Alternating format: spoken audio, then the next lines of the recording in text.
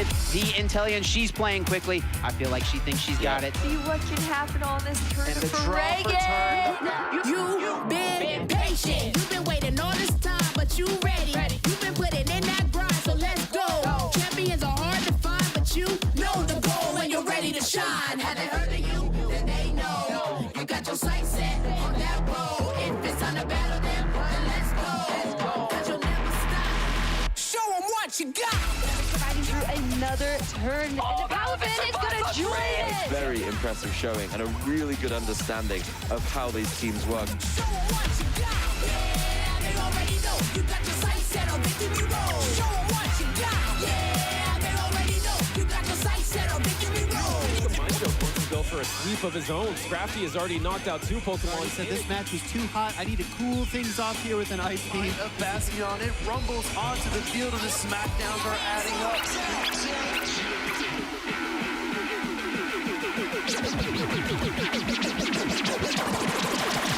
Show them what you got. Yeah, they already know. You got your sights set on victory road. Show them what you got. Yeah, they already know. You got your sights set on victory road. Put your hands.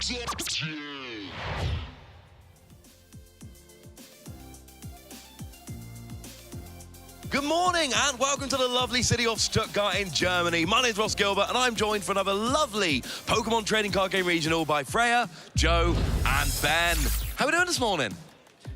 Yeah, really good. Really excited to be here in Stuttgart once again. It's a fantastic place to come and play Pokemon. It's been part of the circuit for a few seasons now. We love coming here. Such a convenient location, and the players love getting into the action here. It's another regional, so plenty more to play for this weekend. Yeah, that's all we hear. It's right next to the airport. It's super convenient. People absolutely love it. And of course, we've already had some spicy currywurst. We've got some spicy games coming up. You haven't waited to use that one. But it is important to note this is not the only regional on the schedule this season. We've had a few already. We have a few more coming up. You might notice a lovely map that's above my face there. Freya, tell me what you're looking forward to. There's a couple to me that really stand out. First of all, Liverpool coming up soon, of course. They've been a UK home for Pokemon Regionals for a while now. It's going to be great to go back there and see what happens. But also a slightly new location in Stockholm this year, moving away from Malmo. Stockholm, such a gorgeous city. I am really looking forward to playing some Pokemon in Stockholm. Yeah, I've commentated Pokemon Tournament in Sweden. I've never commentated TCG in Sweden, so I got my eye on that one. And of course, at the end of the season, we end up in Honolulu in Hawaii, which, you know, we're back to there for the first time since 2012. And do remember that the winner of this regional is going to get an automatic invite. But if you don't win the regional, well, there's lots of spaces. You can get a lot of championship points. I mean, Ben, I know you play in a bunch of tournaments. Tell me about the championship point grind. Well, it's a hard one this season. You know, 500 points is no easy feat. A lot of players out here just looking to make any sort of competition they can to try and make their invite. Of course, winning the regional championships, you're taking a bit of a sneaky run in. But of course, you know, the CPs, you want to try and make as many of these large events as possible, but also top up that total with the local events, with the League Cups, the League Challenges, everything to play for. You know, our players know how the competition is really ramping up and every game counts this season. It absolutely does. I mean, Joe, looking at there, we got it easier than US and Canada, right? You think that, but they do have a few more tournaments than us, so 500 is still a really tricky bar. And I think, like Ben said, it's going to be a combination of doing well at these larger scale tournaments, but also grinding away in your local area. That's definitely something that's on my radar, to top up those point thresholds as well to get you over that line. Yeah, weekly League Cups and challenges, I know, are something which we're all very, very fond of. Getting those points at locals and looking for those big finishes. Of course, we got players like Pedro Eugenio Torres this weekend, 3 points away from an invite. Yeah. Any points will actually get them there. But it's not just championship points, of course. There are prizes to be won, and some of these are looking very, very nice indeed. Win the regionals, no big deal, just $10,000. And 108 booster packs. Ben, pop quiz, how many boxes? Three. We all know that's 3 boxes. You know, it's fantastic to see some of these prizes going up, of course, this season. So, you know, it's not just championship points that are on the line, but these fantastic prizes, like you said, $10,000. You know, that's not to be snuffed at. You know, they could buy you even more boxes, Joe, if you wish to. But of course, you know, our players have so much to play for this season. It's really fantastic to see. They absolutely do, of course. We're in Stuttgart this weekend, but just a couple of weeks ago, we were back in Gdansk. I mean, I know, Freya, we weren't on the stream then, unfortunately, but we were watching from home. Do you have any takeaways from Gdansk? Maybe you were watching from home. I was playing. Yeah. Absolutely. Do you have any takeaways from your time playing? Playing Iron Valiant was a mistake. That was, definitely not the event to play that. Matchups did not go my way. I think the Rise of Snorlax stall especially sort of came into that. Not an unwinnable matchup, but definitely a tough one. And I think Snorlax stall was really the big takeaway from that weekend, right? Of course, it ended up winning the whole event. Snorlax just being a really surprise factor. But also, I think the big story is like Miraidon finally creeping out of the mid-Rhydon meme status, I think, finally, and with these multiple wins, cementing his place as one of the top decks in the meta. Yeah, Miraidon's been one. I've been harping on about this since Worlds. And when I was championing at Worlds, people were like, Ross is not that good. And every event that comes on, it gets a little bit better and a little bit better, and I get a little bit righter and a little bit righter. And then, of course, we've got all those old favorites, your Gardevoir, your Charizard, your Mew. Chen Pao, no one can realize if that deck is good or not. We're all completely... I mean, Joe, Chen Pao, good or not? One-word answer. No, if I had to say it in one word.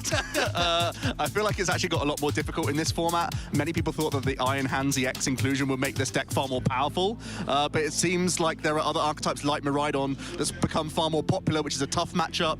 Gardevoir's got more tricks up its sleeve as well now, so I think the Chen Pao is probably going to be fading a little bit, but we still could see some out on the tables. Oh, it's absolutely going to be played by a few people. As we look at the top 8 decks, we can, of course, see the Snorlax stall that you mentioned there, Freya. We had a couple of Charizard and a couple of Mew. The US players are always a little bit confused by how much Mew we have in our tournaments. And those North American regionals, it doesn't show up nearly as much as it does here in Europe. I mean, Ben, what stands out from the top 8 there? Well, we had such a fantastic time in Gdansk. You know, we had such a varied meta. You know, going into top 8, we just didn't know what we were going to expect. But Mew was definitely, I think, the winner of the day, especially day 1. Had such a high conversion rate going into day 2.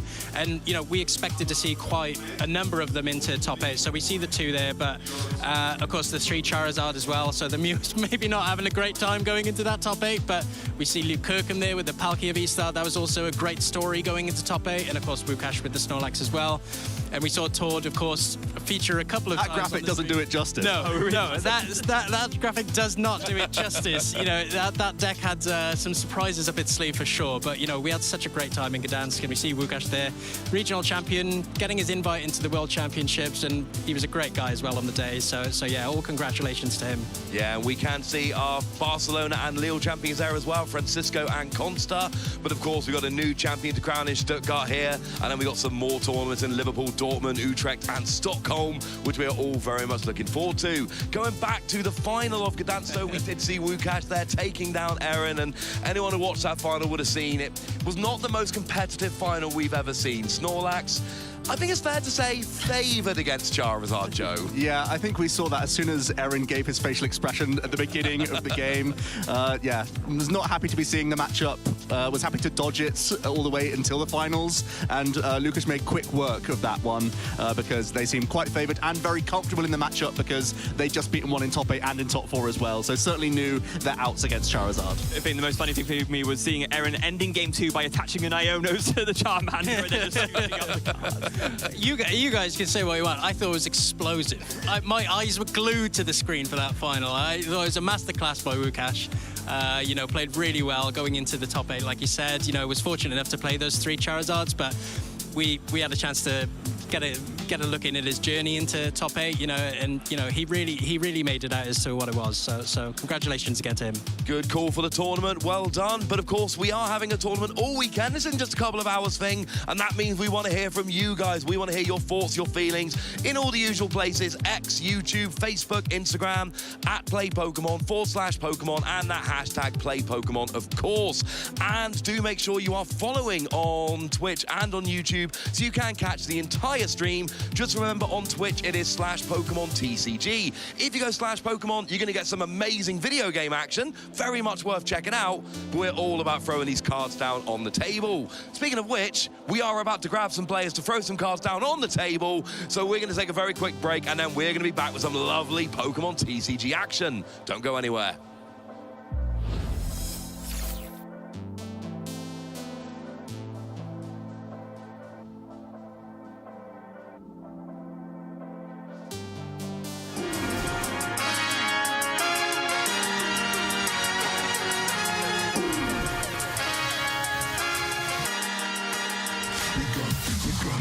Hey Pokemon trainers, Benjamin here giving you a recap of our latest regional championships in Gdansk, Poland.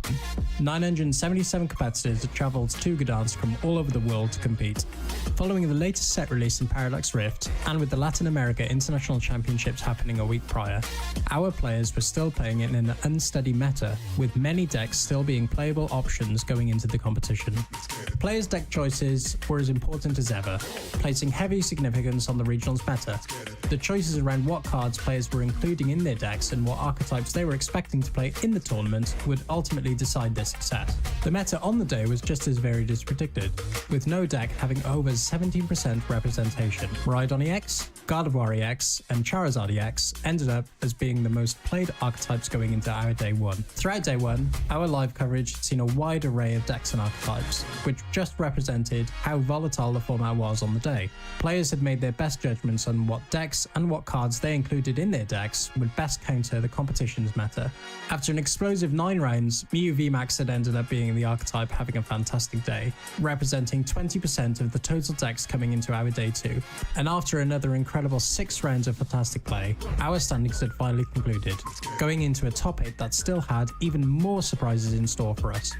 5 different decks had taken the top standings, while Palkia V-Star had taken the first seed, piloted by Luke Kirkham. However, it was another deck that surprised us all. Łukasz Mazukovic was tearing up the competition with his Snorlax block deck, beating 2 Charizard EX variants played both by Thomas Jones and former world champion Robin Schultz to put himself into the final of the regional championships. It was then his final opponent, Aaron Kingma, and their Charizard EX deck being the only challenge that stood in the way between Łukasz and taking home the championship. After an explosive final, it was Łukasz and the power of the block that was able to take the win, winning the regional championships and earning him his invites to the Pokemon World Championships in the process. We had a fantastic time in Gdansk watching all the action unfold, and we hope you did too, whether watching at home or at the event.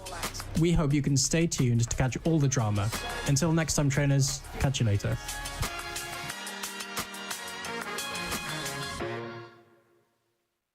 This 2024 Regional Championships event will be showcasing exciting Pokémon TCG matches all weekend.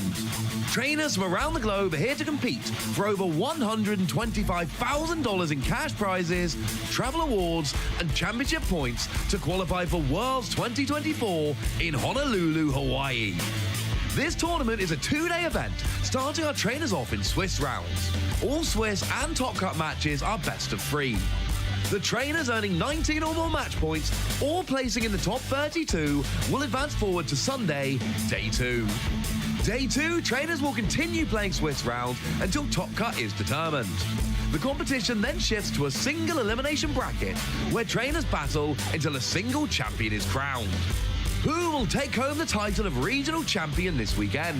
Who will secure the points to qualify for Worlds 2024 in Honolulu? Stay tuned this weekend and watch all the action live. If you want to learn more about upcoming Play Pokemon events, visit pokemon.com/play.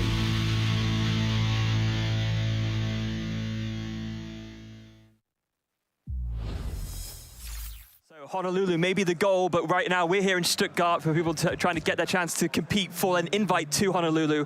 I'm Freya Pierce, I'm here with Joe Bernard, and we have a lot of people vying for those Honolulu spots here this weekend. Certainly do, yeah. My head's still spinning from Gdansk, honestly. The metagame was wild. The top 8 in particular, such an interesting one. So players having to react to that in a short space of time. There's going to be such an interesting melting pot here, where players are going to be worried about Snorlax and having to make tech inclusions to adapt to that, worrying about Mew perhaps as well. But then there's also the juggle between the Charizards, the Gardevoirs, the Miraidons. Those seem like the top performers of the tournaments that we've had so far, including the LAIC. So trying to remain a consistent archetype, but also respect the wide metagame that we're in is a real tough challenge for players, I think. Yeah, it really, really is. And players this weekend will have to think of all that as they go for their invite. Speaking of which, why don't we have a quick little look at how the leaderboard for the EU is shaping up right now, just so we have some idea of who's in the running for that top 22 spot. or maybe first we've seen already the...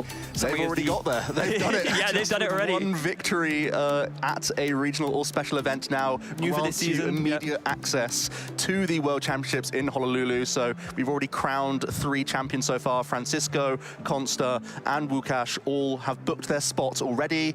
Yes, they also get that chunk of championship points, so they can also start looking towards other rewards and also getting possibly even a round 1 bye in the Worlds tournament itself, which is exceptional. But there's more than one way that you can achieve your Worlds invite. You don't have to win one of these big ones. It is a marathon, not a sprint for many players, and it's going to be about achieving those championship points across the season. Yeah, so there we have our leaderboard here. The top 22 in Europe currently, of course, as Joe just mentioned, anyone in this top 22 on championship points in ranking in Europe will get a paid travel award 2 on Honolulu, as well as that round 1 bye, a really, really big advantage in this tournament. And up there at the top, no surprise, our recent IC champion, Juho Kalama. Yeah, and almost making top 8 as well in Gdansk, so a very accomplished Miraidon player. Also looking at this leaderboard, many players might actually be achieving their own invite this weekend. If they have a good run in this regionals, that might push them over towards at least getting that invitation, and then, as you said, Freya, trying to get even more championship points accumulated, because there is still incentive for these players, not just the prizing of this weekend, for example, but just throughout the entire season. If you accumulate a huge amount of championship points, you'll end up getting travel stipends and travel awards, which are exceptional and really help you continue attending Pokemon tournaments. Yeah, absolutely. The more tournaments you can attend, the more championship points you can build up, and the more chances you give yourself, of course, to get yourself in that top 22 spot. A few of the names that come to mind here, looking here, like Brennan and Cameron, of course, the twins that's sort of tearing up the scene ever since they started playing together. Stefan Ivanov, a previous IC champion twice over, and also Dimitri Eaton, I think a very important name to mention. Kind of been on a bit of a tear recently. He's been playing for quite a while, but really a breakout season for him this year. Yeah, I think everyone would really recognize them as a solid player, but seeing these amazing finishes is just really encouraging for a player like Dimitris, who put so much time into the game, has been around the block, and has also just found a deck that works for him as well, piloting the same archetype pretty much religiously throughout the entire season so far, and has continually been rewarded for that, and just having really high-level play with one archetype is a really great way to see success. Paul Shell just below as well, pretty interesting story. They've had some travel issues, so they've actually got a coach for a 14-hour journey to make it this morning into the venue as well.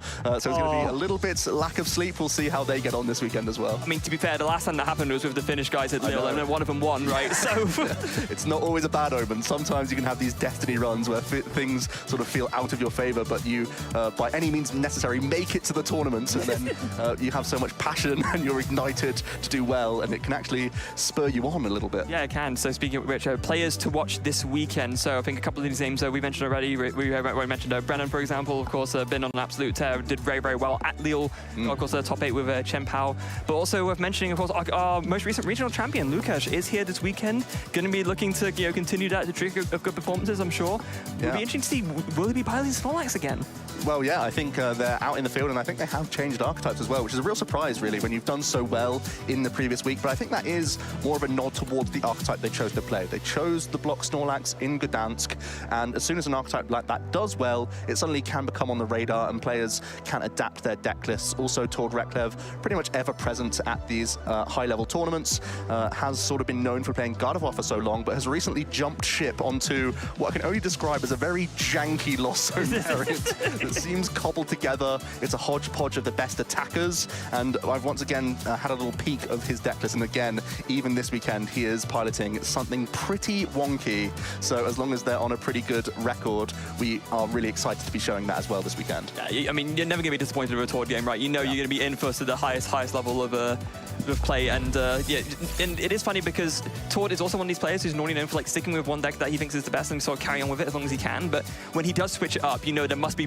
something going on, right? Yeah, it's really interesting because I think Gardevoir's in a very good position actually in the Paradox Rift format. Yes, perhaps there's a concern that the sheer amount of Miraidon and possibly some Iron Valiant variants, they do prey on Gardevoir a little bit, so maybe Tord feels a little bit unsafe to be playing the Gardevoir and getting such ruthless records, because every now and then Gardevoir probably is going to pick up a loss if they just have one of those more awkward matchups. So maybe Tord felt it was time to move on from that archetype, and is taking a risk in its own right with the Lost Zone variant that he chose in Gdansk at the very least. But it was just an amalgamation of some of the best attackers that we have in the game, and also it has Mirage Gate, some of the best acceleration that we have in the game. So weirdly enough, they do combine quite nicely to form a pretty coherent deck. Yeah, absolutely. Now, for those of you watching at home who maybe are tuning in for the first time, maybe this is your first regional stream, maybe you're wondering, well, how do I actually play this game? So for that, we're going to come to a quick break, and we're going to show you a quick video on how to play the Pokemon TCG. Hey trainers, Chip Ritchie here. In this short video, I'm going to take you through the basics of how to play the Pokemon trading card game. The Pokemon trading card game is an exciting way to enjoy the world of Pokemon. You can play at home with friends and family, online against other trainers, or compete to earn championship points and try to be one of the very best. Players construct their own decks of exactly 60 cards to play with. Most trainers play in the standard format, which only allows for cards with the newest regulation marks to be used. You can only have up to 4 copies of a single card in your deck, with the exception of basic energy. There are 3 types of cards in this game: the Pokemon themselves, which you use to attack your opponent's Pokemon, trainer cards to help you support your deck's strategy, and energy cards to pay for your Pokemon's attack costs. There are 3 main types of Pokemon in this game: basic Pokemon, which can be put directly into play on your bench, Stage 1 Pokemon, which can be played on top of basic Pokemon to evolve them, and Stage 2 Pokemon, which evolve from Stage 1 Pokemon. Check the top left corner of your card to see what stage your Pokemon is, and also what Pokemon it evolves from. Pokemon have different attacks and abilities that they can use. Most attacks require a certain amount of energy cards in order to use them. We'll go more in depth on this later. Pokemon also have HP, which lets you know how much damage that Pokemon can take before it is knocked out. There are 4 types of trainer cards you can play: supporters, items, tools, and stadiums. It's very important to include plenty of trainer cards in your deck, as they will help you to more consistently execute your strategy. There are only 2 different classifications of energy card: basic energy and special energy. You need energy in order to use a Pokemon's attack. You can attach an energy card to one of your Pokemon once during each turn. Some Pokemon require specific types of energy in order to use their attacks. Each basic energy provides 1 energy of its type, or 1 colorless energy at a time. The main areas of the game board include the active spot, the bench, the deck, the discard pile, and your prize cards. You may only have 1 Pokemon in the active spot, and this Pokemon is the only one that is able to attack. You can have up to 5 Pokemon on your bench. To start the game, flip a coin or roll a dice to determine which player will get the first turn. Then, each player begins by drawing 7 cards. You must have a basic Pokemon in your hand in order to begin the game. Place your Pokemon face down in the active spot, then set out 6 prize cards to the side. Now you and your opponent can begin the game. In the Pokemon TCG, players take turns playing their cards. On your turn, the first thing you do is draw a card, and the final thing you do on your turn is announce an attack. The order in which you play cards between these 2 steps is up to you. During your turn, you may play trainer cards, attach energy, and place Pokemon on your bench. It's important to remember that the player going first is not allowed to play a supporter card or attack that first turn. Every time a player knocks out an opponent's Pokemon, that player adds a prize card to their hand. The first player to take all 6 prize cards wins the game. When a Pokemon is KO'd, it and all cards attached to it are sent to the discard pile. A Pokemon from the bench must immediately take its place in the active spot. If a player has no benched Pokemon to make their new active, that player loses the game regardless of how many prize cards have been taken. As mentioned earlier, players must start their turn by drawing a card. If a player has no cards remaining in their deck at the start of their turn, then that player loses the game. These are just the basics of what it takes to play the Pokemon TCG. Be sure to tune in to our Championship Series coverage, and to learn more, visit Pokemon.com/play. Hi, I'm Shay Burton, and today I'm going to run you through why I love the Paradox Rift expansion. First of all, Paradox Rift introduces a new future and ancient mechanic. These are new classifications of cards that also have different cards there ready to support them. Very similar to the single, rapid, and fusion strike mechanics of the past. Let's start off with the new big scary future card. Iron Hands EX. Ampu very much deals 120 damage for 1 lightning and 3 colorless energy.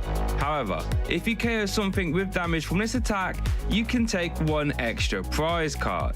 This is devastating for 1 prize attacking decks, since you can swing the prize trade back into your favor. However, 1 card that 1 prize decks are starting to use to combat Iron Hands is Klawf. Its Unhinged Scissors attack is perfect for cutting through Iron Hands like hot butter, since Unhinged Scissors does 30 plus 160 damage if Klawf is affected by a special condition. This is very easy to fulfill by playing a spicy seasoned curry. This will burn Klawf, which is now swinging for 190 damage or 170 after a double turbo energy attachment, which is fine because after applying weakness, it KOs Iron Hands EX in 1 hit. Another card Klawf players can use is Luxurious Cape. This is a very fun card that, when attached to a non-rulebox Pokemon, gives it an extra 100 HP. But they do give up an extra prize card when they get KO'd.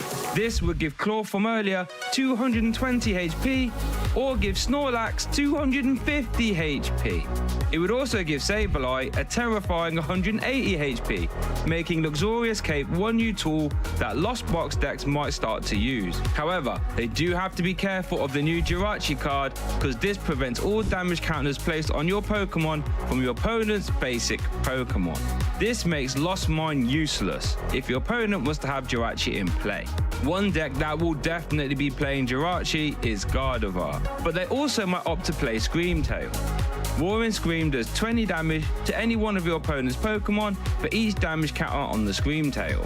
With Suckerkin Brace from Gardevoir EX being absolutely perfect for getting 8 damage counters on Screamtail, Gardevoir players will have access to a very easy 160 damage, which they can also use to target the bench too.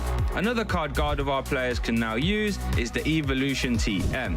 This is a tool card that provides a 1 energy colorless attack to the Pokemon it is attached to, and this attack will allow you to evolve any 2 of your bench Pokemon by 1 stage. This will allow Gardevoir players going second on their first turn of the game to immediately get 2 Curlier into play, all ready to draw cards later on. But they will have to be careful of the new Devolution card that allows you to de-evolve all your opponent's Pokemon by 1 stage, also for 1 colorless energy too. Iron Valiant EX has the ability Tachyon Bits, which lets you place 2 damage counters on one of your opponent's Pokemon whenever it hits the active. This allows you to get a potential 80 extra damage in a turn, as long as you have enough Iron Valiant EX in play and enough switching cards to maneuver around them. Medicham V's Yoga Loop slots perfectly into an Iron Valiant deck, since it can allow you to skip your opponent's next turn as long as the 2 damage counters that Yoga Loop places KOs one of your opponent's Pokemon. You can even use Xatu to help power up Iron Valiant so it can attack too. While its attack Laser Blade only does 200 damage, which isn't that great, it is good enough when you sprinkle in all the extra damage from Tachyon Bits. Xatu has the ability Clairvoyant Sense, which allows you to attach a Psychic Energy from your hand to one of your Pokemon. Then you also get to draw 2 cards as well. This kind of a deck could destroy evolution decks like Charizard. However, Charizard does have a new tool too, Skeldurge EX. Skeldurge EX has the ability Incendiary Song, which allows you to discard a 5 energy from your hand. And if you do, your Pokemon do an extra 60 damage this turn. This helps improve Charizard EX's low damage output in the early game. One card that has no problem with damage output though is Roaring Moon EX. Frenzied Gouging for 3 energy actually KOs whatever your opponent has in the active, but it does deal 200 damage to itself, leaving Roaring Moon with 30 HP. Although you can play Ancient Booster Energy Capsule to boost Roaring Moon's HP by 60, leaving it with 90 after a Frenzied Gouging. Calamity Storm does 100 damage plus 120 damage if you discard a Stadium, giving Roaring Moon a nice backup attack also. Professor Sader's Vitality will help you get energy attached to your Roaring Moon, or any ancient Pokemon, since it lets you attach 1 basic energy from your discard pile to 2 of your ancient Pokemon in play, and then draw 3 cards afterwards. This, in combination with Dark Patch, will allow Roaring Moon to attack as early as turn 1. Another card that has no problem with damage output is Golden Go EX. Its Make It Rain attack does 50 damage for each basic energy card you discard from your hand. It is very easy to get a ton of energy in your hand with cards like Superior Energy Retrieval. Golden Go's ability, Coin Bonus, also helps you draw cards, allowing you to draw 1 card or 2 cards if Golden Go is in the active. Counter Catcher is also set to return to the format. Counter Catcher is an item card that when you are behind on prize cards lets you swap your opponent's bench Pokemon with their active, allowing for combat decks like Gardevoir to have a fantastic means of swapping their opponent's active. Whew. And that rounds up some of the best cards from Paradox Rift. Will any of these cards do well here this weekend? There's only one way to find out, and that's by watching this stream. An excellent summary of Paradox Rift there. Very, very relevant for this weekend, of course, being now that we're getting into the format a little bit more with a little bit more knowledge of how Paradox Rift has actually impacted things, of course. Gdansk being the first EU event with it legal, and but now things, it's always interesting to see how the metagame develops more when things are a little bit more known. Yeah, absolutely, because first of all, it's that sort of question mark as, was my testing correct? Did I have a good grip of the metagame with the Paradox Rift inclusions? And if that's not the case, we now have decks that are more known, so you can actually springboard off of that as well. And of course, one of the big breakout performances from Gdansk, also doing well at the LAIC and in Brisbane, was Block Snorlax. It seems that the Counter Catcher is a massive new card from Paradox Rift, which gave this deck a huge boost. And I think this weekend it's going to be sort of asking the question of, should we be hard or soft teching for Snorlax? Yeah, exactly. I said another blockbuster performance, perhaps after the blockbuster performance in Gdansk. Will it be able to win again? And there's different ways you can tech for Snorlax. There are techs that you can put in that are helpful against it, but also helpful against other things. There's also techs you can play which are a bit more of a direct focus on Snorlax. And for more of the direct focus techs, the Minior comes to mind a little bit.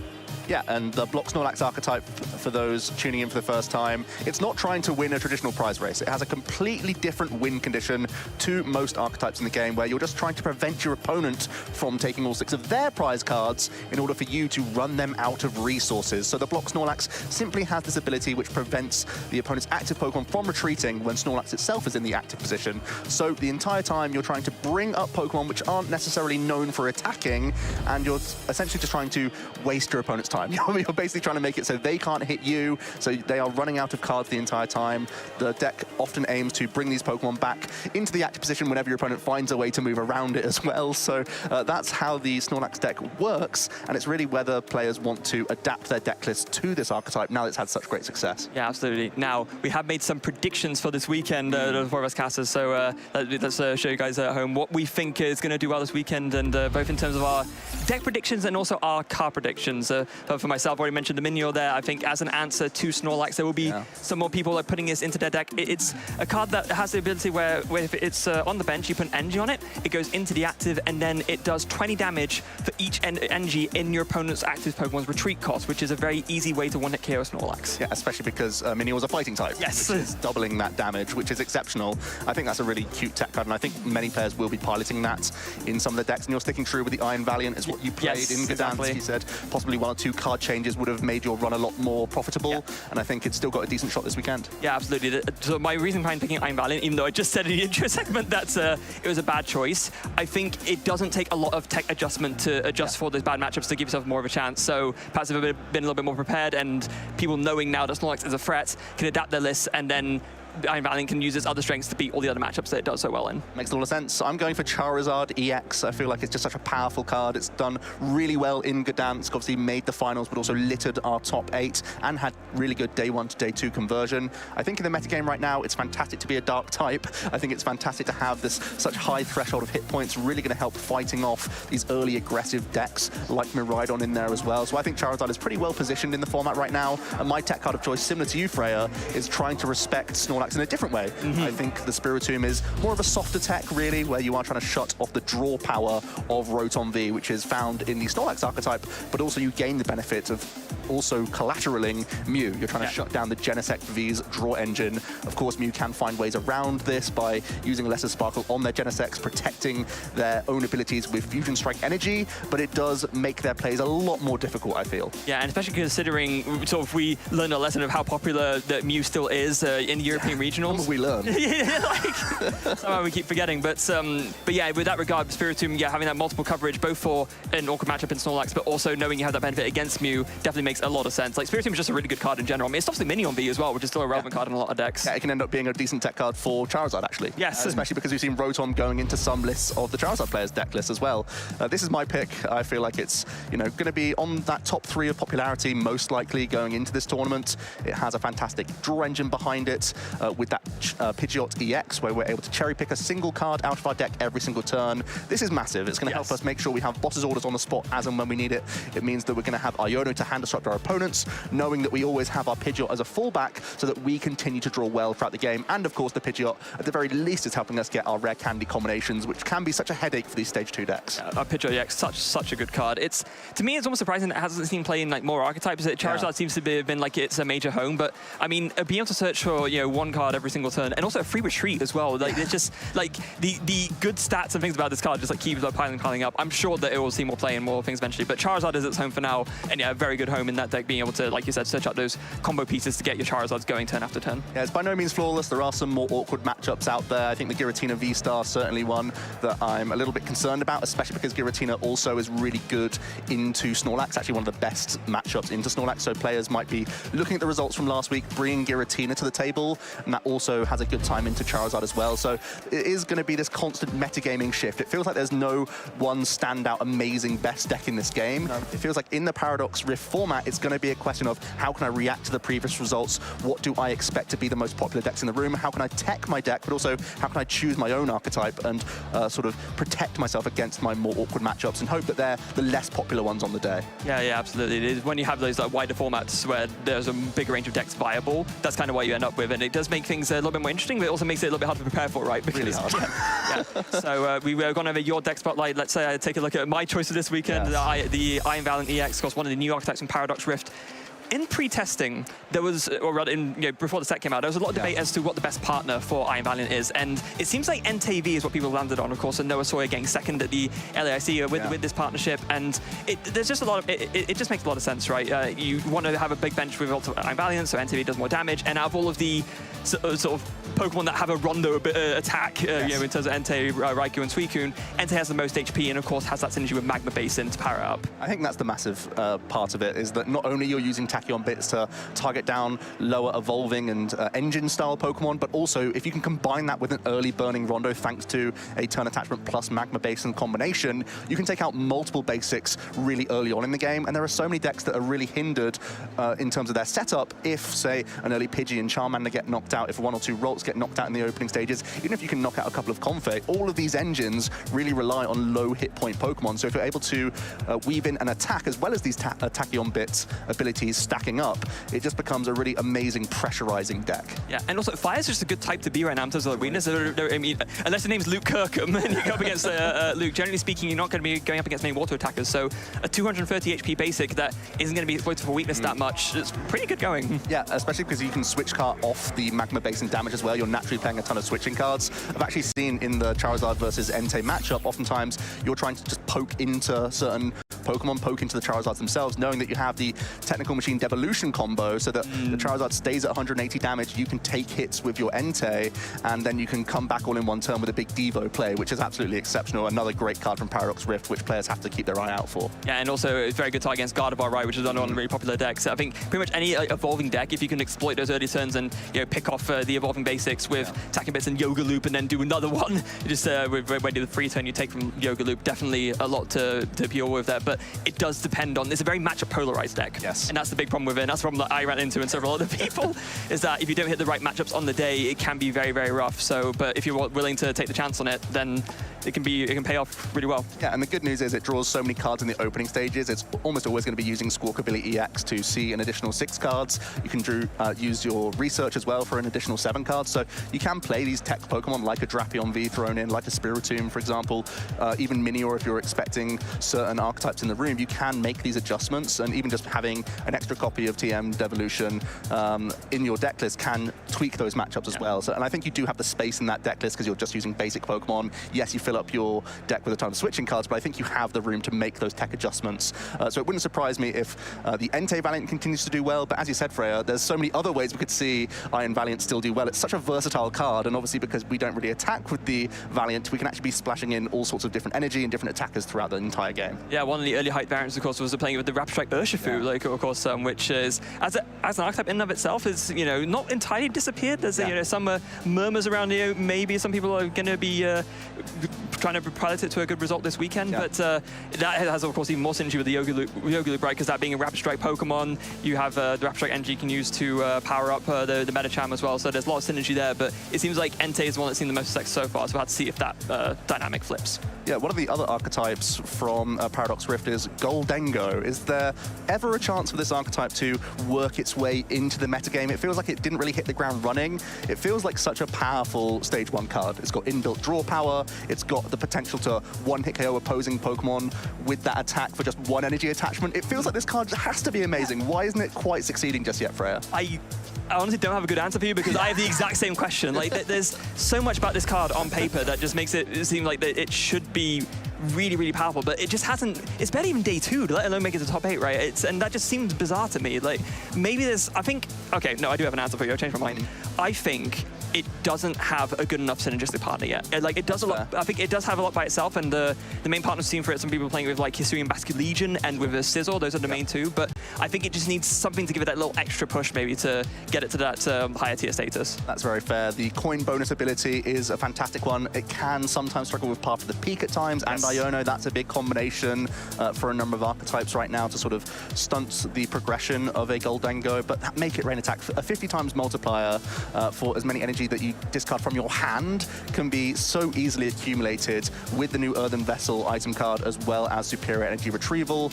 Oftentimes your early game is going to be using things like Radiant Greninja to continue to draw cards, but also bank some energy in your discard pile. So it may seem like a lot of energy to accumulate like 7 energy or so to get a big knockout with Make It Rain, but you can get there actually pretty quickly. So this is an archetype that I feel does deserve a little bit more respect. However, it does feel like the metagame may not be perfect for it right now. Maybe a little bit concerned with the fire decks like Entei in the game right now, which can hurt. Even just having the Iron Valiant pressure can be a concern at times. So I think there are challenges for Gholdengo, but it's certainly a very strong card. And I feel like if someone can crack a deck list, because right now there's still some strange support accounts going on in there, a little bit. Playing some strange item cards which aren't necessarily all consistency based. And it's also juggling those sort of attacking single prize options versus having draw power from like the barrel or from having Curlier and Gallade in there as well. Those sorts of things are the juggle that Gholdengo is still having to go through right now. But I always think that the format is still so early in Paradox Rift that just because it didn't do well at the first tournament doesn't mean it's like immediately, oh, we got this one wrong, it's not a very good card.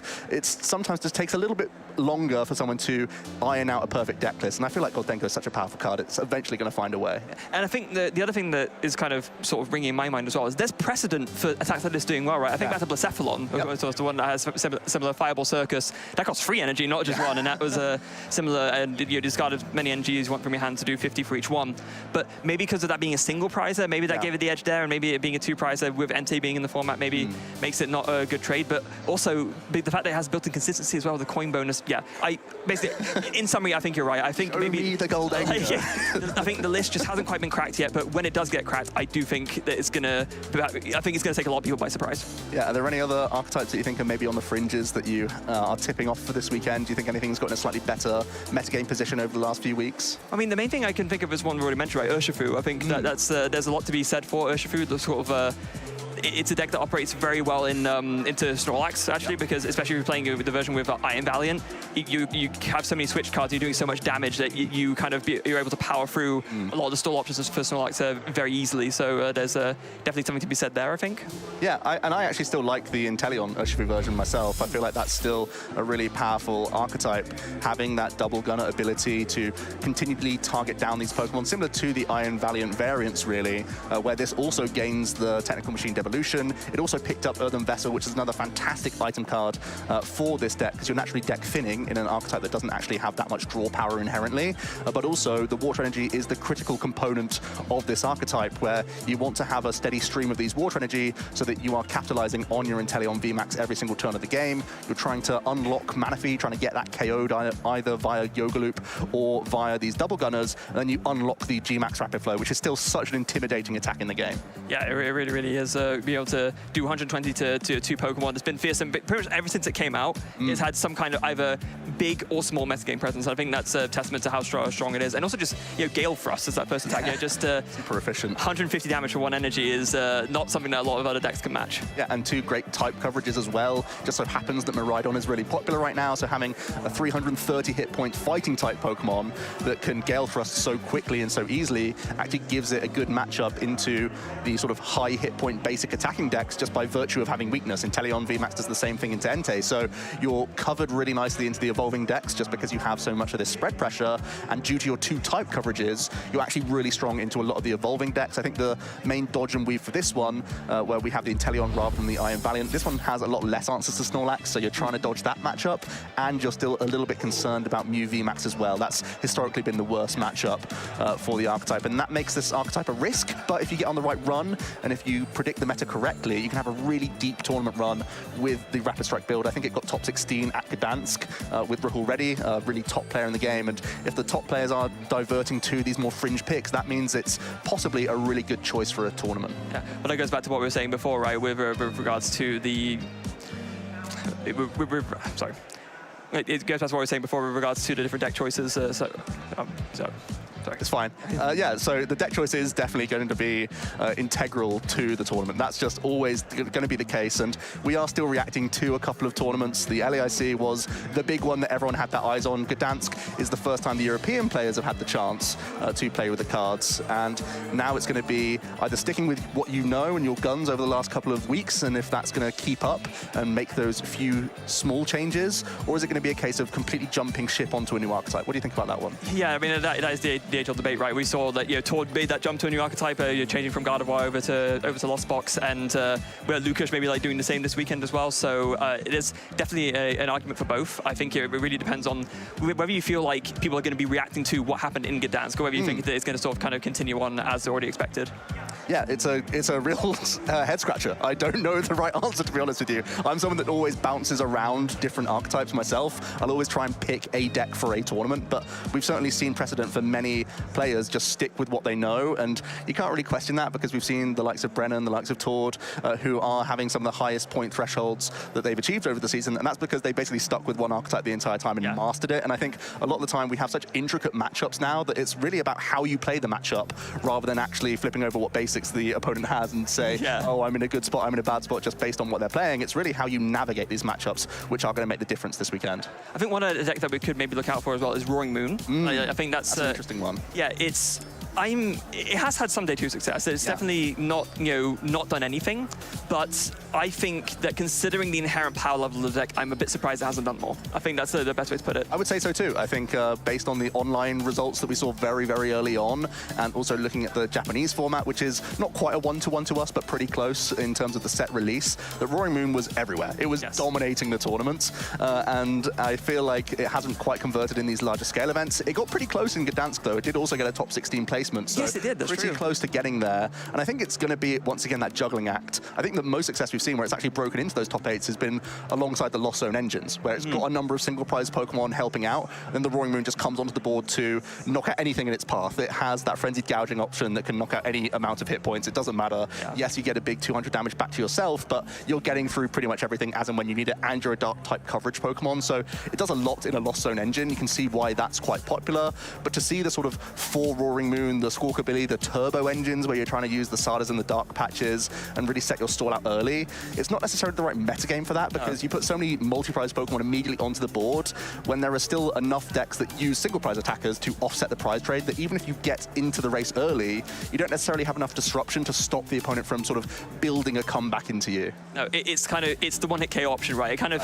fits the role that Dragonite did at one point. But in a way even better, because you know that there's not even some higher HP stuff that can't be one-hit KO'd. You know that if you can get the Roaring Moon out, you will be able to KO whatever is in your path, and that's one of the reasons why it's so relevant against those stuff like we talked about Urshifu, for example. 330 HP is a lot, and Roaring Moon is one of the very few cards in the format that can knock you out in one hit, no questions asked. It's a huge boast, it certainly is, and we actually have a community choice going on right now for our round 3. The pairings are up, so we do have a couple of interesting choices here. A few names stick out for me. Demetrius Eaton, a really top player who had a fantastic second place finish. This is on Twitch, of course, if you want to get your voting in. If you're watching on YouTube, get another tab open, get that Twitch chat so you can make sure you're watching the players you want to watch for this next round. Yeah, so Mark against Seb, Julian against Dimitri, Bo against Philip, and Pedro against Ward. Spoiled for choice. Yeah, absolutely. There's some very, very well-known players there. Any four of these could be a really, really good game. Although it'd be interesting to see what some of these guys are playing to see how some of the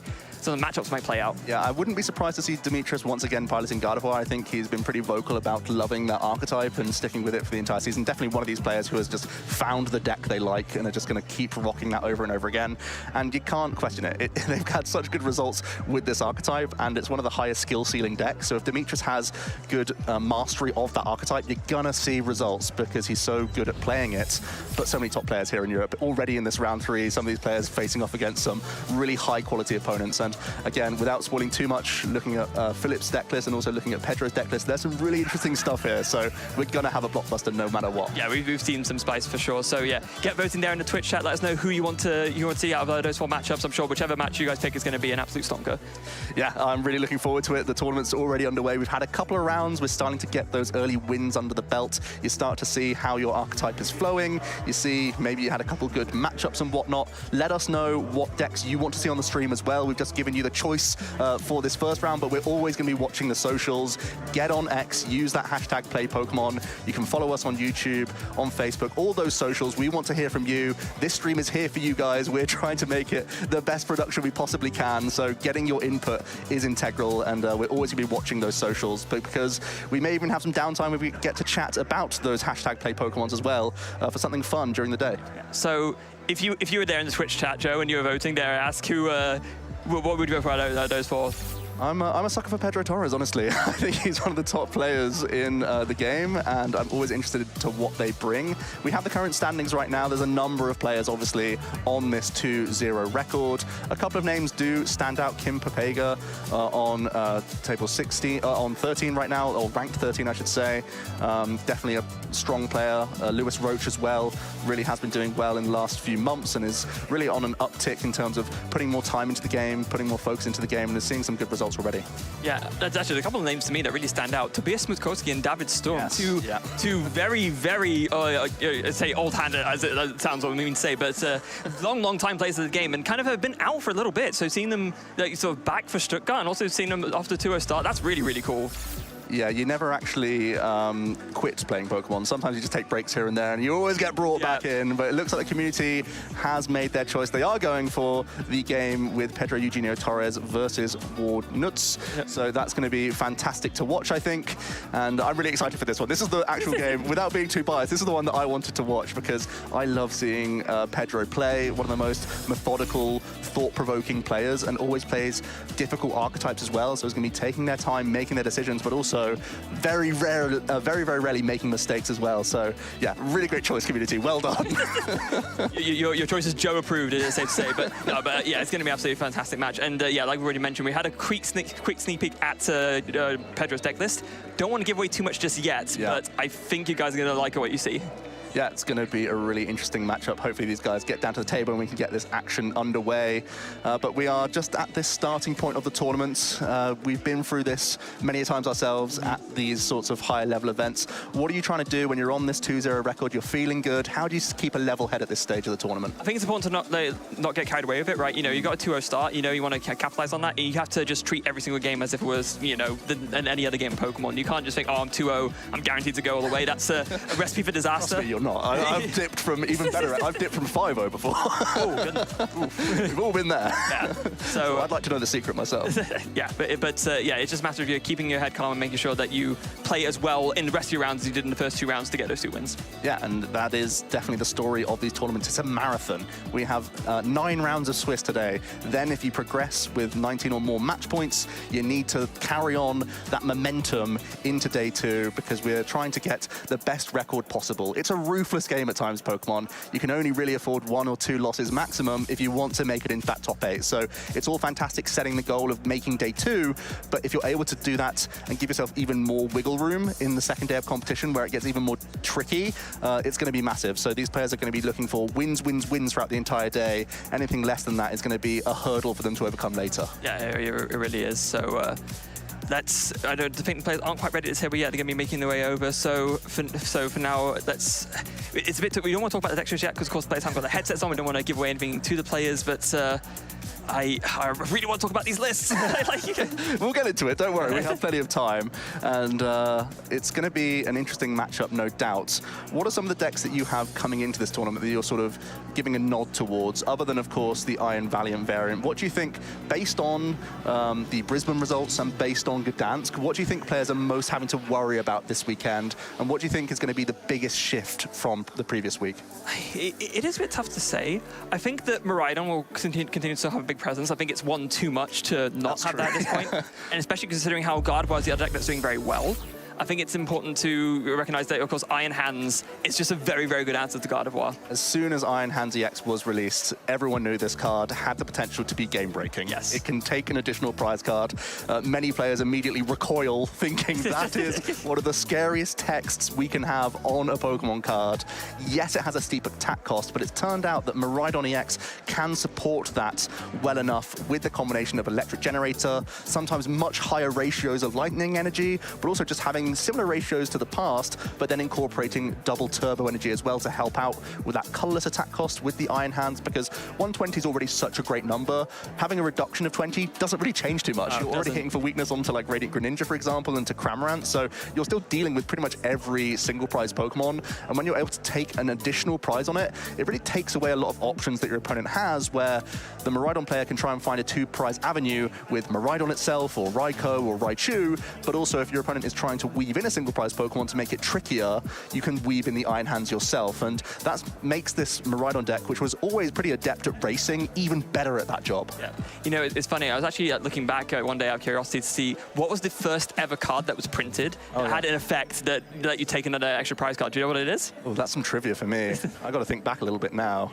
Is it before Plasma Lugia? It is before Plasma Lugia, yes. Yeah. Is it an EX era card? Is it a Gen 3? No, it's a Diamond and Pearl card. Diamond and Pearl, additional prize. That's a tough one. You're going to have to give me that. It was Salamence level X. Yeah, Salamence level X. So we had to go all the way up to essentially a stage 3 Pokemon yes, exactly. to actually get it working. And I believe it had a pretty awkward attack cost in there as well. It did, and it was a power that I think only applied once when you leveled it up as well. So yeah. So that's been a lot more gate-kept than Iron Hands, which is just a basic, which only has one color in its attack cost, so it could be splashed with so many other things. I think Miraidon, like you said, is an easy pickup for many players as well, because it's quite an intuitive deck. You use one Miraidon EX, your tandem unit out, your lightning chaps, the synergy is pretty obvious. You want to have a lot of basic energy for those generators.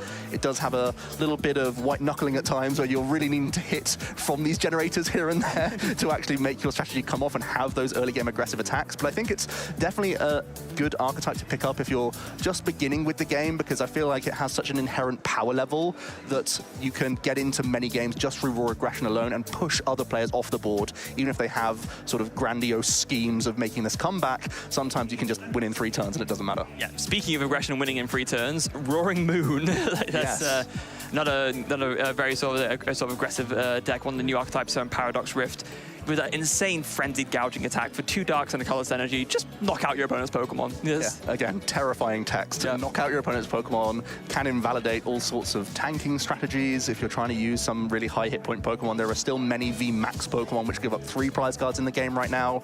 Roaring Moon's already a dark type, so you're pretty well covered against the Mew players, but also you can help yourself to 3 prize cards against the Rapid Strike builds as well. And there are so many stage 2 Pokemon which pride themselves on having such high hit points, in Charizard EX pretty much gets laughed at by the Roaring Moon when you can Frenzied Gouge through it. Dealing so much damage to yourself does cause a little bit of headache here and there because your opponent can come in with a single prize Pokemon at times, and that can sometimes make the prize race for Roaring Moon a little bit more awkward, especially because you're so closely tied to the Professor Sada's Vitality supporter card. So sometimes we're going to see really high item density in these deck lists where you have the Pokestops, sometimes even cross switches in the deck list, or just coin flip Pokemon catches I've seen on the ladder here and there as well, so that you can use this Professor Sada and then also have gusting opportunities to make sure you're taking 2 prizes every single turn. Yeah, and just everything about Battle synergizes so well. I think to me the crazy thing that I've seen is these variants that have popped up that go for maximum greed with the water energies plus energy switches to try and get like a turn 1 Radiant Greninja attack going as well. Those are when they pull off their combo, those variants are insane to see.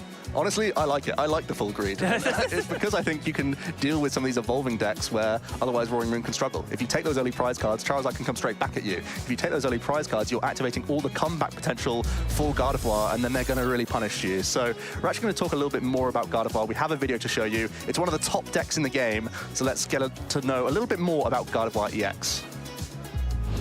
Hi, my name is Shay Bird, and today we're going to take a quick crash course in all things Gardevoir EX. Gardevoir is one of the most premier decks in this format, capable of pulling off some downright ridiculous turns and throwing a ton of psychic energy around. Gardevoir EX has the Psychic Embrace ability, which lets you attach as many psychic energies from your discard pile to your psychic types as you like. The only downside is you have to put 2 damage counters on the Pokemon you attach to for each energy you attach.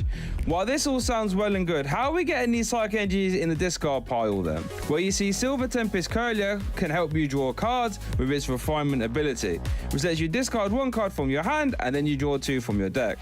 This lets you keep drawing cards throughout the whole game and get loads of psychic energies in the discard pile ready for Psychic Embrace to start throwing them around. I'm sure, as you can imagine, this can start to get out of hand very fast.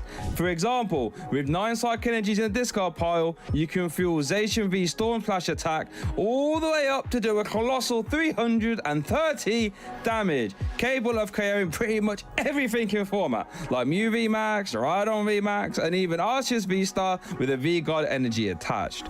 Chilling Ring Gardevoir can also help out, since its Brainwave attack is identical to Storm Slash, doing 60 plus 30 for each psychic energy attached to this Pokemon.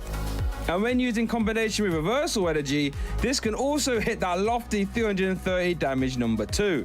And it also offers a perfect synergy in the deck by helping out with even more card draw with its Shining Arcana ability, which lets you grab the top 2 cards of your deck and put them into your hand. If any of those cards were energy, you can even attach them too. Cresselia from Lost Origins can also provide Gardevoir with a bench hitting option with Moonglow Reverse that actually moves 20 damage from each of your damaged Pokemon and moves it to one of your opponent's Pokemon. And because it places damage counters, it even bypasses Mana Feed too. This versatile mix of attackers makes Gardevoir one of the most scary decks in format when it gets rolling. Once those Psychic Energies are in the discard pile, Psychic Embrace can make them do anything and anything you want. Gardevoir EX is quite honestly poetry in motion, and I can't wait to see it in action this weekend. So how about we get back to the stream, eh? Yep, Shay, they're talking about the Gardevoir EX archetype. It's one that I've got tipped off to do well pretty much at any tournament. It can outdraw so many archetypes in the game. And speaking of action, our players are finally sat at the table, so we're not going to waste any time and get into our round 3 game. I'm so excited for this one, Freya. Yeah, me too. It's again great to see Pedro playing again. One of the most, dare I call him a fan favorite? I think it's safe to say. Yeah, it's always a joy to see playing, and all the way back to the 2016 EUIC stream, of course, where you played Volcanion. And I think he kind of really established himself there, and just kind of since then has just become more and more of a household name.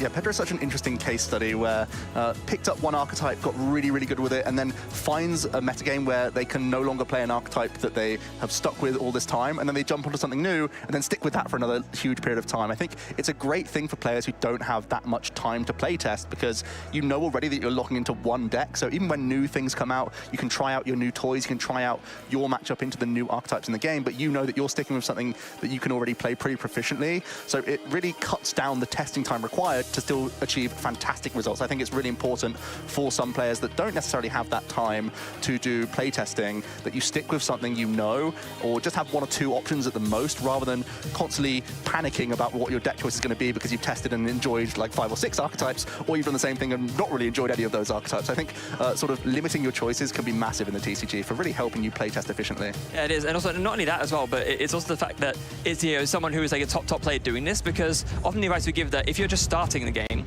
maybe, you know, start with an archetype that just one archetype to sort of improve your fundamentals of play, and then when you go from there, maybe you can adapt your choice for each event depending on what you think is best. But even some of the top players will employ that same sticking to one deck strategy, and we can see with players like Pedro, it really pays off for them. Boy, does it pay off. Pedro Eugenio Torres with some of the best accomplishments in the game, a World Championships top 4 with that Rayquaza GX archetype, an EUIC top 4, an OCIC champion, and then another top 4 at the EUIC as well. So a ruthless competitor on the international stage as well as the regional stage. We don't really have space to show any more accomplishments for Pedro. No, there's too many to show. What on the other hand, perhaps the underdog in this fight going to be looking to prove himself, although with a recent regionals top 64 in Liverpool just this year. So, you know, not unfamiliar with the day 2 and with like the higher stakes matches, but yeah, definitely the underdog going into this matchup, it's safe to say. Yeah, possibly, but the players have their headsets on as well, so we can start talking about their deck lists. Pedro, unsurprisingly, is going to be sticking with Lost Zone box, and Ward is going to be playing the Mew VMAX archetype. Ward's going for a fusion-based build that also has the spicy 1/1 line of the Selgor as well, that was popularized at the Latin American International Championships to give yourself some grass type coverage. And interestingly enough, Pedro is actually playing some of those grass-weak Pokemon because they're incorporating a Roaring Moon EX as well as a Galarian Moltres V in their list. So that grass attacker might come in clutch as we start to see some prize cards. Yeah, absolutely. The Excel coming in. Oh, those. Oh. You can just about get away with it when you're playing a fusion build. You do have your 3rd copy of your VMAX as well as your Ice Cube and your Meloetta, and actually just having to use a Selgor because you're out of attackers could be relevant this game. And we did see a very spicy prize card for Pedro there, as we do see the fist bump. The super effective glasses is in Pedro's list, and it's because of the card that he's actually started, the Minior. So Pedro not wanting to take losses to Snorlax this weekend. No, but my prediction coming in already there with Pedro starting with the Minior. Yeah, absolutely fantastic stuff. Important to note that in the camera view, the prize cards were swapped around. Of course, we see Ward is playing Mew and Pedro is playing the Lost Box there. And it looks like Ward will actually be going first. Yep, with that Nest Ball, going to be able to scout the deck and find any basic Pokemon. It's going to be a Genesect V. This is, of course, an integral component to the Mew VMAX archetype, as this is going to be the card that allows you to draw through your deck with that Fusion Strike system ability. And really, Genesect wants to have a party. It wants to have many Pokemon down all in one go, as we're seeing a Matic flip here, and it does get heads. Oof, great so start. We can continue to get more basics developed onto this board, and I think it's a no-brainer that Battle VIP Pass is going to be the choice here. Yeah, of course. Battle VIP Pass, the kind of staple setup card, so ever since it came out. It was one of those cards where when it first came out, people looked at it and thought, oh, hold on, if I don't get this turn 1, it's like a completely dead card the rest of the game, don't even want to play it. But then as people tested more and more of it, they realized, oh wait, no, actually, if I open with it, it's completely insane, so it's worth those dead slots later on. Yeah, and it's actually changed deck building in that this Cramomatic is an excellent card because it can just thin your hand of these Battle VIP Pass later on in the deck, so there's actually a lot of synergy in here. We see the Forest Seal Stone onto the Genesect V as well before a Fusion Strike system. Just going to get one card, and we can instantly play that one. There's actually not a huge amount that you need to do as Ward on this turn 1, although we do see the flip of the Forest Seal Stone V-Star marker here to get another Battle VIP Pass just to develop even more Pokemon. I actually would really like to see a Shelmet come down onto this board just because you know how many Mew pieces that you've actually prized. Yeah, I think it would definitely make sense to go for it here. And I think, so one Genesect is going to be the obvious pick, but yeah, is he going to actually go for the... No, it looks like it's going to be just another Mew instead, maybe. That's an interesting one based on what's actually remaining in the deck, but it might also indicate that you're looking to do a lot of Psychic Leaping. That's another way that you can protect your one Mew VMAX just by never leaving it in play and just shuffling it back into the deck for reuse later on. And factoring into that, of course, is Ward is probably thinking, I know Pedro, right? Pedro is likely to be playing Lost Box, so therefore Psychic Leap is probably going to be quite a relevant attack, so therefore it makes sense to get out more of the Mew so I can keep up that stream of Psychic Leaps. So we've got a full board now, and we're continuing to draw cards with Fusion Strike system. We have a Box of Disaster to attach to our active, as well as a Fusion Strike Energy forward. Actually, just seeing Minior, you may think you're up against Charizard, honestly, so that also could be coming into the thinking of Ward on this opening turn. Yeah, that's true. It's a little bit hard to like fully predict what Minior could be tagged into. I guess Charizard may be one of the more obvious options for that, but I'm sure that either way, Pedro is going to be revealing some more like what he's playing right now. So has an S-Ball in hand, has a Pokegear as well, going to be stopped by firing that off first. It's a big one, honestly, as well. Oh, is there nothing else in hand? I think I saw Boss's Orders as the other supporter option. We do see a Chorus, so that's huge for Pedro here. Yeah. This is such an integral supporter for the Lost Zone engines. Of course, you're seeing an additional 5 cards. You get to keep 3 of them, but also the mini quest for any Lost Zone player is to hit some of these thresholds. You want to get to 4 to unlock your Lost Provisions ability from Cramorant, so it can attack for free. You're also, certainly in Pedro's archetype, looking to get to the 7 threshold of cards in the Lost Zone to unlock Mirage Gate, which is actually the key energy acceleration of the deck. Interestingly enough, Pedro is not playing Sableye. That was typically the sort of end game goal for the Lost Zone players, and that's no longer the case, as we see some Battle VIP pass come to the top from this Chorus. Oh, that's a very, very big find. And there's like an Iron Hands there as well. Not going to be very useful against Mew, so probably going to be happy to... That's an easy choice. Easy choice there, but yeah, it is interesting kind of playing... It's almost like a further evolution of what Torto's trying to do, right? I mean, Torto already cut to like the it's like a simplified build, yeah. Yeah, because Torto's already cutting to like the 1 Sableye list, and now Pedro cutting to 0. Maybe... in this era of big basic EX attackers like Roaring Moon and Iron Valiant EX, maybe Sableye isn't just this relevant in the same way. I mean, it does still obviously do a number on the picking off the evolving EXs, of course, like the Gardevoirs and the Charizards, but yeah, very, very interesting to see. I think it's also the case that we've got from Paradox Rift the new Jirachi, which can simply block Sableye. And in the matchups where you want to use Sableye, your opponent's going to be playing Jirachi most likely. So if you are working towards this endgame and your opponent just pops a Jirachi down and throws Ionos at you, it can really limit your plays. Plus the mirror match now for the Lost Zone decks, it's far less about using Sableye against each other. It's now just using Iron Hands into their single prizes, because taking an immediate 2 prizes is better than taking like a 1.5 if you're using Sableye over a number of turns. So it feels like it's become less of a powerhouse card when there are these tech options in Paradox Rift now. As Pedro's going to take the time to look through the deck list, you can see throwing the Pokemon to the front, the energy to the back, because you are trying to juggle so many resources in this deck. The Lost Zone engine, of course, once you put something in the Lost Zone, you can never access it for the remainder of the game, so you have to be so careful on every single flower selecting. As Pedro is having a really good opener here with a double VIP pass thanks to that Chorus. Yeah, finding 2 VIP passes is always what you want to see off of an early game Chorus experiment. We're going to be wanting to find another Comfey, I'm sure, and then it's going to be trying to decide what is like the best attacking option or the best alternative attacking option to go with here. And it looks like it's going to be that Greninja. Yeah, honestly, because you have 2 dark type 2 prize Pokemon, you can try and make your prize map just dealing with 2 Mew VMAX, honestly.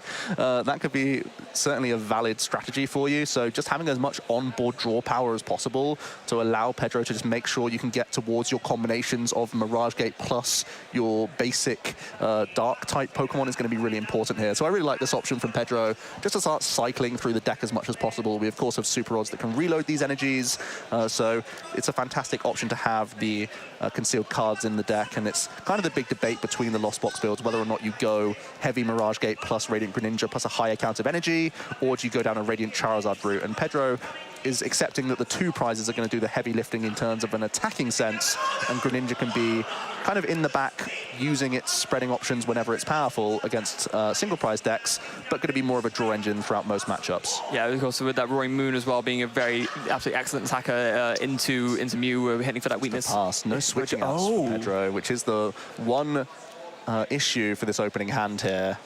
The Minior does have a 2 retreat cost.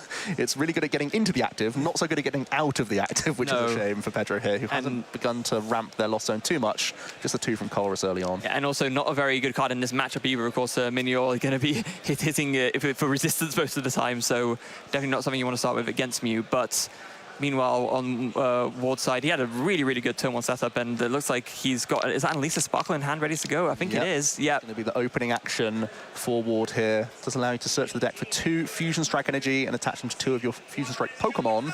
This is fantastic for a couple of attacks that you have in the deck list. Currently, the bench is full, so you are just using this to guarantee an attack with your Mew VMAX this turn. Yes. With a board completely of single prize Pokemon, do you like looking towards a Psychic Leap play here, Freya? I don't hate it. I mean, there's, I think maybe the one worry for Ward is that if he's aware that there's, you know, only one Mew VMAX available in the deck, that he might worry about finding it again if he does Psychic Leap, but at the same time, it would prevent Pedro from being able to take a free prize knockout next turn, so I think there's definitely merit to it.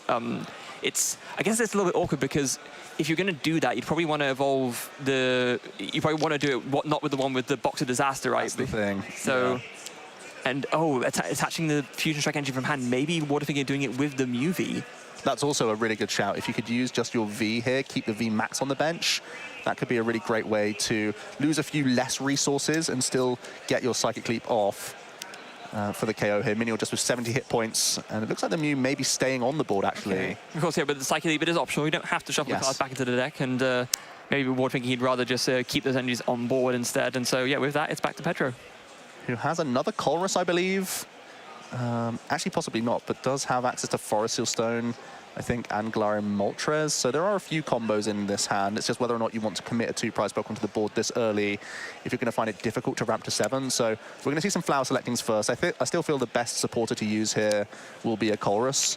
Also, Raihan is currently not live because there's no basic energy in the discard pile. So it's just going to be a few flower selectings here and there from Pedro. There's a Town Store, an interesting stadium choice from them, because they are playing the Forest Seal Stone, of course, and super effective glasses as their combo. Oftentimes you'll see different stadiums scattered around these Lost Zone engines, but Pedro's gone for the Town Store. Yeah, I think Town Store, maybe tool's not really what Pedro needs right now. I think it's more just a matter of like finding energy and finding attackers and ways to power them up. You want to maybe hopefully find another Colress experiment to start with so that you can actually get 7 in the Lost Zone and start firing off those Mirage Gates. Don't think I see any Colress, so you could just use Raihan to possibly even retreat this Comfey and then just swing with a Cramorant. It's so easy for the Mew players to wipe off this damage, but at least forces Ward into another Psychic Leap play. There's a Galarian Moltres in hand and a Forest Seal Stone, so... How do we discard a second Darkness Energy is my question. Pedro does not play any Ultra Ball in the deck list, and with only one Darkness in the discard, you can't use Dire Flame Wings and Raihan to attach all to this one Pokemon.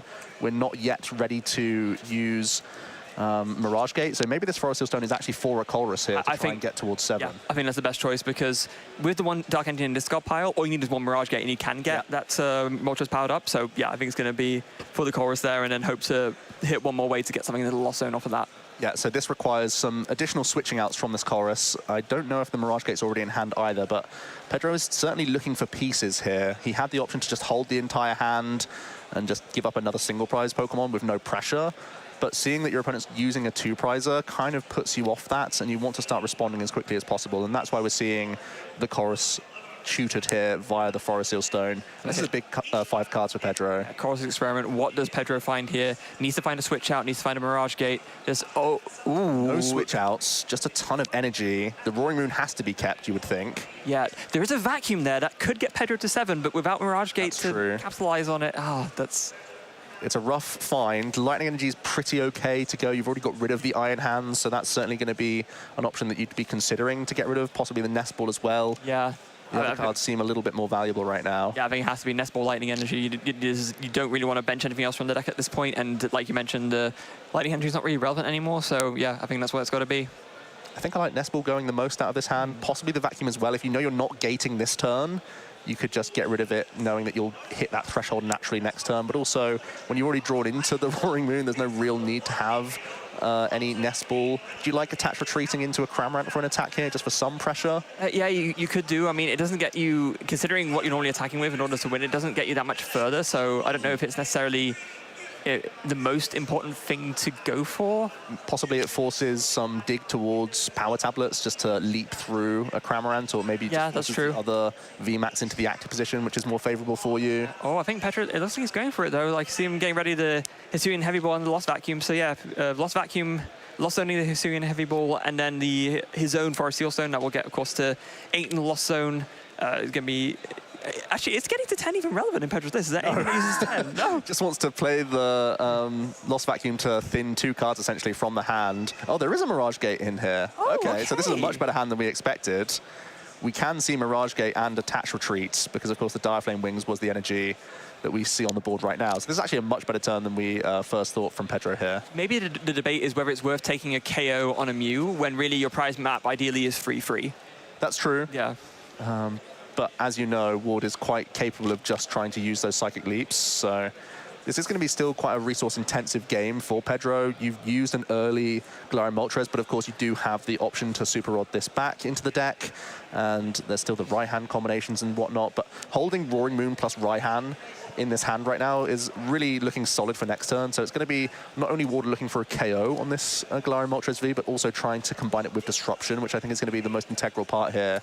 Yeah, so if that can make life awkward for Pedro or not. So in terms of disruption in Ward's list, so what's he working with here is, because obviously the disruption packages in Mew can vary a little bit, so it's good to get some the idea. Roxanne and the Judge in their deck list, so it would only really be Judge, which isn't too terrible, but it might force Pedro to proactively bench a Roaring Moon here, which can sometimes be awkward. Awkward, but I think it's also fine, right? Because you know you want to be attacking with it at some point, and you know that Ward is always going to be targeting a 2-prize. Moltres is the real threat. Yeah, exactly. Yeah. When Moltres is fully powered, yeah, I do like proactively benching Roaring Moon, because Pedro has to have in mind the hand disruption coming down most likely next turn. Yeah, exactly. Yeah, Mew's going to be drawing a billion cards, right? Chances are it's going to see some kind of hand disruption or where it's He always has it. That's the rule. That is the rule. And they're set up like this, they're going to draw so many cards as Pedro finally does weave in their Galarian Moltres V. Just going to be taking a 2-prize knockout, but we'll be going ahead in the prize race and also leaving a huge threat in the active for Ward to get through. Yeah, so Aura Burn takes the KO on the Mew, 20 damage going on to... 30 damage going on to the Moltres, 2 prizes for Pedro, 4 prizes away from winning game 1, but now it's back on Ward to see how he can respond. Now, we know that Ward already has the KO ready, right? Because the Mew VMAX is there, so it's not going to be a problem. It's going to be a matter of whether Ward wants to try and go for something different, maybe, as you mentioned, with Power Tablets or a Psychic Leaper and some kind of different attacking path. Yeah, the hand is awkwardly clogged as well. These Power Tablets, not great right now, but they're at least doing something. I believe Ward was able to take that Mew VMAX from the prizes, so there's another one in hand now, so that's at least one relief for you. Yeah, we are going to see this evolution, but there's not many cards you can thin. It's going to be Power Tablets just so that you can reduce your hand size right now. I think it's just a number of Boss's Orders, which really aren't good right now. But also, this cuts you off from your Psychic Leap now, because you don't have any more Mew Vs on the board, so I guess Ward realizing that he just needs to deal with this with this Galarian Moltres now, as you do see a Power Pad shuffling the Elisa Sparkle back in. But again, you don't really want to do that, but you have to, right? Yeah, you never want to draw this Sparkle again. We've seen all of our Fusion Energy. There's 2 in the discard pile and 2 in play. So this is always a card that you're going to hate seeing again, but we just need to have access to more cards right now for our Fusion Strike system. Genesect requires us to have low hand sizes to top back up on cards. So this is going to be a really rough one. I think it's only 1 card being drawn from Genesect here. Yeah, 1 card, and is that... Escape Rope, that's also really something you don't want to do, because there's a Moltres staring you down. So is that rope going to work out really nicely for Pedro, where, yes, Ward is keeping up in prize cards, but you know that Pedro's held a really strong hand, and there's a Roaring Moon staring you down now as well. Very, very awkward for Ward. It does get the KO, which is, it helps, and you also know that Pedro, if they're likely going to be taking KO next turn, you have that Roxanne that you just got off the prizes ready to fire off as well, so that can be good for a comeback for next turn. But for now, it's Pedro is going to be digging for this 3-prize knockout. Pedro's hand is insane. Has Super Rod, has Nest Ball, so can recover Moltres, has Raihan and Mirage Gate, so can power up a Roaring Moon fully, take a 3-prize KO, and start setting up a Moltres. This is going to be an incredible turn for Pedro. And also, Pedro had another Lost Vacuum to get rid of the Box of Disaster as well. Yeah, I think one of the only missing pieces for Pedro was not having a Stadium, perhaps, as well. That could have been something you Raihan for, maybe, so that you can use a Calamity Storm rather than a Frenzied Gouging, but at least getting rid of the Box of Disaster means you can use Frenzied Gouging if you really have to.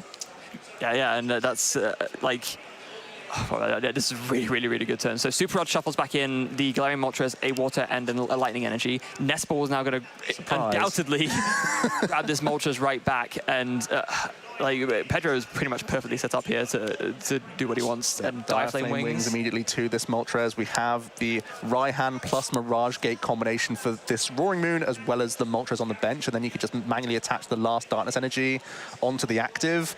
This is everything you need. This is basically setting up a checkmate scenario. Yeah, this is perfect right now. This is why we were stressing so much about needing to have hand disruption on Ward's last turn, but their hand was just clogged with Boss's Orders and Escape Ropes and the Path of the Peak, which is no help. Pedro going to fish out another Mirage Gate and really just establish his board so fantastically. Yeah, making sure there's basically like no way for Ward to come back from this. Dark energy plus whatever else energy that he wants just to power up this Roaring Moon. Lightning, why not? You don't really have any lightning attacker available. The second Mirage Gate can go onto Moltres and onto a Confe to retreat. Although it looks like be disrupted in any way, shape, or form. Only water energy in deck, though, it looks like. So true, yeah. So only water remaining. So he could have actually had an extra energy out if you'd gone for the water energy first onto Roaring Moon. And then you could have had lightning and water. So you're actually -1ing your energy there based on how Pedro Mirage gated. Yeah, that's slightly awkward there, unfortunately, but that's just still a manual attachment, even though we've just burst 5 energy onto this board, though. Yeah. I think no matter which way you look at it, Pedro's in a very, very good spot now, and maybe doesn't even need to attach the energy from hand. Maybe just wants to keep it there. This makes you a little bit vulnerable to Path to the Peak. So if your Direflame Wings is shut off, Pedro just making sure that the Fusion Strike energy won't stop a Frenzied Gouging because there's no Stadium currently on this board. But of course, you are able to Frenzy Gouge. This is an effective attack. Yes, Fusion Strike energy. I like this turn attachment from Pedro. The water energy on the Greninja is quite curious. I'd like to see this on a Confe more myself. Yeah, because of course you want to give yourself the option to maybe if the Roaring Moon gets KO'd, yeah, you bring up a Confe and Flash Letting so you have like a little bit more dig into the deck, but... Pedro waves away the new VMAX. I'm going to have to Frenzy Gouge because I didn't Raihan for a Stadium. Went for Mirage Gate instead to set up this duo of attackers. And we'll take a huge 3 prize card swing here, just having 1 remaining in this first game of round 3. Absolutely phenomenal stuff. So now pressure's really, really on Ward because he knows that he can't win this turn, right? There's no way for him to take 3 prizes in 1 turn. So he now is a really, really key turn for him to find some kind of disruption. Like if he does not find disruption this turn, then the game is as good as over. It might even be over regardless, but Ward's going to do the best he can to try and counteract this. And Ultra Ball's a huge pickup. It's going to allow you to get rid of some of these cards that were clogging your hand. And also you can get a basic down to increase the draw power from your Fusion Strike system. So this is exactly what Ward needed here to try and have a lifeline in this game.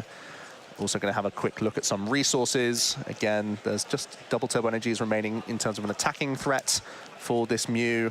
But Psychic Leap really doesn't matter anymore. Pedro's down to a single prize card and nothing can tank hits. So you are just going to be setting your stall out with this 1 Mew VMAX, trying to take a KO, hope that with a Roxanne ideally, that Pedro can't find a way of attacking with their Moltres. And in fairness, a lot of the energy have been thinned out of the deck at this stage. Yeah, that is true. Pathing proactively here as well. I guess to use Path of the Peak to stop Direflame Wings from being the easy win. So you do have to use this, but it means this Roxanne has to hit double turbo energy to keep in this game. Yeah, it does also stop a potential draw from Greninja with the conceal cards as well. So yeah, just really trying to minimize the odds that Pedro finds the counter attack. Also very interesting that Ward actually Ultra Balled for the Ice Cube and benched it. Now, of course, not going to be doing anything attacking wise. All the Fusion Strike energies are gone, but it's literally just to get another Fusion Strike Pokemon on the bench to draw more cards there later on. Yep. Yeah. Let's see the big 6. We need to see double turbo energy here. We've turned off all of our Genesect. Oh, no. This is going to be really rough for Ward. Can you make a comeback from this position? Well, I mean, there's a Stadium down as well, so Calamity Storm is knocking out pretty much everything on the board. You can go for an escape rope play, just make life more awkward for Pedro, but Pedro could go straight into the Greninja now. But if you can't get the knockout, you've got nothing, right? That's it. It's going to be just a retreat into Ice Cube. Switch karting. Can we reduce our hand size in any way? I don't think we can. Path of the Peak is blocking all of these Genesect right now. Well, yeah, but you can reduce the hand size, it just doesn't do anything. And Ward is in a really tough spot. Escape rope and hope Pedro brings up the wrong thing. I just spent your switch card as well, though. That's the issue, because now you go into a Pokemon that has a retreat cost, and you'd have to find another switch card next turn to actually do anything, as well as your energy to attack with. I think so. What a little bit flustered here, and call my bluff moment really with this escape rope. I like to see the Greninja come into the active position here personally. A Confe is also fine depending on what Pedro has in hand. If they already have access to one of your many switch outs remaining, that could still be fine. But yeah, just very, very, very awkward. No, you know that you can't do that. You cannot use Fusion Strike system thanks to Path of the Peak. I think Ward was trying to get a little bit ahead of themselves there. Yep. Well caught by Pedro, who is definitely keeping an eye on things here.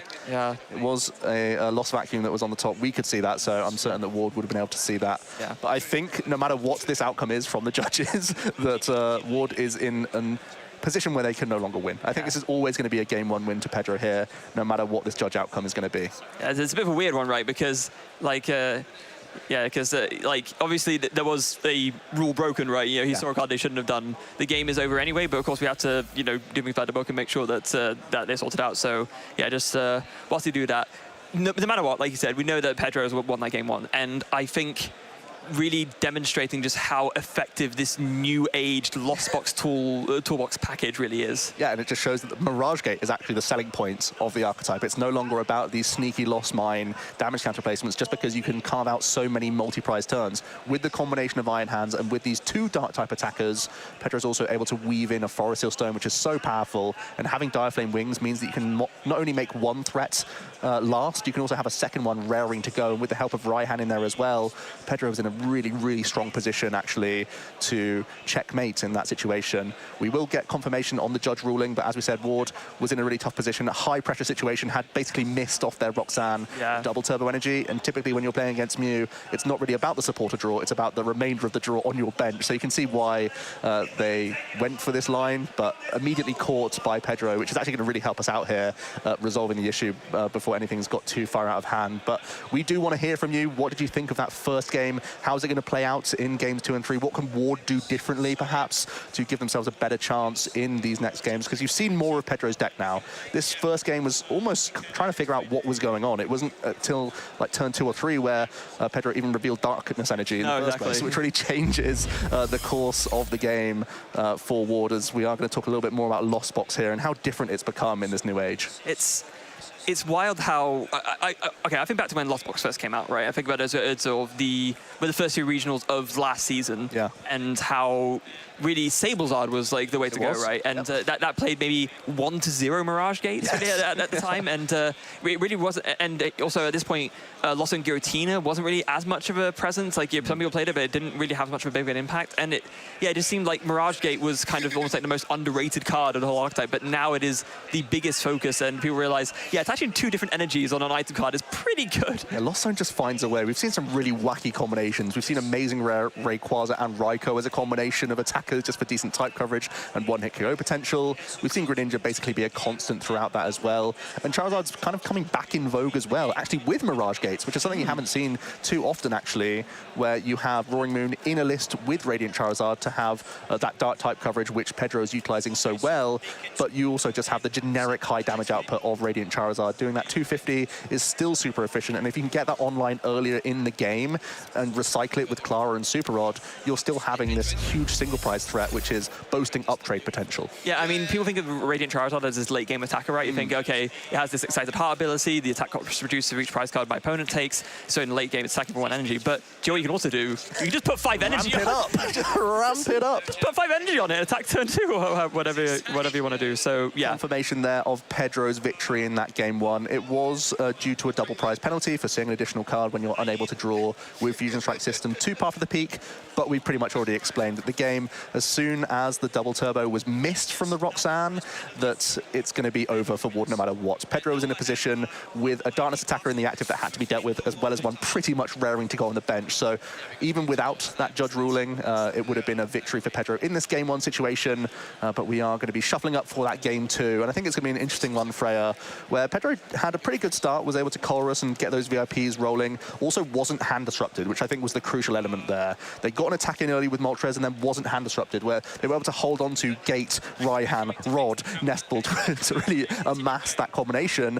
I feel like even though the Fusion Strike build is less known for its hand disruption, that's still got to be Ward's way back into the 2nd and 3rd game. Yeah, the hand disruption came a little bit too late, right? It came on the turn afterwards with the Roxanne, but then at that point, Pedro was way too far ahead. And maybe, just thinking back to that last game, right, could there maybe have been an argument for Ward to not do that proactive path, thinking, okay, I need to hit the path and a double turbo energy. If I path now, I'm giving myself less options to hit the double turbo that I need, whereas if I give myself the draw options, there's a chance I could just redraw into the path and the double turbo. Yeah, that's the thing. If you shut off 3 Genesects, you actually shut off potentially a dig of like 20 cards deep if you can find the right combination. There were still many Ultra Balls remaining. There were still many Cramorants remaining in the deck for Ward, so there were options to keep sort of reducing your hand size down, topping back up, reducing back down, topping back up, and draw back into that Path of the Peak. It's only 1 copy, though, so you can kind of see why none of the double turbo energies had been used. So the Roxanne was reasonable at finding what it needed, and you did have to path that turn, because otherwise the Dire Flame Wings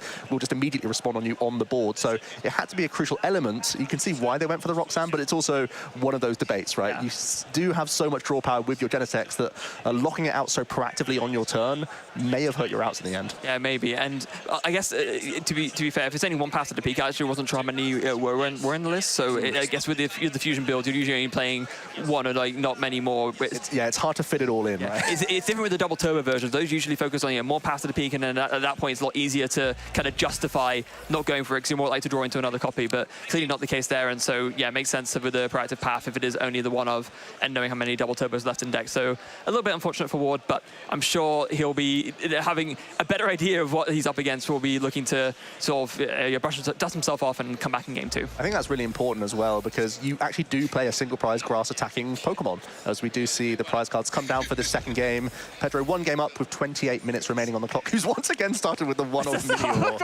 And Ward is going to kick things off in this second game with a Battle VIP pass. It's what you want to see if you're going to try and make this reverse sweep. Yeah, they're definitely off to a great start already. Again, yeah, I can't believe Pedro started with a Minior again. It's pretty low odds, but here we are. It's not a great card for this matchup at all. No, didn't seem to hurt him too much in the last game, though, to be fair. That's true, that's true. It was around. It was just the mascot that game 1. It was. Ward is going to get double Genesect V developed. As we've already stated, this is how you begin to draw through your deck. I see Forest Hill Stone once again, and that's immediately going to be flipped for another Battle VIP pass, I would hedge. You'll love to see it. It's funny because obviously with the Forest Hill Stone with the Star Alchemy, it is nice if you can not use it turn 1. It is nice to have it as an option later to search for an exact card you need. But the whole reason it's in there is exactly because if you do need it in those early situations, then you may as well just go for it, right? And then it means you get your amazing setup turn 1. And if Mew sets up amazingly turn 1, that's usually how it wins the game anyway. And here we go, Freya. I am rubbing my hands because a Battle VIP pass has found a Shelmet. And this is going to throw another spanner in the works for Pedro. Ward could try and use a single prize Pokemon to... I think we have to get the second Battle VIP pass out the deck here. Those the Forest Hill Stone as the action. Yeah, I think it might have been double turbo energy attachment here. There's only one in a discard pile, right? Unless it's kind of off screen a little bit. Yeah, they may be on top of each other. We just have to make sure that the Forest Hill, the Forest Hill Stone was always targeting a Battle VIP pass. We'll just sort of skip the step with grabbing 2 basic Pokemon immediately, the Shelmet and the Mew. So we just have to take a Battle VIP pass out of the deck here, I believe.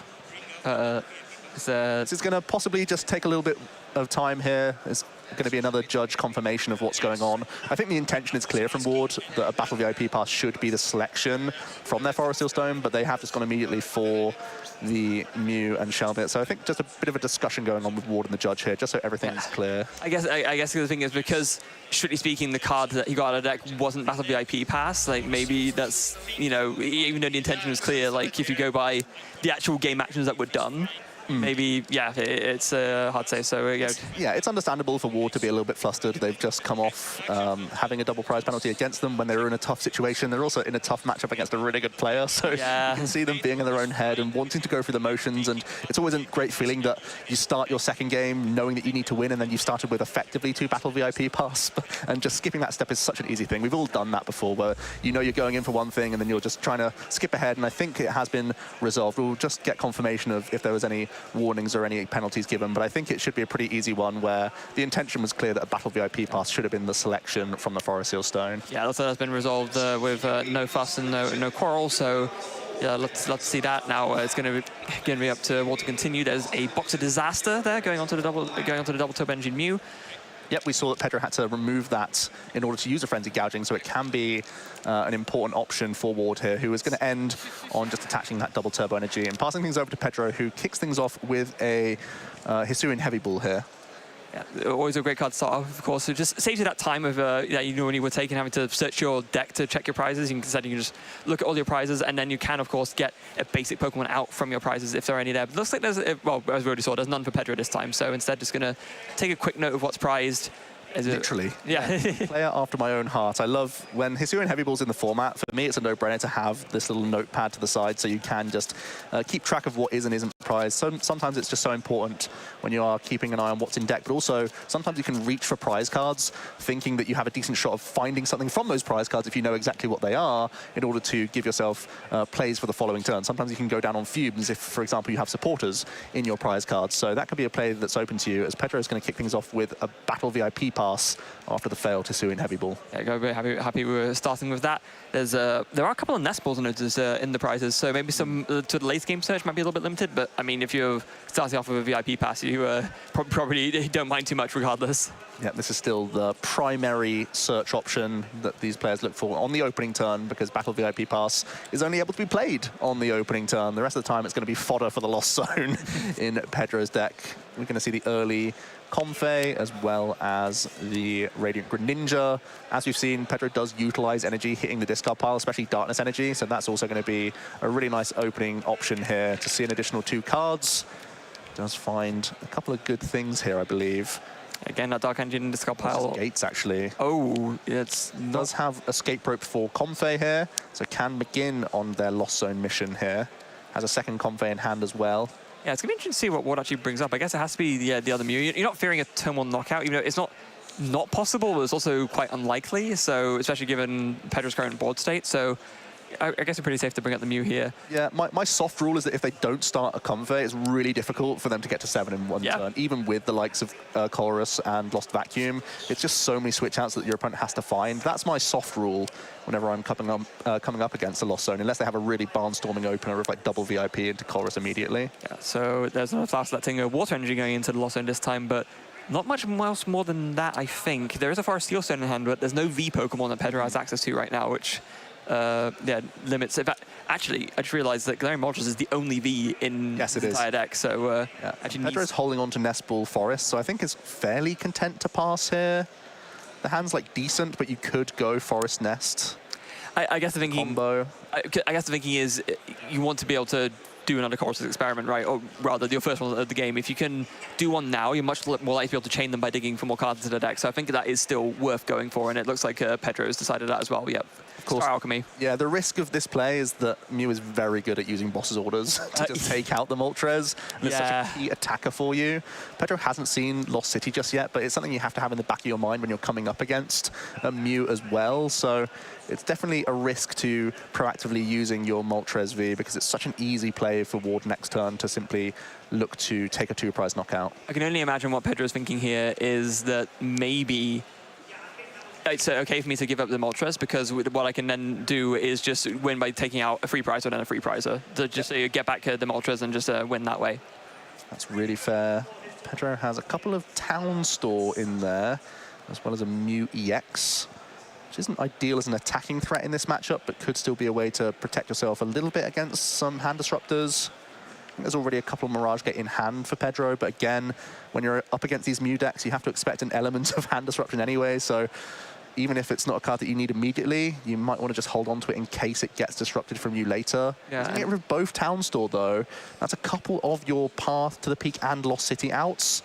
Just plays 2 Vacuum and 2 Stadium cards, so that's something we have to follow here, as there is a Dire Flame Wings from Pedro. I guess the logic is you don't really need it to search out any of your tools at this point. You know, super effective glass. I'm just thinking of a bounce. Yeah, I just want to bounce something. I'm worried about Lost City here. If the Moltres gets Lost City'd and then the Roaring Moon gets Lost City'd, you can be really limited in your options. Yeah, that could be rough. I guess. There's the Aselgor for Ward.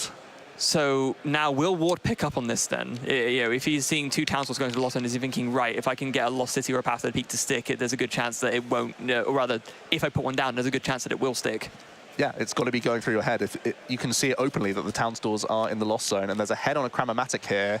Could easily be Boss's Orders. Ultra Ball could be unlocking this hand a little bit more as well. I think there's already Fusion Energy in hand for Ward, so it's looking like there could be an easy path to a Ninja Tornado here.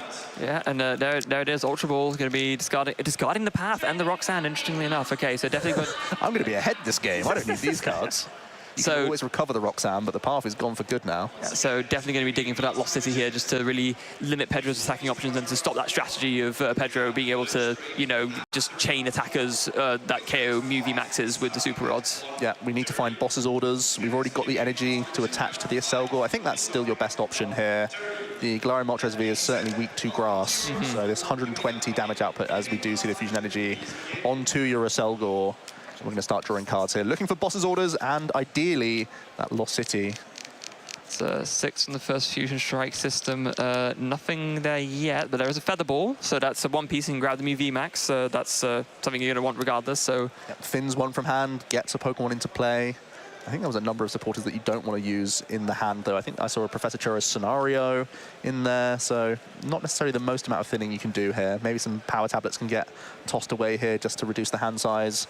There's escape rope which you can play for essentially no effect, hoping that you can use boss's orders later. Yeah, we're going to play a power tablet and then draw 2 more. There's a Sparkle. Sparkle's not ideal. Sparkle and a Genesect. Judge in the hand as well. Judge is a pretty decent option. KO a Comfey, Judge. You're still attacking with the grass single prize mon, so that's feeling like okay.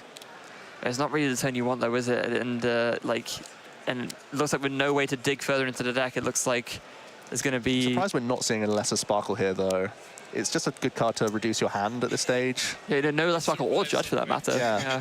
I understand holding on to the Judge after your opponent's taking a few more prize cards and accumulated a larger hand size, but a Sparkle felt like an easy choice there.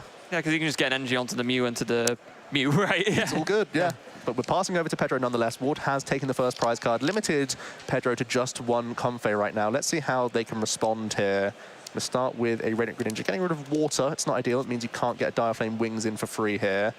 But we are working towards that crucial 7 threshold. There's a Chorus in hand and a Comfey in the active and multiple Mirage Gates. So I wouldn't be surprised if we can launch a response KO here. Yeah, definitely not going to be a problem. 5 from the Chorus Experiment finds a boss's orders switch card. It doesn't matter too much at this point. I think having a switching out is nice, but yeah, definitely there's no doubt that Pedro's going to be able to get 7 this turn, and there's really going to be able to start putting the pressure on. But can Pedro get a 2-prize knockout?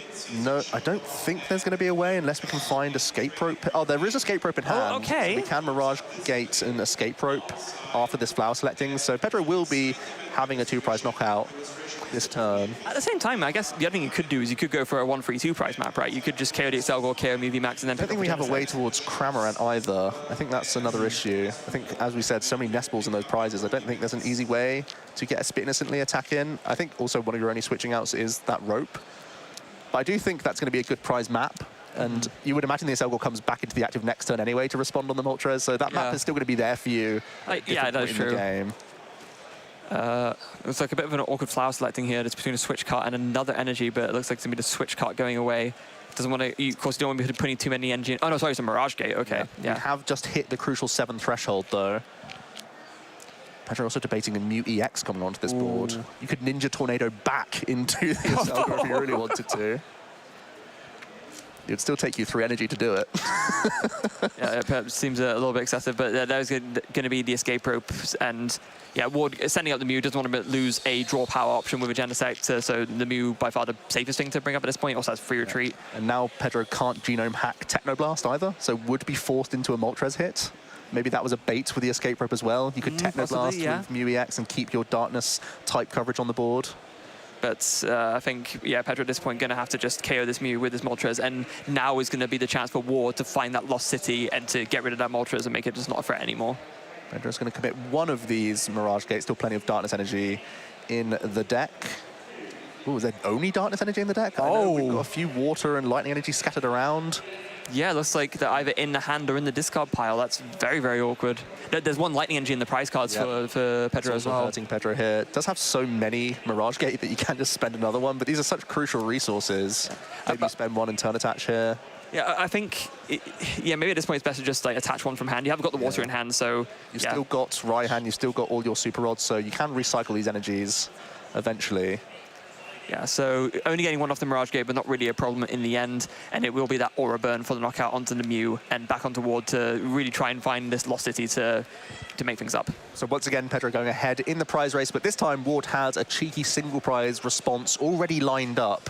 Doesn't really have to do much else this turn, but it's going to be down to using those judges that we already discussed. That's going to be a big support this turn, I feel. Draws a Battle VIP pass for turn, not really a card you ever want to see, unless it's Cramomatic fodder. Does have a Sewing Heavy Ball in hand as well. Can use that to get the last Movie out of the prize cards if you want to, and yeah, going to fire that off straight away. Yeah, I think that's pretty much the best Pokemon you can bench at this stage. Keep the threat of the Psychic Leap open as and when you need to, especially if you are weaving in this Excelgor for a 2-prize KO. You can then take another 1-prize knockout whilst Psychic Leaping, and then you sort of deny the 3-2-1 prize map. Yeah, exactly. So that's going to be a good good route for him to go for. And actually, it looks like it's going to be a judge. Really like this. Pedro was holding on to so many Mirage Gates that denying that is going to be massive. Yes, there is a Mew EX on this board, so you could whittle down a couple cards and still draw a few for Pedro, but it's really a soft defense. You're still getting heavily disrupted by this option from Ward, and it's exactly what was missing in that game 1. Let's see how it plays out in this second game, as we're going to see an Aselgor response, a judge at the same time, but also we can top up on so many cards here. We still have all of our Fusion Strike systems. And this goes back to what you were saying before, of course, about holding the judge, right? This was the best turn to use it, without a doubt. So yeah, that playing in very well for Ward there. Still working towards Lost City as well, let's not forget. Yeah, so 3 cards in hand currently, the ball switching cards, so going to go for the Genesect now. Fusion Strike System number 1. Oh, he finds it already! Lost City is massive here, especially when you're doing a hand disruptor. This is great. This is a real problem for Pedro now. This is exactly what Ward wanted to see. Finding the Lost City straight away off of the first Fusion Strike system, and Ward is in a very, very good position right now to win this game. And here comes the Ninja Tornado from Aselgor. What a crazy inclusion to the Mew deck. Mew finds a way, and turns out the answer is Aselgor all along. A 2-prize swing back in Ward's favor, and is also getting rid of the Moltres for good. That's going to make life much more difficult for Pedro throughout this game. Yeah. So now a lot of energies in Pedro's discard pile, so Super Rod is going to be very, very important to find this turn for starters.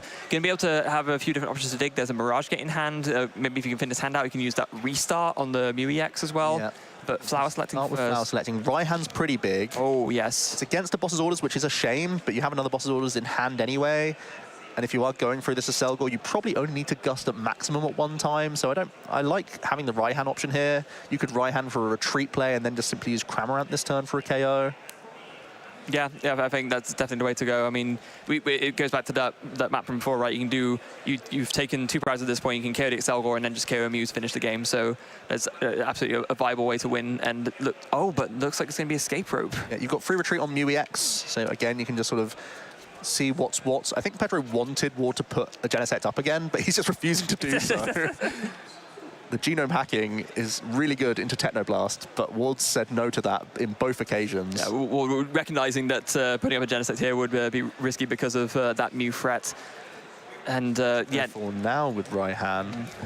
Yeah, because now Mew doesn't have an easy way to take a KO, right? Unless you could Raihan for Counter Catcher and counter catch Mirage Gate and hack a Genesect. You could also boss's orders to bring up a Genesect and then just attach a Mirage Gate as well. That would also work.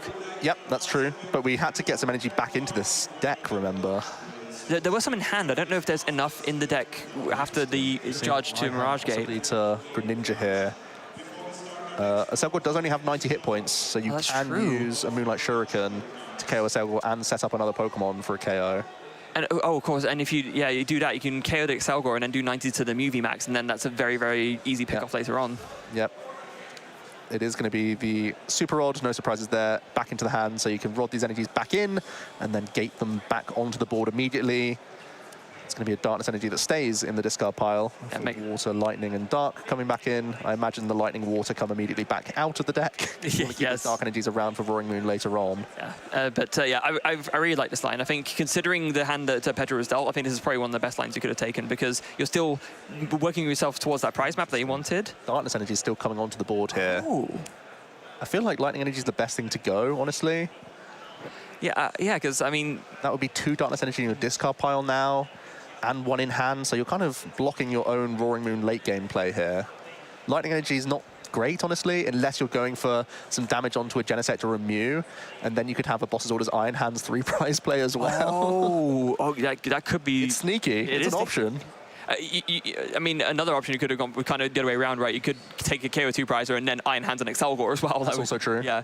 So, but maybe, yeah, with that in mind, Pedro wants to preserve the Lightning Energy for the Iron Hands option, so... Obviously, Genesect can't leap into the deck, so that would always be a Boss's Orders play.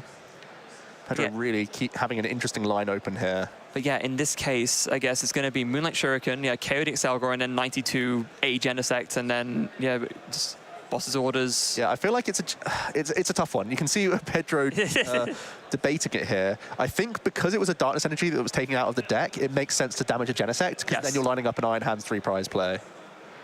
if it was a Lightning Energy, you would go for the Mew and force a Psychic Leap, essentially. Yeah, exactly. That's the big debate that Pedro is having here. But actually has multiple ways of taking a 3-prize knockout next turn. Yeah, because this gives you multiple options, right? You can either just KO a Mew with a Roaring Moon, or you can KO a Genesect V with an Iron Hand. So yeah, definitely multiple avenues that Pedro could take to win, especially given that there was a Chromatic Tails there from Ward just now. That's pretty awkward. That's pretty big, because Pedro has just taken their third prize of the game, so Roxanne is open for a hand disruption KO as well. It's going to be very important for Ward to find. Of course, one did get discarded earlier, so... Would have to Pal Pad if they wanted to weave that in.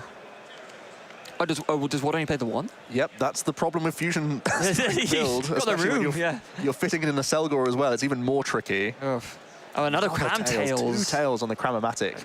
Yeah, really limiting the options. One saving grace for Ward, there is a lot of hand thinning in Ward's hand right now, so there's another Ultra Ball there. There's a Boss's Orders, which I guess he could play, but there's no real reason to it at this point. I think you probably just want to deal with the threat in front of you. Yeah, also, like, Pedro's hand is only 4 cards, I believe, so if you're doing a Roxanne to 2 and they have Mew EX on the board anyway, is it even that much better than a Boss's Orders this turn? Yeah, no, I guess that's also true. I mean... The Boss is going to get discarded by the looks of things. He's debating it. Yeah, okay, so the boss gets discarded, and probably, does Ward even have any Pokemon left? So, okay, there's one Genesect left, so... Oh, the Pal Pal was the next card. Ward was certainly looking for that. You could just see in his eyes that he was a little bit frustrated with that one. Always the way. Always the way. Getting punished for playing correctly, that's Pokemon sometimes. Yeah, but with 4 Fusion Strike systems on board, Ward's going to have a lot of draw here, so odds are definitely with him to fight a piece to get us something good. We do see... Oh, there's the Pal Pad here, so that's definitely a piece. Then we've got to draw back into our supporters. I feel like you've got to put the Boss's Orders back in addition to this Roxanne. You can go Roxanne Judge just for a higher chance of having some disruption. Yeah, that would also work. You do want to have a 2-attack prize map of having Boss's Orders on Mew EX as well from Pedro's end, so I like Boss coming back into the deck as well. Yeah, I think that's the way to go, because you would feel very sad, right, if you do Roxanne this turn and later on you miss the win because you couldn't bring up the 2-prizer. Yeah.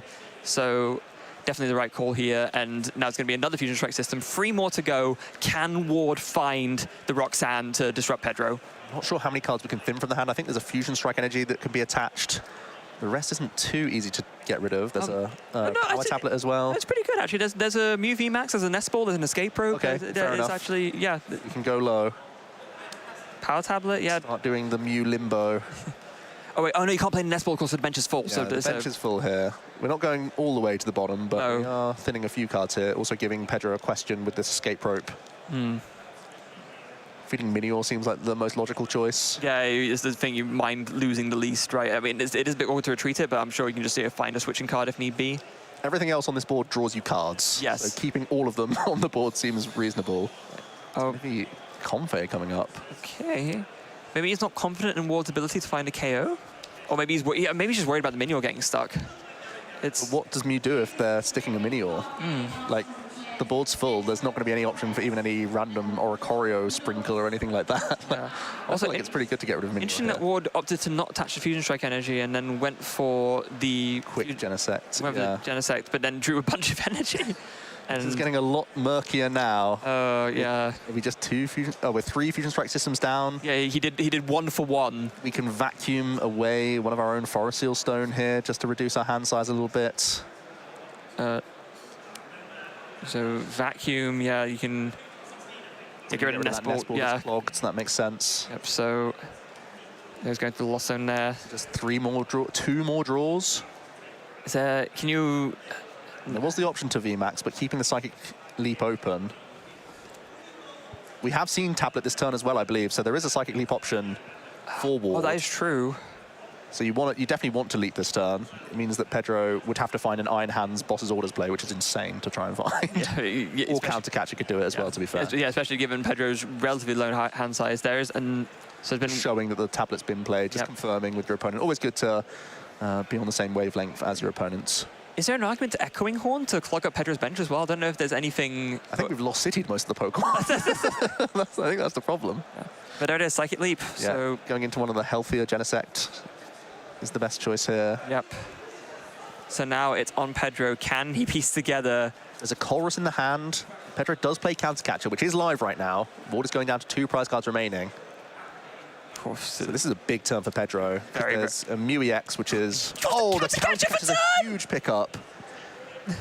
counter catch off the top of the deck, and now Pedro is very, very close to be able to piece this together. Lost Vacuum is also reducing your hand size for Mew EX to draw cards. You've got Radiant Greninja, which can draw you some cards as well here. Still a big combo required, don't forget. It is, but is an easy discard or loss zone from the hand because you're already holding on to counter catcher. You got to be fancying your chances there, right? He's going to get removed. Yeah. Play. Pedro a little bit hesitant about it, but knowing his right move, and I think a counter catcher going to bring up. Look at this. It's going to be the Mew instead because this is the only valid attacker on Ward's board right now. Don't have to win the game if you just stop your opponent attacking you back. That's very true. Yeah, that's it's another way of winning a game. There's Chorus here. Chorus after the restart. 5 cards. What does Pedro find? There's a Mirage Gate, but... Mirage Gate, Super Rod. I don't think we have any Ball Search to go alongside this. That's not going to do it. You can use Gradient Greninja to draw 2 as well after this Chorus. Let's not forget, there is an energy in hand. The Cramorant not useful at this stage. No. The Pokegate also useless if you're thinking it's going down to just 1 turn remaining. Played your supporter. Yeah. And the huge Radiant Greninja. Yeah, and I was thinking maybe you can Moonlight Shuriken. That would be like 10 off a KO on a Genesect as well. Oh, a little bit short right now. This has to be a monster 2 draws. Yeah, looks like it has to be another energy as well as a Ball Search card here. Yeah, or a Gates plus Ball Search card. Chorus not finding what Pedro needed, so it's going to be relying on this concealed cards. Yeah, it has to be Roaring Moon here. Yeah, it has to be. Otherwise, there's this Mew EX just waiting to get KO'd. I don't mind the Super Rod at all because another, like an energy is actually an out for you here. Yes, it is. Because you need to redraw into an energy to turn attach to finish your Roaring Moon combo. It's going to be a proactive Mirage Gate. This is interesting. Maybe Pedro's thinking of attaching to the Mew, or to the Greninja, but no, it's going to be the Mew here. Maybe thinking of a genome hacking. Are we just going to Psychic Leap here, back, and send up Minior after a Psychic Leap? Well, if you do that, you stop Ward from being able to win because there's no 2 prizes left on the field. Yep. You leave yourself in a pretty rough situation, but you're hitting for 70, and you're sending up Minior. This is a really strange loss zone board on Pedro. You've stopped your opponent winning next turn. You've left yourself with literally just a Chorus in hand. Let's see what Ward can do here. Don't think I've ever seen genome hacking copying Psychic Leap before. That's a first for me. I'm a Mew as well. Wow, okay. Origin story of a fusion Mew. Yeah, no kidding. Ward's hand is still very clogged up with stuff right now. There is a 1 energy that he can attach, but there's also 2 more. There's a couple of double turbos, and then there's a Mew VMAX too, but some power tablets, but not really ideal. There's still no targets for this Echoing Horn. It's so wild that we've got this far through the game, and there is a Confe, but it gives your opponent draw. Yeah, no, you don't really want to bring that back unless you... I guess maybe... Pedro only has a 2-card hand. It's like, do you even want to dig for Roxanne at this stage? No, not really. I think there might be an argument for it if you just needed to draw more cards, but what cards would Ward be wanting to look for here? Yeah. I mean, you're just giving your opponent a different 2 random cards rather than one that may have been procured from a previous Chorus. Yeah. That's the only debate here. Okay, there is Switch card. That's actually quite relevant. That puts Genesect out of range of an Iron Hands, so... It does. There's going to be a Mew VMAX coming down onto this board as well. It's whether or not you can leap again. How many Mew have been KO'd, actually? It's quite a lot at this point, I think. Petra's still at 3 prize cards, let's not forget. We've denied the Iron Hands play with that Switch card. We want to work towards at least a Mew. Ideally, we find another. There's 2 boss and counter catcher gone, so you can quite freely only put 1 Mew down onto this board and leap and be okay. Yeah. And it looks like he has gone for... Right, it's Churro and Ice Cube. Oof. I mean, Ice Cube you can put down and make the other Genesects draw more, so that's something at least, but then... You can pick up the 1 Genesect that's drawn cards and go again. Yep. Also looking at resources now, Ward's going to keep an eye on how many Mirage Gate have been played. Also, crucially, so many Gusting supports have been used. Oh, very, very tense here. We're not going to see a Psychic Leap with a bench of Ice Cube here unless we Churro. Back up the Ice Cube with a Mew V found, which I don't think we have done. But it is an option, though. I mean, it would also be nice because you can, of course, pick up the Genesect with the damage, although that one hasn't used its ability yet, though. You kind of... Lost a little bit of value, but you're also clogged with so much stuff anyway. You even going to be able to use any cards here? I mean, just for that second Fusion Strike system, you could have... Oh, there it is! So rough. We'd have had an easy Psychic Leap play. Instead, it's going to be the Block Slider copied here to get rid of a Confe. This keeps the Minior active. This is a really smart line from Ward. Yeah, that actually makes a lot of sense. Now the Echoing Horn makes more sense, right? Because you think, oh, you're just giving your opponent an extra card to work with, but if you can block slide it that way, you're keeping this Awkward Retreater in the active. What can Pedro conjure up with this Colrus? Well, we see some energy. We see some easy fodder cards. There goes the super effective glasses and the Battle VIP pass. It's going to be down to this Greninja to see our final couple, and time has been called here. It's Pedro currently at 1 game up. Ward in a really good position to close out the second game, so this is a huge 2 cards from concealed cards concealed here. cards, 1, 2. What does Pedro find? It's a Mew EX and a was that an energy? Yeah, that's not... You can't get there. No Mirage Gate players. The hand is too clogged to reduce our hand size down for any draws. And of course, with the genome hacking, of course, you can't copy a Technoblast because it's not actually on the Mew VMAX. The only thing you can copy is Max Miracle, and that's not going to get the job done. Man, this Minior being stuck. I'm thinking way back to that escape rope choice that Pedro had, a Confe versus a Minior. Oh, yeah. And that was a big choice in this game because now there's a Minior that's stuck, that's not drawing us cards. Oh, there's a switch card. Can we reduce our hand low enough? Okay, it's double switch cards, so we can see a card from restart here. I'm not sure if a card can change anything. Not one, no. Okay, we can draw 2 cards, so we need... Well, what do we need? We can't get there either now because we've turn attached. We've already played our supporter for the turn. It's not looking great. Having a stretch here, having a think of how they can get out of this spot. 2 cards to the restart. Oh, there's the Nest Balls. Way too late. Yeah, Cramorant's not going to do it. Do you send up Iron Hands as your highest hit point Pokemon? Just hope that there aren't enough tablets. I mean, you can, right? The only thing stopping Ward from the easy prizes. You can do it with Roaring Moon as well. It has the same hit points. 230 is pretty beefy, but I mean, it doesn't take a lot. No. And also, if you take a hit with your Roaring Moon, then you can't use Calamity Storm either. And Pedro's actually got rid of all their stadiums. So you block yourself from Frenzied Gouging. Oh, that's very, very awkward. So it's Pedro. All Pedro can do here now is pass, and it's going to be on Ward's piece together. Can he just find the pieces to get this last knockout to tie up this series? Pedro in a really tough position in these last turns of time. For those of you watching at home, when the timer goes down to 0, the game doesn't end. We have 3 additional turns. Pedro was was going through their turn when the time was called. So they were turn 0. Now Ward has turn 1. Then Pedro will have a second turn. That will be their final turn of the game, and then Ward has 1 more turn to win, but it may not take that much. Ward could easily find a single prize knockout this turn. Ward looking at the 1 prize card from the Hisuian Heavy Ball. A nice minus from hand. You can vacuum away one of your Forest Seal stones. Oh, there's Block Slide. Right, yes. Yeah, let's just use a quick Hisuian, see what I'm going to take, and then take that prize. Why not? Of course, yeah, the Mew VMAX used Block Slider on the previous turn, so doesn't even have to draw any cards there, and is able to take that second game. What an interesting one we've seen there, Freya. Yeah, so our first feature match does end in a tie. Ward able to take it to 1-1, taking some really, really interesting but ultimately very clever lines, I think, especially with that Ice Cube and doing a Block Slider on the Comfey to sort of cut off that draw after playing the Echoing Horn. Really, really clever stuff. Yeah, utilising the Aselgor as well. It's a tech card that's paid off, was able to skew that prize race, got rid of a Moltres, and also Lost Zone it as well, which is massive. And that is still one of the main issues of the Lost Zone box, when you're trying to mash in so many individual attackers. When they get removed from play, that means you're kind of running out of attackers. So those are vital.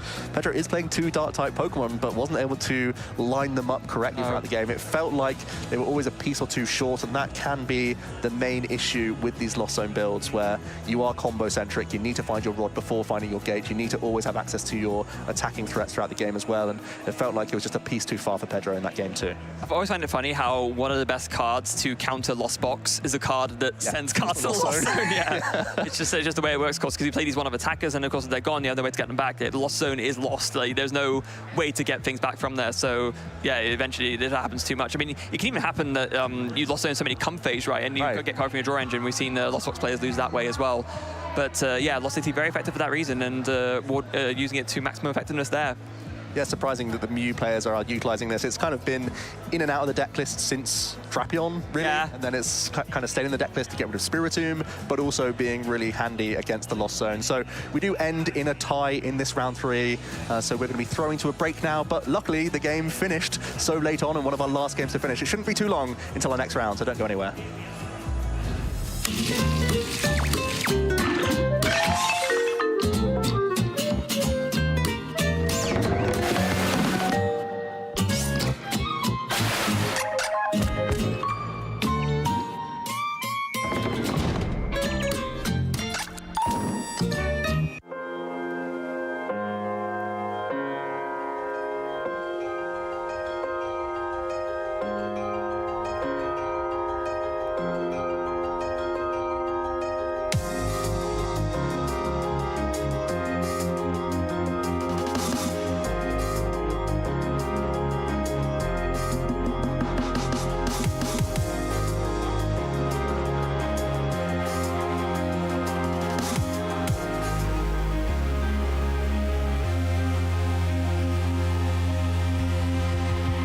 Trainers, let's start the International Championships. Here comes the Shadow Ball. We can hear the crowds. It looks like we have another GBL Lindos going to top 8 here. Is this enough to KO the Stumpus? And it is. Down what goes a game 3. Stumpus. This is huge. I mean, this Latin American community, we're always hyped, and I feel so happy because it's huge for us as a community, it's huge for the game, and it's huge also to receive any new players. So you're always welcome. Ronaldo trying to become a champion here in Sao Paulo. He's 2 wing attacks away. He goes up for it, and that is it. JW Ronaldo is your first Latin American international champion here for the Pokemon Go Championship Series. The community is awesome, the card game is awesome, and I think everybody have some fun playing it. This is the perfect time to start playing Pokemon. Oh, there it is. Luigi has the Serena. Let's see if he plays it. Does indeed play it. Brings up the Mew VMAX, and Luigi will be the Latin America International Champion for the Juniors division. Go for the flip, and it's double heads. It's a double heads! That means Yuichi wakes up! Snorlax can take out the other Snorlax, and Yuichi will win the Latin America International Championships. We have 2 incredible players lined up here. Tord, of course, 3-time international champion and trying to accomplish the unthinkable here with the 4th win. I see the quick pull that he also did top deck. Lugia gets discarded. Charizard will get fully powered up here, and there's no way this Lugia can survive here. And there's the game. Enough. Tord Reklev, he has finally taken over the globe, and he is the Latin American International Champion. Feels absolutely unreal to win LAIC. That was the missing piece. Now I have this champion trophy from each continent that I can bring home and feel extremely proud and happy about. I'm absolutely speechless. Eu ainda estou sentindo a sensação de ter vencido, então estou muito feliz. Ainda não pego a ficha. Winning internationally feels awesome. Me sinto muito bem, muito realizado. Era o meu sonho ganhar internacional e agora vou procurar de ganhar o mundial. Never been to Japan before. I'm really looking forward to Worlds. Winning Worlds would mean the world to me, especially winning it in my home country. E seria incrível, né? Você ter um reconhecimento mundial, você se provar como jogador, seria ter palavras.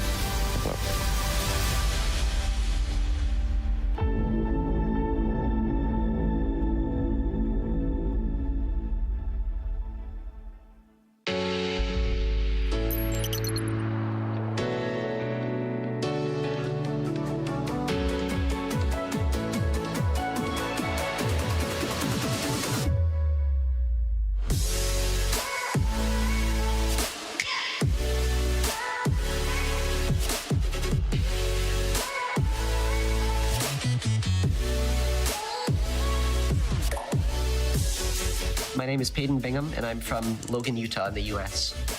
It is crazy winning Pokemon Worlds, especially here in Japan. The atmosphere, it's unlike any other tournament I've ever been to. I'm just so overwhelmed and so just happy to be here right now. My family pushed me to keep on going, to keep competing, and I eventually was able to push and get the World Championship. I'm definitely going to be at Worlds next year. My name is Vance Kelly. I'm from Kansas City, Missouri. It still hasn't really set in that it's real. It's really exciting, and it was super cool seeing my friends in the audience, and it's been a great time. I played against people from maybe 3 or 4 different continents this weekend. It's a lot of fun to play against people from different countries, and it's really cool to kind of have something in common with people from all over the world that you can talk about and bond over. Winning Worlds still feels just absolutely unreal. It's something that I aspire to, but it's like really a dream. 私の名前は木村翔平です。東京出身です。なんだろうな。まだ実感が湧いていないです。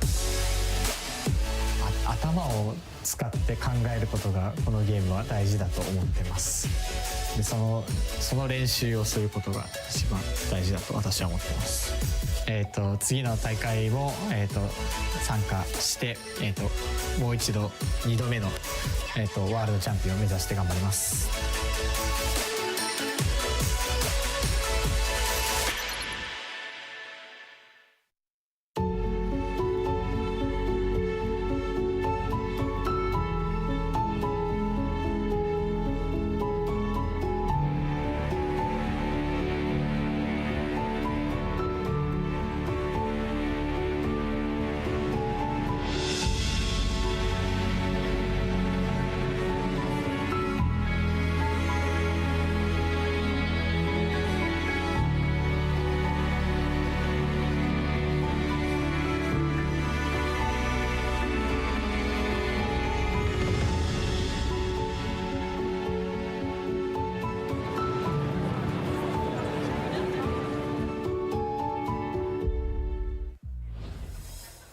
Santa Klawf is coming to town, ladies and gentlemen. My name is Ross Gilbert. I am back with the lovely Ben Rabaiotti. We are in round 4 of the Stuttgart Regional Championships for the Pokemon trading card game, and we have got a Klawf deck, and I am delighted, Ben. You couldn't get that out of your system fast enough. I really couldn't. I don't think the Santa Klawf certainly is coming to town. We had a fantastic game, of course, on stream for round 3. Pedro and Ward coming with it, coming with some of the spice as well with the Lost Box, but we've had a chance to go around some of the tables, some really good decks on show, some Goldengo, some Lugia also making the scene as well. But yeah, excited to see the next game. Yeah, well, I made a list, I checked it twice, I looked at all of the good players and the decks they were playing, and, you know, seeing Darren Jack's a player who we've seen a lot, right? Yeah. It's a player with a really good pedigree who's had some really good finishes. Seeing a player like that playing a deck like this, I go, hang on a second. Yeah. I need to be checking this, and I've been checking after every round, and just keeps winning. I bumped into him going to get some food a minute ago, and I said, Tammy, you're Frio. Yeah, tell me, please. Checking your list, checking it twice. But yeah, no, Darren, so fantastic to see him doing well. He's a really well-known UK player, and, you know, he's really committed to the game. You know, he makes all of these large tournaments. There's absolutely no doubt, you know, he's committed to the testing. Fantastic to see him in this 3-0 record. But yeah, definitely with a deck that I was surprised to see him playing in Klawf. Yeah, it was one that I really did have on my radar, but I didn't know if we'd get to see one in round 4. So Darren there, you can see some of the achievements: top 128 at EUIC, top 64 at Bremen Regional, top 4 at Dubai Special Event, and top 16 at the Tour Special Event. So certainly no stranger to making those top cuts. Does often travel around with his daughter to tournaments. Got a real poker dad vibe going on here, which is absolutely wonderful. She's had some great finishes as well. Yeah, shout out to the poker dads for sure, but here we see Tobias as well. With the Lost Zone deck, it's going to be the Tord effect. It's going to be the Tord Lost Box with, you know, all of those little surprises with the Iron Hands, with the Roaring Moon, and with that 1/1 Palkia as well. So yeah, really eager to get into this one. I think it's a matchup that we don't see very often. You know, Klawf, which should have a relatively good time into Lost Box. It's got that awkward HP, but of course, with the spicy season curry coming into play, it will reduce that HP. I'm not loving 2 double. There's only 4 energy in the deck. Yeah. It is 4 double turbo. Now you can Yeah, sorry. You can attack for free with Hisuian Electrode. Yeah. You still need those energy. 2 of them prized is bad. And we do need to make a quick correction. There is no counter catcher in Darren's deck. So it is Alyssa actually not playing that. But we are off here. And it looks like Tobias is going first with a Comfey in the active. That's what you want turn 1, Ben. Yeah, certainly. And also 2 Battle VIP pass. He's popping off. He's popping off for sure. He's got the flower selecting Comfey, of course, in the starting position, like you said. They're leading the attack. But here we see the 2 Battle VIP pass and just the prize check here from Tobias. Looking at that Iron Hands, of course, that may come in relevant here against that Klawf as well. But here we see just the Pokemon coming to the front, just checking the prizes. You know, it's something that all of our good players do. It's always healthy to do that, especially with so much in your deck, so many energy, so many Pokemon that you've got to keep an eye on, keep a check of. Here we see. Maybe. One of the good things for Tobias here is that does actually give the deck away. Hisuian Electrode is not exactly a card we see in a lot of decks. It does 100 damage for 0 energy for each special condition you have on you. So it really only works in a Klawf deck or a real deck that works purely around that card. So it does kind of give the game away a little bit early. And Tobias basically just gets to go, hey, what's my perfect bench? What is everything that I want turn 1? 2 more Comfey, a Cramorant for early attacking, and that Greninja to get some extra cards nice and early. Yeah, I think what's interesting about this one as well is, like we said, this isn't a matchup we see very often, so Tobias may be playing off the cuff here. He may be, you know, thinking, oh, what's my best outs here? What's my best starting position? Like you said, here we see the first flower selecting with that lightning energy. Now he's only playing 2 basic lightning. Only playing the 2, so lost zoning 1 early. That really hurts Iron Hands. Yeah, for sure. And Iron Hands does the exact amount of damage to KO a Klawf for free prize for 2 prizes. Yeah, for sure. And interesting to see how he's going to be going around that as well. Maybe he's not expecting Klawf. Maybe he thinks it's a more traditional Hisuian Electrode deck. Yeah, maybe so, maybe so. It does have to hide behind those Mirage Gates now as well. And here we see maybe the Psychic Energy hitting the discard pile, hitting another Battle VIP pass. Can we see a 3rd one coming down this turn 1? This is massive. That is literally perfect bench. Like, he's actually been able to, if he wants, to pick his literal perfect bench of 5 Pokemon, which is fantastic. Was he another flower selecting here, getting to 3 cards in the Lost Zone turn 1? Can't attack turn 1 going first, of course, but that makes that Cramorant on board from turn 2 very easily. We could even see turn 2 Mirage Gate at this stage. Yeah, this is so ideal for Tobias. Of course, you really want to rip through this deck as fast as possible with those flower selectings, get those cards into the Lost Zone, you know, start utilizing those Mirage Gates, like you said, really early on. And here we see eyeing up that Iron Hands as well with this 3rd Battle VIP pass, but Obston not selecting anything. Maybe keeping that option on the bench just for the later game. Here we see does have a couple of cards prized, of course. Got a Sableye, a Roaring Moon prize. Might well be that the card he wants is in the prizes and he's hoping to draw it out in a minute and, you know, use that bench space there. But we are over to Darren, gets a Bidoof down nice and early, evolve that into the Bibarel later on, get some draw action going on, and we see Nestball coming down. Could this be... Could it be Klawf? It looks like Klawf. I'd imagine so, yeah. At the front. And this is going to be where Tobias looks at it. And honestly, if I'm Tobias, as soon as I see that Klawf hit the field, I'm wishing I hadn't lost zone to lightning energy, because I'm thinking that Iron Hands EX, that could really help you turn the prize trade in your favor, because Darren is going to be attacking with single prizes a lot this game. So if you can take out a Klawf for 2 prizes, then take out the Hisuian Electrode with which he started, that starts to give a pretty easy prize map. Squawkabilly down as well now. Yeah. There are some tasty options for Iron Hands for sure on Darren's side. You've got the Bidoof there coming down, obviously going to be the barrel later on, but the Squawkabilly as well, the Brute Bonnets, these are all very easy prizes to take with that Ampy very much. So, you know, Darren's going to have to play around that. You know, Klawf is a very, very good attacker into Iron Hands with that weakness as well, of the fighting on Iron Hands. And here we see Darren attaching the ancient... The Future Boost energy capsule. That is very important. That means he can poison both active Pokemon using Brute Bonnet's ability. Klawf, we haven't actually said what Klawf does yet. For 2 colorless energy, you double turbo, it does basically 190 if you're affected by a special condition. So use Brute Bonnet to poison both active Pokemon, then the Klawf gets to attack for a single energy, and you get the poison damage as well. Really, it's 170 because of double turbo, and then 180 because of poison. And this is what I love. Use the poison on Brute Bonnet now, and then the Hisuian Electrode comes out of the active, or just attacks for 100 for no energy. Yeah, well, it's such an efficient attacker. No energy requirement here for for the Hisuian. That's what he does. That's going to be an easy prize, yeah. But of course, does have the spicy season curry as an option as well, to have that special effect on the Pokemon as well. So it's definitely going to be looking to utilize these. But here we see the Colress coming down. We see another Colress, Psychic Energy. I believe that's Manaphy and Super Rod as well. Yep. Yeah, and the Pokegear as well. Obstacle, the Manaphy. I don't think there's going to be much bench hitting from the Klawf deck, of course. No, I think you're good with that one. That's an easy option there from Tobias. I'm really intrigued as to how Tobias is playing this now, because you would really want to prioritize that Iron Hands, and Escape Rope would be really crucial here. And with that early prize being taken, the counter catcher, as we see there, now active for Tobias, so it could be a very early couple of prizes for Tobias on the Squawkabilly, maybe. It could. And especially if you can get that Iron Hands out, even better. Yeah, we said that Darren doesn't play the counter catcher, but Tobias does play one copy of it. And yeah, I mean, here you want to be going after your 2 prizes where you can. Iron Hands onto a Klawf is still an option. No, it's not an option.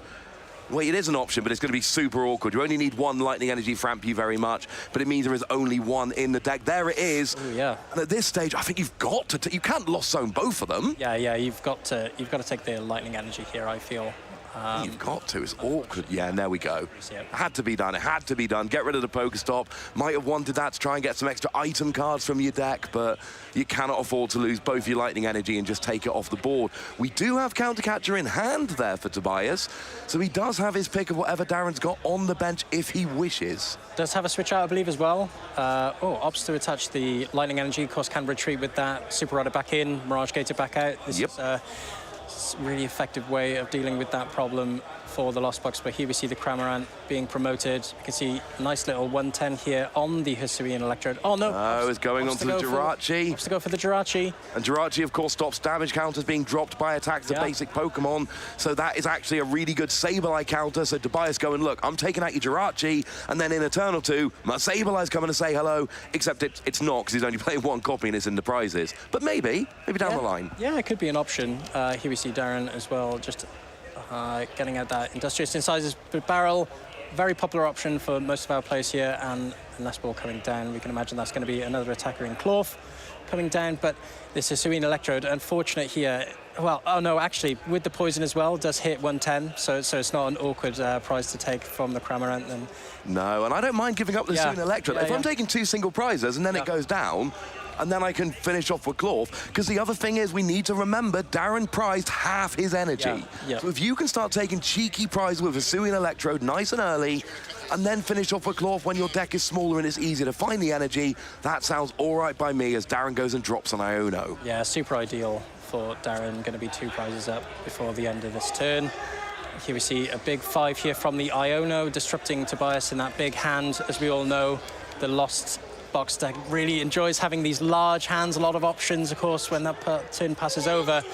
And here we see well, I can imagine it's going to be a Poison Powder with that Brute Bonnet, and then just an easy knockout with the Tantrum Blast from the Hisuian Electrode.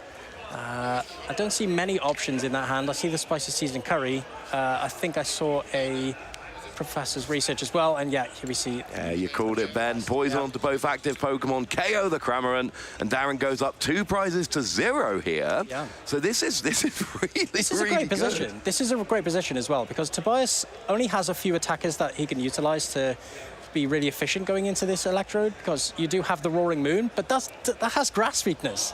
So the Hisuian Electrode could just come right back out. Another Tantrum Blast hitting for 400 if you got the Spicy Seasoned Curry and the Poison Powder. So yeah, it's really it's just a matchup that you don't see very often. So it's really interesting to see how it plays out as it goes along. But yeah, that Toxic Powder ability is actually doing really nicely at the moment, getting that poison on. We do have the Spicy Seasoned Curry that can push Hisuian Electrode up to 200.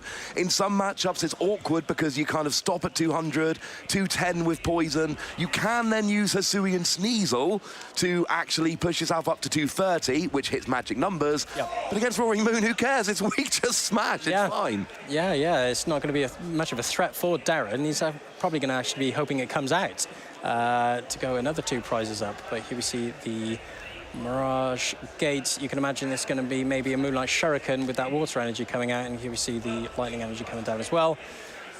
Yeah, there's no KOs on the board with that Moonlight Shuriken. But what you can do is set up for a Sableye play to take multiple prizes later. But Sableye, there is one copy and it's in the prizes. Now, I'm sure there's a Hisuian Heavy Ball that might be able to come out in the future. I don't think he's already played it. No. You'd like to think he'd have taken the Sableye if he did. But that is a little bit awkward, potentially. It seems like that's what the play is here, setting up for Sableye later. But we're not actually there yet. Although, it needs to be pointed out at this stage, Darren did actually get rid of the Hisuian Sneasler early doors. Yeah. That's in the discard. So we'd need to either recover that or use a Spicy Seasoned Curry to keep taking KOs with Hisuian Electrode here. So Tobias actually prized the Sableye as well, so it's actually a later play. But what makes this really awkward is that with these special conditions that are going to be affecting Darren's Pokemon, this damage is going to tick as the game goes along. Yep. So, you know, maybe going for the 2 Klawfs was maybe an option as well, because we know that it's going to be either burnt or poisoned later in the game. So if you could do 90 damage, we know, that damage can tick along. I like and Tobias could be utilizing Darren's strategy of the game as well. And here we see the Spicy Seasoned Curry coming down. Of course, he's going to need that in order to knock out the Radiant Greninja. Yeah. Doing only the 110 with the poison as it ticks along, but it's going to need to do that 200 with the poison and burn as well. And here we see another Iono coming down for Darren, just disrupting Tobias here a lot more. This is not what you want to see as a Lost Box player. No. A continuous hand disruption is always a pain, because of course you only have so many Colress you can play. Tobias checking here, I would imagine, for how many switch outs he has, how many Colresses are left in the deck. And Darren here. You see that Bibarel drawing a bunch of cards. It is worth noting Darren does play 1 copy of Super Rod, so could have potentially got that Hisuian Sneasler back, but obviously there's no bench space for it at the moment, so that kind of forces the use of the Curry there. And it's weird, because we've had Curry like 2 days in a row in the venue, and now we're watching a game where Curry is being super impactful. And I will say the Curry here has been absolutely delicious. If you're not here, you're definitely missing out. Darren, he's 3 prizes up. 3 prizes up, who'd have thought it? It's amazing. Yeah, he's making Klawf look great. He's making the Hisuian Electrode look great. Klawf's done nothing. Klawf's done nothing, Klawf's not pulling his weight right now. He's not the star. He's not Santa Klawf at the moment, that's for sure. Here we see with the damage tick as well with the burn and poison. And just a flip of heads there. The burn comes off that Klawf, of course, during that Pokemon checkup. And here we see Tobias. This is really awkward. I mean, you're in range of a Cramorant now. You are in range, yeah, for sure. So that at least kind of takes you a couple of prizes. But the problem is, Darren's got a really nice board, assuming he can start drawing into those double turbo energy. Darren has got a really nice board to just sit there and start taking prizes with single prizes. Yeah. And that's going to really make the prize trade awkward. Tobias needs a KO here, and then he needs to start going after that Squawkabilly at some point in the not too distant future, just to try and even up the prize trade here. And unfortunately, the prize trade forces Tobias it restricts him in using these 2 prize Pokemon. These powerful 2 prize Pokemon just can't come down on the board with Darren on such a low prize requirement to win the game. So it's with 3 prizes remaining. You can imagine Darren possibly going down to 2 next turn with a boss if Tobias puts up a 2 prize Pokemon. And it puts Tobias in a really awkward position. With also Darren only playing that Hisuian Electrode, there's not many prize options for Tobias to take multiple prizes in 1 turn. So, yeah, I'm unsure where Tobias goes from here. And here we see the Colress coming down, definitely going to be keeping that Iron Hands, you'd imagine. Yeah, I mean, the other option, of course, is this is a Kyogre variant of Lost Box. Yeah. So what you can do is just kind of let Darren go as low as 1 prize, and if you can get a big enough Kyogre off in the late game, then you could potentially be taking, I mean, 3 prizes, Squawkabilly and something else, but that could be a big free prize swing kind of on your last turn if you can get close enough in the prize trade. Right now, though, we need to see, I mean, do we have a Cramorant or anything down yet? Has he got the resources to take the KO this turn? I don't believe so. He can try and Pokestop for the Super Rod and Nest Ball combo, but that strategy that you mentioned earlier with the Kyogre, it's interesting enough that Tobias just put that straight into the Lost Zone, because you'd imagine that would be a very good way of taking those multiple prizes in 1 turn. He only plays 1, it's gone, and I'm pretty sure his Cramorant's in the discard pile, is it not? Yeah, it's in the discard pile. So his 1 Cramorant's in the discard, his 1 Sableye's in the prizes, he's only got 1 energy left for his Iron Hand, because the other's in the Lost Zone. He's Lost Zoned his Kyogre. Like, he's running out of attackers at this stage, Ben. Yeah, for sure. And you definitely, like we said earlier, definitely don't want to be putting down those 2 prizes. But here we see the Pokestop not opting to use it to try and find that Super Rod, but has now used that Nest Ball, which could have been an option to find that Cramorant. So here we see a Nest Ball, and the only option being the Palkia V-Star. Definitely don't want to put that down either. That would have been another easy 2 prizes for the Hisuian Electrode, but really needs to deal with this Electrode. This Electrode stayed in the active all this game. Who would have thought it as well? I've watched a lot of Pokemon in my life, Ben, and this might be one of the best performances I've ever seen from a card that most people agree is not very good. Yeah.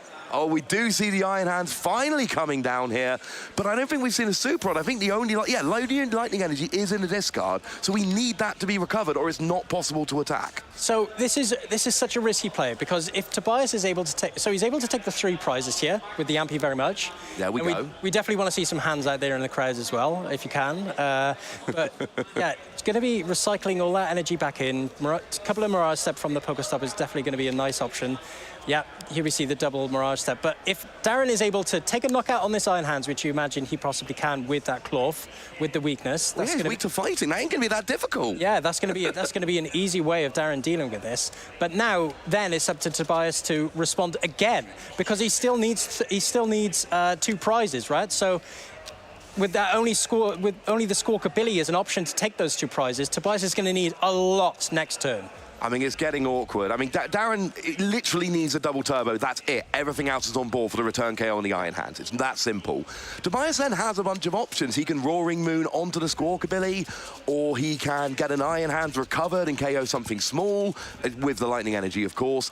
There are ways, or he can go with the Kyogre route to get a double KO, or he could have done before the loss zoning, of course. Yeah. He's got a couple of options here to take those last 2 prizes, but he's having to work a darn sight harder than Darren is. Yeah, Darren is in such a good position because he got so far ahead early on with that Electrode, and it being so hard to deal with for Tobias.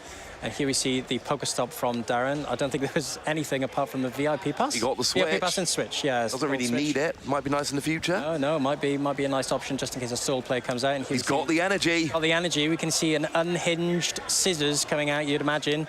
And with that Toxic Powder, Toxic Powder coming down for that Brute Bonnet. He's in a phenomenal position, Darren is here. He's in a great position. He's going to have 1 prize remaining. He's going to grab an energy off the prizes now, you've got to imagine. Yeah, he just grabbed an energy off the prizes. Yeah. So he's got energy, he's got Klawf, he's got Brute Bonnet. He might need some gusting depending on what's in the active. But basically, Tobias has got 1 turn to either take out that Squawkabilly or reset the Iron Hands to take out the Klawf, or the game's over. Yeah, needs another Iron Hands here. If he's able to get the Iron Hands off this Pokestop and Colress combo, then he can take the game, and that would have been a huge swing, because this isn't something that I would have expected with the amount of resources that were available to him. So this would be absolutely massive if Tobias is able to take this. He didn't have a great start. His hand wasn't amazing. Darren was taking cheeky prizes turn after turn. But this is why everyone was a bit worried about Iron Hands when it was first revealed. People thought this was going to be the kind of thing we were going to see, these unfair games where somebody just attacks a couple times with Iron Hands and that's all over. Well, Tobias is trying to prove those people right now, because Darren was in such a commanding position, and Iron Hands here with 4 energy, it's asking a lot, but that would end the game.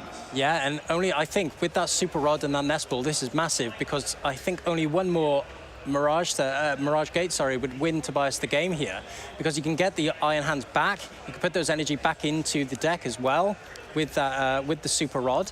So this Pokestop, I think the Pokestop is the way to win it here.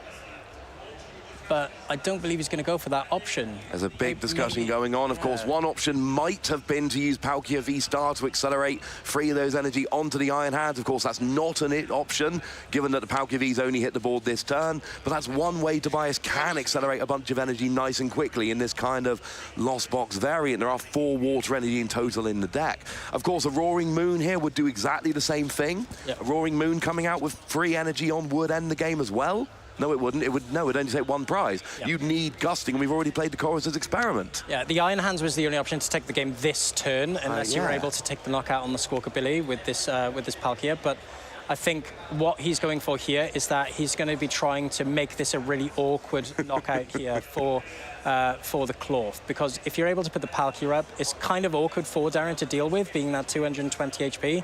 So if you can get a Hisuian Electrode out, if you can poison it and also burn it, then it will be able to take the knockout. But it's asking for a lot here from Darren. But if he's got it in hand, this would be fantastic. You can imagine with the Bidoof as well. I think I see a spicy seasoned curry. I think I see the double colourless as well for the retreat. Yeah, I mean, he's got... I mean, there's a couple ways to do it. He can go energy and rope, he can go energy and boss, or he can go Hisui and electrode and spicy seasoned curry. Yeah. Those are essentially the different ways he can pull this off here. Tobias was only able to take one prize. He's left his biggest, bulkiest Pokemon in the active that is available to him at the moment. Basically, he's given Darren the hardest route to victory, but he's given Darren a turn to try and pull the victory off. And Darren does have multiple routes available. He plays 3 boss, he plays 2 escape rope. The fact that he's put the Squawkabilly active makes me think he's got the rope or looking for the rope. Yeah. Because he doesn't have a second Klawf. There's the energy. Escape rope will... If I know Darren, if he had game, he would slap that down immediately. but the rope doesn't... No, the rope does do it. The rope does it easily. Yeah. I'm thinking of Hisui and electrode with single special conditions. So yeah, the rope will do it here. So he's thinning out his hand. He doesn't have it yet. No. He got boss's orders, though. But then he doesn't have a way to get the... No, the boss's orders would be discard from that Pokestop. Oh, of course, that was a Pokestop. Didn't hit the escape rope that he wanted. And you're right, he probably would have played it if he had it by now.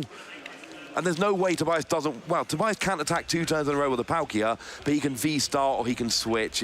You've got to think he's got the attack next turn. I think I saw an escape rope, actually. I don't know, did I? A rope will win the game No, here. it's not escape rope, it's spicy seasoned curry. These colours are too... No, there's escape rope. There's the escape rope. If he's got escape rope, he plays that, and anything that comes active, Darren poison, Klawf hits for 170, plus 10 for poison, and that's the game. Yeah, that would be game, yeah. It's just whether Darren checks that here as well. But that Palkia... He's got rope in hand. Needs to play the rope here for the game. I'm pretty sure if he plays rope, I mean, correct me if I'm missing something here, Ben. No, you are correct. Into the Bidoof? Maybe trying to reduce his hand to try and industrious incisors for something. But here we see the electrode coming back in, maybe trying to opt for that game plan here of using that Tantrum Blast with the spicy seasoned curry. Yeah, he's got that Brute Bonnet, which can poison both the active Pokemon. Yeah, Electro going back in. Going to be trying to thin down the hand, you'd imagine.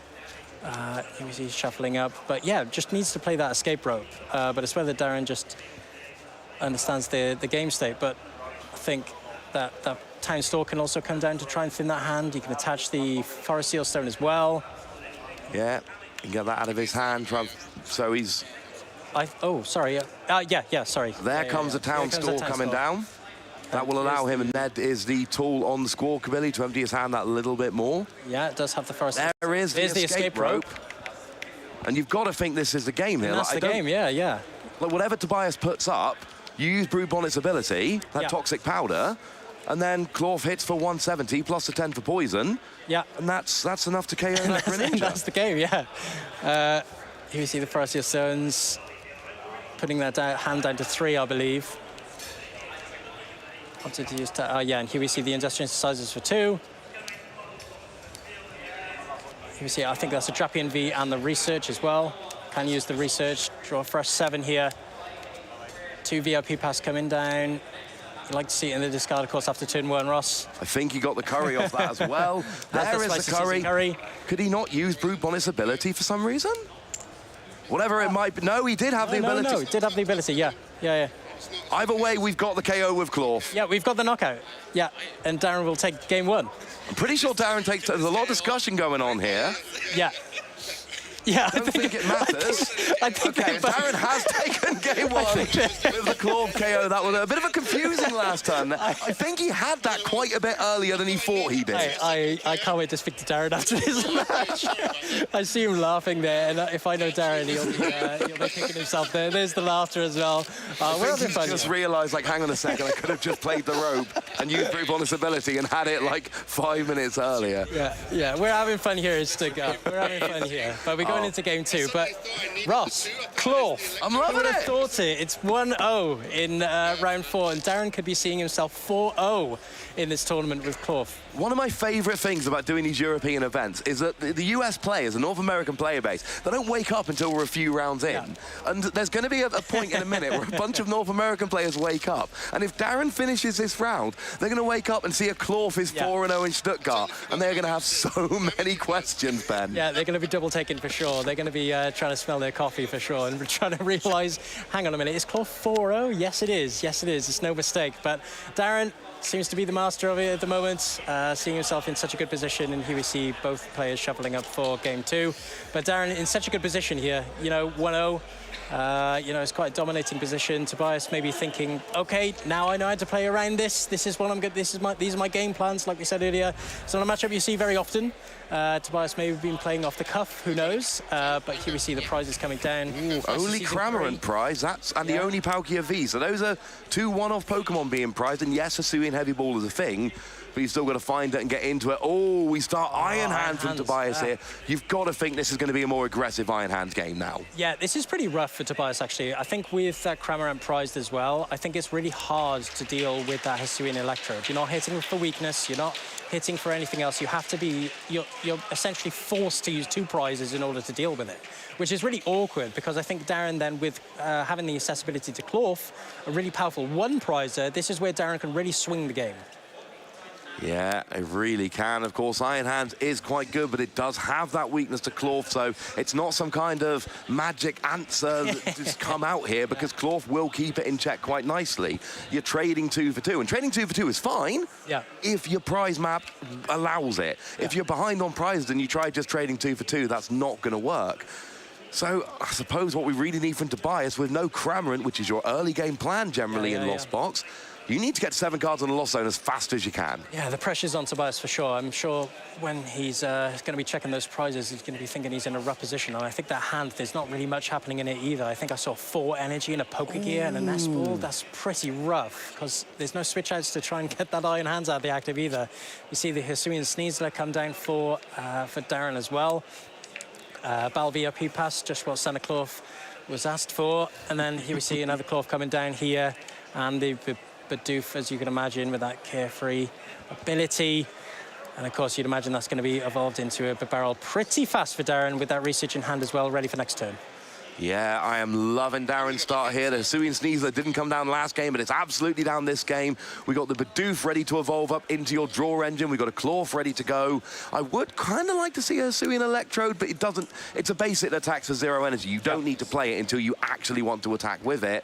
But one of the things I like about the Sneasler here, oh, there it is. There we go. Ask and you shall receive. It hits basic EX and basic Pokemon V numbers nicely, because you do 200, and then you've got the curry, and you've got the burn from the curry, and you've got the poison damage, and then you've got a Hisuian Sneasler. It ends up at 230 is what I'm trying to say. Yeah. And that is a key number. That will get the Iron Hands. So, yeah, fine, Klawf keeps it in check, but so does Hisuian Electrode. And you just said a second ago, Iron Hands does not deal well with that. No, it doesn't deal well with it at all. And the Hisuian Electrode is going to have the option to take that 1-hit knockout on the Iron Hands as well, with the addition of with the Spicy Season Curry, with the Toxic Powder, with the Tantra Blast, with the Pokemon Checkup. You know, this damage ramps up pretty quickly, and those numbers are really easy to hit. And, you know, like we said earlier, really hard to deal with Lost Box. You know, you really don't want to be using these 2 prizes in order to deal with this, when you can just get a 1 prizer coming straight back at you. You know, this is where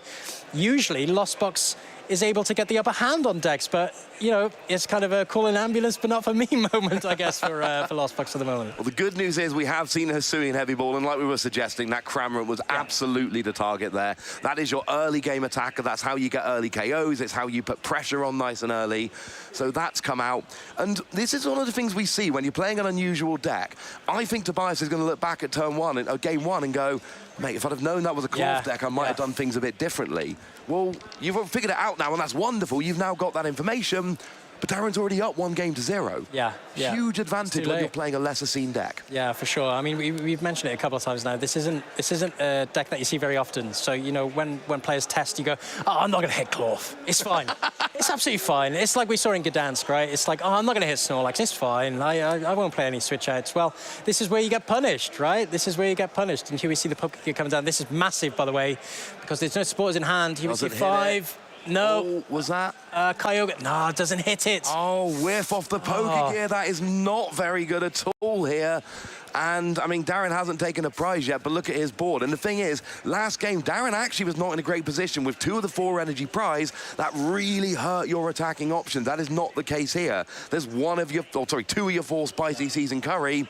That's not such a big deal. Not when you've got Klawf, and not when, you know, the only thing you need the season curry for is a 2 prize Pokemon that isn't Iron Hands, and that's not coming out yet. Oh, yeah. We do at least see a poke hit. No, we don't even see a poke. No, we don't see a poke. There's no cards in the Lost Zone. No cards in the Lost Zone. This is really where you don't want to be as a Lost Box that's deck. bad, Ben. No, it's absolutely terrible, Ross. Absolutely terrible.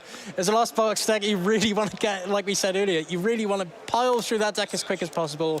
You want to rip it and roar it with those flower selectings, with those colorists, but Tobias, really rough here, and of course, promoting that Cramorant, you really don't want to get rid of that Iron Hands too early. No, when I said 7 cards in the Lost Zone early, I didn't mean 0 in their turn 1. That's literally the opposite of what I was asking for. This is the one thing he did not want to happen. We see the Industrious Incisors come down here for the barrel as well. This is just, you know, such an advantageous position here for Darren. Is able to, you know, refresh that hand consistently. He does have the research in hand as well. Hasn't even used his V-Star power as well with that Forest Seal Stone. So Darren in really dominating position here, and you can imagine taking a couple early prizes. Has the boss as well. You know, with that spicy season curry, does have the option to take that Iron Hands out pretty early on as well. I mean, if I've got it and I can take the energy away before my opponent, I mean, that's the one thing I'm looking at here. Getting that energy attachment off is huge.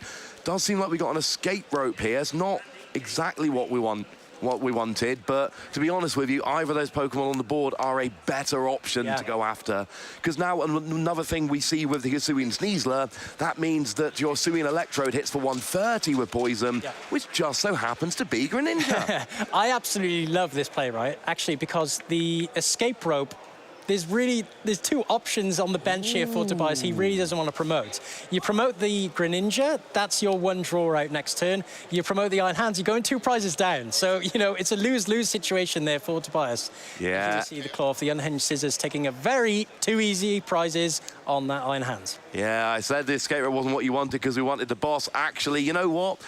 Instead of me making a decision as to what Pokemon's going to be, not you make the decision. Yeah. Adding insult to injury, and Darren is again up 2 prizes. Yeah, and here we see the Confave, maybe a turn too early, but does have the switch out. Can start to go through it with the flower selecting, but, you know, really rough position to be in. Really wants to try and come back into this game. The switch card and a Mirage Gate, you really want both of those cards. You do not want to Lost Zone a Mirage Gate that early in the game. So that's one option down, and, well, you know, Darren's going to be looking at that and going, you know what? I know you want that card later. You know, for your big Koga. We saw the double Mirage Gate on Iron Hands last game. This makes that a lot more difficult. Yeah, we've heard some horror stories before, especially when your friends are saying, oh, I can't fade, but it was my 2 Iono, or it was a colorist. You hear those horror stories all the time, and that's definitely one for Tobias. 2 resources he really does want to keep for his strategy, but you see the promotion. There's a good concession. Darren takes it 2-0. Santa Claus is coming to town. He knows if you've been naughty or nice, but he's been very nice for Darren here. This is wonderful. And Tobias had nothing. He was 3 prizes down, 1 card in the Lost Zone, bad hand, and he just went, you know what? Klawf is too much. Yeah. And I mean, at least in game 2, it really was the Klawf show. Yeah, Klawf is coming back to town. Look at that. It's a smile of a man who is 4-0 with Klawf. If I know Darren, and I do, he's going to be loving life right now. And he probably can't believe, you know, where he is right now. 4-0 in Stuttgart. You can see the huffing and puffing here. You can't believe his luck, I think, in some circumstances. But yeah, what a position to be in for Darren. Really happy for him. As we said before, you know, really committed to the cause. He's a poker dad as well. So he comes to all the tournaments with his daughter as well. Really great to see a player doing well. He's a lovely chap. The kind of person who will always do a favor if you need him to. He's a very lovely man. Actually, I bumped into him when I was going to get, weirdly enough, a curry before this game happened. And I said to him, like, you're 3-0. I'm like, we're getting you on stream next round, mate, because you're 3-0 with Klawf. And he was like, okay, let's do this. And he seemed quite happy about it. He seemed up and, you know, bad luck for Tobias there. That second game did not go how he wanted it to. That was not how he drew it up. And then game one, I don't think he was ready for Klawf. And I don't say that as a negative. Yeah. I don't think anybody sits down in round 4 at 3-0 ready for Klawf. No, you don't expect it. And, you know, the good thing for Tobias here is, especially as you go into round 4 and round 5, you're still in a position where you can still take it all the way, right? Yeah. Okay, I got a loss, that's fine, but you can still go 6-1. We hear these stories all the time. Oh, I started the tournament 0-2, I've made day 2. You know, the tournament's still not over for him. No, not at all. And the thing is, you've got to think about your confidence in these kind of tournaments. Taking that first loss can be rough. But if you take your first loss and, you know, you get really outplayed in the mirror, for instance, that feels bad. That puts you on tilt. Because you're like, well, if I face another mirror, I don't know what I'm going to do. But taking your first loss to a deck nobody could possibly have predicted was going to be 3-0, you take that loss, you go, you know what? Fair play. I ran into the one good Klawf in the room. I'll take that loss. But I'm still 3-0 against everything else. I'm still having a good tournament.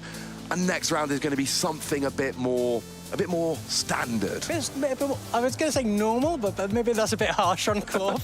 But yeah, he's still in a great position. I think, you know, Tobias is definitely somebody that can take it all the way as well, and is playing a great deck as well, which always helps.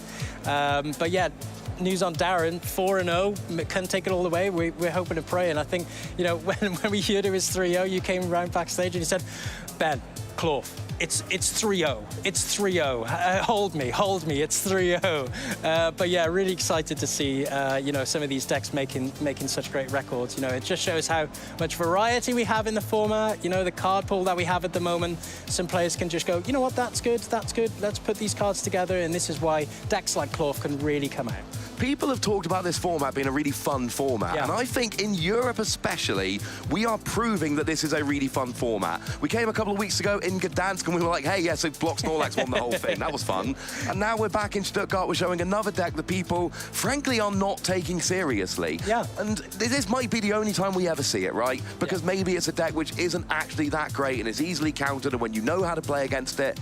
But right now, Darren is in a situation where he's 4-0 with a deck that no one is expecting, and that means a couple of things. No one is teching against it, no one has tested against it. People, even if they know what you're playing, they don't know how to play against it. I mean, you know, you're on the CP grind, you play a lot of tournaments.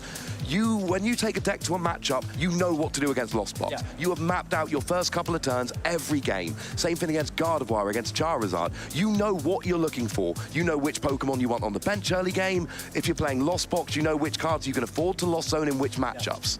You don't in this kind of situation. You are making it up on the fly. And there are going to be people, good players, who face Darren in the next couple of rounds who go, I know he's playing Klawf.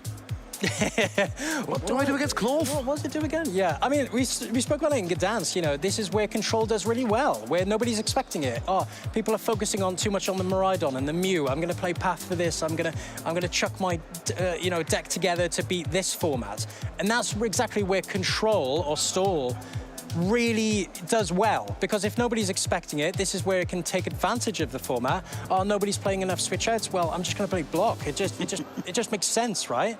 But yeah, as we spoke about earlier, nobody's expecting Klawf. I think if people are preparing for this tournament, they go, okay, I'm going to hit 3 Miraidon. I'm going to hit 2 Mew. I'm going to hit a Charizard. You know, they don't expect these decks, and this is when these decks can really go surprise, you know, and take advantage.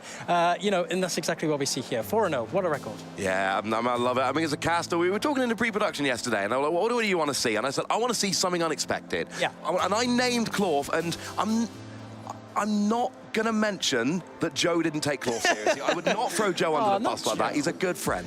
What we can do, however, is we can have a look at the standings going into this round and see some of the players that are doing very well. Yeah, some usual suspects here.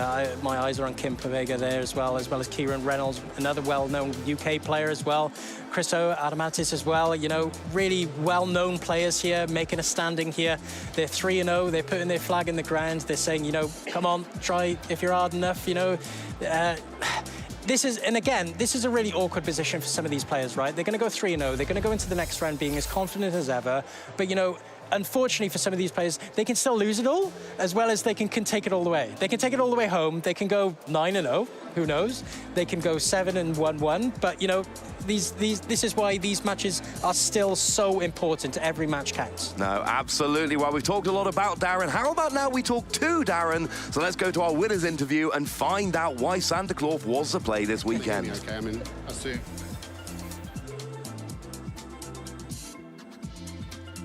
Yep, two Ross's delights. We are here in the Winter Wonderland with Klawf making it at 4-0. Who'd have thought it, Darren? Not me. Yeah. Not going to lie, I was playing Urshi till about 8 p.m. last night, then Mr. Jesper Eriksson told me to change, so I did. Yeah, you're both playing Klawf. We're both playing the same 60, decent on both on decent records, I think. It was 2-1 last time I saw. Yeah, okay, not too shabby, not too shabby. So, why the Klawf deck? It's really good into Miraidon, right? It's just, I had one Miraidon today and it's almost free. It's really good into Charizard, and I kind of expected a lot of both. So it's just matchup roulette, this format. So I'm just spinning the wheel and just hoping I hit the good matchups, basically. Hoping I miss Gardy. I got one round 2 and somehow 2-0'd it. So I just don't want to see any more Gardies, basically. Yeah, fair enough. And talking about the matchups, what did you think about the sort of Tord-esque Lost Zone deck? Have you played many games against it with Klawf? None? Literally none. So what was the game plan? Were you coming up with it on the fly? Just race, basically. I figured just race the prizes. If they have to put the 2 prizes down, then you can return KO with the, unfortunately, you had to gave me the hands in game 2, which was a free 2 prizes, and all the others around like the 230 mark, so you can kill them with the Electrode anyway, as long as the Radiant Sneezer's not prized. Or yeah, easy ways to knockouts. There's easy ways to knock the stuff out, and I think it's just a race. In game 1, I took 2 or 3 prizes before he got going, and then in game 2, he just dead drew. So I'll take it, right? So even though you sort of played this deck as a bit of a fun sort of gimmick almost, have you gained more respect for it over the day so far? I think, yeah, I mean, it's like fun to play. It's reasonably brain dead. Someone my age is quite nice not having to think, to be perfectly honest with you. I can just set up and play. But so no, it's like, it's good into the meta, right? As long as you avoid 1 or 2 matchups. And that's kind of the case for most of the decks. It's like, I have to be good into hands. I have to show. I didn't want to play anything that had lots of baby Pokemon, so I'm terrified of Ampy very much, basically, and I just don't want to do it. So yeah, makes a lot of sense. And Darren, I sort of associate you with Lugia. I think you've been playing that archetype for a long old time. What made you put that down and also sort of jump around decks now? What's the difference between sticking with one archetype and then now choosing a different metagame? I played Lugia effectively since it first came out, so over a year now. I stopped playing it. Literally 12 months going into LATAM, I stopped playing it because it was just terrible, basically. I was desperate to get it working because I was so comfortable playing it. It's okay, can we play it this way? Can we play it this way? Can we play it this way? And it was just bad, basically. It has dropped off a bit now. It's just literally fallen off a cliff. So it's still there. And I even, like, yesterday I was talking to my friend Tubbs and like, you know what, I think next format, Lugia could be good again. So if we rotate, you can always find a way back in. If we rotate and all this stuff goes, so it's always there, and it's just a comfort pick more than anything else. I just knew it. So that begs the question: could Klawf replace Lugia as your new staple deck? As a comfort pick, 100%, because it seems to be doing okay. And if I'm not mistaken, we're pretty much in this format till EOIC. Give or take whatever they add into the special set in January. So it seems pretty good into the current meta, so I don't see why not. And single prize attackers are always good, right? It makes people take 6 prizes and makes them put the work in, so. Yeah, fair enough. So do you have any shout-outs you want to give? Anyone else who's helped you, not necessarily test Klawf, but just generally? Jesper for making me play it, basically. Literally made me play it last night about 8 p.m. He was like, because we're showing the room, and he's like, if you don't play it, I'm just going to hound you for the rest of your days. So it's like, okay. And obviously, all the Norwich crew like Tubbs and Pike and Drake and the guys I test with every Friday night around my house, basically. Literally, they just come around my house on a Friday night and we just eat pizza and test. So. What a perfect Friday night for the Pokemon players. Yeah, really close. And obviously my daughter and my wife, good God, if they're watching, I'm in trouble for not shouting. Is she playing today? Megan's not here, but they were watching the stream, so I love you both if you're watching, so. Fantastic, Darren. Well, yeah, we're going to follow your run with Klawf. I'm sure you gained a few followers during that one. Thanks so much. Congratulations. No worries. Cheers, buddy. And, Take care. We'll let you go to the lunch break. No worries. Don't go anywhere. We'll be back with some more action.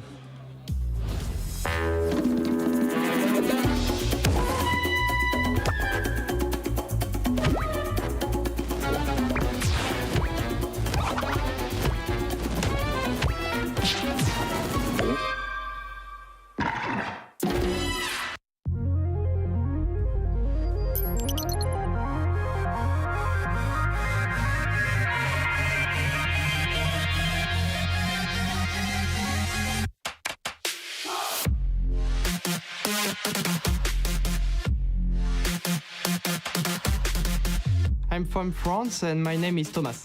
This win means a lot for me, for representing France into international, because until now there is 0 French player qualified for Worlds, so it means a lot for my community. unfair one. The world champion, it's big, it's amazing.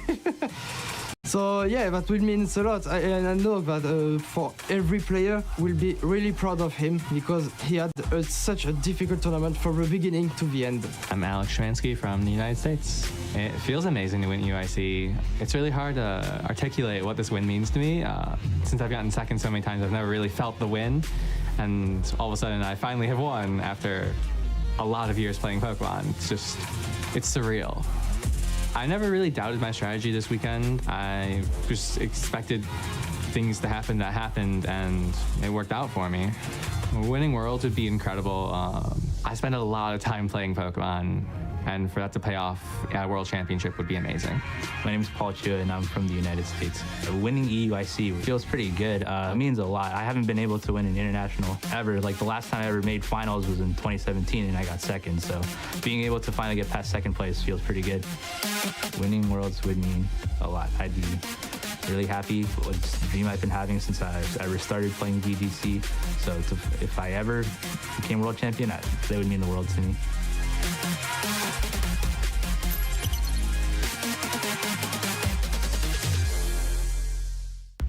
Hello everyone and welcome to Guess the Pokemon, where we're going to be playing a game where these guys here from all the different games are going to be after guessing which Pokemon I'm describing with their Pokedex entry, followed by a few tips if they need it. Oh, I'm excited. I'm very good at these game shows. Oh, wow. I'm confident. You guys are playing for second place at the end of the day.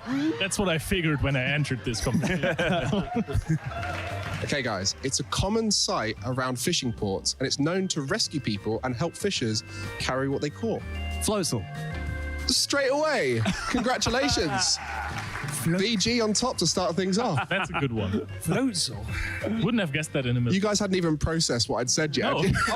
I also completely forgot everything already. I was going to go Pelipper. Could have been a Pelipper. Know your Pokedex, guys. What can I say? Golly, wow. 1-0 down already. Weren't expecting that. To be fair, I was surprised how quickly it came to my mind. Yeah, I was surprised as well. It's like you knew already. That definitely couldn't be. No. Don't be ridiculous. I promise. I did not. Okay, guys. Okay. Here we go. Next Pokemon. Hiding in their shadows at night, it absorbs their heat. The chills it causes makes its victims shake. Trevenant. No. Phantom. Oh, wait, how many guesses do we get? We can have a few guesses. Just fire them at me. Gengar. I wanted. Is it? It's Gengar. Hey, back in the race. Point to TCG. I'm just keeping it entertaining for you guys. You know what I mean? You know what I mean? First to two. Can't just actually get two in a row. Okay, So- Shane. Okay. You've proven yourself, Leo. You're still. Leo's just You're here not for the off the vibes. I had a good guess. I mean, Yeah, you went for a crazy ghost type, right? I thought it might be Trevenant, to be fair. Trevenant made sense. Yeah. It did. Okay. Yeah, we've had a lot of Gengar entries over the years, though, as well. So, Yeah, I mean, true. Fan favorite, you know, Gen 1. A lot of people like Gengar. Yeah. But we have seen a lot of Trevenant in Pokemon Go so far in the last season. Okay. So that's why my mind was at Trev. We did see a competitive Trev card back in the day as well. You know, Forest Curse, item knocks your opponents. That was intimidating Pokemon, that one. Trevenant's never really been in VG, to be honest. Even though Forest Curse, it could have some niches. Right, Pokemon 3. The cheerful spirit of its trainers gives it power towards its psychokinetic energy. It spins and dances when it's happy. Vonzong. Claydol. Spoink. Oh no, some good guesses though. Or Grumpig. Psychic. No, not quite. Jinx. Psychic. Hatena. Well, Hatterene. I'll give you your first tip. Okay. It's a psychic and fairy type. Yeah. Psychic. So. Hatterene. Not Impidimp. Oh, I don't know these types. I'm not even close. Two new fairy types. Psychic Fairy. There are loads of those. Gardevoir. Curlia. It's It's Palia! There we go! That's very Let's good. go. Very popular Pokemon right now in the TCG, Yeah, so a bit of an advantage there for our TCG you know rep. actually how I got that one, because in the Curlia cards, the refinement card, it looks like she's dancing. And I thought, psychic fairy dancing? Yeah, Why do you get it straight away then? Fair enough. I don't play Gardevoir, that's why. Carry on, or is that? So that's that round there of Guess the Pokemon TCG coming out on top with 2 points there. VG just the one and go. Unfortunately, Oh no. but I'm sure we'll be having more fun with the rest of the regional, so go enjoy yourselves, guys.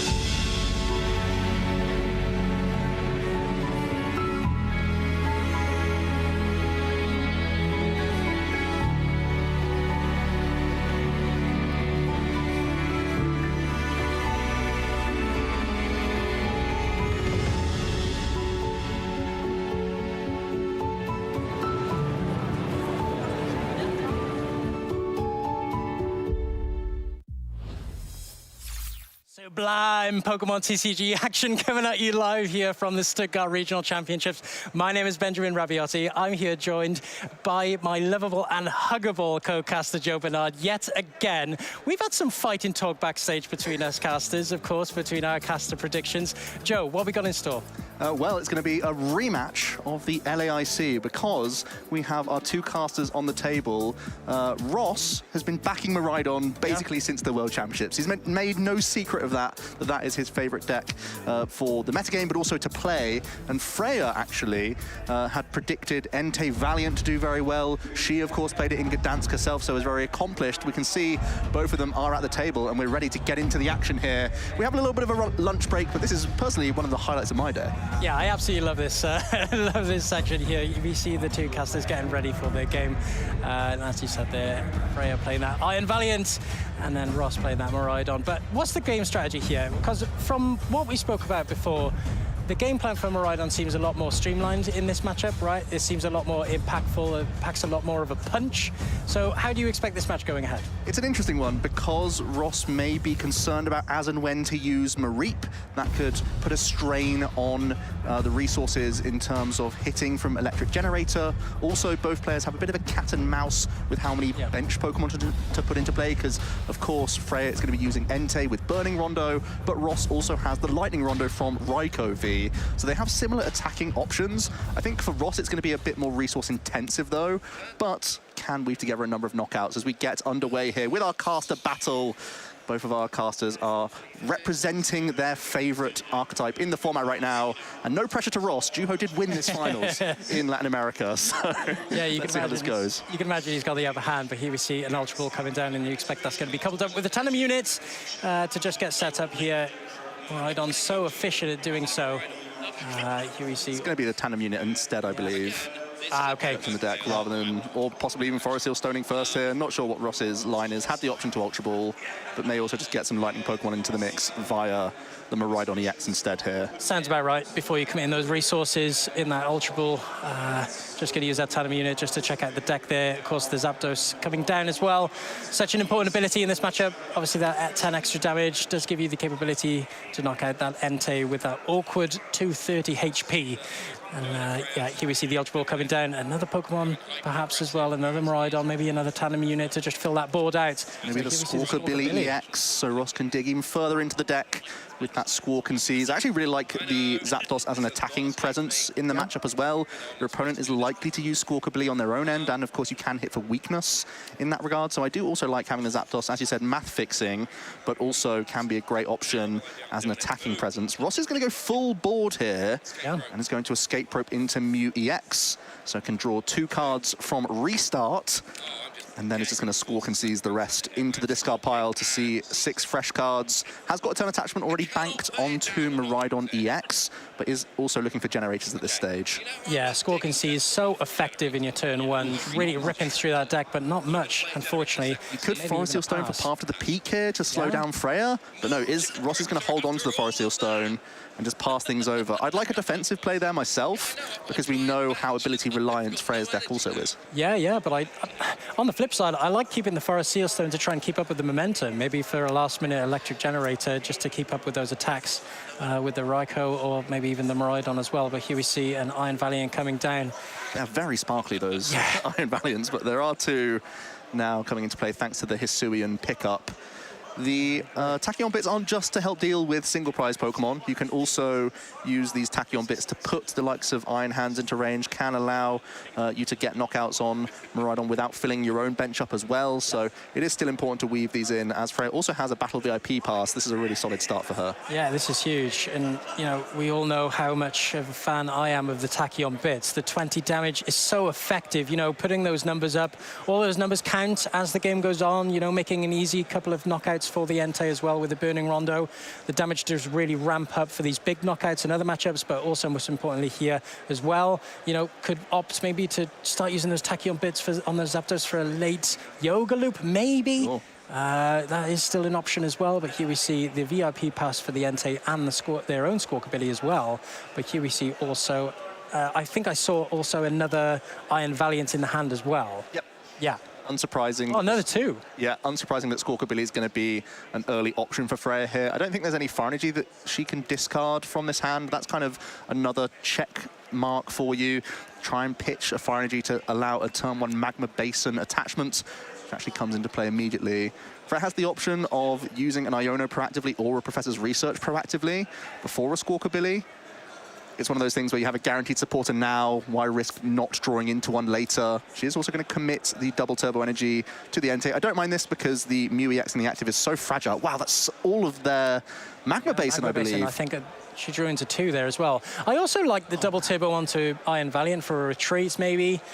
I want to be attacking. But yeah, you could be attacking. That's always better. Trekking shoes can still help us get there. There still is the Squawk and Seas, but it's a lot more awkward now. I'd like to see Battle VIP pass for a second Entei here, perhaps. Yeah, another attacker. Fleet-footed. You still have options here, but not seeing any fire early is a little bit awkward.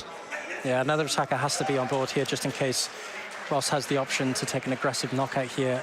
You definitely want to have another backup attacker as an option for the next turn. And here we see a shuffle up. Unfortunate draw there from Freya. Does still have the Squawk and Seas as an option, but with no fire energy, the Magma Basin is always going to be inactive. And could be a big trekking shoe. If there's a fire engine on the top of this deck, it's going to be a perfect opportunity for the trekking shoes here. Let's see it. Oh, and it's a fire energy! That's huge! That's massive. And you see another Freya now can get the Magma Basin and get the first 2-prize knockout. This can be a racy matchup. Yeah. That's exactly what Freya wanted to see. The perfect trekking shoes, and Ross not too pleased about it. Having a discussion at the table here. Even has the switch as well in hand. She has the early knockout for the... Baiting Squawk and Seas as well, whether or not that's worthwhile. It's a lot of your basins hitting the discard pile, which is awkward, but if you don't Squawk, you will be supporterless. I like switching and seeing what's from the fleet-footed first here before you decide. Yeah, I like that. I think committing to the Squawkabilly here, putting those 2 Magma Basin, you might lose momentum, of course, in the late game, right? Yeah. Without the option of an additional attachment, you know, it can really... I do like the sequencing from Freya here. It's unfortunate there's just another switching card. The main thing that's awkward about getting rid of 2 Magma Basin is that Miraidon is still a path-based deck, and oftentimes you want to weave in the late Radiant Charizard. So if you get rid of all your stadiums, you shut off effectively your best attacking option. So I like the choice to hold the hand and full-go Squawkabilly as we pass things back over to Ross here. Freya, 2 prizes up. Yeah, another attachment here from Ross. Does need to hit an electric generator this turn in order to attack. Of course, see just debating the Lost Vacuum. Can get rid of that Magma Basin, of course, or maybe even a Forest Seal Stone. Yeah, of course. Yep, I like removing these. Yeah. It's more difficult for Freya, I think, to chain attacks than it is for Ross, provided they find generators. Yeah, getting rid of that option for Freya, and then we see another Nest Ball as well come down. Maybe even a Mareep. I quite like a Mareep just because the Dynamotor on the Flaffy can keep you in the game as it goes along, but opting for a Raikou as well. Raikou, another efficient attacker in the deck with only a 2 energy requirement. Yeah, Freya still has so many switching cards that the 60 hit point Mareep is a risk. Maybe if Ross had access to Iono, I wouldn't mind seeing a Mareep come down. If you're not hand disrupting Freya, she is sat on a really large hand size, so it can just be a risk with 3 Valiant EX already on the board. Yeah, that is It's going to be a big Professor's Research here from Ross. I think with the Mareep as well, I fell into the trap even. I think I'd be putting down a Mareep and then not realizing, of course, this Tachyon bits, it just does so much. Does so much for that strategy. This is a big card for Ross. Easy Bravery Charm can really allow the Miraidon to be too difficult to knock out as we see the first electric generator for Ross here. I think it needs to hit. It does find 1, and now we can Forest Seal Stone for a switching card. I think that's also missing for Ross here. But it will mean that you can respond on Freya's Entei here for a 2-prize KO. The big Photon Blaster. Yeah, I really like the Bravery Charm. It definitely adds a lot more difficulty into Freya's game here. She is going to be requiring a way to get rid of that Bravery Charm if she wants to respond with another knockout. And of course, as you said there, Forest Seal Stone for another switch. Ross is going to be taking 2 prizes here to equal up the prize race. And here we see the switch into the Miraidon. Exactly what Ross needed to keep up in the race. And it's going to be the Entei KO with Miraidon. Lovely stuff. Leveling up those prizes. Possibly was there not a fleet-footed? Yeah, the fleet-footed was still open. I think it was just the Forest Seal Stone used, but it's going to be a 2-prize knockout regardless here for Ross. Yeah, We know Freya's holding on to Magma Basins galore, plenty of switching cards as well. Maybe even using a variety of Tachyon bits to chip through the Bravery Charm hit point buff as well. Could be something on her mind. Oh, top decks the future energy booster as well. I was just about to mention, definitely a card that she's going to be wanting to seeing as well. Yeah, going to be attaching it to that Iron Valiant for the free retreat, and a Nest Ball coming down here. Maybe even another Entei as well. I don't mind weaving in Charizard at this stage as well. Just get it proactively on the board. Yeah, I like the Radiant Charizard. It is a tough debate, but I think Charizard's just such a crucial card in the deck. Making sure you find it now makes the most sense, in my opinion. Freya's still lacking a supporter, I believe, unless she top-decked one for the turn, so I'm not even sure if she can launch an attack. It may come down to some fleet-footed cards. Yeah, you can imagine the Magma Basin coming straight back down. Energy attachment onto that Entei. Okay, so it does have energy. Yeah, it does have a few switch cards, but no supporter right now. Yeah. So she does have another energy in hand, so is going to be able to respond with the Burning Rondo, but needs to get rid of with that double turbo, Bravery. you could have attacked with Charizard for 230. Would have been an option. Yeah. Oh, the escape rope getting the KO. Escape rope's not great though, because then Ross can just feed Zapdos. Yeah. It's an extra attack you'd have to use. So I think I like switch Tachyon bits, then future booster capsule, and try and hit this Miraidon as hard as you can, and then just get in range for future Tachyon bits to finish off the Bravery Charmed Miraidon. Yeah, I like this. Touching into the Entei there, the future energy capsule coming down as well. Then the Switching Burning for a Rondo. card. Do we see a supporter? I think it was a switch no, cart. switch cart's not ideal. Switch cart is awkward. It's helpful for later. It's going to help you Tachyon bit finish off this Miraidon, but right now, the Entei is not dealing enough to KO via the Bravery Charm. Yeah, so she's going to be wanting to level up the damage onto this Miraidon, keep it low, Tachyon bits onto it later, and then maybe pack in another punch with that Entei, or maybe even the Radiant Charizard. What's interesting as well is Freya's actually playing around Iono quite nicely here, where she could try and actually formulate a 4-prize turn to close out the game. Yeah, I like that. With 220 damage now on the Miraidon EX in the active for Ross. So it's gonna. It's lightning. Yeah, that's really full of lightning energy. Who'd have thunk it when you play that many in this deck? You end up just having a ton of them. That is really awkward as well, because now they've. So Ross has used the Forest Seal Stone, so the switch option is now going to be required in order to start attacking with that Miraidon again, or maybe even the Raikou. Does Ross just have to retreat into Zapdos here? Yeah. There's no options. This is tough. Yeah, this is a really rough situation for Ross. And go into Raikou to see a fleet-footed card. It really is a Hail Mary play, though, because if you don't see a supporter, you're in tough shape. And with you're feeding a 200 hit point 2-prizer as well. Yeah, and with that... Boss's Orders is not the supporter we're looking for. Maybe Boss's Orders on Radiant Charizard is your best play here for a stalling line. Yeah, still, with the amount of switch-outs that Freya has, she's going to be making an easy way of getting around that. But with that retreat cost of the Miraidon as well, even with a switch-out and with no electric generator in hand, you're still not able to get another attack off. Yeah, it had to be a supporter really off the top deck from fleet-footed. As Ross now is going to Ultra Ball just to thin the deck more than anything else, I think, here. Still does have some comeback potential, but is in a really tough spot now. Yeah. You can see how just starving the Miraidon player from using the Flaffy makes the resource management so much more tricky for Ross here. The Iron Valiant is getting hidden value even without taking prize cards. It's changed Ross's lines of play this game. Yeah, and here we see the Ultra Ball getting rid of that Mareep, of course. Not going to be used in this game, as you can imagine. The Ultra Ball coming down, maybe opting for... Yeah, I like this Aurora. That Ross doesn't want to draw into. Yeah, I mean, I like this Aurora. It's thinning down the deck, but of course, with that free retreat option, there's maybe a later option. I don't know how much later this game's got, then. Yeah. Well, the prizes are definitely there on board for both players, but... Oh, Ross not even going to boss his orders here for a stalling play, just going to wait. I guess Freya does still have so many switch-outs that it's fairly futile. So the Miraidon on the bench, 220, it's on 30 HP remaining. That's on 50 hit points remaining. 50. Bravery Charm. Yeah, Bravery Charm, yeah. 50 HP remaining, so a couple of switch-outs. 3 tack. Could be over this turn. Yeah, 3 tack. There is eventually going to be a boss's orders, though. Yeah. This at least denies an easy fleet-footed play from Freya to begin her turn. Yeah. You could still get the fleet-footed in to sort of end her combo, but it's not something she can prep around. There's another Magma Basin. Her hand's just full of Magma Basin at this point. So with three switching, and then also it doesn't even require the boss now either. Well, it is going to rope, so Ross can go Zapdos now. But with another rope in hand... Oh, is there 2 ropes? I believe there's 2 ropes. So we are forced to cooking. forced to put another 2 prizer down. in the acting. Freya doing an excellent job here, making the most of every damage counter. Ross making sure how much hit points remain.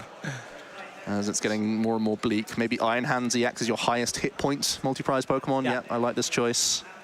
Yeah, I like this option. Especially with the double turbo on an Entei, it is reducing its damage output. Yeah. That 230 HP, quite awkward for Freya to deal with. Another 20 damage. Then we see the... That's going to be the 280 to get a KO via Tachyon Bits here. Let's see if the prizes help Freya out. There's a Professor's Research. There is the research. No boss, though, unfortunately, for Freya. It's a really awkward now. Research into another rope now. Even, I mean, the Zapdos prize is fine. Maybe just hold on, because again, the magma basins are clogging you up. You might be forced to jet energy. Yeah. I still think it's really awkward for Ross on 4 prizes, because not having the option. Even just swinging again, you set up more. Yeah. Ooh, the Forest Seal Stone. That's going to be Boss's orders for the game on Squawkabilly here. Yeah. Just whether she can see the game plan. Yeah, here we see the Star Alchemy. Getting out the boss's orders, you'd imagine. Very cheeky Fleetfoot. Having a look through. I mean, there's definitely boss's orders there. I think I did see boss. Yeah. Here we see the boss. Boss's orders on Squawkabilly EX for the KO with Burning Rondo. An excellent win from Freya there, making use of every damage counter. Ross, not drawing great. Drawing a lot of the energy side of things and not the generator side.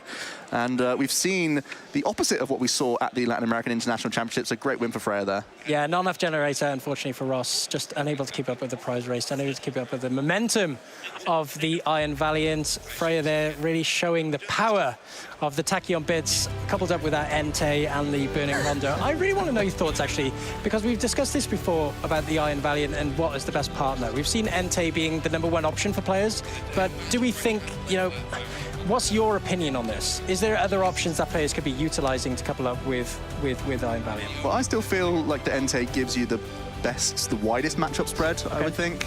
There are other V-Star Pokemon that you can weave in as well. Palkia V-Star is one that we've played around with quite a bit.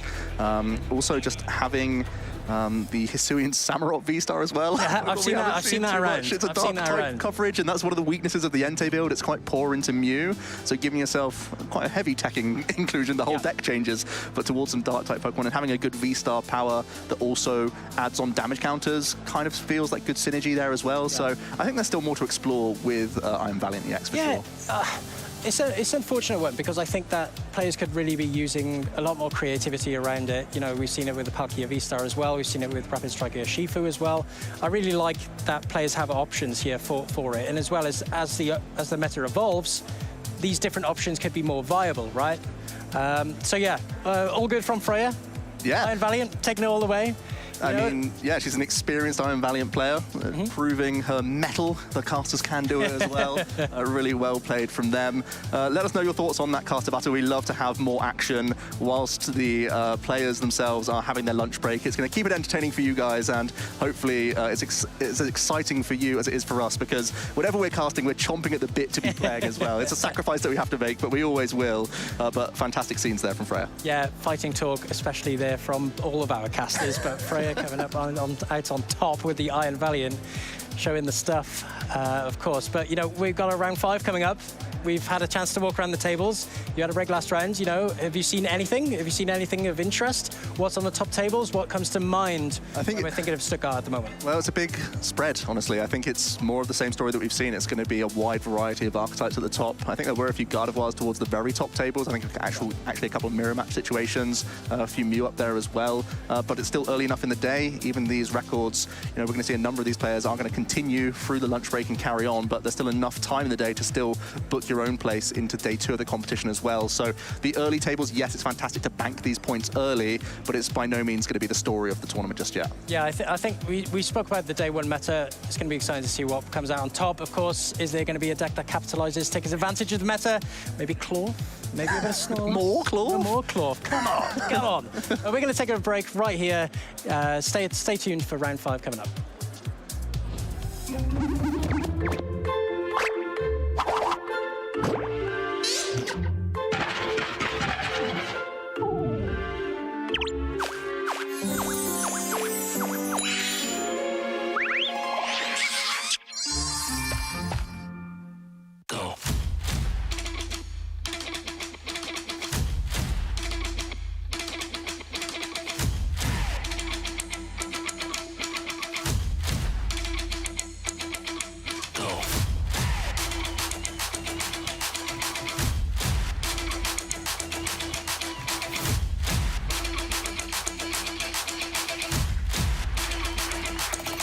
He has done it. He has taken all 4 hemispheres of the globe, and he is the Latin American International Champion. That was the missing piece. It's something I could only dream about. I'm absolutely speechless. That is it. JW Naldo is your first Latin American International Champion here. It looks like that is a knockout. Yakovic is your first ever Oceania International Champion. Wow, what does? He is able to secure victory and become the first player in Pokemon Go history to win a regional and an international championship. This win, I've always wanted to show that I'm one of the best, if not the best, player in North America. Like, honestly, no words to describe it. Like, this experience has just been absolutely amazing. Ainda estou sentindo a sensação de ter vencido. Então, estou muito feliz. Ainda não caiu a ficha. Piper Lapine closing out here, winning her 2nd regional of the 2023 season. Justin Tang winning his 2nd regional championship. My goodness. The back-to-back champion, Luminion V, into boss's orders, brings back up a Crobat V for the knock. Definitely pretty excited. A little bit lucky for sure to win 2 regionals in the same year, definitely. It feels really good. It feels great. It really does. We're kind of reaching like this culmination of old and new. We're seeing a lot of good players like Paul Chua, Nick Navarre hitting their stride again and again. Like they just do it time and time and time again. This is it. The battle is over, and Paul Chua becomes your 2023 European International Champion. Winning EUIC means a lot. I haven't been able to win an international. Being able to finally get past 2nd place feels pretty good. But we're getting a lot of new players as well, like Justin Tang, who just kind of pop up, and they're incredible. Justin Tang, your Knoxville Regional Champion. First regional competition that he has competed at, and he's taken down the entire thing. I was confident in my skills to do well, but I did not expect to go away. This is my first play Pokemon tournament. I didn't think I had a chance at winning. And this is my first competitive regional.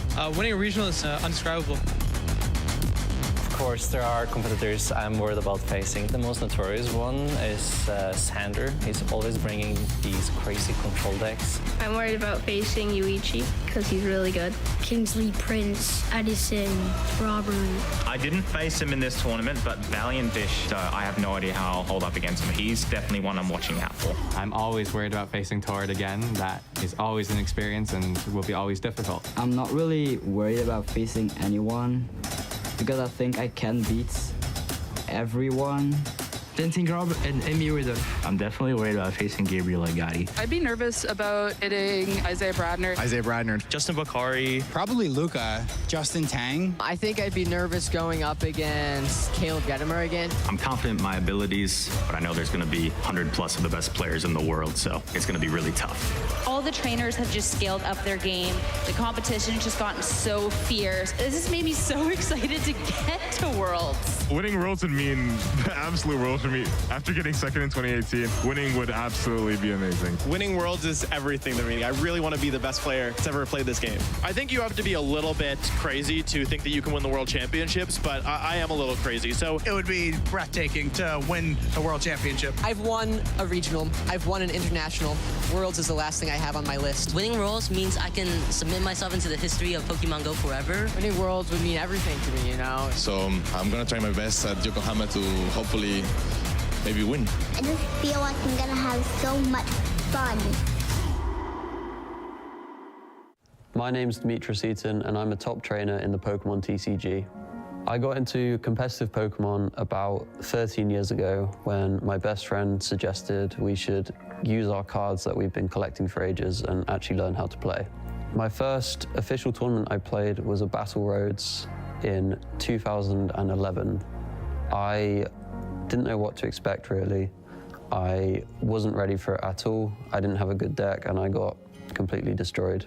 The first tournament I realized I could really do this on a larger scale was Bremen 2022, when I made top 8, and that was my biggest result at the time. My greatest accomplishment is 2nd place at Toronto Regionals in 2023. I qualified for this year's World Championships last week by winning a League Cup, but my goal for the rest of the season is to finish in the top 22 for Europe and get the round 1 bye at Worlds. So my top tip for anyone looking to get good at the Pokemon TCG is to think about the mistakes you made in each game. I think it's a lot more common to lose a game due to your mistakes than it is to just being unlucky. My favorite card in Pokemon is the Oxysy X because I won Nationals with it and it's one of my favorite Pokemon. So I've had a great season so far, but my goal going forward is to win a Regionals and then win the World Championships.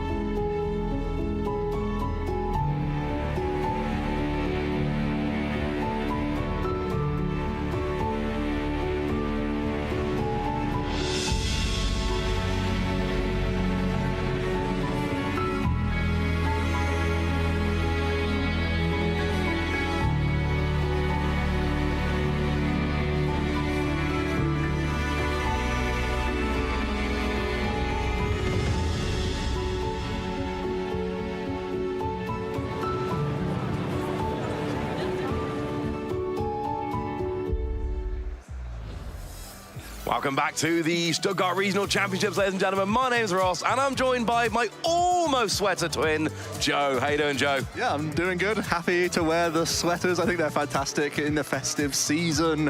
Ross, you're just recovering from a pretty sad loss. Tell us about that game. I don't like playing Iron Valiant when I'm playing Miraidon because I basically can't use my flat feet. Yeah. Because my Reap get KO'd way too easily. So you're super heavily reliant on hitting those generators early game, way more so than a regular match.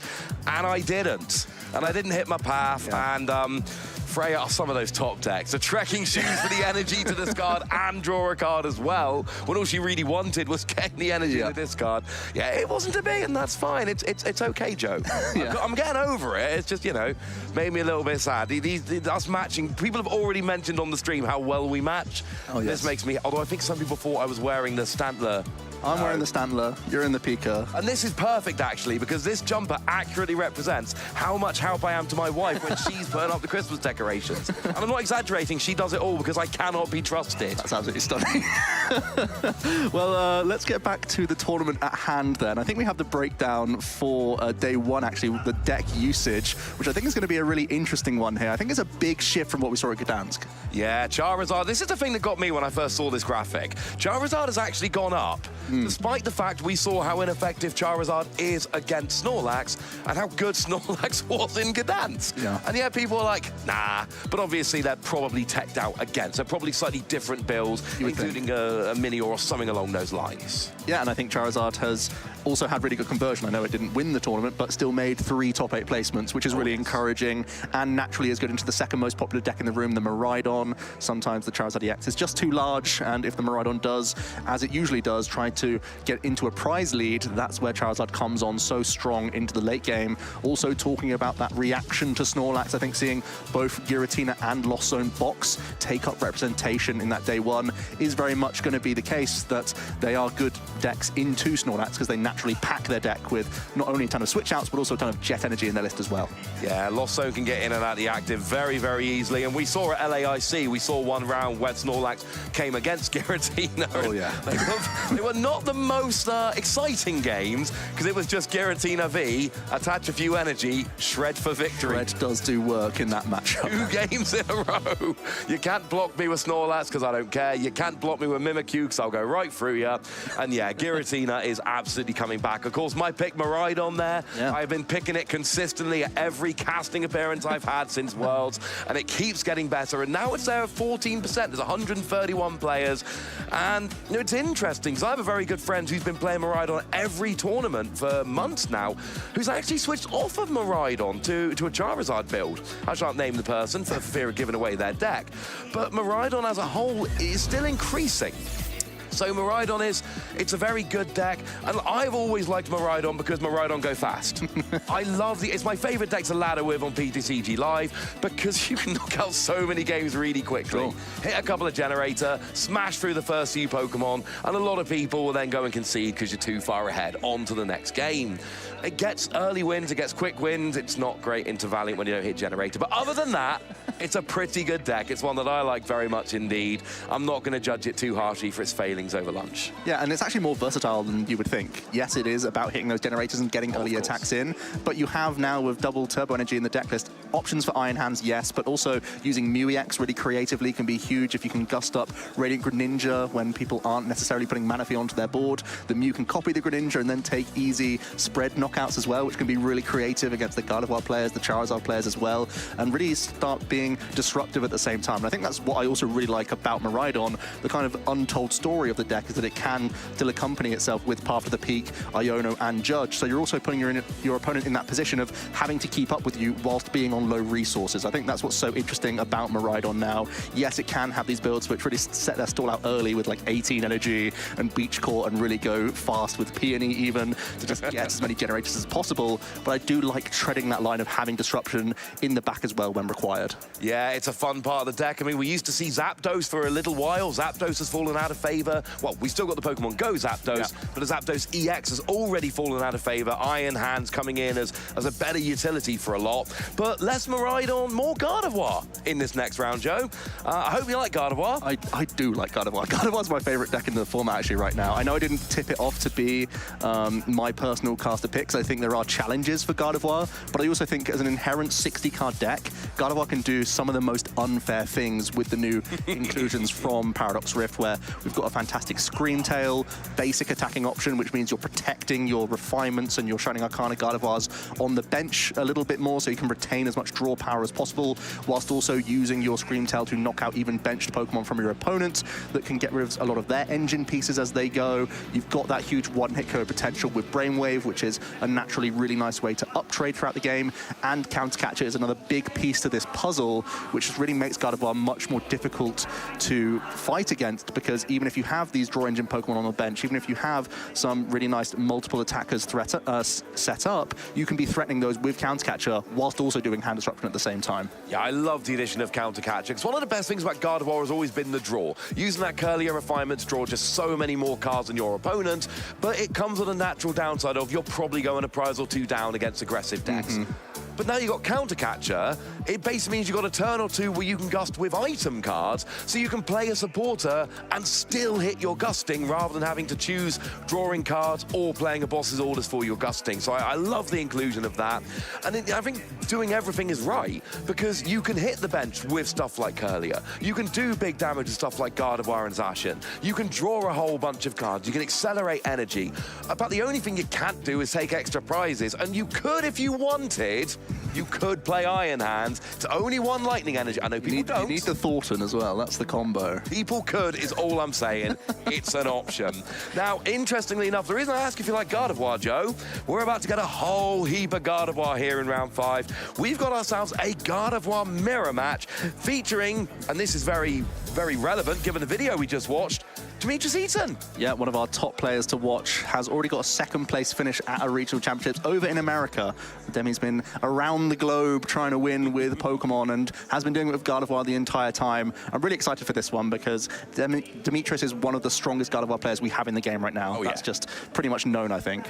I mean, you get 2nd place at a regional with Gardevoir in a room full of Gardevoir. You're absolutely there as one of the strongest. But now sitting at 4-0 with Gardevoir, and that's the thing.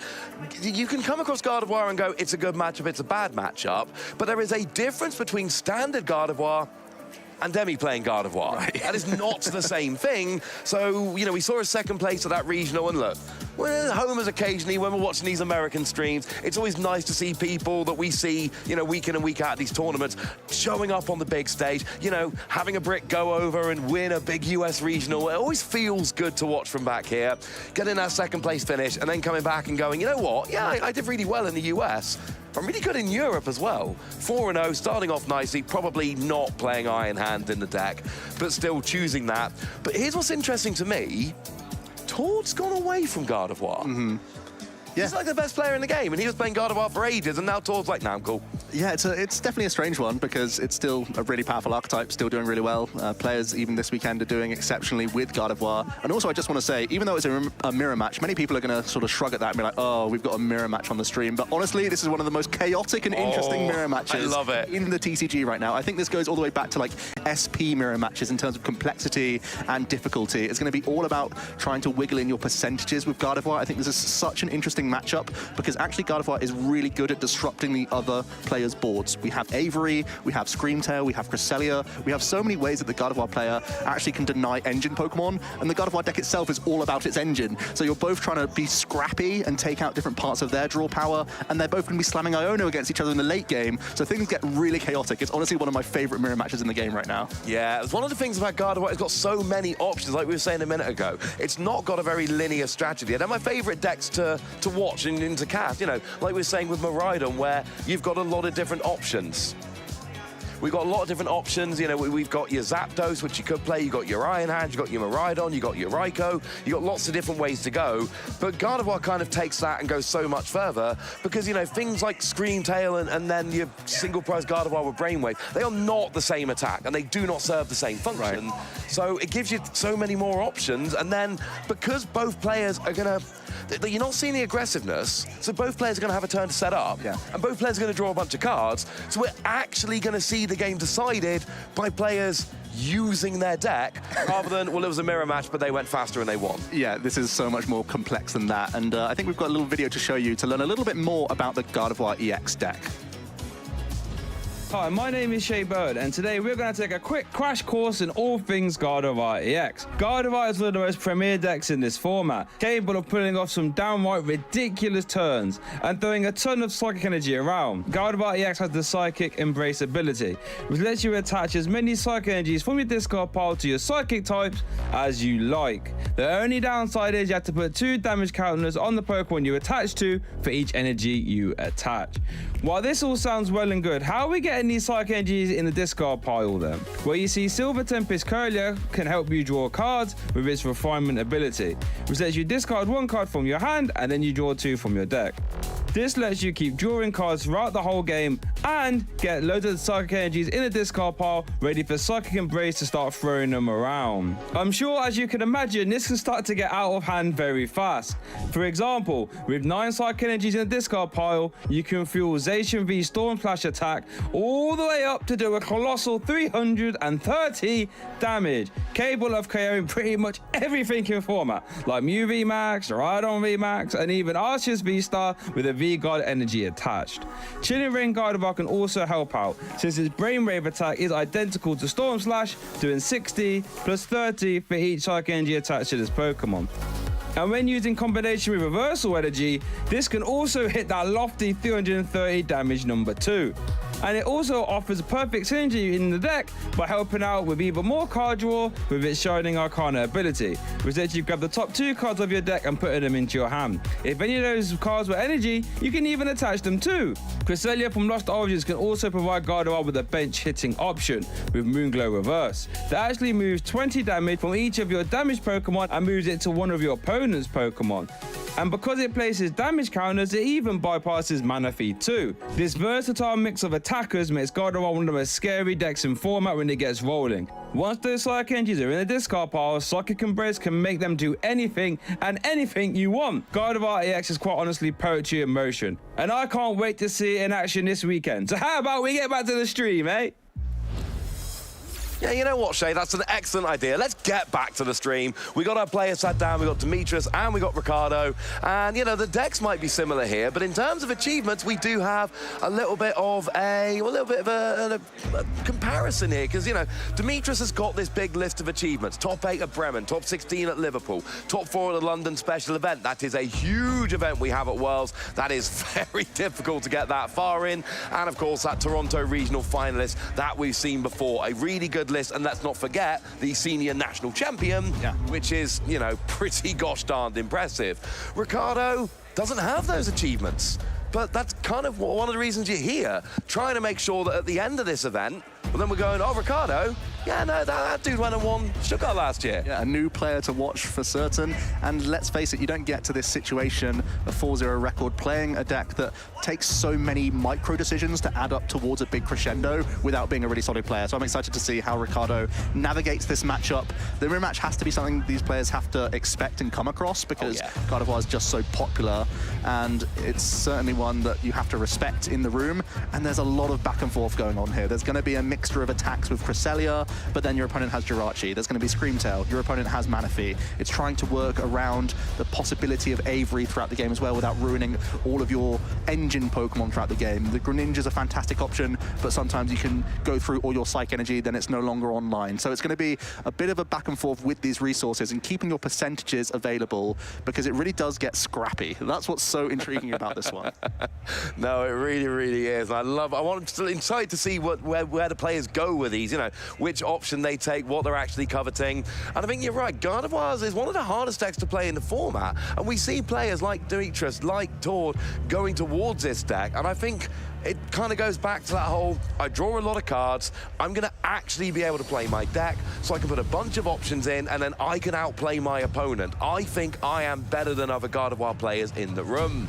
So we see prizes going down. Anything catching your eye there, Joe? Ooh, a few for Dimitri, that's for sure. Collapse Stadium's his only way of taking away multi-prize Pokemon from his board. Jirachi is a great protection option against Cresselia, which protects your Curliers quite nicely as well, and the Radiant Greninja limiting his draw as well. So a little bit of a disadvantage as we see the handshake here in round 5. Manaphy start. It's not terrible because it does deny Screamtail at least. Yeah, I know. But it's still some more work to do, certainly. And Ricardo is going to go first here. Has a Cresselia lead and a couple of Ball Search cards in that opening hand. Yeah, that's going to work out quite nicely. Get his first couple out. We got a Fog Crystal as well, which can go and get a basic Psychic Pokemon or an Energy. So that could be quite nice. We got a bunch of draw coming out here. So have a search through the deck, see what's prized, figure out what you want, and there's at least a few Pokemon going to be coming down and hitting straight away here, which is going to be lovely. Yeah, with so few Ball Search cards in the opening, as long as you have access to Psych Energy attachment turn 1, Ricardo might already be spying an early Mirage Step. Even though you go first, you don't necessarily have to take the first prize in this mirror match. As long as you can keep toe-to-toe, that actually keeps you on your counter catcher, keeps you on your reversal energy. These are big swing cards in the matchup, in any matchup really. So you might still be incentivized to Mirage Step in this matchup, especially how Ricardo's hand is playing out. Yeah, Mirage Step is of course the other Curlier. It doesn't discard a card from your hand and draw 2. It gets free Curlier out from your deck, just straight onto the bench, like Water Duplicates used to do for Froakie back in the day. So it's one of those, not every Gardevoir player plays it, although it does seem to be getting a lot more popular since Tord told everyone how great it was. But yeah, just let's not worry about searching out the Curlier or any of that. Let's just Mirage Step once, get all your Curlier out and go from there. And the hand's looking pretty perfect for a Mirage Step. I think there's even the Professor Churro in hand, so you can actually hold your energy attachment, then Churro up Cresselia and go for a Mirage Step next turn, holding Level Ball. So that's pretty much the only play that Ricardo has access to right now. It's going to be the Mew, though, so this is the other option. You can retreat into Mew and look for more Ball Search cards from this Mysterious Tail. It does play 4 Battle VIP Pass, does Ricardo, so in theory, like if you haven't drawn any in your opening hand, and then you're going to be using Mew to look at the next 6 cards of Mysterious Tail to try and find an item card, I mean, you've got to think at some point you're going to hit that Battle VIP Pass, and then your other Ball Search can just kind of get you rolling. Yeah.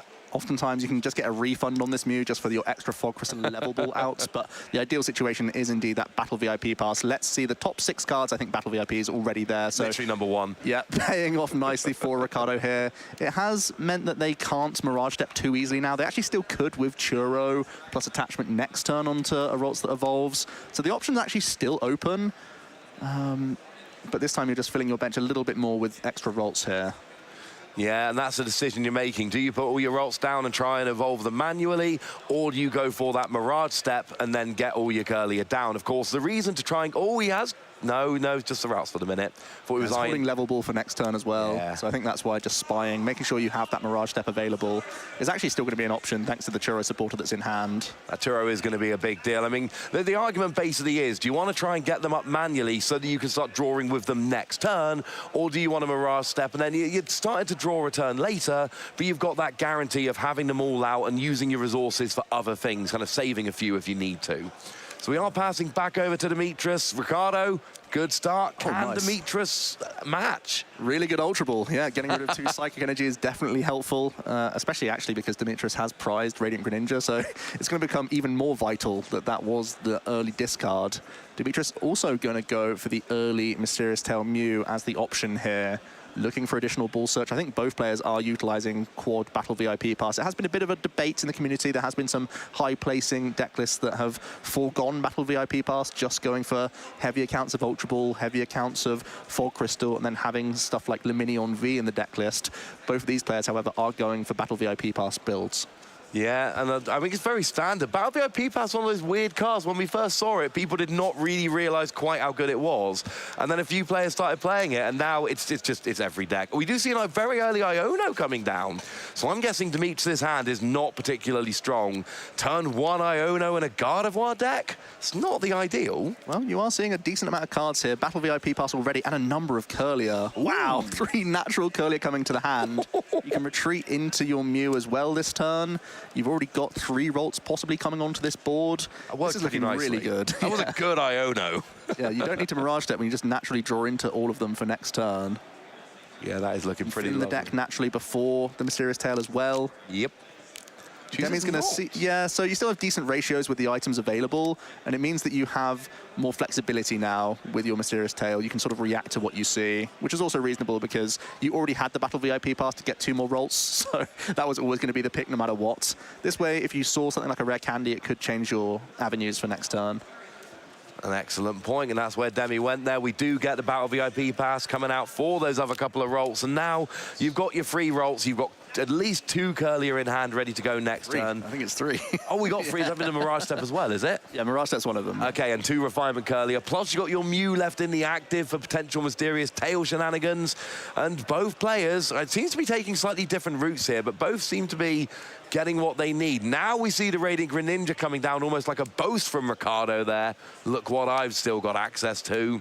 And then draws a Screamtail and an Iono from concealed cards. Yeah, I'd like to see the Iono come in this turn, because if you can Iono now, you can work towards a rare candy or a Gardevoir. Neither are currently in hand, but going to refine first. Picks up more Gardevoir pieces. Couple of routes there. And now you're having to Iono for 6 and then have 6 cards from the Mysterious Tail to try and get a rare candy play. And I think that's still your best line. But we're saying no to an attack here by evolving up into another Curlier and just going to refine the hand away. It's just going to Iono here as well to get a fresh hand. It's still okay. There's no guarantees that Demetrius is going to get any aggression on their own end. So this is still a nice play, and you're still trying to develop on your side of the field, even without pressurizing with Cresselia necessarily. Yeah, Mirage Step is out, and we got 3 Curlier, or 2 Curlier down, hopefully looking for that third. Doesn't seem to oh, there's an Ultra Ball in hand, so can go and get it if he wants to here. And then go from there, of course. Might be trying to find a rare candy Gardevoir to just start going quickly. Does hit the candy off that refinement. It's going to be handy for next turn, certainly. Still a Mysterious Tail to go. And again, it's just building pieces for next turn more than anything else. There can't be any aggression coming out, but a Fog Crystal could chip in for next turn and start getting Ricardo's own Psych Energy towards the discard pile as well, because you are going to need a few here, especially if you are using Cresselia. You naturally scatter so many energy around your board. It naturally becomes a bit of an issue for you towards the late game. We have to try and weave in retreats throughout the game to get access back to those Psychic Energies. So the Fog Crystal's a nice pickup here. Yeah, I reserve the right to get excited about a rare candy for next turn. Obviously, the routes came down this turn, but it's still nice to see those pieces coming out that they're looking for. So back over to Demetrius now. We got 3 routes down. How many of them can evolve? I mean, we had 2 Curlier in hand, and then the Iono came down and gave 2 Level Ball. That's fantastic. Gives you great access towards those refinements again. Demetrius still has 1 Rots, which could be rare candied into as well. So still a few things to dig out here. Ideally, Dimitri can use their own Cresselia or Screamtail to knock out a Curlier on Ricardo's bench. I think that's pretty much the line that he's going to look for, and immediately has the Artisan to play here before using Iono as well. I'm surprised I've not seen an immediate Artisan here to grab Screamtail or Cress, but I guess, again, it's one of those situations where Dimitri can react to the Iono here. Yeah, he's certainly got a bunch of options. He's going to grab a whole bunch of stuff off the owner there. We do see a 3rd Level Ball, so we could see triple Curlier if we wanted to here. Or I want to see rare candies. I want to be swinging. Well, that's what I was going to say. Or we could potentially hit a rare candy, because unlike Ricardo, Demetrius does have a routes down, which has been down for a turn. Fog Crystal and Super Rod is not going to get you there, though. No, I think Dimitri is going to have to settle for another refinement here. Oh, that is... It's not coming together. Even with the Mysterious Tail, you have one more refinement. The refinement would have to hit one of the pieces, then Mew can hit the other to rare candy. Oh, no, you just evolved up. What am I saying? Yeah, unfortunately, there is a 4th routes coming down, but it cannot evolve this term. But like we say, you get a couple of turns in the Mew and the Gardevoir mirror match where you're using stuff like Mew for Mysterious Tail, you're building up his Curlier, and then we start seeing the back and forth come down. But Ricardo, having gone first and having gone a decent board up turn 1, is going to potentially have that. It's the start of the aggression. I was going to say, and it's definitely an Avery standoff now. Look how powerful for both sides of the board an Avery is going to be here. If we can see an Avery plus Screamtail or Cresselia play from Ricardo as it passes over to him, this is going to be a huge, huge swing in the game. Yeah. Let's see what Ricardo can draw towards here. Avery lets you draw 3 cards, and then your opponent has to go down to 3 bench Pokemon, basically force them to get rid of 2 of their bench. It would be so strong here. Yeah, and you get the Screamtail, and then kind of forcing your opponent to keep the Manaphy and get rid of 2 of the Curlier. I feel great. I feel great for Ricardo. So many cards to see as well. From the refinements, from the Greninja, from Mew. Even though the Mew's not helping grab an Avery, it could help you grab a Gardevoir EX piece, which is still required. We're going to see some Ball Search starting off the turn for Ricardo here. Like we say, so many actions, so much draw to see. 2 Avery to draw towards as well, let's not forget. Is playing the 2nd copy, which is kind of a debate in the community as well right now. There's still so much going on with Gardevoir, which we haven't landed on, which just shows how powerful of an archetype it is. I'm not sure we're ever going to land on a perfect Gardevoir deck, because there's just too many different options, and you've got play styles to consider, and it's just... It's not one of those decks I can pin down too easily, because you've got all the standard stuff you've got to have, but then there's just too many other options. Like, you know, Screamtail, when Paradox Rift dropped, there was a real question about how good Screamtail really was, and then it turned out that it's largely a staple now, but that could change in a heartbeat. We've got the first Radiant Greninja, then we have more refinements to come. An easy choice of Battle VIP Pass can hit the discard pile here. Nice. I don't see any Avery just yet. That's still something we're looking towards. We have more refinements. We also have Shining Arcana already in hand. It's not hit it. Energy isn't too helpful. Fog Crystal's not going to get you there. At some point, Ricardo's going to have to think about whether or not to weave in Mysterious Tail just to thin the deck of a non-Avery card here. Oh, no, it does have... He's going to go and get an energy, so this could be... Yeah, just more deck thinning, really. You still need to hit an EX, so Mysterious Tail for Ultra Ball is still a huge pickup here. Yeah, of course, 2 of those Curly were down last turn, so they can refine and then evolve up afterwards. That's absolutely an option. It's one of the really fun things about Curlier. It is also a question of how long do you keep the Curlier, which ones do you evolve, when do you evolve them, etc. But they've done their job for the minute. An EX to start attacking would be lovely. Now you do get that 3rd Curlier down, that Fog Crystal energy goes into the discard. And we've got... More level ball, more energy. These are great cards to hit, but just when there's such a powerful line on the table, you really want to work towards it. We have Mysterious Tail, then we have Shining Arcana as the last effort to draw cards here. Drawn so many cards. Now we do see the single prize Gardevoir coming down there, which will allow you to draw even more cards. We've got that Shining Arcana, lets you look at the top 2 cards of your deck. Any basic energy can be attached to any of your Pokemon, and the others go into your hand. We do see Gardevoir. The EX. Yep, even if you're not able to Avery here, you're at least able to launch an attack, and even just using Cresselia for a knockout on any of these Curlier is still valuable here. Mysterious Tail going to finish off the turn. Oh, there's an Avery, but you can't grab an Avery off a Mysterious Tail. No, just tantalizing out of reach. Unfortunate, because it would have been such a huge swing turn here, let's be honest. Huge, and Mew showing you the cards you couldn't have is just a little bit mean. It's not very festive, frankly. At the very least, we will see Ricardo initiate the prize race here and start taking out some draw power from Demi. So don't feel too bad for Ricardo. Still in a pretty good spot here and still has a really nicely developed board state. Yeah, both players have been able to get, you know, the basics of what they need here, but the big swing turn for Ricardo just wasn't on the cards. So now, I mean, presumably you evolve up into the EX and then you pick an attacker. It's got to be Cresselia, right? It's got to be Cresselia. You want to take out some refinements. You've just evolved up into a ton of yours, so you've lost a little bit of draw power. You want to keep on a level footing with the draw throughout the game. And Ricardo has done a really good job of getting energy into the discard. We've seen it being peppered in for the past couple of turns. So he's got plenty of energy in the discard to accelerate with your Gardevoir. And then, of course, every time you attach an energy, you've got to take 2 damage. But that's where Cresselia comes in, because Cresselia moves 2 damage counters from each of your Pokemon to one of your opponents. Does not have to be the active. So Cresselia, you attach all the energy, get the damage, but then Cresselia gets to move the damage onto one of those Curlier. You take a prize, and you've got a bunch of energy on the board, but you don't have a bunch of damage on the board, and then you're basically saying to Demetrius, right, you go now. We're kind of doing a great job of demonstrating what the Moonglow can do here to knock out a Curlier with the 80 damage. There wasn't any damage showing on the Curlier, but it definitely was damage just from the Psychic Embrace. So 80 is the amounts that we're hitting onto Demetrius' bench. Let's see if Demi now can find a way towards Avery, because, hey, it's looking pretty good again. It is. I mean, Avery is a big card, like you say, being able to hurt your opponent's bench. And there's nothing on Ricardo's side of the board he's been willing to get rid of.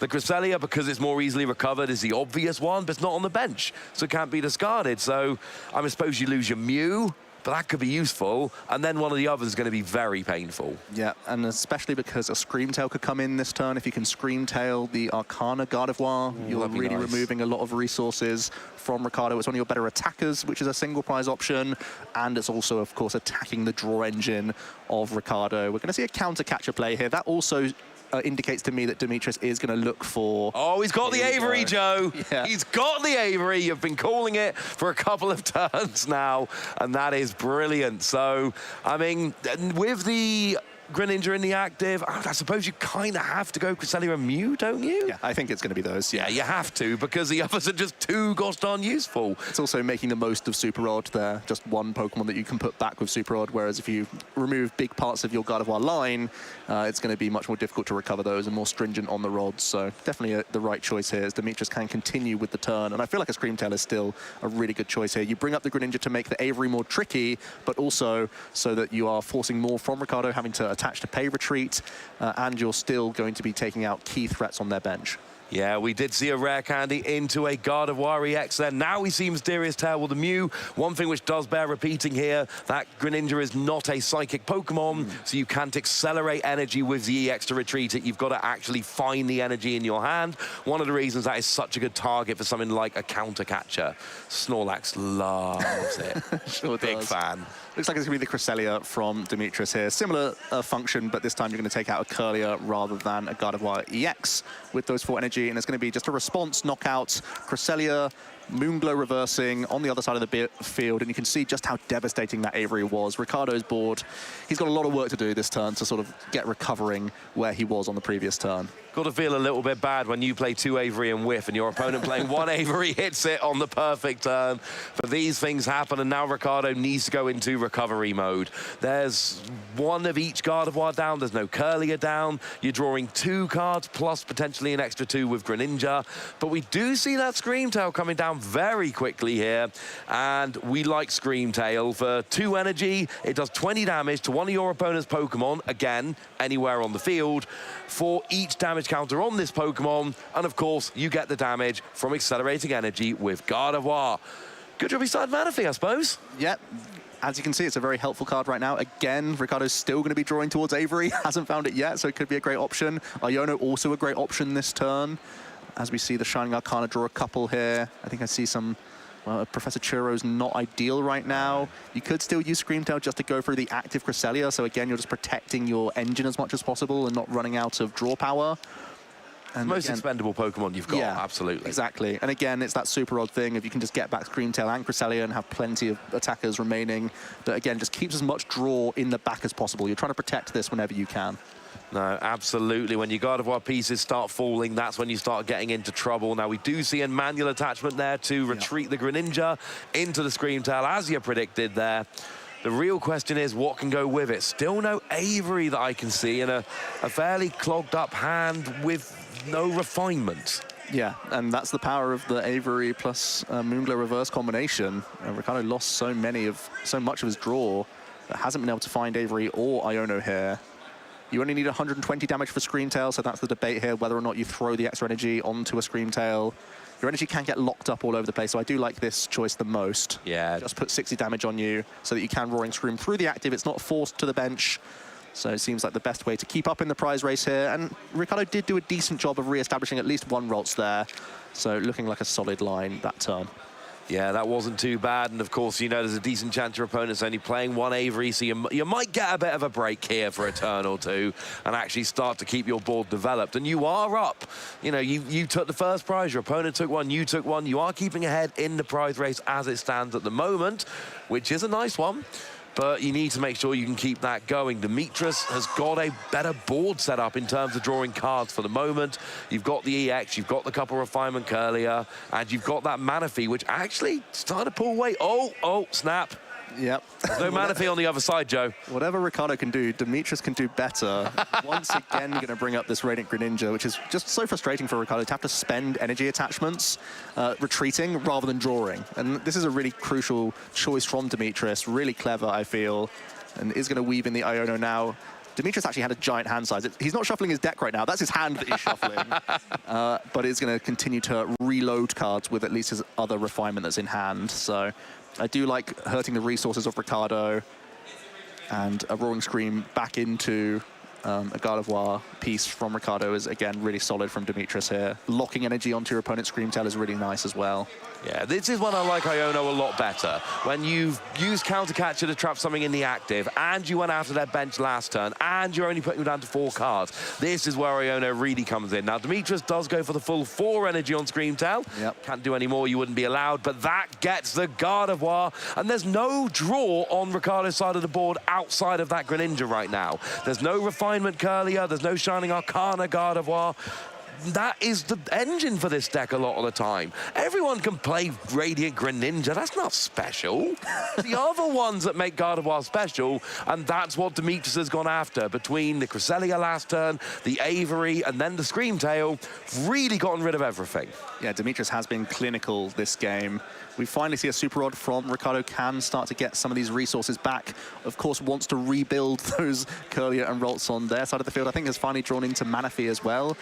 On their side, but of course Demetrius does have their own Manaphy developed, so you're likely having to Roaring Scream through the opponent's Scream Tail. Let's not forget, Ricardo's still ahead in this prize race, and Demetrius has started to use a couple of their key defensive options. They've used 2 counter catchers already this game, so it can still be difficult towards the late game for Demetrius to take a 2-prize knockout. You're able to get there with reversal energy, which is kind of the big thing you go for on Gardevoir EX, but Ricardo only needs to take a prize a turn because they still have Professor Churro, and they have the option to collapse Stadium as well, so they can just keep taking 1 prizes turn by turn by turn, and eventually just deny a 2-prize knockout from Demetrius and sort of cruise over the line. So Demetrius is doing everything here to make it tough for Ricardo, but Ricardo's still ahead in the prize race, and that's still how you win a game of Pokemon. I mean, yeah, taking all your prizes before your opponent, that is pretty gosh darn important when you're trying to decide who's going to win. Ooh, Manaphy coming down, that's interesting. Yeah. So now you're really limiting your draw. That's the thing. You've got Radiant Greninja and oh man, didn't attach to the active either. Now you have to draw back into an energy to attach just to remove your Greninja now. You have an energy to attach, I believe there was reversal energy, and if you're staying ahead all game, I feel like just throwing it onto Greninja's fine here. It's not a bad idea. It does not seem to draw an energy. Oh, man. So that Greninja, and yeah, that Greninja's staying in the active here. And like you say, we've got a Manaphy, we've got a Scream Tail, we've got Cresselia, we've got a Greninja. That is 4 of your 6 Pokemon taken up with non-Gardevoir pieces. That's generally not the recipe for success with Gardevoir. And I mean, if that Greninja is stuck in the active, Demetrius is about to go ahead in the game, and I'm not sure he's giving it up if the game keeps going like it is. We can see at least 1 more refinement. That could give Ricardo a way back into energy. Yes. But like I was just saying, Ricardo still has all of their defensive cards that maybe just going behind is better for you now at this point in the game. Like, it's actually a question at this stage. Your board is slightly worse, but foregoing, like, being ahead gives you access to like, some really big power spike cards in your own deck. It's actually a debate, I feel. Like, it could be intentional to have not attached to this Greninja here. No, you make an excellent point there, Joe. You know the deck very, very well. Very well put. We do see that Curlier coming down, which will give access to that refinement. Don't have a strong, though. Pardon? Every card is strong in this hand. There's Counter Catcher, there's Churro, there's Avery. There's no easy choice for this refinement. I want all of those cards. Yeah, me too. They're all really good. That's going to be the Churro that goes. I believe there's Power Pad in the deck list, so you can recover this at some point. No, there's no Power Pad, actually. Had to be Churro, though. Counter Catch is too good for picking off bench Pokemon, and we saw what Avery did for Demetrius earlier, so I think it had to be the Churro that went, but it's still a horrible decision. You love having something like a Battle VIP pass just to get rid of, or an energy. Ricardo eventually does find the reversal energy and does swing it onto the Radiant Greninja, so is eventually going to be using Roaring Scream into Demetrius's active Pokemon. Yeah, the Manaphy on the bench is stopping any other shenanigans, so it's going to be Roaring Scream on Roaring Scream action here. Oh, or Roaring Scream on Cresselia instead. Oh, I don't mind this at all, because here you can go after the bench. This attacks the draw engine a lot more. Yeah, I prefer this one. I like being able to take out that Curlier. Ricardo must be getting jealous at this point, because Demetrius has had more draw than him for the entire game. It's time to start evening things up a little bit. My big concern for Ricardo now is that there's 3 energy on Screamtail, there's 1 energy randomly floating on your EX, there's a floating energy on your Curlier. You're going to find it tricky to deal with Demetrius's Gardevoir EX if you have so many of these energies scattered around your board. That's the one thing that's putting me off this play. You want them on your attacker, or you want them in the discard so you can attach them with your Gardevoir EX wherever they need to go. Like you say, when they're stuck on your random Pokemon, you're kind of stuck there, and either you attack with them, or you find a way to retreat and get them in the discard, or they're just stuck there, actively making it harder for you to do your thing and take your prizes, which is not really where anybody ever really wants to be. Demetrius with a pretty quick turn. 1 refinement, and then just Roaring Scream through Cresselia in the active, leveling up the prize race once again. And we're getting towards this sort of end game situation now for both players, where neither of them has that much draw, and it's going to come to a situation where you need a few combination cards to actually close out that game. Let's see how Ricardo can put themselves into a slightly better position to actually continue to have enough draw on the board. I think that's the crucial thing here. I think there's another Super Rod in the hand. If you can get more rolls developed, if you can get into another position where you can just keep drawing through the deck, that you're going to stay on a prize race. Ricardo could win in 2 attacks here, provided they can shimmy enough of these energy off their Pokemon and work towards maybe a Zacian KO. Yeah. Or there's also Luxurious Cape in the deck list as well, so Ricardo could be eyeing up a massive Screamtail to finish off a Gardevoir EX if they can remove the Manaphy at some point. Yeah, that Luxurious Cape gives you extra 100 HP. Means you do give up an extra prize, but it doesn't matter if that's what you use to win the game. So Screamtail at 190 HP can get truly monstrous in terms of the damage it can do. Yeah, and that's what you need. You need that big attack on the Gardevoir EX. And that's the thing. There's no way you can play Gardevoir without having an EX down. So you're always eyeing that up as your kind of final 2 prizes, if need be. If you're not too far ahead in the game, your prize map ends with your opponent's Gardevoir EX. And something like a Luxurious Caped Screamtail, yeah, that'll do nicely. Yeah, it's going to be the Artisan for Cresselia once again. You can continue to target down Demetrius's draw Pokemon if you wish. Also, you can actually just go for Manaphy this turn so that you are lining up the attack with Luxurious Cape a little bit easier as well here. I like that, because the thing is, if you're trying to use a Luxurious Cape Screamtail, you need Gusting as well. Take out the Manaphy, and all of a sudden that's 1 less piece you need in order to finish out the game next turn. Quick concealed cards. There's also Avery in hand, and that's also going to be a decision for Dimitri. Does he want to get rid of the Manaphy or just throw away the Mew? Both of them are limiting factors here. You see 1 more refinement. This is a really nice hand to hold for Ricardo. And if you can deny another Curlier this turn, you're really hurting the draw power from Demetrius. He's playing with the Avery. He's definitely considering playing the Avery. Yeah. It does come down now, so gets to draw 3 cards, and then Demetrius is going to have to get rid of, like you say, it's going to be the Mew or the Manaphy. There's no way you get rid of the Curlier. Yeah, I think I toss Mew here. Yeah, as long as you have a decent enough hand, I think that's the best choice, because you really want to protect your... Well, now you give your opponent the option to Roaring Scream your Curlier, and that leaves you with no draw power left on this board. And if I'm Ricardo, that is exactly what I'm about to do.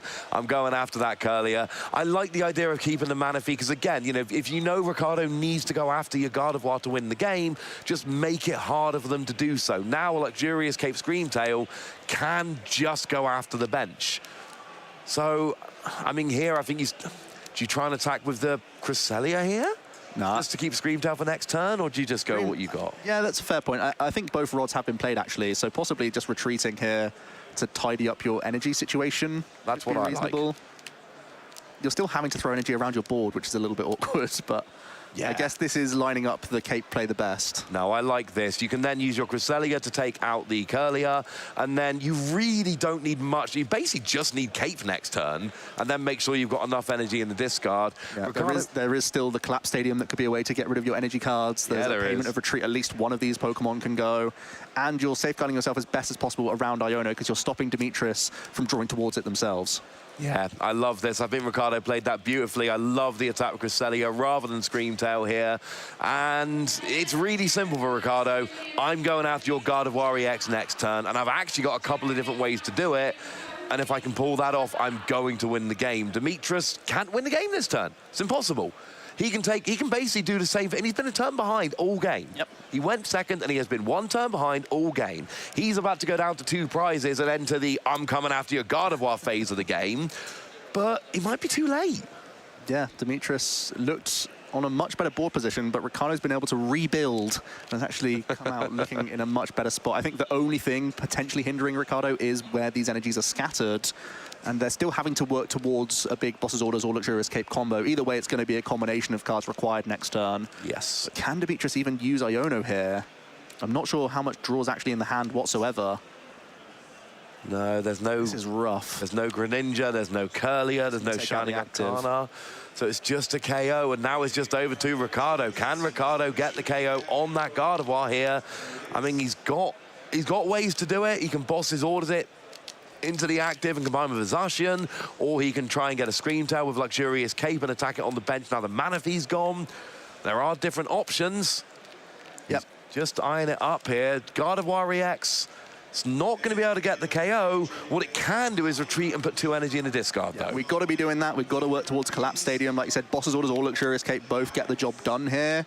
I'm really not sure how many Psych Energy are actually in the discard pile at this stage. I know that Cresselia has just been KO'd, but I can't actually see just off to the screen right now how many other energy are around. A few draws to be had here as well with refinements. I don't think there's many energy remaining in the deck for this Radiant Greninja to draw cards, so it's by no means a set deal here. Yeah. Ricardo, at the very least, could just take another single prize KO plus Iono, and that's still a horrible situation for Demetrius to come back with a 2 prize KO.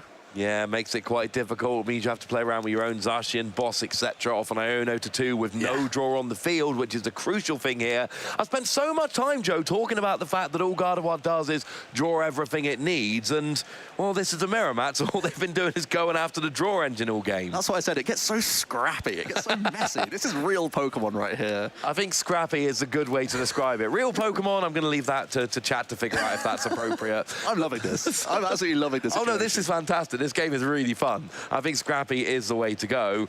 We do see that Jirachi coming out here. Yeah, I think it's just a thin. I think it's the pre-Iono play here. I think Iono is the strongest choice because, again, you're just leaving Demetrius with an awful board position. And it's worth noting, of course, Iono you shuffle and put on the bottom of your deck. So you can fin a card and it goes back in, but it goes in at the bottom. So you're not going to redraw it. Turns out... First, yeah, not too much help. Just a Ball Search and a Gardevoir EX. I think that doesn't change too much, actually. So it still may end up being... Well, you could Avery for an additional card, I suppose, and you get to hold the remainder of your hand if you're just cycling towards a piece here. But I think Iono has to be the best choice, with Demetrius holding on to a huge chunk of cards. Yeah, because all those cards go to the bottom, and then you're only drawing 2, but you're drawing 2 cards that aren't in your hand. So, no, I do kind of like that. Shining Arcana available here. Oh, I like this one as well. Refinement into Shining Arcana. Draw a couple more cards. Just realigning that Gardevoir. It can use its ability as soon as you evolve. I think Boss's Orders is in the hand, but it is going to be an Iono now. We could still win the game with a Collapse Stadium pickup as well as the Luxurious Cape here. We don't need to have Boss's Orders to take a 2 prize KO because Roaring Scream can get there. And I don't think he had the board, really. I mean, he already had 6 Pokemon out, 5 on the bench. So I don't think the Boss's Orders was going to get there, unfortunately. So what do we see? It's a Psychic Energy and... Psychic Energy is a good one. You can still use concealed cards. See the payment of retreat here. This will be an indication. It's going to be the Gardevoir actually coming into the active. You could even have used Memory Skip here with Ralts for 10 damage. I think that's actually my preferred option this turn to take a prize. It just keeps more draw power on your side, but looks like it's going to be a Brainwave. Yeah, I think it has to be a Brainwave here. There's really not much else going on. Scratched with your Screamtail as well. Oh, Scratch, Memory Skip, all these attacks that we love. I really like weaving in wonky attackers in the matchup. Just protecting your Gardevoir line is actually so huge. No, because these are two, I mean, if this goes down, that's two fewer cards Ricardo's going to be able to see next turn. Whereas, like you say, you could have got the KO with a Route. You're giving up one prize regardless. So if you do give this up, that's two fewer cards you've got. So here we see the Super Rod. Now, Demetrius can win the game this turn. Got to go after the Gardevoir EX. You basically need Boss's Orders and a Zacian. Zacian's in hand, but I think it's only Iono. So I think Demetrius has to go into the active with Gardevoir and hope it's too chunky, and also have to get Manaphy back so you don't just lose immediately to a Roaring Scream. It's tricky. Again, the good news is there are energy scattered around this board, so there's no guarantees that Ricardo can close on even this slightly damaged Gardevoir EX. No, and I think you're right. Just put the biggest, bulkiest thing up and just hope, because Ricardo's down to one prize here. So here we do see the Iono coming down, and Ricardo's going to be on a one-card hand. Demetrius is going to be on a two-card hand. There's not a huge amount of draw. And actually, to be fair, if Demetrius can put him...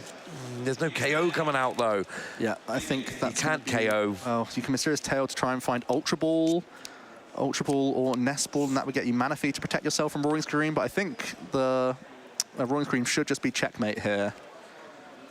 Yeah, you can't take a KO because any energy would then put you in range of Scream Tail, and it looks like we have a concession from Demetrius, and Ricardo will go up 1-0. So after all of that, it is the player without the big list of achievements who is in the driver's seat in this mirror match, and Demetrius got some work to do to try and salvage this match. Yeah, and I think there's only 15 or so minutes left on the clock, and that is going to be tough for a mirror match to even conclude a second game. Ricardo, with a really excellent display there, was able to have that rebuilding situation with their attackers. I think showed a lot of good prowess with the archetype, using your Cresselia, using your Scream Tail, reacting nicely to an Avery, working in a ton of attackers, having that line towards the later game with Luxurious Cape, but also just making sure that you're constantly pressurizing those Curliers. I think that's always the name of the game. The Avery helps you do that. Oh, yeah. But then also following up with those spreading attacks are going to be massive here. So you just leapfrog whatever's in your opponent's active position and just continue to take out their draw power, because Gardevoir's not all that when it can't draw what it wants. No, and that's the thing. The thing that makes Gardevoir so good is the draw power. Having that refinement, having that Shining Arcana,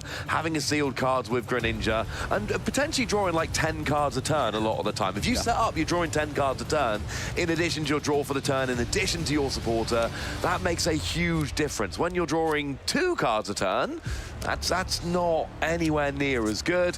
And you gotta say, Ricardo going first in that last game, that did seem relevant in the end. Demetrius was just a turn behind all game. If Demetrius hadn't been down to, you know, his opponent having one prize, he could have reached a little bit in that last turn, taken a KO, and said to Ricardo, can you take 2 prizes this turn? Right, and I think it was a case of both players missing a little bit here and there. It took a long time for Ricardo to actually weave in their own Avery, which would have been huge, as we are seeing some prize cards. So some awkward ones there for Ricardo, but also awkward for Dimitri. 3 of their Ionos. Ooh, that's a lot of prize Iono cards, as well as a couple of the Gardevoir pieces. Demetrius plays 4 copies of Iono, and it's a big card in the matchup. We've just said that the draw power is limited, so that's some pretty big prizes. But Demetrius at least is getting to go first here and has the rip-roaring double battle VIP pass. Yeah, that's kind of ridiculous. That's not quite your perfect bench. You need 1 more card, but it's almost as good as saying go and pick your perfect bench, and you've started with all 4 routes and that Gradient Greninja in the active turn 1. You were going to search that out anyway.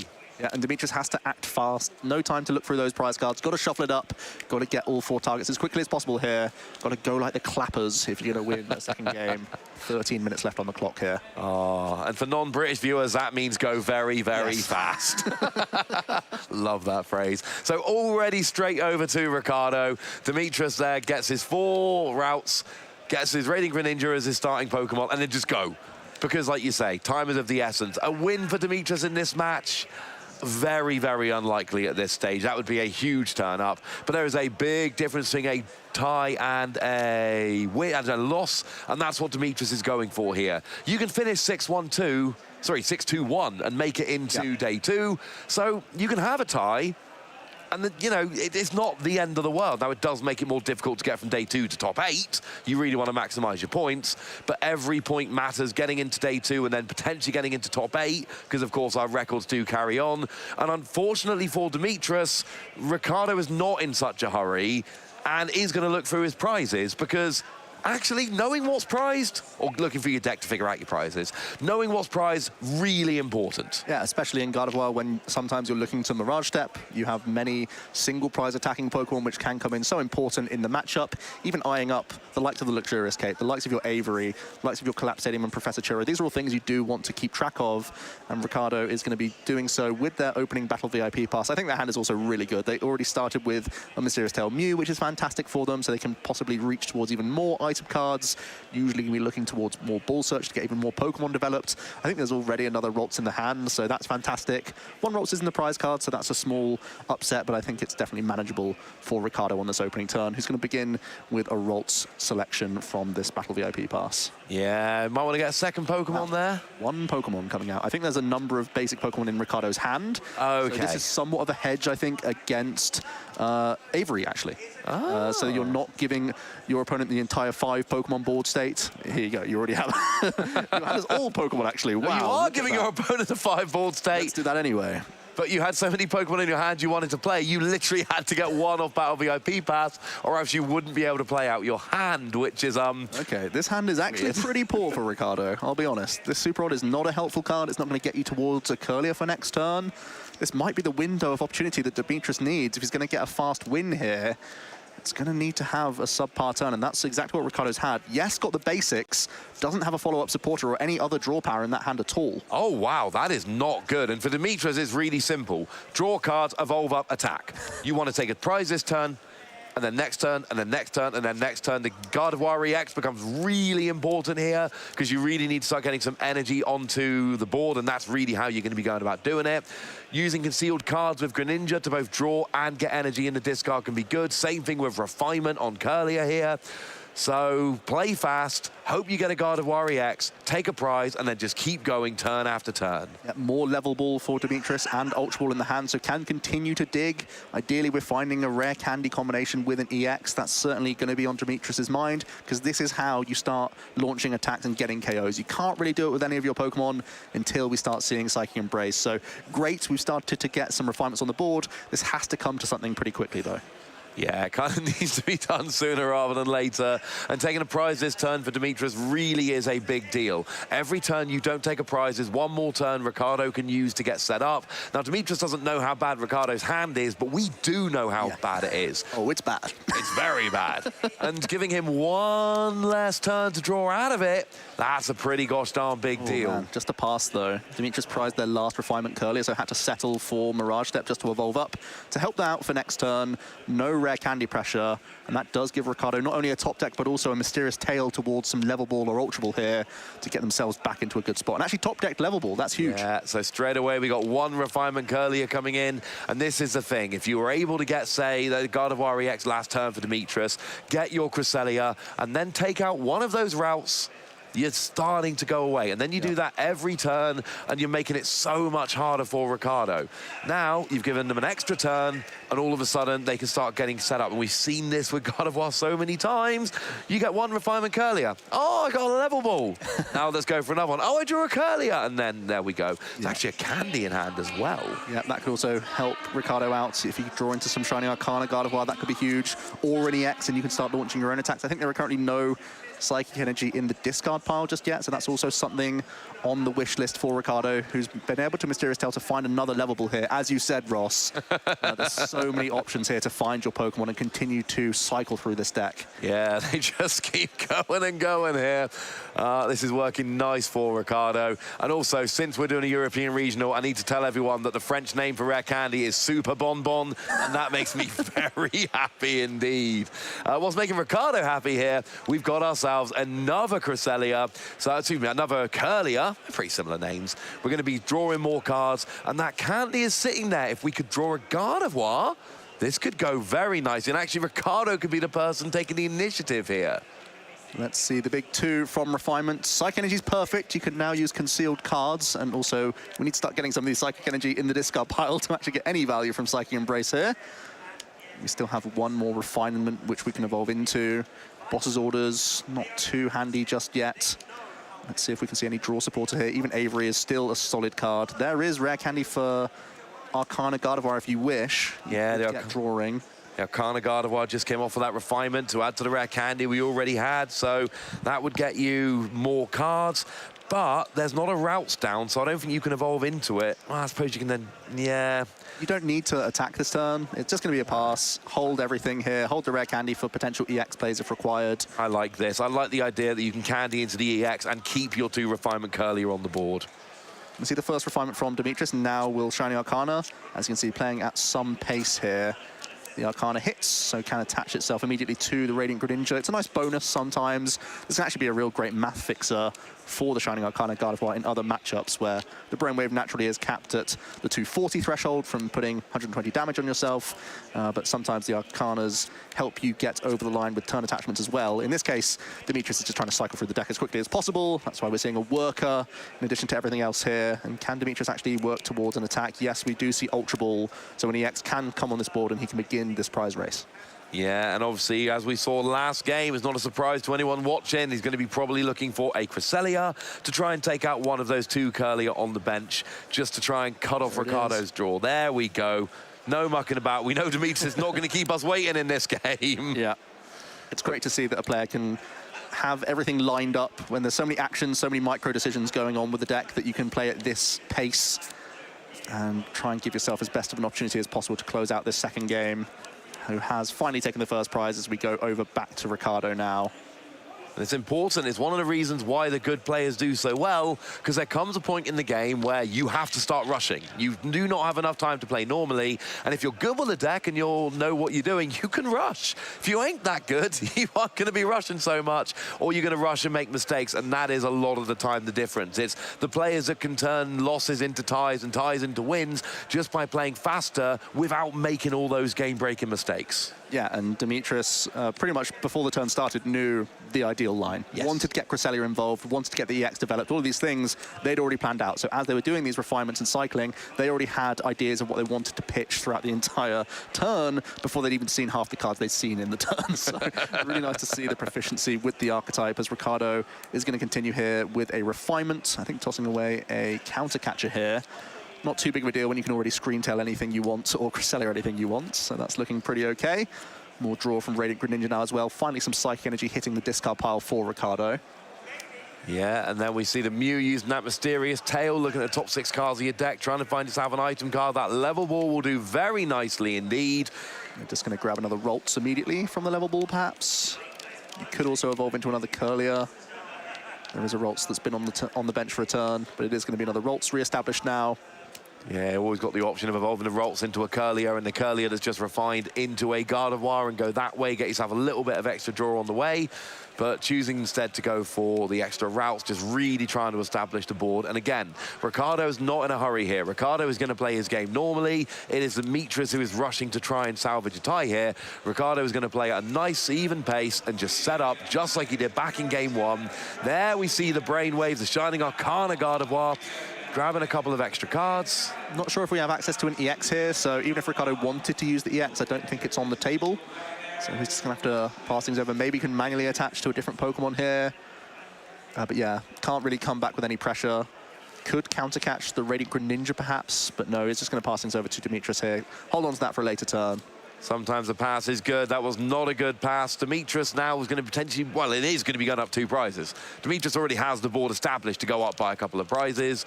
Just need to make sure there's enough energy in the discard pile to do so. Yeah. But Radiant Greninja is going to help with that. Certainly does. Gets rid of another Psych Energy. I think there's at least 3 in there right now. That can deal with the Mew, at least. Demetrius is debating another option here, whether or not to Iono. Is just going to put 2 onto the active. Of course, you can use the other attack from Cresselia as well. Just go through the active Pokemon. The Lunar Blast is dealing 110 damage, and that's the choice from Demetrius. And go down to 4 prize cards remaining with 3 minutes on the clock here. It's going to come down to the wire if we can actually close out this second game. It is, and actually putting the energy on Cresselia is really nice. I mean, you've talked about it a lot this matchup, Joe, not having that floating energy around. You don't really want 2 energy on that Curlier and the routes and all of that. So actually, put them on the Cresselia, get the KO, and then when Cresselia goes down, which is going to go down, all 3 of those energy are then available to use from Gardevoir EX. So Ricardo is at least going to take a prize this turn, it seems like anyway. Yep, has the reversal energy already in hand, so certainly can do that, deny the option from Dimitris. Dimitris can do this, you know.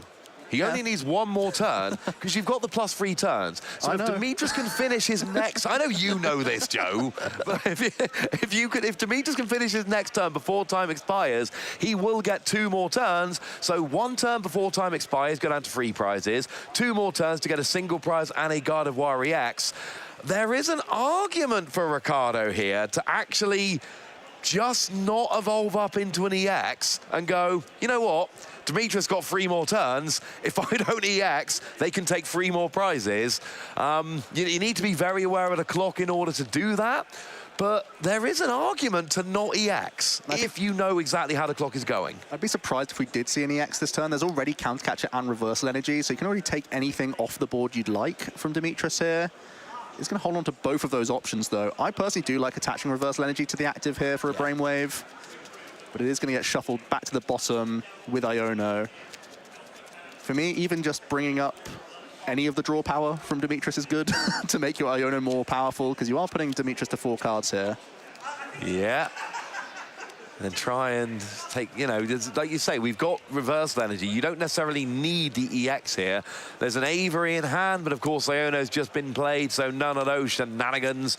We've got a Refinement, gets a Curlier and a trainer card of some description. We do have an EX Avery now, Avery. So if you do want to launch an attack with Cresselia, you could take out a Refinement option from Dimitris. The EX is going to come onto the board, so we can see a Moonglow reverse play here. And then this makes the time super important. The door is open for Dimitris. I don't think he's going to get 4 more turns, but he could get 3 more turns here. If he's aware of quite how low the clock is and he plays his turn super quickly, he can still win this game and take it to a tie.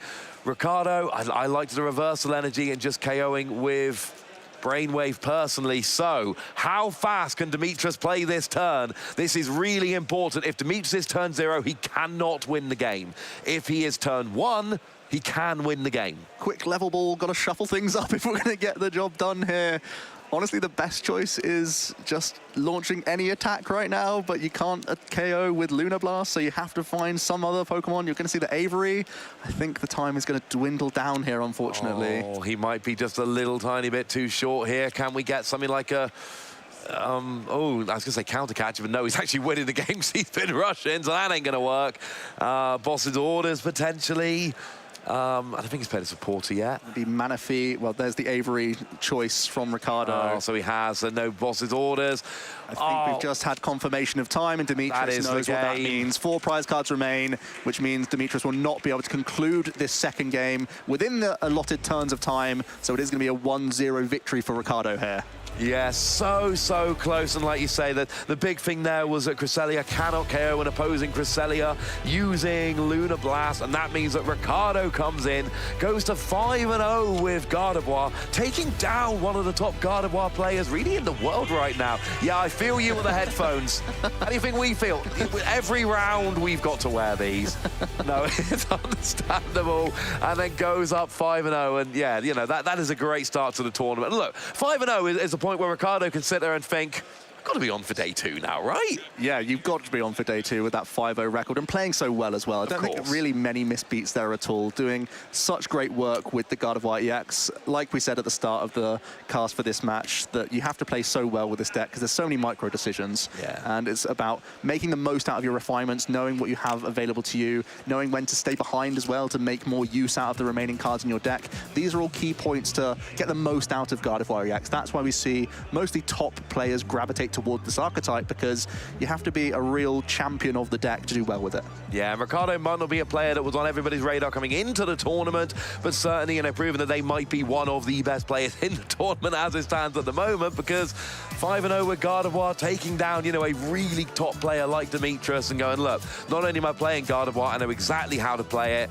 And I mean, that got really tense towards the end. I was thinking about maybe not going for the Gardevoir EX, and the door was almost open for Dimitris. It was seconds. Yeah. It could not get an attacker established fast enough. If he'd have had Gusting to bring something up to KO with a Cresselia, if he'd been able to get a Brainwave off a little bit faster, any attack would have done. But we saw in Dimitris showing really his experience with the game. Second time was called, he goes, I got 3 turns to take 4 prizes. It's not going to happen. We appreciate that here at the desk. Oh, we yeah. appreciate that players aren't going through the motions, for sure. But yeah, it's one of those things for Dimitris. It's a shame to get a loss at this stage in the tournament, but already on such a fantastic record, can still easily make their way to making that day 2 of the competition with a couple more wins under their belt, and I wouldn't put it past Dimitris to still do that, and we'll see him again tomorrow. Oh, absolutely, we will. And I know there are people out there that are looking for a Klawf update. I'm looking for a Klawf update. What's our latest Klawf update, Ross?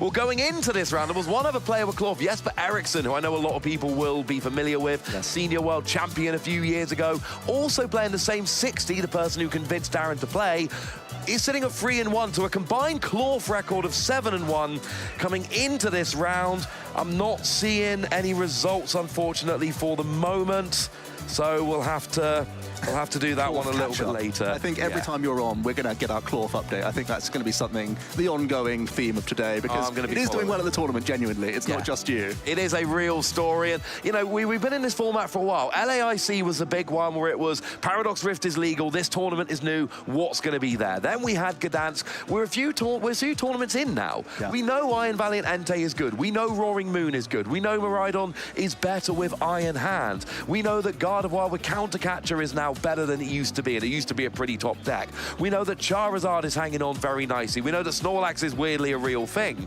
We're always looking for the new story, the new deck on the block, and right now, it's Klawf. And it's doing the business. As you said, there's a number of players piloting it. They were sort of laughing it off for being one of the more fringe picks out there, but there are genuine reasons to like this archetype. It has mostly a single prize focus, great type coverage right now, and you have a barrel draw engine. And as we've just seen, the game can be dictated by late game Iono, so having a safeguard around that naturally actually does make Klawf a real deck, I think. It really does. And we do actually have a Klawf update here. Darren Jacks is 4-0-1, tied with Chriso Anamantedis, who, of course, we know from our very first run of streams back at the European Nationals in 2016. A player who's been around for a very long time, is a very top player. Well, we got more rounds coming for you, don't you worry. We got plenty more Pokemon action. So we're going to take a quick break here, grab a nice cold beverage, but do not go far. The Pokemon action continues.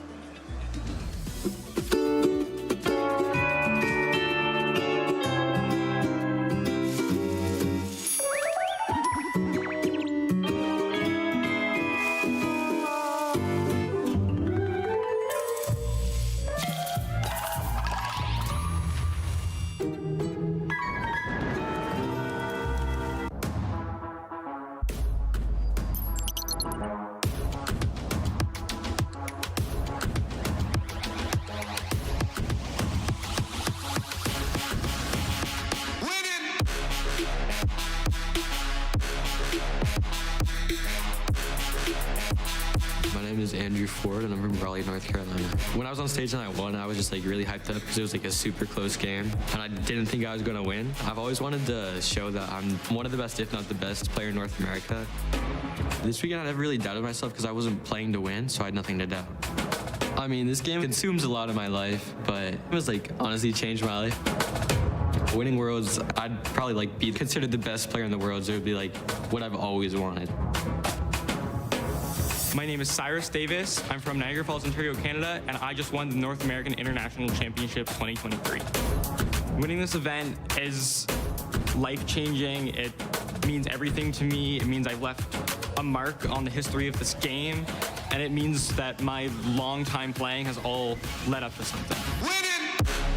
It's the journey, it's the friends, it's going to other parts of the world. I will be at the World Championships. I think I am definitely going to make day 2, and I'm sure with a little bit of luck, I can roll my way all the way to the top. My name is Alex Gomez. I'm from Spain, and I'm the new North American International Champion. It feels great to win a tournament again. I actually cried. I was really emotional. I was happy, of course, but so long since I won an event. I thought I couldn't do it anymore. My advice to other trainers is keep trying, never give up. You gotta trust yourself and believe that you can do it. If a tournament goes badly, you can still try. You're gonna bounce back. And I'm gonna try to win at Worlds.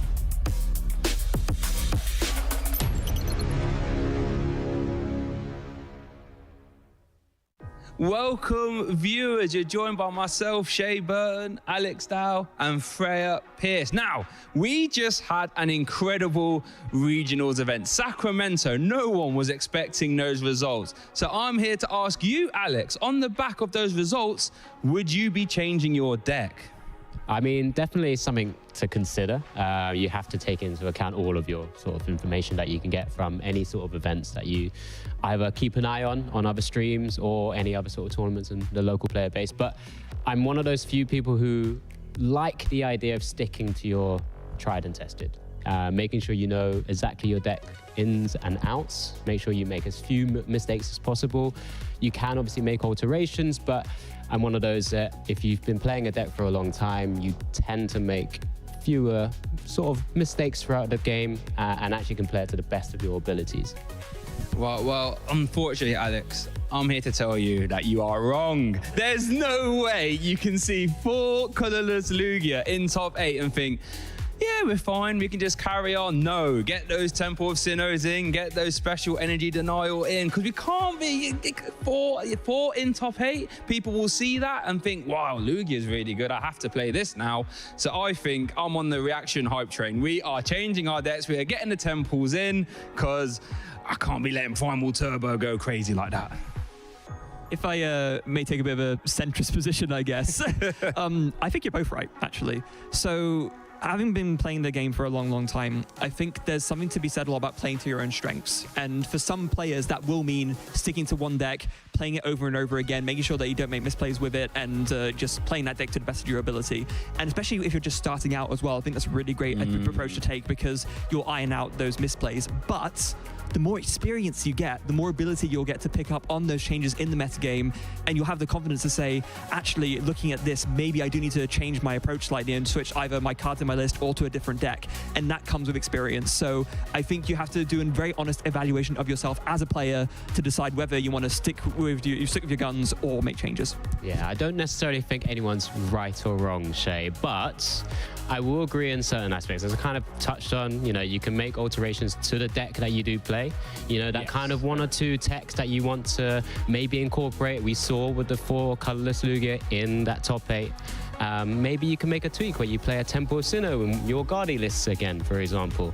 There's loads of things that you can do, but can still keep the core of what you try to do with your deck relatively similar. And that's, I think, a better way of maybe adapting a lot of the times, because we're in such a diverse meta at the moment. Any deck can really come to the fore and actually take an event down. So it just means that you don't really have to cater for a deck which is maybe 20% of a meta share. You're only catering for everything being 10 to 14%. So that's my view anyway. Interesting. You might have convinced me a little bit here. I think Freya coming in with the centrist approach, as you said, probably the safest way to go. But I think that wraps up our discussion here about whether we should be changing our decks on the back of Sacramento Regional. So I think we're going to throw it back to casters and get back to our gameplay as soon as possible.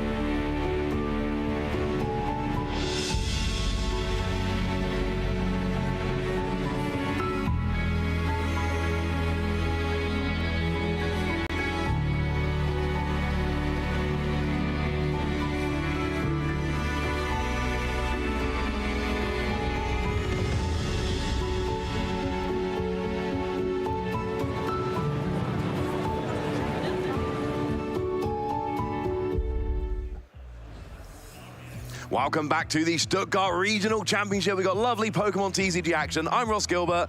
I'm joined by the lovely Freya Pierce. And Freya, I know what you're thinking. Yes, this is last year's badge. I'm sorry, this year's badge didn't get here in time, I'd ask you not to bring attention to it. What we You know are... what? I wasn't going to, but now I extra won't, just because you asked. See, that's why I like it. What we are going to bring attention to, however, is lovely round 6 action. We're into round 6 already? Yeah, we are. Nice. And we've got some decks that we haven't actually seen. Well, actually, no, we saw it in one capacity, which made me very, very sad. But we do need a quick Klawf update before we get going. Darren, like I said, is sitting at 401. Jesper Eriksson is actually sitting at 4-1. So that's a combined record of 8-1-1 between those two Klawf players. Let's have a look at the standings going into this round. And I know there's one that's caught your eye, Freya. Okay, yeah, this is story time. I mean, this is actually a connected story time because, so 2012 UK Nationals, right? That was my first ever national championships. I remember we hung out a bit there. That's when we first really got to know each other a little bit better. Oh, yes. Yeah. Alex Norvey was the 2012 UK national champion, beating Carl Blake in the finals. I have not seen that name for about a bajillion years, and seeing him here at 5-0 now is like, what? Yeah, I've not seen or heard from Alex Norvey in many, many years. Very lovely chap. I have an Alex Norvey story. You can have that in a moment. But we got people like Kim Babega still sitting at 5-0. Nikolai Pedersen, a player we are keeping an eye on at 5-0 as well. And you've got people like Christian Wilhelm, Lorenzo Fulca, Alberto Conti. That's a player people are going to be familiar with. So there are a lot of very, very good players there. And when you're sitting at 5-0, you're starting to think, you know what? I only need like one win and a tie out of my last 4 rounds after starting 5-0. That's gonna make me feel pretty good. Yeah, speaking of another player 5-0, another older player who's like seems to come back for this regionals, Tobias Smutkowski, like very well-known German player, had a lot of success back in the day, took a little bit of a break, and now he's back here again. Is this the regionals for like all the successful players like coming back and just making a break for it? I mean, it might be. Right, so Alex Norvey, least deserving win I ever got. UK Nationals 2011, I'm playing Donphan, he's playing Gyarados. I cannot beat Gyarados. My only hope is that they start 1 basic, and then they're forced to go first with Sableye, which made you go first at the time, and I don't get a turn 1 win with Donphan. But that was 2012? This is 2011. Okay, this is the year before he won Nationals. Yeah, I was going to say, Gyarados wasn't a thing in 2012. No. Yeah. This is the year before he won Nationals. Okay, so sit down to play, he starts 2 basics. I cannot win the game, I'm guaranteed to lose. They make us repair. We all shuffle our cards back up. I'm paired again against Alex, who starts lone Sableye, forced to go first, and I donk him. I have been playing Pokemon for about 15 years at this stage. That is the single least deserving win I have ever had, and it was actually the win that put me into Top Cut at Nationals in 2011. I did not deserve that even a little bit. So, Alex, if you watch this back on the stream at some point, I'm sorry, I definitely did not deserve that win. But lovely to see him coming back at 5-0 here. But let's stop focusing on Alex for a moment. Let's look at our 2 players we've got here. And I believe we've got Caroline Farino against Alberto Conti. Yes, absolutely. So you got France against Italy here. Alberto Conti, one of the more well-known players in Italy, it's safe to say. It's like quite a bit of success in the past. And Carolina also off the back of some recent success. We saw top 64 at the NIC and top 32 at Gdansk. So no slouch herself. Yeah, I mean, Caroline there, I mean, probably a player to start watching. Like, if you're going to do really, really well at multiple European regionals in a row, we are going to start paying attention. Now, Alberto Conti is a player a lot of people are going to recognize. We see a bunch of top cuts there in Lille, Liverpool, Lille again, apparently a big fan of Lille, and EUIC as well, top 32, which is not an easy accomplishment to make. So we have got a good pair of players, and we can say now they've got the headphones on, we've got your old favourite, Iron Valiant Entei, against everyone's old favourite, Giratina. Do you mean to say the deck I just demolished you in the caster battle with? I was hoping we couldn't mention that, Freya, personally. I was rather we could leave that in the past, but rather that than point out my out-of-date badge. So what we're going to see here is an awful lot of Tachyon bits. We're going to see an awful lot of Entei, and it's kind of the new school against the old guard. And very important to note here as well is playing that Spiritomb tech. This is something we talked about right at the beginning of the day. Can Iron Valiant adapt to overcome some of its more awkward matchups? Spiritomb, a great way to do that. Not going to be great in this matchup. No, not in this. No, not so much. But you are correct. Against things like that, Snorlax turning off the Rotom or Mew turning off Genesect, that Spiritomb becomes really quite useful. We can see the main cards on here. Give me a prediction, Freya. Who's winning this? I mean, it is a tough one, right? I think that, so I actually played this matchup a little bit with, so my good friend Charlie Belfield, who's in the tournament doing quite well right now, and there's plays a lot of Lost Giratina, so he played this matchup a lot. It really does depend on how the early game goes. Like, if they can like get to a game state where they're mainly focusing on V Pokemon, not benching that many Comfeys, it's pretty good for them because then they aren't vulnerable to Yoga Loop. But if they're forced to put a bunch of Comfeys out, then the attacking bits come in, Yoga Loops start coming in, and then it's a bit tricky for the Iron Valiant. So it's something that can go either way very much. You might see the 2 Iono and Caroline's prizes there. She only plays 2. Both of her Iono, so Iono not going to be an option until we start taking some prizes. Everything else seems about right, although there is a path to the peak prize for the Giratina. Oh, and look at the appropriate sleeve. Oh, yeah, I like that.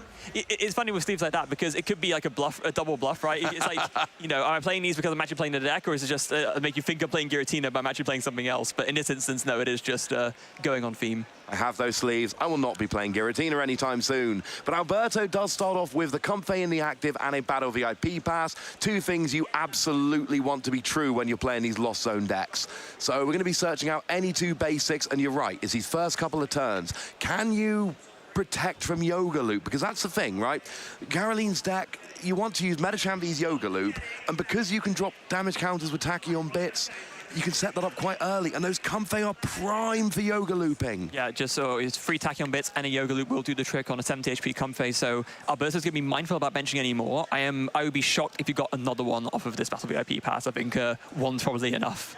It's such an awkward decision because on the one hand, everything you said there was absolutely correct. On the other hand, I like drawing cards and I want to get set up. Yeah, but I do as well. But I mean, and you can see you've absolutely nailed it, Frey. You've absolutely nailed it. It's the key is 2 words: Abyss Seeking. Yes. Because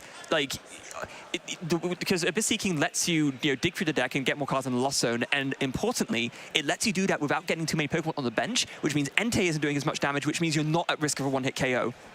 Yeah, lowering your bench means you're not putting down those things which can be easily taken out with Tachyon bits and Yoga Loop. You're also not powering up that Entei. We saw in the caster battle earlier, I went wide early thinking it was a good idea. It was not a good idea. Entei, I mean, all of the legendary beasts, and I know there's always a discussion. I checked this with Pokemon themselves. It is legendary beasts. It's not cats, it's not dogs, it's beasts. That's canon. But all of them have the same basic ability, the same basic attack, and it really relies on your opponent having a large bench. Yes. So if you can have a small bench, that's a win. Yeah, a little bit risky here, though. Alberto is actually going for another VIP pass, debating benching another Giratina and a Greninja. I think just a Greninja here is a bit better, I think, because the more Pokemon you have on the bench, the less Tachyon bits that Caroline needs to get a KO on a Giratina with an Entei, so you definitely want to minimize that as much as possible. Yeah, agree with you on that one. So we've got the 2 Giratina down, we've got the Greninja, obviously great for your draw power, and does potentially threaten that attack as well. There are a couple of water energy in Alberto's deck, so it is absolutely possible. I have heard rumors of players playing 1 water energy just to make people think that they can attack with Raining Greninja to force a pointless Manaphy out. Yeah, it is something that you can do. For me personally, I think that having the option to actually make good on the threat is too good to pass up. It's something I wouldn't feel like ever feel comfortable doing myself, even though I can understand the reasoning behind it. Now, over the Caroline's turn, actually a pretty decent hand. I've got 1 switch card, can get 1 Tachyon bits going straight away, but a little bit unfortunate. There's a Forest Seal Stone, but no Pokemon V to attach it to. No, that is a big downside with your Forest Seal Stone. Has to be attached to a Pokemon V. Of course, generally speaking, you build a deck around Entei, and Metagame is a very big deal in the deck, so you've often got an option there. Chooses to Professor's Research because there's just really nothing else going on in the hand. Oh, and then you draw things like Spiritomb, which we've already said is pointless in this matchup. Yeah. Actually, that hand is pretty awful. Like, no Pokemon Search at all. That's not good. I'm agreeing with you, Frey. It's not a good hand at all. But there is a switch card, so you can fire off another Tachyon bits, and there is still a Squawk and Seize yet to use, so I'm sure Caroline's going to want to fight that off as soon as she can. Yeah, Squawk and Seize is such an awkward situation because on the one hand, it gets you 6 new cards, but on the other hand, it's got to be turn 1. So you lose all of that. And there are a couple of supporters there you might want later on. Energy in the discard for the Magma Basin, great. Spiritomb in the discard, brilliant.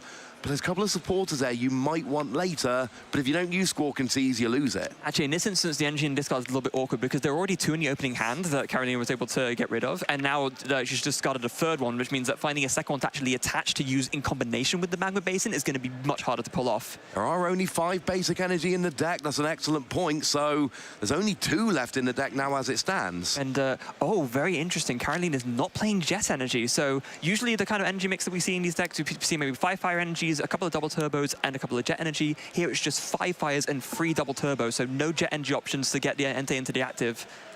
Yeah, that is going to be super awkward. It's a lovely extra switching card, but obviously it also pays as well. One of the great things about Entei is it's a 2-cost attacker, and you've got Magma Basin. So accelerated energy with Magma Basin, and then it's a colorless energy. So it could be a double turbo, but it could also be a jet energy. So you switch in while also being able to pay the cost. It's really quite lovely, but you're right, no jet energy, no option. There are escape rope in hand, though. Yeah, there is escape rope, so maybe you play one of those just to get one more attack on bits in. It's not ideal, but maybe that's just the best thing you can do right now. You can set it up so that next turn you can Yoga Loop the Comfey, for example, just if you can find your Metacham and a double turbo energy. And maybe that's part of the reason why Caroline is playing the third double turbo instead. Like, Yoga Loop is a very vital part of like pulling off the unfair turns in this deck.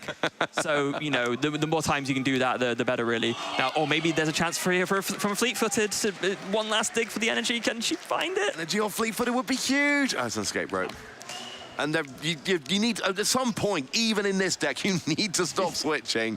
All the Tachyon bits have been used. You've got the right Pokemon in the active, and it's unfortunate. You're right, the energy of the fleet-footed would have been huge. Did not work, unfortunately. The good news is Caroline is set up really nicely for her turn, for next turn, and there's a lot of options. I love when I'm playing against something like this, you know, I can Yoga Loop whenever I want. That Comfey's not leaving the board. That's not what Giratina decks do. No. It's just sitting there ready to be Yoga Looped whenever you feel like it. Scoop Up Net has been rotated for quite a while now, so yeah, there'll be no risk of any of that damage being healed off unless maybe if Alberto can find like a switch cart combination, get the Comfey into the active and switch cart, that could come into it, but then Caroline can also just attacking bits one more time and then Yoga Loop, and it's the same anyway, so. Yeah. You're right, it's an option, but it would really take a double switch cart, and double switch cart on a Comfey, that just feels wrong. Yeah, so concealed cards, 2 more drawn after Chorus Experiment getting rid of 2 jet energy, so Alberto clearly not interested in doing that this turn, or it might be that there's already one in hand. Yeah, oh, there is, okay, so that explains a lot there. Might be going for, just like you say, just a slower start this turn, using that Abyss Seeking. Of course, it is a single colorless energy, so jet energy will work nicely. And just using that to get more cards in the Lost Zone, working towards having 7, because that's when your Mirage Gate turns on, and then you can start really going. And if you get those big Giratina V-Star up, they're hard to take down. Yeah, they are. Now, it's like Mirage Gate hitting the Lost Zone there, so I believe, I'm not sure if there's, I think there should be one more off camera, right? There should be 4 in the Lost Zone now, right? I do believe.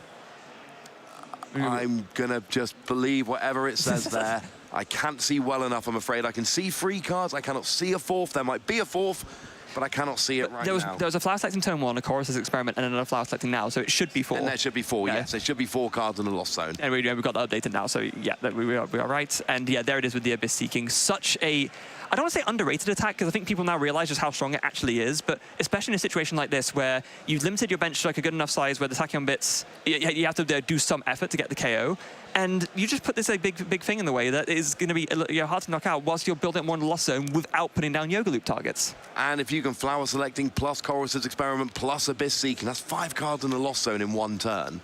So next turn, it is not going to be difficult. You should be able to actually start going next turn. So if you can get a Mirage Gate and a Giratina V-Star, you can start attacking, and yeah, that was just a KO on the Comfey, it looks like, with Tachyon bits. So if we're going to Yoga Loop for the moment. Yeah, I think Caroline realizing that at this point, with the hand that she had, there was no way to find a Yoga Loop combination that turn. She just got a Professor's Research off the prizes, which now opens things up a little bit more, but I think she just wanted to take the knockout there and then in that instance, which is completely fine. The only thing that does mean Entei's now doing 20 less damage. That's what I was just about to ask you. Is it worth keeping it there for the extra damage for the time being? There is certainly an argument to that regard. I think it would be were it not for the fact that your hand's completely dead. I think that was why she just wanted to get something out of the prizes to have a chance at drawing more cards. I think that's otherwise, absolutely, it would have been better to keep it on board. And that is one important thing. When you've got nothing in your hand, every single card is so important. So here you're going to see the Entei go into the active, so you can use fleet-footed. It's 1 extra card. What you really want to be doing is getting your Iron Valiant in the active and dropping some more damage counters. But right now, you just need to draw a few extra cards, so you take your prize, you use your fleet-footed, fleet-footed. I think she actually already used the fleet-footed this turn. She got the marker on there. I think she used it before she switched. So it is just going to be an attack then. Yeah, Burning Rondo will be doing with 6 on the bench. She'll be doing 140 damage right now, I believe. So we've got 6. Yes. Yeah. Yeah. 6 bench times 20 is 120. Plus the 20 base is 140. Math's still with me. Good feeling. So. Yeah, 140 is not ideal on the Giratina. It doesn't really put you in range for Tachyon Bits plus a Yoga Loop later on, but it's but better than nothing, obviously. It's solid 2-hit KO territory. Yeah, it is. You're not KOing with Tachyon Bits, you're not KOing with Yoga Loop, but you are KOing with your next Entei attack. Yeah. So another Chorus's experiment for Alberto, chaining those really, really well. That will get them to 8 in the Lost Zone, which is, of course, past that 7 critical threshold for being able to do Mirage Gate. So we're going to be quite happy about that. It's a very interesting decision here, though. Let's see, there's another Chorus experiment. There's a Grass Energy, a Switch Card, and is that Counter Catcher on the left as well, what I see? Oh, I can't see well enough, I'm afraid there. It could be. Yeah, I think it's a Counter Catcher and a Super... No, it's a Jet Energy and a Super Rod, I think. Well, I'm sure we'll see it in a little bit. Either way, we need to get an Energy and we need to get a Mirage Gate in order to get an attack coming off this turn. That's what's going to be important. And that attack will... It's awkward. The thing about Giratina V-Star is, as an attacker, it asks a lot. It does. If you've got 10 cards in the Lost Zone, which Alberto doesn't yet, then 2 energy KO, yay. Otherwise, it's free energy and you've got to Lost Zone 2 of them. So the good news is in this matchup, it's probably going to be all right, because let's face it, you're going after free 2-prize attackers. Yeah. So in theory, you use the first attack, you Lost Zone 2, but that's fine. 1 energy next turn for Star Requiem, and then if you've still got the same Giratina, attach the 3rd. Yeah. So after that Chorus experiment, opting to get rid of the Switch Cart and the Chorus experiment, it makes sense in the sense that obviously Switch Cart's kind of useless to you right now. It can only switch out basic Pokemon, of which Giratina V-Star is not. So it makes sense to get rid of that. And the Chorus experiment, I guess, maybe Alberto thinking that's not the support I want to be playing next turn, so not much point keeping it. And that's very, very big hand going on right now. Yeah, and there is free energy on the Giratina. No, on the Giratina V-Star. Looks like we changed our mind with the Mirage Gate there. So as long as there is a Psychic Energy in hand, then of course you can just Lost Impact for an easy KO, which I'm sure Alberto would love to do. Concealed cards coming in now. Discarding, it's got to be a Grass Energy, I imagine. And drawing 2. What does he find? Looking for that Psychic Energy if he doesn't already have it in hand. Oh, there is another Mirage Gate. There is a Psychic Energy in... Is that his hand? Yeah, his hand is huge. He's got Psychic Energy in hand then, yeah. He's got everything in hand. His hand is huge. But there is at least a Psychic Energy to go and use that there. Yeah.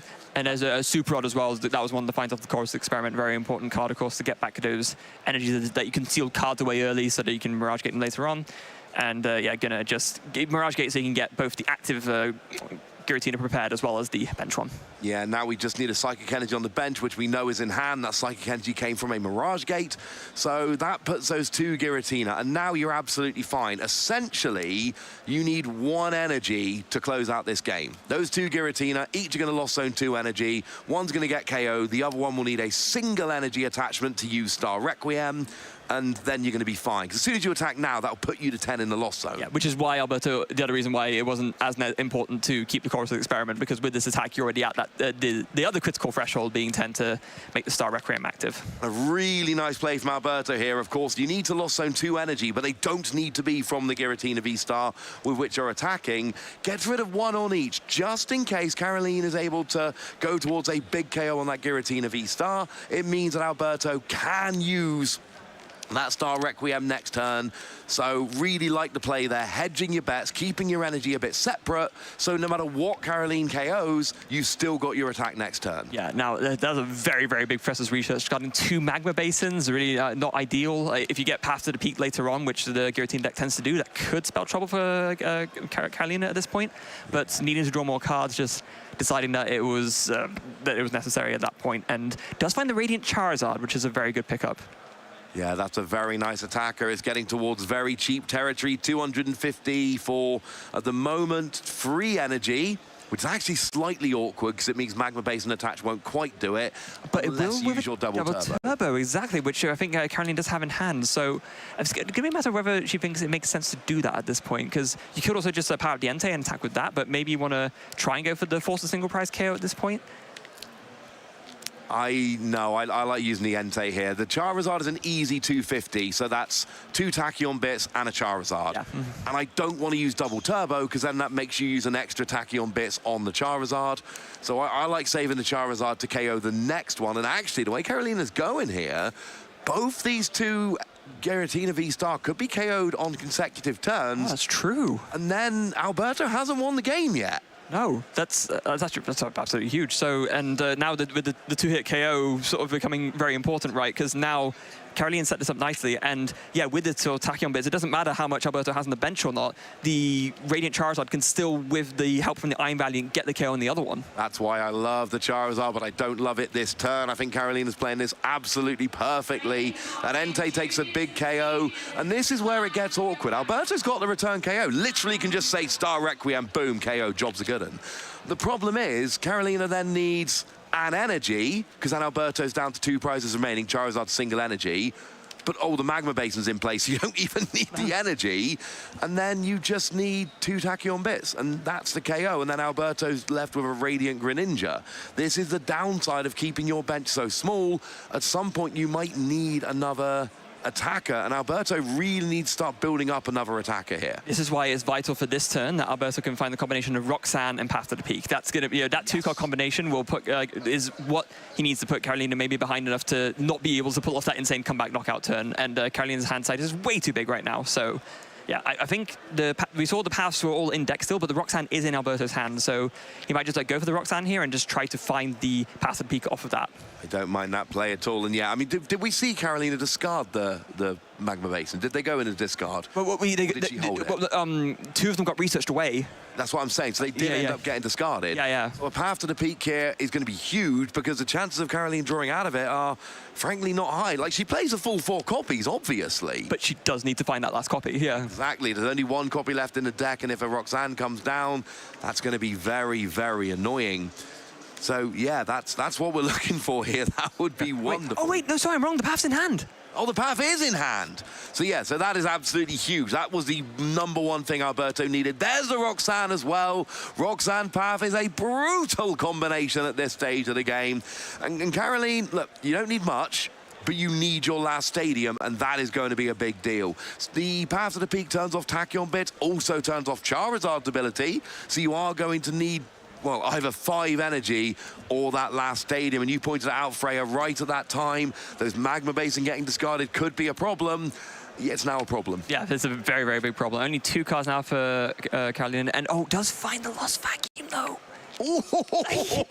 Oh, I mean, you still need the Basin, ideally, but at least you have access to something to get rid of the Path, which is pretty huge by itself. So there is Star Requiem, gets a knockout on the Entei. Lost Vacuum hand for Carolina, but what does she bring up now? I mean, yeah, the Magma Basin isn't too huge if you've got an energy. No, it needs to be a fire energy. Yeah. That won't do. Wait, what's she got in hand? It's a Nest Ball, a Vacuum, and a double turbo energy. Yeah, Carolina needs cards. Yes. Like, she needs switching cards in order to use Tachyon bits. She needs an energy for Charizard.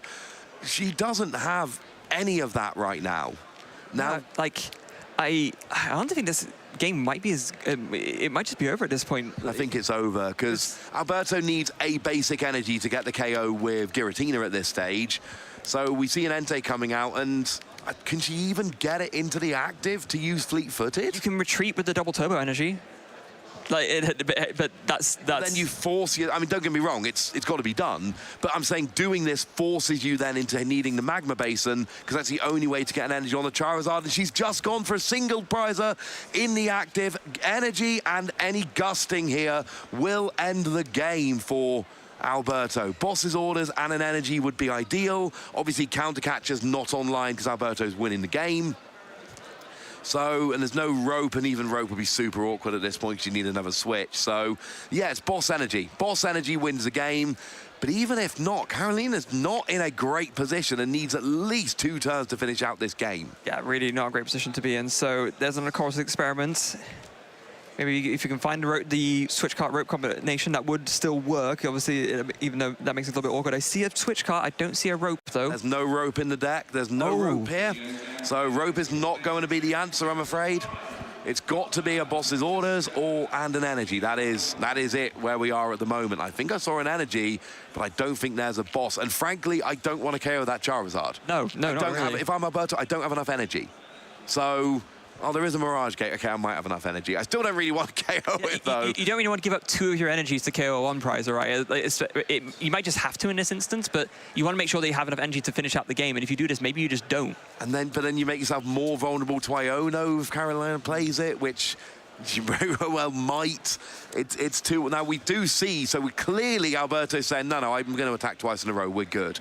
We do see the attack onto the Charizard. Alberto goes to 1 prize remaining. And I guess the thing here that this does mean is that this Giratina is never threatened about being KO'd now because the Radiant Charizard was the only way you could really do that. So, yeah, it is going to be Vacuum and then Fleet-Footed for Professor's Research. Oh, my God. Okay, now I'm glad we got rid of the Charizard.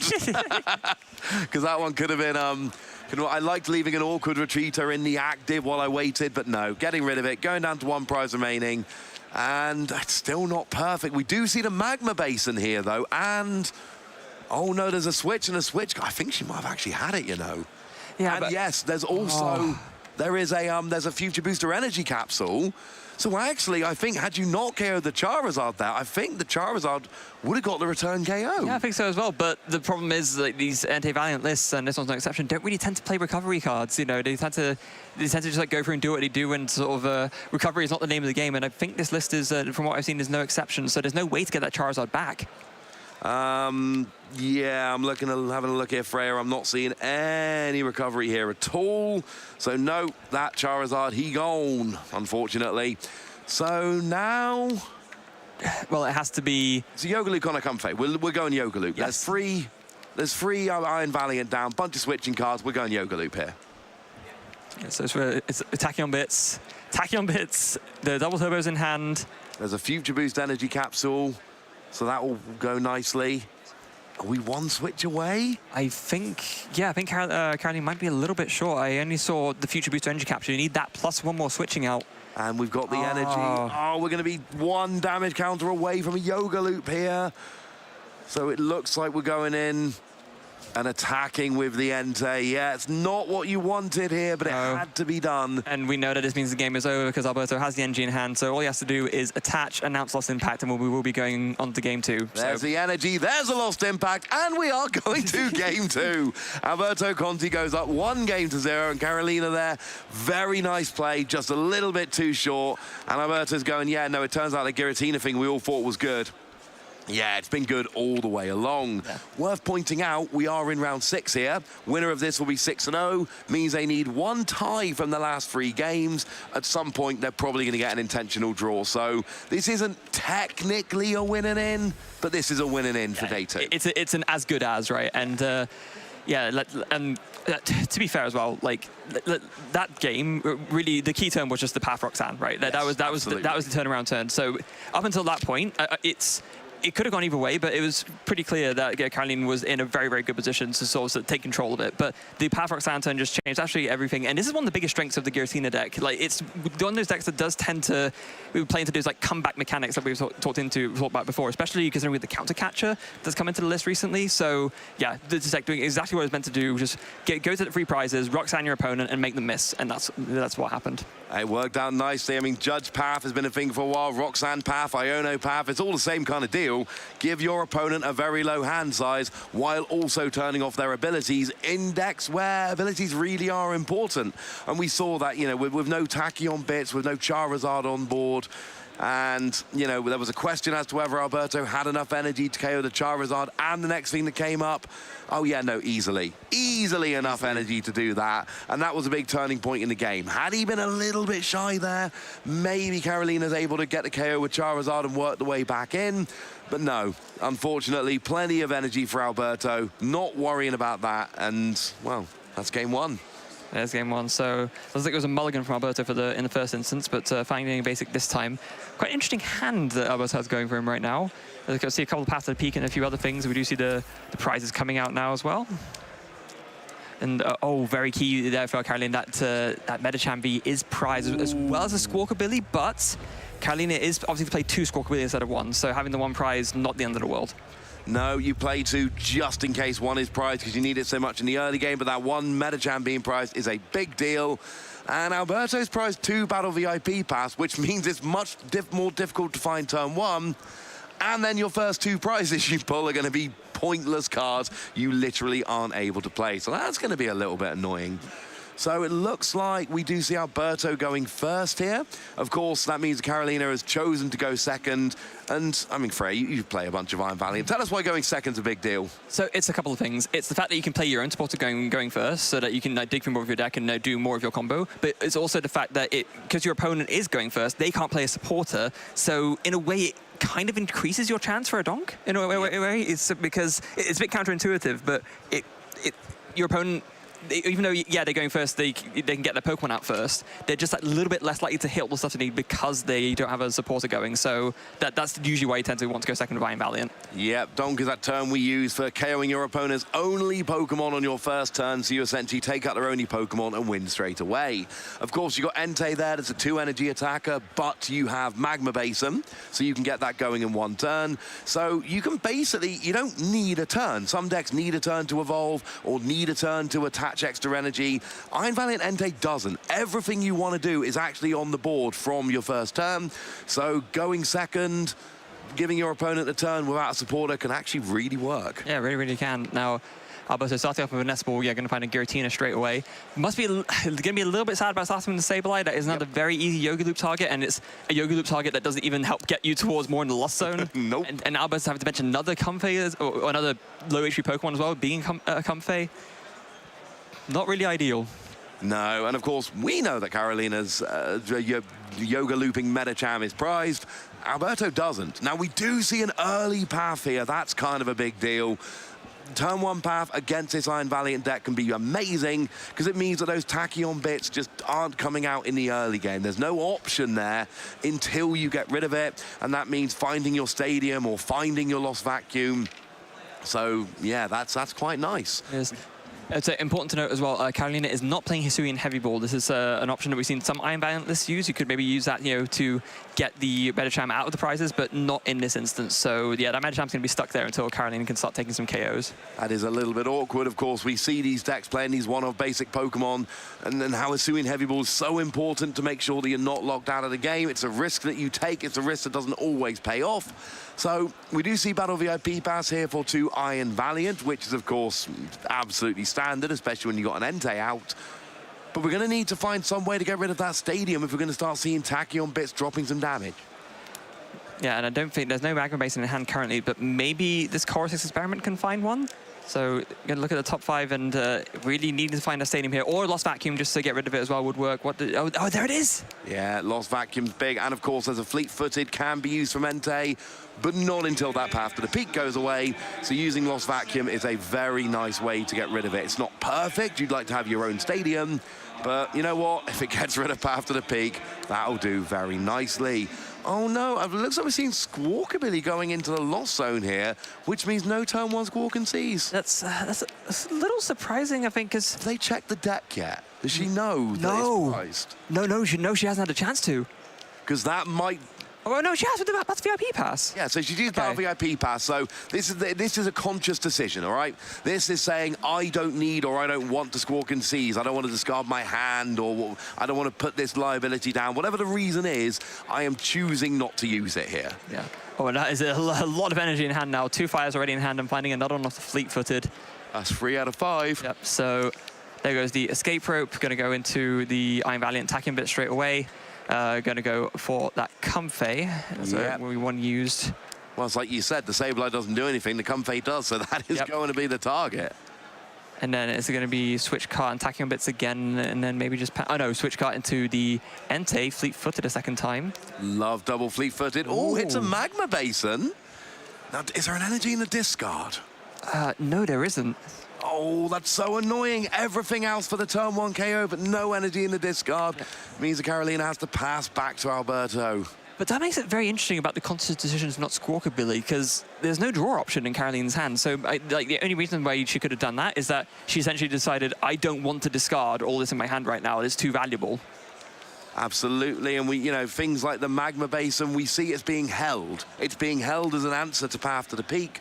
because, well, Path to the Peak really hurt last game. So, and one of the things that happened was she discarded 2 of them. Yes. And then that became a really big problem. So, and we sometimes do see players kind of reacting to that. Game 1, you discard a couple of Stadium and it really comes back to bite you. So game 2, you're like, I'm not falling for that again. But then, do you sometimes go a bit too far the other way? Could Squawk and Tease have been the answer? The answer is, I don't know. We'll have to wait a couple of turns, see how the game shakes out. I guess Carolina is thinking that she can get by enough just on the fleet-footers for now, and yeah, sort of mentioned that Squawk ability was too much of an easy prize liability, but either way, it's going to be up to Alberto to see what kind of response he can mount. There is a Jet Energy ready in the hand that he could use to go for an Abyss Seeking, but it looks like he's considering actually putting it onto the Comfey instead and just going to go for another Flower Selecting. Yeah, I like this. If we see an Abyss Seeking as well, we're going to be up to 7 cards in the Lost Zone now. So this turn is not going to be the explosive turn. It's not happening. But next turn absolutely could be. We don't even need Abyss Seeking. We could just see a Chorus's Experiment next turn. That would also put him up to 7. Yeah, I mean, you go, sorry, go on. I was going to say, the point is next turn's going to be big. Yeah. So, yeah, there was no Abyss Seeking option that turn, of course, because the Jet Energy was the attachment for turn onto the Comfey, so makes me sad. That's never going to happen. Here's another fleet-footed switch card, not really what Caroline wants here. Like I say, you don't need the Abyss Seeking, which is a good thing. Instead, we got an energy onto the Entei, and it's a slow start for Carolina here. It's not really what you want. We've had 1 Tachyon Bits, and actually, if this goes like it's looking at the moment, Entei KOs the Comfey, and that Tachyon Bits was completely irrelevant anyway. There's no extra damage, and oh, that feels bad. When you've had 1 Tachyon Bits in 2 turns, and it did nothing of value. Yeah, and look, from the prize as well, Carolina actually got the other Squawk ability. Oh, no! That is not what you want. That is a useless card at this stage, and not going to be using the attack. The ability can only be used on your first turn of the game, and you've not got much draw, and now all of a sudden you've drawn a completely useless card off of your prizes. I know Carolina's up 1 prize to 0, but it really does seem like if Alberto's got a Chorus's Experiment this turn and goes up to 7 in the Lost Zone, yeah, this is going to be big. Yeah, it's weird because Alberto's start looks slow, but in reality, he's on 7 in the Lost Zone now. Like, he doesn't need anything else. As long as he can get to this point where he can start firing off these Lost Impacts, things are going to get very dicey very quickly for Carolina. I mean, we're looking for a 3-card combo here. We're looking for any kind of energy, a Giratina V-Star, and a Mirage Gate. There's the Mirage Gate. That's one of the 3 parts. And, I mean, to be honest, you can start attacking with a Giratina. The problem is it doesn't actually KO the Entei, so I still want to see the V-Star. And like we saw last game, yes, you have to bin some energy in the Lost Zone, but you've got enough energy. You're only taking 3 KOs this game, so energy, Giratina V-Star, and if Alberto can get that this turn, he's going to be in a phenomenal position. Yeah, and I think, I don't know if I saw it wrong, but I'm fairly sure I saw him get, some Giratina V-Stars from that Chorus's Experiment. So yeah, that's a Jet Energy as well, so that's everything. Yeah. That's the entire combo. Now we're going to see the KO on the Entei to go up by a prize. A second Giratina being benched is really big. Oh, establishing a Path to the Peak as well. This is everything Alberto wants. This is basically the perfect turn. Yeah, this is about as good as it could get for Alberto. And I think the one good thing for Carolina here is that she does have access to that Magma Basin in hand, so it already has like the Path to the Peak counter ready to go, which is going to be very important. Now, opting to put the Entei into the active, needing that extra draw from the fleet-footed, even though you'd think that would be counterintuitive, but in this instance, yeah, you just need that extra draw first. Let's see what she finds off of it. Oh, an Escape Rope, but again, that's just not really doing it for her at this point. No, I mean, it's so awkward. The ideal situation, what you really want to do here is Yoga Loop. You want treble Tachyon Bits plus your Yoga Loop, and then you're going to be able to take out that Sableye, get an extra turn, and get some damage onto Giratina at the same time. The problem is, your Metagame is prized. You only have 2 Tachyon Bits to work with, so instead, we're trying to work towards a KO on the V-Star, but Alberto's done a phenomenal job keeping his bench nice and low. There are 2 bench Pokemon there. That means, as it stands at the moment, if my maths holds up, Entei's doing 100.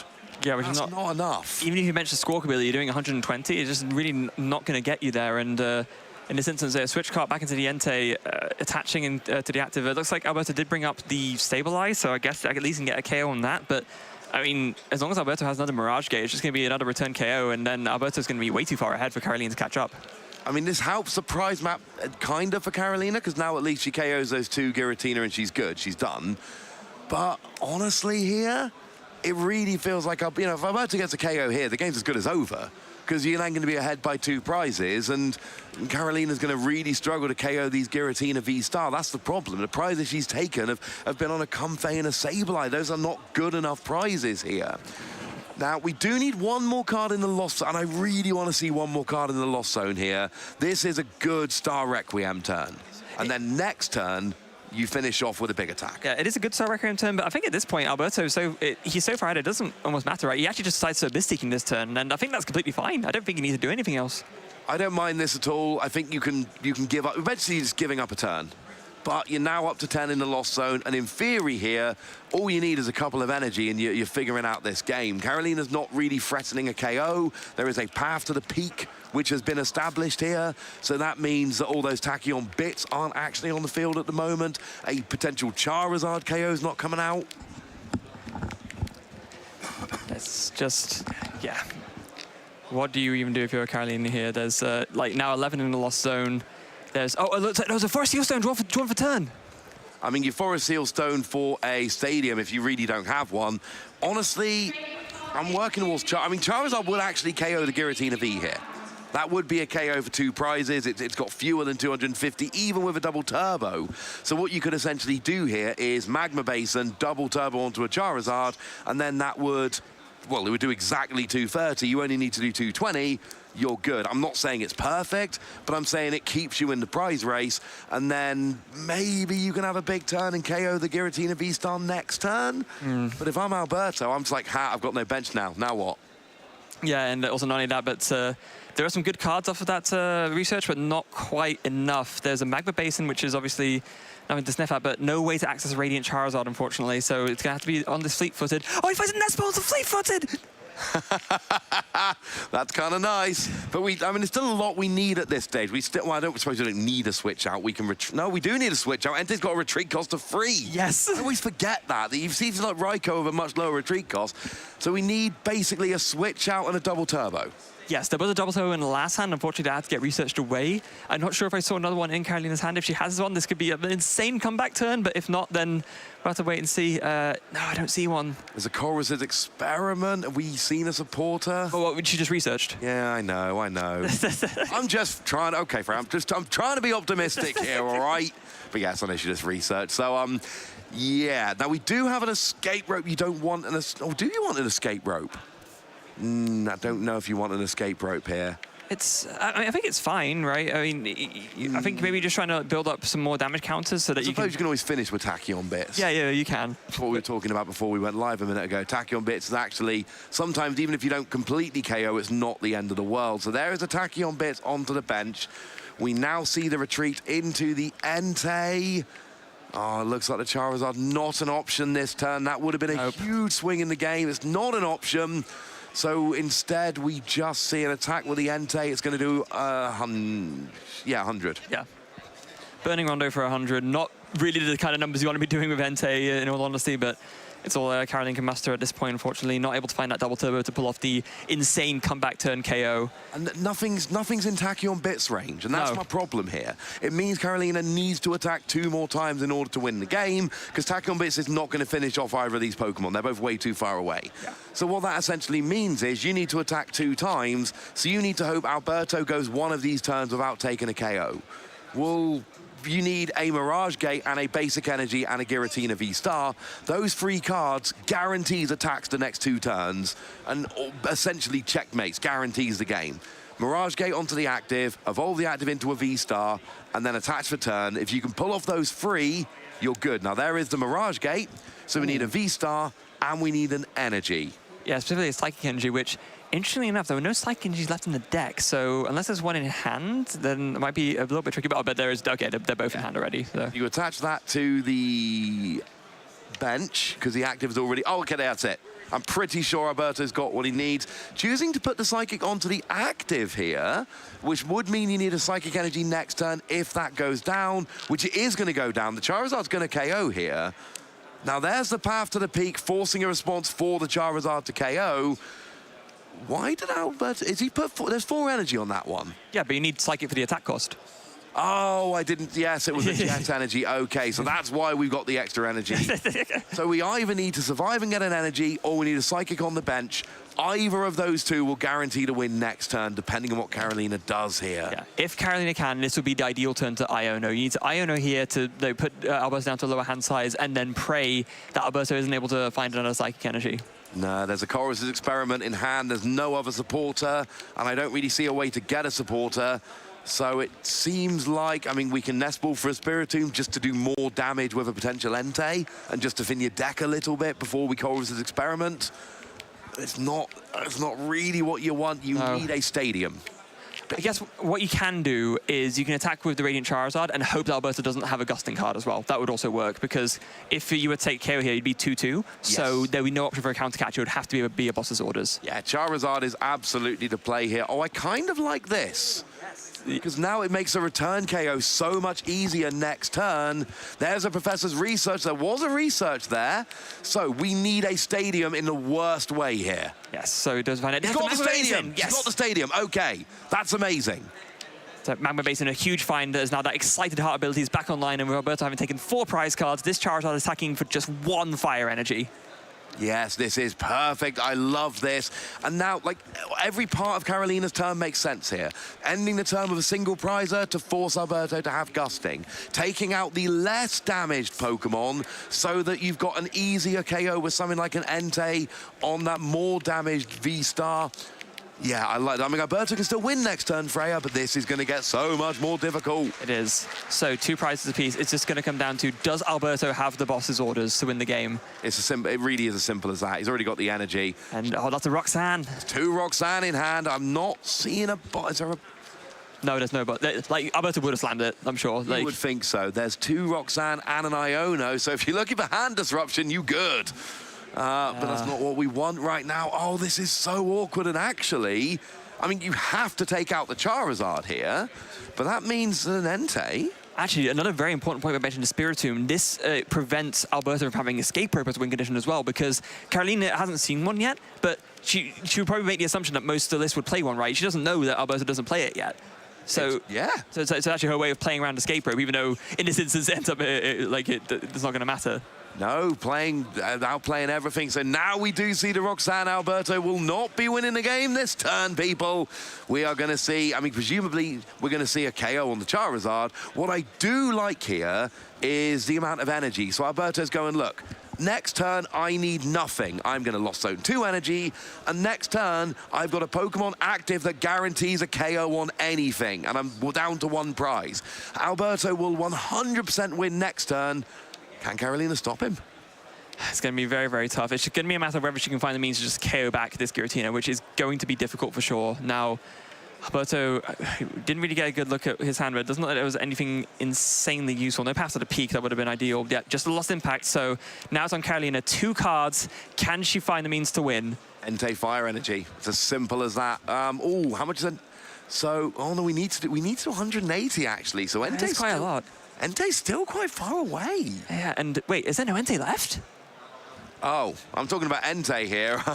Oh dear. Oh, the last one's prized, that's why. Oh, the last Entei is prized. Good shout, Freya. I was not looking at the prize cam just then. We do have the prize cam here at all times. I should have checked that earlier. But I don't know. I mean, Entei actually has got to stretch right now. Entei needs to do 180 to get the KO. And I like everything Carolina did last turn, but this is when you need your Charizard, and there is no recovery. The Charizard's not coming back. No, that's it. And Carolina extends a hand with the fist bump with the last Entei prize, not able to do an attack. So that is going to be Alberto taking the win 2-0 here in this round 6. Yeah, Alberto takes it 2-0. That Iron Valiant deck, I wasn't able to take it down earlier, but Alberto is here. And that was a very, very well-played game. And I've got to point out the play of Alberto here. All game, both games, this was superb. We saw keeping the bench nice and small. We saw, the energy. One of the things about this Giratina deck, which we pointed out, it can be super awkward with the energy, especially when you have to keep lost zoning a couple to attack. So we saw piling the energy on. We saw lost zoning from particular Pokemon, always making sure that Alberto had that extra attack ready to go later on in the game. It was so well played. That was exactly how you play against Iron Valiant Entei. Do you feel avenged right now? A little bit, yeah. I do. Yeah, fair enough. Yeah, that was absolutely phenomenal play from Alberto. Huge congratulations on a very well-deserved win. Going to 6-0-0, just one tie away from locking up a spot on day 2. Got to be feeling pretty good about that. Yeah, and of course, you can see it at the bottom there. Tell us what you thought about that game on X, on YouTube, on Facebook, on Instagram, with /Pokemon and #PlayPokemon, except for X, where it is @PlayPokemon. That's where we want to hear from you. Tell us what you think about Klawf. Tell us what you think about this Iron Valiant Entei. Tell us, tell us who you're cheering for. Tell us how your friends are doing. Tell us anything you want to tell us. We want to hear from you. It's much more fun when we can hear from you as well. It shouldn't just be us talking all the time. No, absolutely. We want to hear from you guys. So yeah, please get in touch and let us know what you thought. So, if you're here now at 6-0, right, you got to be feeling pretty confident in yourself. You got to be thinking, yeah, I just take one tie, then I'm locked into day 2. But do you actually intentionally draw your next round? Or no? I was going to say, right? Not at this point. No, if I'm 6-0, I'm absolutely loving life. Because here's the deal when you're 6-0. If I win my next game, I'm in. If I tie my next game, I'm in. If I lose, that's fine. If I win my next game, I'm in. If I tie my next game, I'm in. Even if I lose 2 in a row, I am almost certainly paired against someone in round 9 who is 6-2, who will be delighted to intentionally tie with me so that we can get both of us into day 2. And day 2, you're not knocking anybody out. There is infinite room in day 2 for anyone with a record of 6-2-1 or equivalent or better. So, no, I'd never. And here's the thing, right? If I can get 1 point from my next 2 games, I keep going.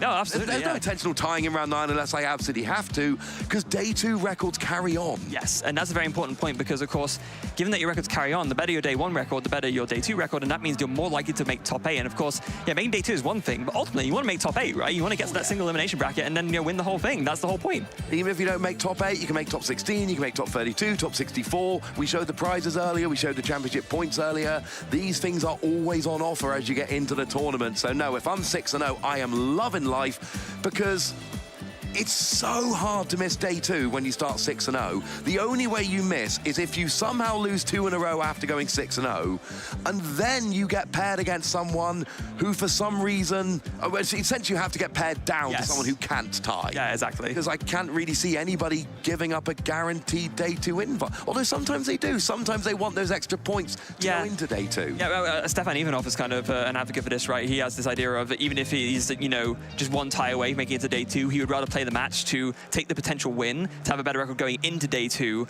than to tie and then have an even harder time in day 2. So yeah, some players do take that attitude for sure. But I need to point out, Stefan Ivanov, what do we know about Stefan Ivanov? Ridiculously good at this game.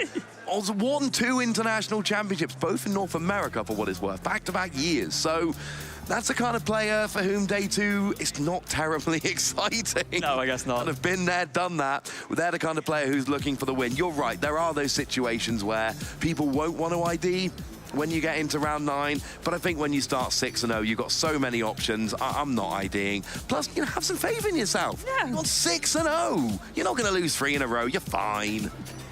So it's funny because I've recently been in this position, right, at the North American Internationals. I was quite fortunate I won my 8th round, and that put me into a X1-1 record. But then my last match was against another caster, actually, Kyle Sablehouse, and we played that out. And yeah, there's no reason not to play it out at this point, right? We're both into day 2, so we just played out for the better record. So yeah. Exactly, give you an advantage. Well, speaking of advantage, we have a player who's got a big advantage, sitting at 6-0-0, right on the precipice of day 2. So let's go and hear from them right now.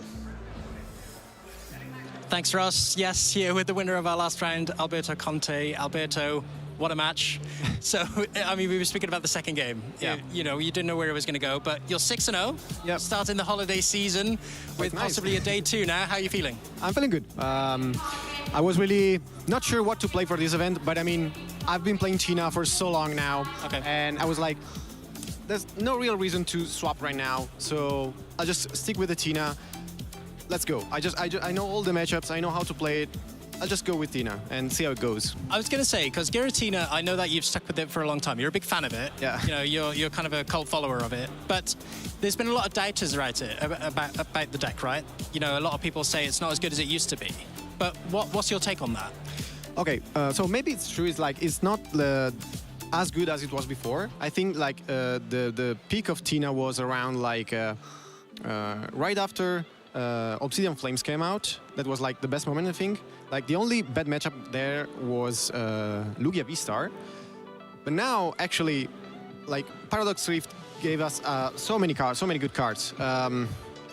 And Tina didn't really get anything except for the counter catcher. I'm not a huge fan of counter catcher, but I think like you have to play at least one. It's a good card, so why not? But like the thing is, other decks got so much from Paradox Rift. Yes. And we got so many new decks, but still. Trying the deck against new decks, I was like, hey, I'm still winning. So I'm still Roxanne pathing. Every deck is a deck. So Klawf is still really strong. It's not as good as before, but still a great card. And Entei with Iron Violent was what I consider a good matchup. I think like if you play with no Confi in the field, and you just technically win because Giratina is so big to get knocked out from. You made it look really difficult to knock out, right? Yeah, because you're limiting your bench space, you're limiting the damage output. So yeah, it's a great strategy. Yeah. Proven, of course. Now you're 6-0, as we mentioned. What's your journey been like today? So what have your matchups been like? You know, have you had any kind of hairy situations where you're like, oh, I'm a bit on the ropes here? Well, I have a great matchup last round against Gardevoir. I started really slow, but I had a great comeback. That's what I also like about Tina, the comebacks, because like even if you're behind like 2 or even 3 or even 4 prizes, you can still come back. You have Roxanne, you have Pat. But I'm going to say I won all of my games today, so I'm undefeated in games and in matches. So yeah, it's going well. So let's see how it goes. Speaking about accomplishments, I looked you up before this. I know that you were doing really well this season, but you've got your Wilt invite now, right? Yeah, I already have it. Yeah. Congratulations. Oh, thank you. Thank you. So, I mean, it's such a big accomplishment this season specifically because it's the 500, right? Yeah. It's quite a big mark. Yeah. Well, what's your season been like? What's your story here? Okay, so my season started late because I was not in Barcelona because I came back late from Japan, from the World Championship. Okay. So I decided to skip Barcelona and focusing on cups in Italy. Sure. We have a lot of cups in Italy and I've been grinding them, like basically all of them. Like weekends are like double cup weekend or maybe challenge and cup weekend. So I really like that. I think that prepares you so much, like you get free playtesting in cups. So like you came to the regional much more prepared than it was before without cups, because when I started in 2022 we didn't have cups and we didn't have challenges. So testing was, you test against your friends, you test online, but still it's not like you don't test properly with the time, because I think time is a great thing in this game. Yeah. So I'm really enjoying playing in cups and challenges because it gives you a great shown of what your deck can do and what are tough matchups. Yeah.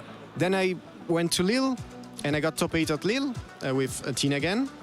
We've seen that you like Lille. So when we looked at your accomplishments, there's 2 Lille. So there's something in the war at Lille for you specifically, because you do usually do quite well there.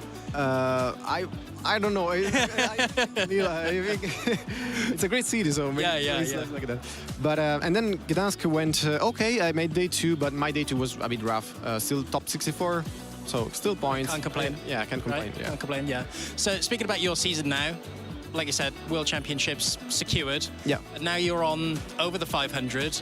We like to ask people, what's your next goal? Is it top 22? I know when we look at events, you're usually the first player on that roster. So what's your goal for the rest of the season? Is it going to be top 22? I mean, I'll try to grind for the top 22, but I want to take it like, if it goes, I'm happy. And even if I can't reach the top 22, I'm going still to enjoy every event and have fun, because that's like the main goal, I think. So sure. Have you got any shout-outs?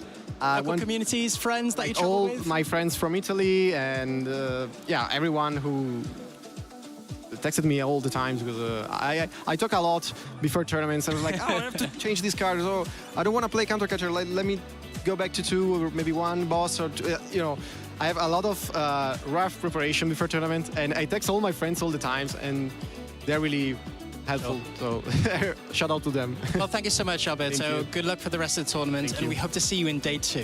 Thank you. For now, we'll have a little break, but we'll be right back with our round 7. See you later.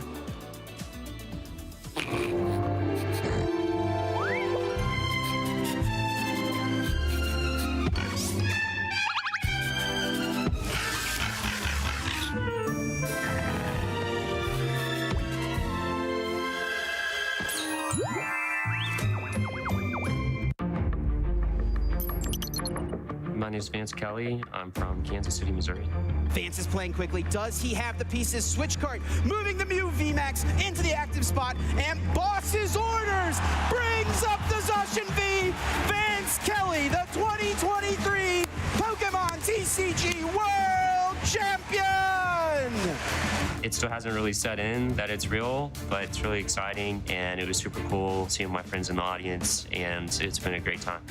My strategy throughout the tournament was just to use the deck that I'm comfortable with. My favorite card is Mew VMAX. It's a really versatile card. It can use a lot of different attacks, and games unfold in a lot of different ways. I definitely had my moment of doubt between the 2 days of the tournament when you're allowed to switch decks. I thought maybe I'll switch, but my friends told me to just stick with it, and I did, and it paid off.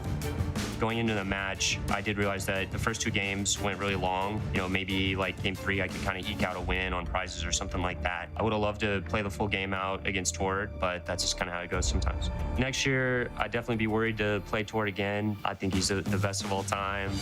I played against people from maybe 3 or 4 different continents this weekend. It's a lot of fun to play against people from different countries, and it's really cool to kind of have something in common with people from all over the world that you can talk about and bond over.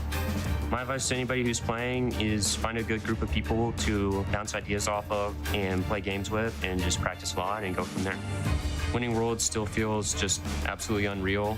It's something that I aspire to, but it's really a dream. Hello, trainers watching at home. We hope you've been enjoying the live stream so far. So we've got another little discussion for you. In the current metagame, we've noticed there's a lot of comeback cards that have kind of come in over the last few sets. We have this kind of pool of built-up comeback cards that we haven't really seen for a while. So we thought it might be nice to have a little bit of discussion about the impact that these comeback cards have had, and also whether they're actually, play into comeback decks at all, if they're kind of the decks that use them are built around going behind to make the most of them. So why don't you start off, Joe, talking about some of the comeback cards we have now? Yeah, well, definitely. We have some great comeback cards. Obviously, Iono, the big supporter, is the standout card where you're trying to deny hand advantage from the opponent so that when they get to the late game, if they're ahead in prize race, which is typically the best way you can win in the Pokemon trading card game, you're really limiting their options. So they have to have not only have gone ahead in prize cards, but also built up a really big board state so they can come back from having very few cards to play with later on. There's the Reversal Energy card, which is phenomenal as well, great in the Gardevoir archetype in particular. It allows Gardevoir to use single prize Pokemon to have big swing turns into knocking out really high hit point multi-prize Pokemon. So those are kind of the big ones we're seeing right now. And of course, there's Counter Catcher from the latest set, which allows us to use a supporter in addition to bringing up other Pokemon from the bench as well, which can really help your prize mapping, but can also be used defensively to maybe even take prizes from the bench as well and leave something stuck for a turn. So these can be really big combination cards in the game right now. I think you'd have to go all the way back to the Gen 3 era, right? Ruby and Sapphire, where we had so many of these comeback cards together in one format. You have your Power Hand Extension to Counter Catcher, you have Scramble Engine to Reversal Energy, and Rocket's Admin to the N, and now Iono. It's really cool to see all these together. And I don't know, for me personally, I feel like it introduces a lot more of a skill element to the game because, you have to sort of play around those things. As you mentioned, Counter Catcher is the latest tool that we have access to now. I think this one has really blown things wide open. What are your feelings on Counter Catcher specifically? Yeah, I mean, I think a big deck that utilizes it really well is, we spoke about it just before, Gardevoir EX. I think Gardevoir EX is a great example of utilizing these great comeback mechanics. So, it usually has that high count of Iono, it has those 2 Counter Catcher, those 2 Reversal Energies, and I think the game plan there is not so much as a just in case, like we see sometimes with Roxanne in Lost Box, but it's the game plan of, take these few easy prizes, that's fine, because I'm going to come back swinging. I'm going to put you down to 4 maybe with the Iono. I'm going to hit you with the Counter Catcher, and I'm also going to attach the Reversal Energy. And that's where we see, with such a large card pool at the moment that we have, players are really looking to utilize having these plethora of comeback mechanics. And that goes back to what we were saying, right? Which is that it's almost like these decks intentionally playing way too far behind to then win. So I guess in a sense, don't call it a comeback, right? Is it actually a comeback that we're looking at, or is it more just an adaptation for the way decks operate to get towards their ideal winning game state? Yeah, I think that's right. There are certainly decks that will just try and race. It'll be starting out the gate quickly, look at the Roaring Moons, look at Miraidon, look at even the Entei Valiant. They're trying to take a ton of prizes super quickly. So those decks are trying to really tempo out the opponent and try and push people off the board almost with early prize knockouts, and that can still be a viable strategy. But there are many decks out there, certainly the Stage 2 decks, the Charizard, the Gardevoir, they come on so strong in the late game that is their goal, and they naturally make the comebacks because the archetypes help them, and also the card pool really allows that to be a thing. Yeah, absolutely. And I think to summarize, I think that exact set of facts is what lets Stage 2 decks in general have the presence that they have, because we haven't had such a wide range of viable Stage 2 decks for a long time now, but with these comeback cards, they're now viable because they can fall back and then have that power spike later on to finish the game. So with that, yeah, it seems like Stage 2 decks are now the most viable they've been in a very, very long time, and I think the sort of counter cards, the comeback cards are what enables that to happen. So we hope you guys have enjoyed that discussion at home. We're going to be going back now live to the regional championships, so don't go anywhere. We've got plenty more Pokemon action to come.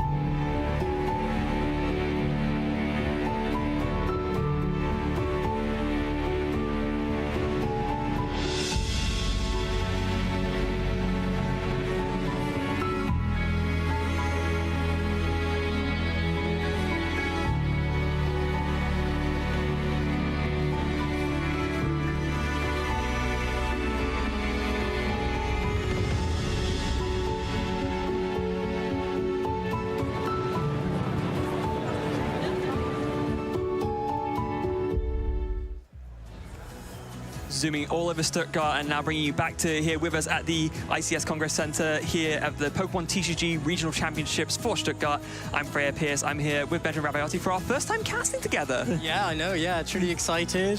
Truly excited to bring the noise. But yeah, the weather outside is frightful. But the games in here are certainly delightful, and they'll warm me up for sure, because we've got some exciting matchups coming up. You know, we had such a great round last with Alberto Conte and Carolina as well. You know, that was so exciting to see, because I think as well, we're seeing matchups that we're not usually used to seeing, especially from Gdansk, right? Yeah. And it's continuing that trend of variety and versatility. You know, we hear those phrases quite a lot, but this meta is just showing us all it can offer. Yeah. Why don't we sort of rewind a little bit, go back to our predictions from the beginning of the event, just to see how sort of those have panned out so far. So when Joe and I talked about these earlier, we talked about our predictions, but I guess now is your chance to kind of talk about your one. Of course, you have Gardevoir there as your deck of choice and your Path of Peak as your card of choice. So how are you feeling about your predictions right now? I just couldn't pick Snorlax. I think that's just the crux of it. I think with Snorlax winning Gdansk, I was limited in my choices. But I think with Gardevoir, I think it's straight down the middle. I think it's a very, very consistent choice. You know, it's a deck that usually draws better. You know, with the Curliers, with the Gardevoirs, you have so many options, and also you have the disruption side as well. You have those comeback mechanics. You know, it's a deck that offers a lot. And, you know, you can change up your game plans very quickly. I think in a versatile meta, I think this is a deck that is going to be a strong choice for a lot of players. Yeah, I think so as well. And we saw, of course, in a mirror match earlier on, and also Path to the Peak with the Giratinas coming in, has been as important a card as ever. I think that's always like a safe pick for like an impactful card on a tournament, to be fair, as long as, because it covers all rulebox Pokemon, it doesn't matter what kind of cards are around, it will always be viable. Now, for me, I do feel a bit vindicated by my choice, but at the same time, it did just lose on stream. Yes. So, yeah, on 5-0, which is great, but losing on stream, not so great. Well, you won the most important round. Oh, no, that is true. That was the Gaster Battle. Yeah, I think with Path to the Peak as well, I think when I usually play in these big tournaments, I usually ask myself when I'm picking a deck, right, how popular is Path going to be? You know? Because I feel like there are a lot of decks out there, like the Miraidons, like the Charizards. They get so heavily damaged by the Path to the Peak play.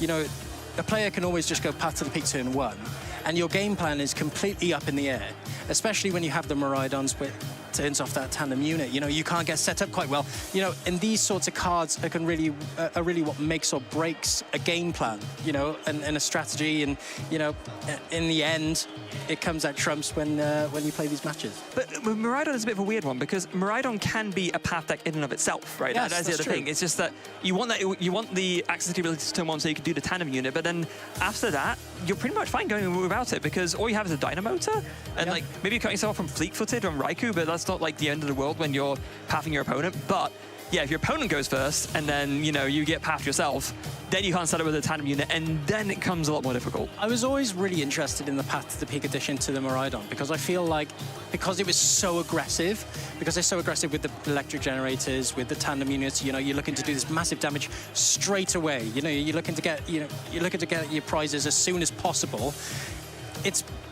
It's almost a downside of the deck, because if your opponent just goes, oh, well, Iono, or well, Roxanne, and then all of a sudden you can't keep up with the prize race, I feel like having your own little package of disruption yourself, you know, you give yourself a comeback mechanic. Yeah, you do, and that's one of the great things about Miraidon is that it can be built and played in slightly different ways to like adapt to what it comes across. And maybe it was just like Iron Hands was what it needed to like push it over the edge, but to me, I'm shocked that like so many people, you know, people, I mentioned at the beginning, right? People used to say like mid Rhydon as a joke, right? But I think that's never really been a fair description of the card or the deck. I think it's always had like potential to it. Like the ability to search out 2 basics, you know, once per turn on an ability is like just too good to pass up. And the fact that the attack does a decent amount of damage too, just the icing on the cake, really. Well, the tandem unit, the ability is so strong. Like you said, it's basically, well, we know it's a VIP pass in an ability, right? You know, you get set up super quick, you get your Mareeps on board, you get your Raikous on board, you get your Mareeps on board. You know, it's so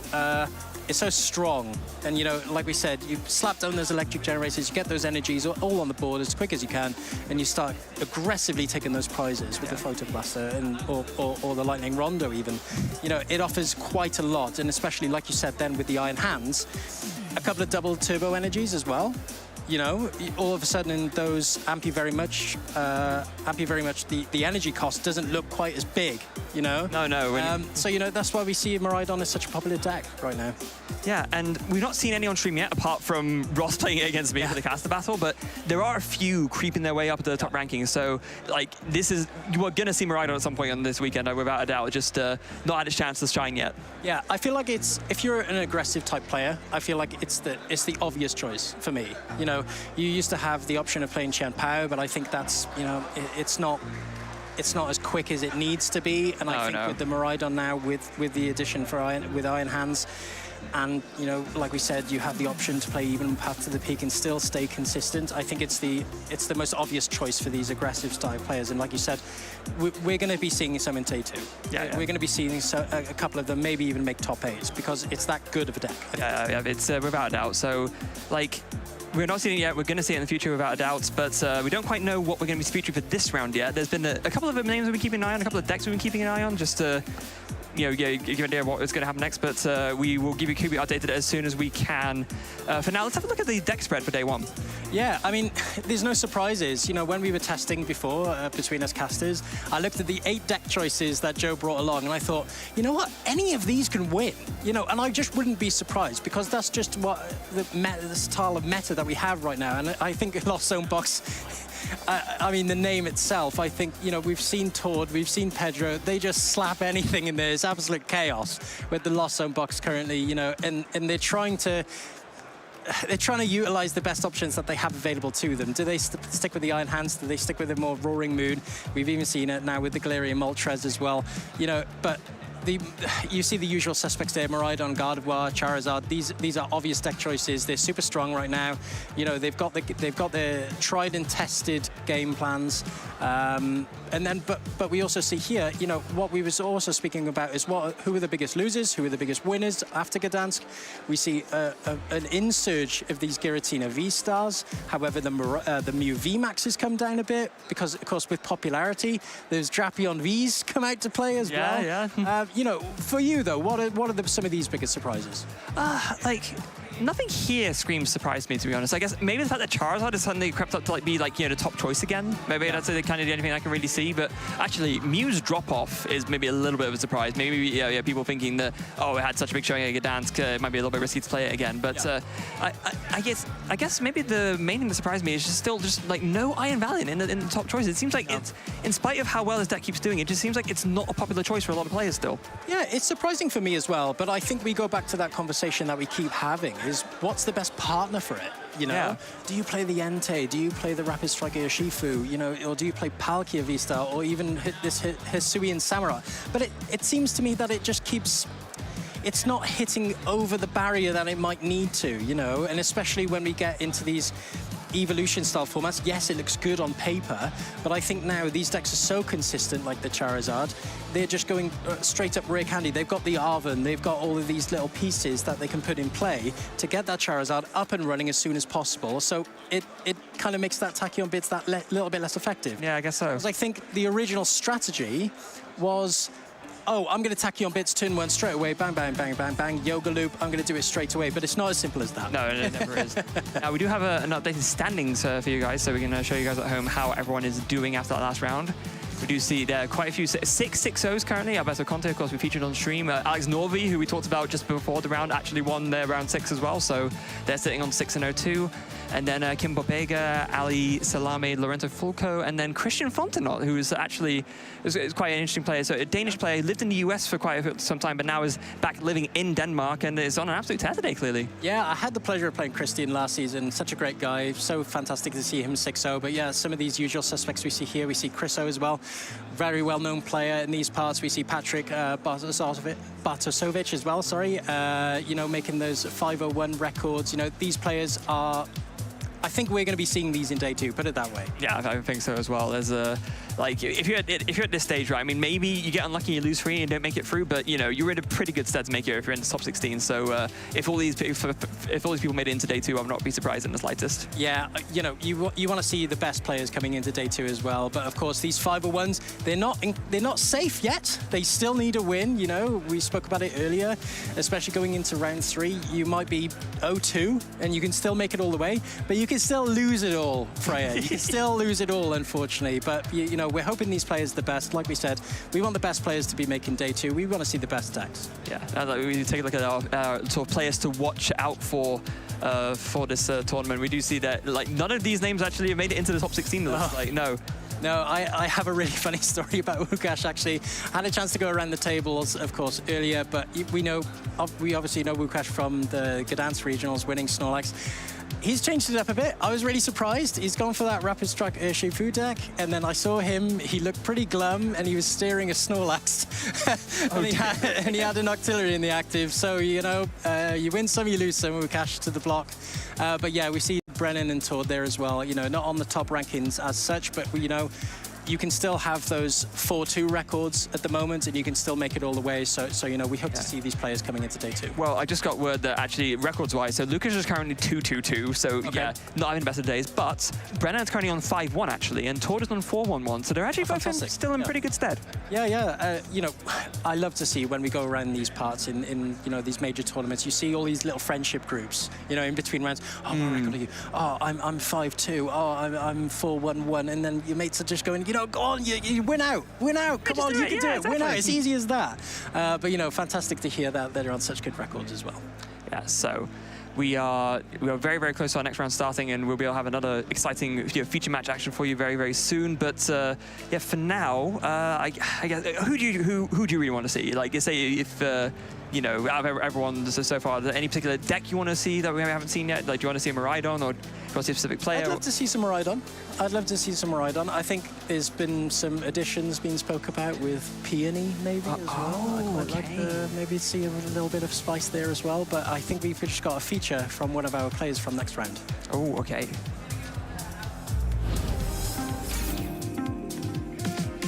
I started playing when I was really young, but I didn't really practice much. I only went to the tournaments with my family because we all traveled together. So I would say for around like 3 years, I have been also practicing at home. But yeah, I would say Mew, I've been playing that for like the whole season. So I would go with that. I just like it's pretty consistent. So you always get to mostly play the game, which I like. And I think it's just fun. It's just been with traveling with my family. I really enjoy the moments, and I get to go if I practice, and I really want to do well. And also I'm pretty competitive, so when I play something, I want to do it good. So yeah. I would say my brother. He has just been the one that I look up to because he's always doing well. So I also want to do well. Yeah. Me. Yeah. Oh, fantastic to see some of the spotlight from some of our players. But of course, you know, we're going to be seeing that player in the next round as well, which is some exciting to see. But we've got our matchup, we've got our decks ready as well. We're going to be seeing Giratina V-Star coming up against Mew V-Max, which is some exciting stuff, Freya. Absolutely. Now, it's funny with Nicolina, she's technically semi-local to me. Okay. Yeah, so I played her against her a few times in League Cups in Denmark. Yeah, her and the brother Magnus here go to a few, like normally around the country, but definitely been up against her a couple of times. Yeah, very, very formidable player. So had a very good result recently at Turin, of course, the special event last season, and looking to be doing very well here today as well. Yeah. Rocking the Mew VMAX as well, you know, tried and tested, I think. But we see here Chriso shuffle up, you know, some of these fantastic achievements as well. Castle Regional Champion, Liverpool Regional Top 8, Bochum Top 16 in 2020, at AIC Top 64. No easy feats there for Chriso. And here we see Nicolene as well, just shuffling up, and some great achievements there as well. That was a very memorable stream for me. Actually, that was one of the first few national streams that were done, first few streams in Europe, the German National Championships. And yeah, Chriso won that with Aquabox with Seismitoad DX. That was yeah, a very, very fun time. That was the stream that was on my birthday, actually, of experience. Oh well. Yeah, that was yeah, 22nd of May 2016. Yeah, great fun time. But yeah, there's Nicolina, yeah, top 4 recently at Turin, and a few other top 256s as well. Definitely going to be looking to add another result as formidable as that top 4 in Turin. Yeah, both players will be looking to add to their achievements for sure. It's going to be a really interesting matchup, this one. I think that we've seen this matchup quite a while now in the format, since both these decks have been at the top of the standings for a while. It's a matchup that we're quite used to, but I think for the Giratina V-Star, now that it's had to make changes coming into this new format, it's going to be, you know, let's see how this one plays out. You know, it doesn't play the Drapion V anymore. It's just sticking to that the 3-2 line of the Giratina V-Star. So quite a thin line compared to what we're usually used to. And then, of course, we see here with the Mew VMAX. But there is one card that Nicolene is playing that we don't see very often, and that is actually the Fusion Strike Deoxys. Oh, okay, yeah. This is a card that's come in and out of the Fusion Strike builds of Mew, of course. It's just another really great option for a single prize attacker. It does 80 damage for free colorless energy, but then if it has a Fusion Strike energy attached, it does 160 instead. So, yeah, very, very solid option there. Of course, can boost up with Power Tablet for really, really good numbers. Yeah, eager to see if that's going to be coming into play. I would imagine against the Lost Box, you know, Lost Box we know always tries to utilize the single prize attackers, takes advantage of the fact that it's only going to be using these 1 and 2 prizes when needed. So it'll be interesting to see if that Meloetta does come that Deoxys does come out. But we see here both of our players shuffling up. We're looking to get started, and here we see the prize cards. Yeah, so prize cards for both players. Nothing too crazy. There is that Meloetta in there, though, which is only played as a 1-of, so not going to be able to do any insane turn 1 attacks or anything like that, unfortunately. Yeah, also the 1 Avery as well. Nicolene only plays the 1 option. This is a win and in as we get started here. So one of these players with the win here will be making our day 2 in Stuttgart, and here we see Chriso starting with a Battle VIP pass. Yeah, another great start there. That's exactly what you want to see. So going to be looking through and checking to see what they have access to. We're going to be wanting to get down a couple of Giratinas, I imagine, as well as maybe some Comfeys. You know, unlike the last matchup, no fears of yoga loops happening. If you're going up against the Mew, you're safe to bench some more Comfeys, get your setup going nice and well. So, yeah, going to be feeling pretty good about things here. Yeah, we always talk about it. We really want to see these Lost Boxes really start to use those flower sectings, start to use those Colossuses early, establish quite a nice board, and get that deck thinned out with what you need. You know, get those cards into the Lost Zone pretty quickly so you can start utilizing these attacks and start using these Mirage Gates and also the Cramorant there as well, which is a good example. And here we see the deck check, as all good players do. Going to be opting for the 2 Comfey there, as we said, looking to get those flower selectings down early. And here we see just noting down what is available to him, of course. when we look at these lost boxes, these lost box variants, as well as Giratina, of course, there are so many different pieces to the deck, right? Yeah. You've only got so many Coloruses, you've only got so many energy, you know, and that's why it's so important to do that prize mapping with these types of decks.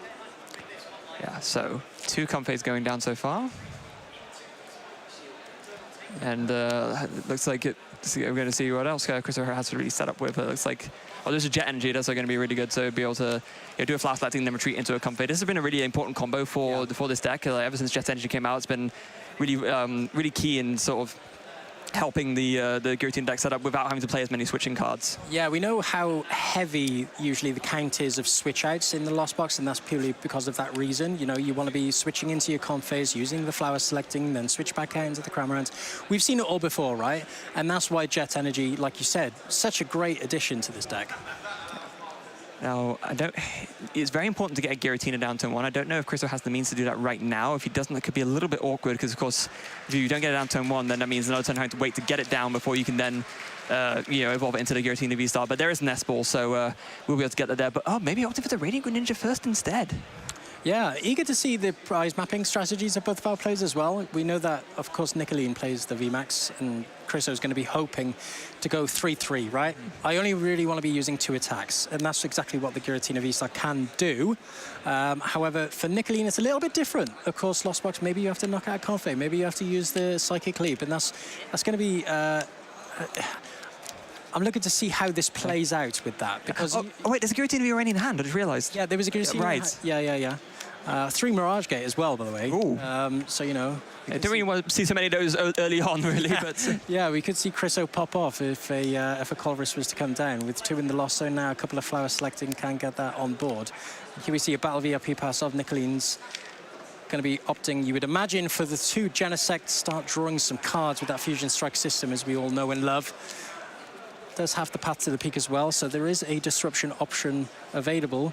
Don't think it's going to be turning much off of Chriso's apart from that Radiant Greninja. No, I don't think so either. So it's just going to be mainly about sort of just going as fast as you can here. Like, Path to the Peak is a card that the Giratina decks play in and of themselves, so not really a threatening card against your opponent, just one that you want to bear in mind. I mean, maybe you stop at Radiant Greninja, but I don't think it's too relevant here. So Nicolene just wants to go full speed as much as possible. And to that end, grabbing 2 Genesects straight away with that Battle VIP pass. Yeah, and there's also, as you see, the Lost City as well. That can be fantastic in this matchup specifically. Start Lost Zoning some of these Pokemon on Chriso's side of the board. Can really, really damage, you know, the options that are available to him, especially getting rid of maybe the Giratina V-Star. We've already spoken about how thin that line is with only the 3-2, you know, start taking those knockouts and all of a sudden it can get pretty hairy for Chriso. Yeah, I mean, and there's no access to Meloetta, but of course that Deoxys is another option for attacking turn 1 as well. You can just get at least a Sparkle going and then attach a double Turbo Energy. You can power up that attacking 1 turn with the 3 colorless energy cost. So I'm sure Nicolene is going to be looking for a double Turbo here and going to be looking to do some Fusion Strike systems to try and find it. There's the Lost City. There is going to be Fusion Strike system number 1. Yeah, you can imagine Nicolene going to be looking for maybe some more Battle VIP pass. We do see 1 in hand as well. With only 1 more bench space, she can start using them, start thinning out the deck of these Battle VIP passes, but can opt for another Genesect. Yeah, which I'm sure what she's going to go for. If she wants to attack this turn, and to do that, she needs to find a double Turbo. So maximizing the amount of draw outs you have is actually going to be absolutely key here. We do see they're playing the Feather Ball. Now, I imagine she won't want to grab anything because, I mean, you want to grab the Mew VMAX with that ideally, but that would also clog up a space in your hand, and you don't want that, so... Yeah, you certainly don't want that when you have to, you know, draw a specific card in that double Turbo Energy. And, you know, Feather Ball is such a great little utility card. You know, it's usually a one-off in these Mew VMAX's decks, but, you know, you can't just use it. You know, it's not like a Nest Ball where you can't use it if you have a full bench or anything like that. And we do see the double Turbo come down here as well for Nicolene. That's a fantastic draw there. Deoxys is now live. And what's more important to say here as well is that Deoxys is a really awkward HP for Chriso. Deoxys being 120 HP. You know, you can't just spit innocently this Deoxys. So it's going to be, you know, how does Chriso get around this? Yeah, I guess maybe you could shred with a regular Giratina, but that doesn't feel great. You definitely don't want to, like, Lost Impact it. It's like Lost only 2 energy to get rid of that just feels very, very bad. Yeah, this is actually going to be a very, very strong turn 1 from Nicolena because of this. Yeah, the Deoxys is so interesting. It's such a great addition because, you know, it's forcing, like you said, you mentioned their Shred, but of course, Nicolene is going to be baiting basically Chriso to start using these two prizes, right? Nicolene wants to take this game as soon as possible. So if Nicolene can force Chriso to start using these Giratina Vs or the V Stars, you know, that's just going to be swallowed straight back up by the Mew VMAX. Yeah, exactly. And there we go, using the free retreat on the Mew to retreat into Deoxys, and the Photon boost carrying the Comfey. And yeah, that does get Chriso one more card into the loss zone, but there's also one less Comfey that Chriso can use to, you know, do more flower selectings. Yeah, Super Rod not as effective as it once used to be, especially with Lost City out. But here we see the draw as well. And it's asking a lot from Chriso here because he needs to respond here somehow with some damage spreading or with a knockout somehow, but also getting rid of that Lost City is definitely going to be a priority here. Yeah. Only plays the 2 Cramorant, the 2 Sableye. It's quite a common count, of course, in these Lost boxes, but as we said, the thin Giratina V-Star line is going to be where that Lost City is so effective. Yeah, and that's exactly what it's going to be going for there. There is a Chorus of Experiments, so interesting choice there between the 5. It looks like getting rid of 1 Water Energy and maybe get rid of a Nest Ball here. I mean, the other company probably want to keep because you really want to be able to do more than just 1 flower selecting this turn. Yeah, it's, getting rid of the Water Energy, of course, you know, the Water Shuriken, the Moonlight Shuriken isn't going to be as live as it once used to be. But of course, some of these game plans usually with the Lost Boxes is to use the Moonlight Shuriken and then start using the Lost Mine with the Sableye to take some easy prizes against the Genesects. But you know, getting rid of that Water Energy, maybe not so much. But here we see a Nest Ball, maybe even another Giratina V come down as well. Start getting those Giratina V Stars up and running. We do know that Chriso does have 3 Mirage Gate in hand, wants to be getting to that magic number 7 as soon as possible. Yeah, I guess in this instance, like, you don't care as much about preserving the Water Energy because this isn't the kind of matchup where you want to go for Greninja, so just, going for the Nest Ball so you can guarantee yourself the second Giratina is absolutely correct. And we do see there another Comfey coming down, and then just the Escape Rope. Nicolene are going to send up the Mew here, and Chriso are going to send up the other Comfey to do another flower selecting. And oh, it's actually Giratina and what? I think that was Roxanne. I think it was Roxanne. No, it was Avery. Okay. Avery, such a fantastic card in this matchup specifically as well. Because, of course, you know, the benches are usually spread so wide, of course, with these Mew VMAX decks. You know, they usually litter their board with these Genesect Vs and the Mews as well, and in this case, Deoxys also. So it makes for some awkward decisions for Nicolene. Yeah, it really does. And, like, you know, having to discard one of your attackers or one of your Genesects, it really sort of limits you because then you have to refuel. It's not just that you're cutting off Genesects, it's that the Fusion Strike systems draw less because there's less Fusion Pokemon out, so... Or not even draw. Yeah. Not even draw at all. Yes. Here we see the switch card. I think it would probably be, a Spit Innocently here as well. And this is absolutely fine, because what this does, it sets up a Mew VMAX to be able to KO'd by a Lost Impact, so you can Lost Impact one and then Star Requiem the other one, and that's an easy free prize map for you. Yeah, this is nice. This is definitely setting up some nice plays here from Chriso. And here we see the draw into the Fusion Strike Energy. A couple of Ultra Balls in hand, can thin out the hand, start drawing some cards, but there is a Chromatic as well, that always helps. Just looking as to what they can do here. Attaches that Fusion Strike Energy to the Mew V, getting that nice and ready for a possible Psychic Leap, or even start using the Mew VMAX. Maybe a Max Miracle coming along the lines, and here we see the Chromatic coming down. Here we see the first flip, and it's a heads, and Nicolene can go into the deck. Of course, search for a card. Such a great card. I absolutely love Chromatic. It's so fantastic. It, of course, is only useful when Luck's on your side, but of course, you know, when the heads come rolling, it seems like one of the best cards in format. Yeah, I mean, search for any card, right? They're pretty good, it's pretty good. Yeah, and as always, right, as we always say with this, in Mew, the benefit is that even if you get Tails, it just means you're discarding cards out of your hand and you can draw more Fusion Strike systems. So it's never like a bad card to have in your hand, as it were. Yeah, of course, and opting for that Boss's Orders, bossing up that Giratina V, and with that Power Tablet as well, we'll be able to take the knockout on this Giratina V. Just needs to draw into a VMAX, but just draws it straight up. Did already have that Ultra Ball in hand, but drawing into it much better. Just looking here as well, that Nest Ball isn't going to do much here, but can Ultra Ball that away. Start using Fusion Strike System again, but opting to keep that, of course. Possibly evolve into another VMAX next turn, but is going to take the knockouts here on the Giratina V. Just counting up how many cards are in the lost zone. There are 7, so it doesn't make that much of a difference. But Sableye will be live with just a Colress next turn with this Giratina coming into the lost zone. And here we see, how does Chriso respond? Yeah, absolutely phenomenal stuff here. There's Nicoline's going to be very, very happy with that progression. And taking a free prize lead now, it makes it a little bit harder for Chriso to make a comeback. It's not impossible, mind you, but losing it, especially because there's now 2 Giratina V in the lost zone, right? So, yeah it's awkward. It's very, very awkward. It's going to force a super rod later on for a Giratina V, and it means that it's going to be impossible to chain one Giratina V star attack after another one because you just don't have the physical amount of cards to do that.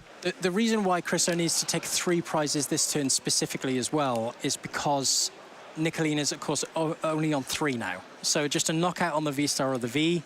You can imagine it becoming a V-Star this turn, of course, and then just another single prize Pokemon, and Nicolene's already won the game. So they're both on, technically, 2 attack game plans, you know, but I think with the favor's definitely going to be in Nicolene here, Yeah. So here we see, and I think just important to mention as well, there's no choice belt here for Chriso, so he's going to have to be using the V-Star attack on the Giratina V-Star to take a knockout on this Mew. So there needs to be just 2 more cards in that lost zone in order to use that. Yeah, which is fine, of course. I mean, there's the Chorus Experiment, they're ready to go, so that is going to get the 10th card in the 9th and 10th cards in the lost zone to be able to use the Star Requiem, but it's more just the factor of it's going to, with the Mew V on the bench already with damage on it, it's better to have it this way around at least. You're using the Star Requiem to KO fresh Mew VMAX, and now maybe it might be important for Nicolina to find another attacker to go with, but the problem is the bench is full, so if she wants to attack with Mew VMAX, she's forced to do it with that one that has the damage on it already. Yeah, and I think what's awkward about this kind of board state here for Nicoline, she's going to be wanting to get rid of that VMAX technically next turn. So if you evolve into a VMAX, use Psychic Leap, possibly, or even use the Deoxys and bench another Mew, you're ready to take the other 2 prizes on the Giratina V-Star, right? So if you can escape rope, get into another single prize Pokemon, take that easy knockout, and just get yourself set up for next turn to take those big the big knockout on the 2 prizer. That's where Nicoline's game plan is possibly lying. Yeah. Jet Energy onto the Comfailer, finding a lucky flash letting where you get to get rid of a VIP pass. I'd love to see that always. Yeah, but pretty good. I don't see a Grass Energy though. I think that's one of the big problems. There's no way that you need, of course, a Psychic and a Grass to Star Requiem, and I don't see it right now. I believe that's a Water on the Giratina right now, isn't it? Yeah. Yeah, that's correct, yeah. Oof. You see Manual Retreat here into Giratina V-Star, and you can see the Star Requiem. Oh wait, it is a Grass, okay. Yeah, it was a Grass. Okay. Yeah. Looks a little bit blue from the camera angle here, but yeah, no, I believe okay. the Holland Phantoms Energy, Yes. I believe, yeah. Just a bit too shiny for us here, but here we see the Mew V going to be slapped down, as you imagine. As you can imagine here. And of course, what's awkward here is that if Chriso is able to take the knockout on the Mew V on the bench, it just leaves Nicoline with the Deoxys. That is if the Psychic Leap play is going to be the option here. Yeah. Which I think it kind of has to be, right? There's no... If you leave this Mew V, evolve into a VMAX and then leave it active with 110 damage on it, it's not going to bode well for being able to take a return knockout. I mean, although... I think you're forced here to use the Deoxys. If you use the Deoxys, you keep both Mew V nice and safe, you take the single prize, and then you're able... You have the... Obviously... You have that board state where you can evolve into the Mew VMAX and take the big knockout, take the game. But here we see the Box of Disaster come down with that double turbo energy. So maybe opting to evolve and start attacking. But no, that Mew V was placed down this turn. Yeah, I was going to say that was just evolved now. So I guess maybe Nicolina just leaving this one in the active makes the most sense. We do see another Fusion Strike system. Maybe 3 cards drawn. There's a Forest Seal Stone. Actually, Nicolina has not used Star Alchemy yet this game. Yeah, nice. Doesn't need it. No. I'm just going to draw into it. Has that Chromatic also in hand. But what Nicolina is going to be wanting to do here is to start thinning down the deck, start getting those power tablets nice and ready for that next turn, for that big knockout. So here we see the Chromatic start thinning down the deck. Oh, it's a heads again. Get those Fusion Strike systems up and running. Deck is still quite big. Oh, a Judge could be nice here. Yeah, I think that's going to be very important. Chris's hand is absolutely huge, so if there's any turn where you want to do a disruption, it's definitely now. And maybe Nicolina actually wants to go for the Iono instead, just like... Iono even better. Yes. reduced the hand size by even one less. Now, is Nicolina playing Roxanne? I don't believe I've seen it so far, but if you have to take a quick look at the list here. Nope, no Roxanne. Okay, so for the Avery instead. So yeah, just Avery and Iono and Judge for disruption options. So the Iono, the strongest disruption option available here. And yeah, absolutely makes sense to go for that now. So it's going to be Iono and then pray that Chriso can't find a counterattack. Yeah, it's interesting, the Iono here, because I think you're going for the disruption, that's fine. But I think with that, you're taking the power tablet out of hand, so you're going to be wanting to look... Oh, that's absolutely fine. What am I saying? Just drawing into another one, that's absolutely fine. And the Pal Pad to boot as well. So going to be looking to use that, start using those Fusion Strike systems. Opt in to go for the boss perhaps as well, just in case a single prizer was to come out. Of course, that damaged Mew is going to look very tasty for Chriso. Just a spit innocently, will take that knockout. Just shuffling up boss into the deck there. And you can imagine a Fusion Strike system is going to be up and running already. Does still have 2 available as well. Yeah, but it's got to be just a pass after this, right? Because there's already been a retreat, there's already been an attachment, unless Nicolina can find another switching card and attack with the Deoxys, but no, it doesn't look like it. It does redraw the Iono very quickly, actually. Yeah. Nice. Oh, was it a manual retreat into the Mew? I believe so, unless I'm mistaken. Was it a switch card instead? Interesting if it was a switch card, because I don't think she's going to opt to get a Mew VMAX here. Yeah, so you would imagine it would be a switch card. Just to retreat into the Deoxys for knockout, because I think if you were going to opt to use the Mew VMAX, you would have possibly got one out there, right? So shuffling up there as well. And then the third Fusion Strike system come down as well. Such a popular deck with all of our players. It's so fun to play, of course. So much draw power you have to your game. And there's escape. Okay, so it must have been a switch card earlier. Must have retreat there into the Deoxys and taking that 1 prize, and then puts Nicolene only 2 prizes away from going 1-0 here in the dreaded winning in. Yes. So now Chriso's in a position where it doesn't matter which Mew he KOs, or it doesn't matter what he KOs really. It is always going to be an option for Nicolina to be able to take the last 2 prizes to win. So this is a really good position for Nicolina to be in right now. And those 2 Giratina V taking the loss earlier really hurting Chriso right now. Yeah, she's put herself in such a good position because it's forcing Chriso here to... With the 3 prizes, it's putting Chriso in a really awkward position. Not only is that Deoxys really awkward to knock out with that 120 HP with the spit innocently, but also the Mew V, there's 2 of them, right? So just a simpler evolution next turn for Nicolene, a boss, power tablets, and then it's taking the game there. But here we see the Super Rod, just a couple of water energies, I believe there, and a psychic energy as well. Just reloading for you know, more Mirage Gates. Yeah, Lost Mine can take knockout on that Mew V on the bench as well. You see a Psychic Energy. This is going to be a big flower selecting. Is that Mirage Gate? I think I see a Mirage Gate. Oh, Giratina V-Star hitting. Yeah, it was a Mirage Gate. Yeah, I mean, the V-Star doesn't matter as much because, I mean, if this one gets KO'd, you lose anyway, so absolutely fine to loss on that. But yeah, Mirage Gate, absolutely huge find. Gonna playing that straight away, and yeah, with the... And maybe thinking at first Psychic Water, but no, going to go Psychic Grass. It's going to be very interesting to see where he commits these. Can attach one to the Giratina, attach one to the Sableye, take the knockout on the Mew V, and then of course I think Chriso already had the energy in hand for that retreat cost on the Comfey. So having that Giratina set up now, yeah. See here the Grass Energy. Grass Energy. Oh, it's a Grass Energy on the Giratina. Oh, yeah, of course. Yeah, it is. Grass Energy already on the Giratina. That's fine. So Chris obviously doing this, wanting to take the KO this turn with a 1 prizer to force Nicolina to at least have the boss's orders to KO the Giratina. So, yeah, very, very smart play here from Chriso to kind of avoid the auto-lose situation. Yeah, interesting. Does have the counter catcher in hand, so that is live this turn as well. Is an option. Can opt for maybe perhaps a stall play on the Genesect V and take a knockout on the Mew V with Lost Mine as well. That could be really good because then it forces Nicolina to have a switch out and a boss's orders to win. So yeah, if you just bring up the Genesect and then Lost Mine around it, essentially carrying the Mew, that could be really, really good. Yeah, we haven't even mentioned it as well, but Path to the Peak also in hand as well. Ooh. That could also be quite spicy here. And oh, Irida. Okay. Oh. Yeah, okay, opting to play the Irida. not a card you often see in Giratina decks, but of course you do play some water Pokemon and you do play a lot of items, so I guess why not, right? If you want to search a Radiant Greninja or search Cramorant? Yeah, fantastic to get those Battle VIP passes down turn 1 as well. Here we see the attachment, also another Mirage guy. Yeah, just to the Giratina. Oh, opting to use that straight away. Okay, interesting. Pat to the Pig. Counter catch on the. Okay. Okay. Genesect V making even harder for Nicolene to come back from this board state. Yeah, although knockout, and now Chriso's only 1 prize away.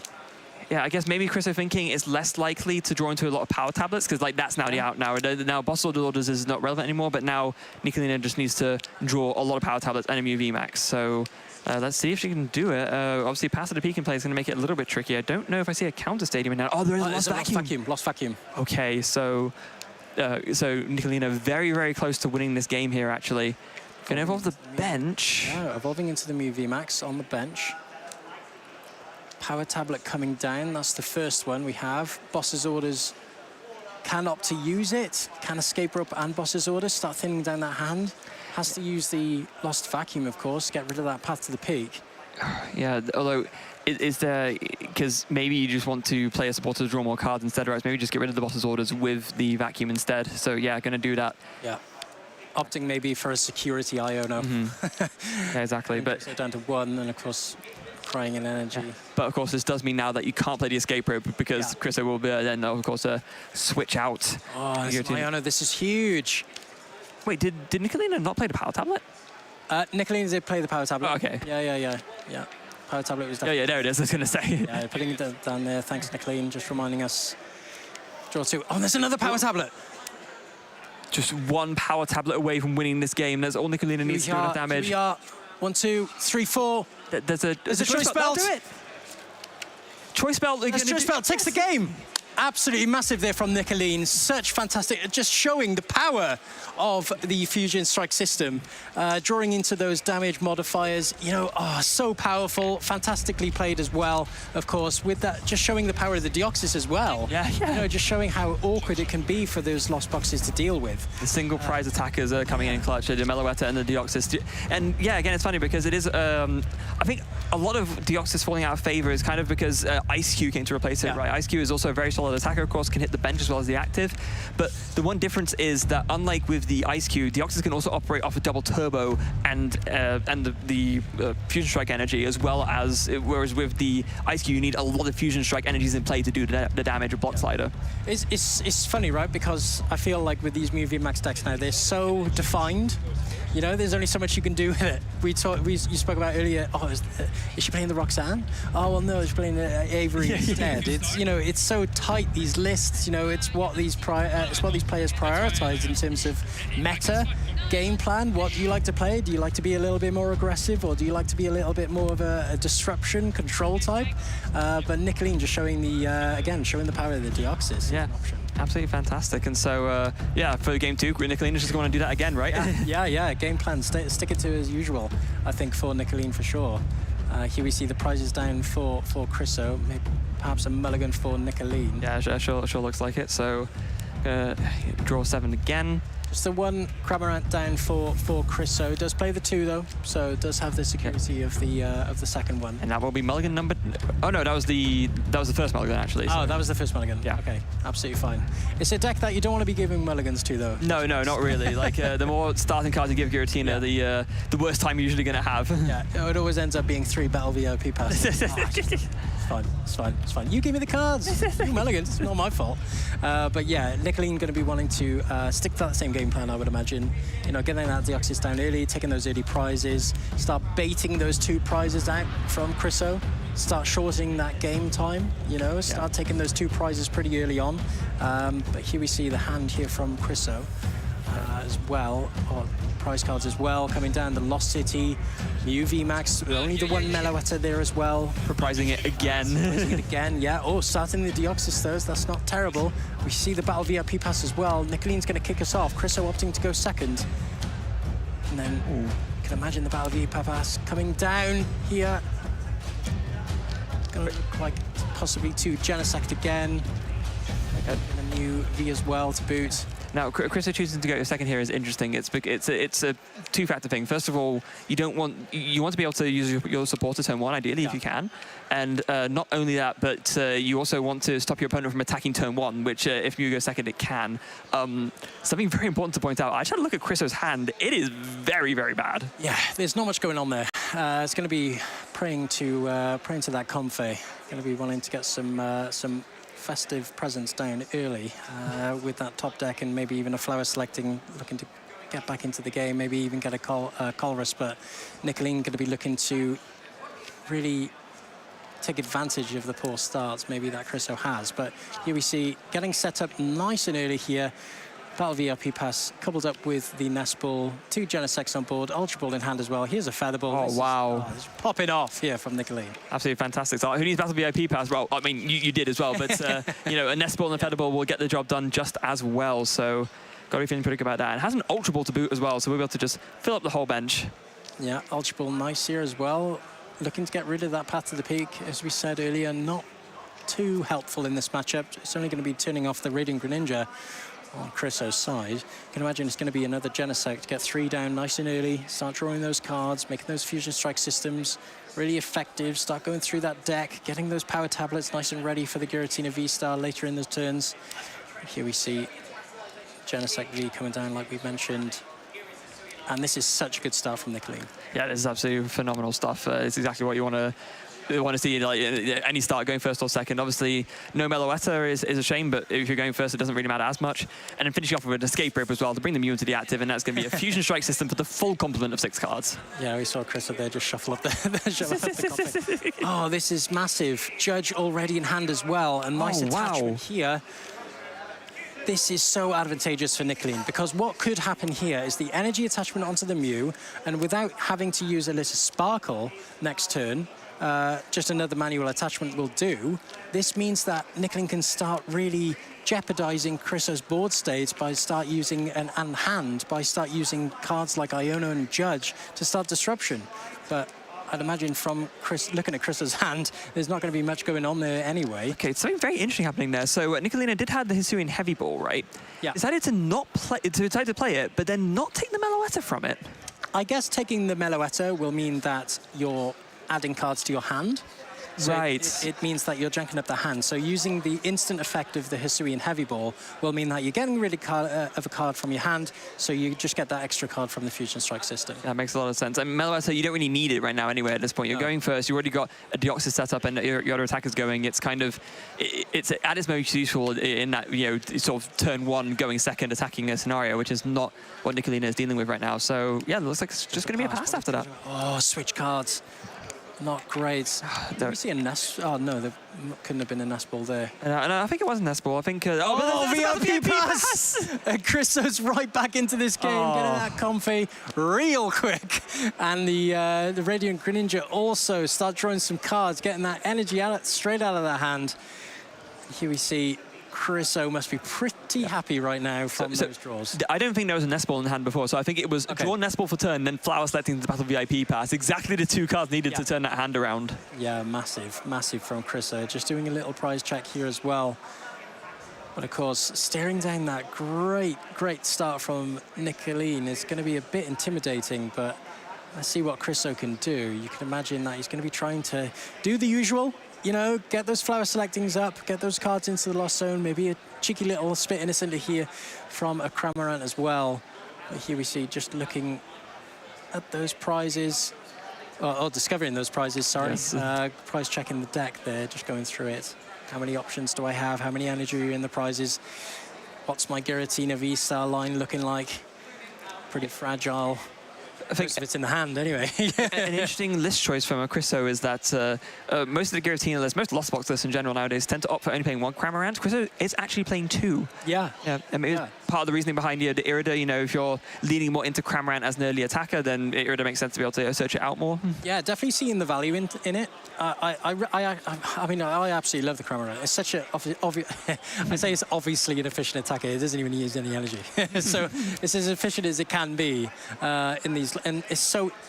I like to say it's so easy. It's not looking so easy right now for Chriso. He's going to need to get into a Colress. We see the two Giratina V to come down, but needs a Colress, of course, to use that spit innocently. Drawing two here. Oh, and drawing the Colress as well from the concealed cards. Two Battle VIP bats, I think, in the Lost Zone as well. Get them right into the Lost Zone. I'm not going to be needing them right now. Nope. The Jet Energy as well. Wow, what this is such an explosive, and another Battle VIP pass hitting the Lost Zone. I don't need it anymore. I don't need any Battle VIP pass. This is fine, and here we see a spit innocently. Nice and easy for Chris. Just from that really poor start, it just shows the flower selecting, flower power. It gets you there. It gets you there, Freya. The turnaround from that starting hand was absolutely boggles the mind, and it went from Chriso thinking, oh, is Chriso even going to be able to stay in this game, to now it's, oh, Chriso just had about as good a start as he could have asked for. Yeah, 100%, 100%. I wouldn't have thought from that hand he would have been passing over to turn with that board state. Just checking how many cards in hand there from Nicolene. Does have an option of judge this turn. See the Chromatic just off screen, I think. Oh, looks like it's must have been a heads. Yep. Going through that deck, I fell for that before. Surgery with the deck before the tails comes around, and I'm like, oh, never. But looking to get the double turbo energy, of course, maybe even using that Deoxys this turn. Yeah, now it is important to mention, of course, that I think the ideal turn for Nicolina here would be to bring up one of those Giratina Vs and get a 2-price KO. That's unlikely given the current hand, so instead just going to go for that double turbo and go for the judge. Yeah, I like this disruption here. I think we spoke about it earlier. Lost Box absolutely hates the constant disruption, the Iono after Iono after judge. They absolutely despise it, because what the Colress isn't a shuffle draw, right? No. It's their main draw power. So looking at the top 5 and putting 3 into hand consistently, your hand suddenly gets so big and all of these options just become available to you. But of course, if you're able to keep disrupting that, it's so detrimental to the game plan. So judge and then the fusion strike system straight away, drawing 2 Cramomatics actually. Looks like she's debating, so Cram discarding Cram. Let's see if there's anything with the heads. Another heads. I think that's 3 through 3. I think Chris, just the reaction there. He's wincing. I think he's counting in his head. Right, that's 3 for 3 now. You always hear your mates come up to you after a game. Oh, they got 8 for 8 off Chromatic. I could do absolutely nothing about it. And here we're seeing a good example of that from Nicolene. Sometimes the Cram Casino goes your way, right? Yeah, 100%. And here we see just opting for perhaps the power tablet, maybe getting ready for next turn.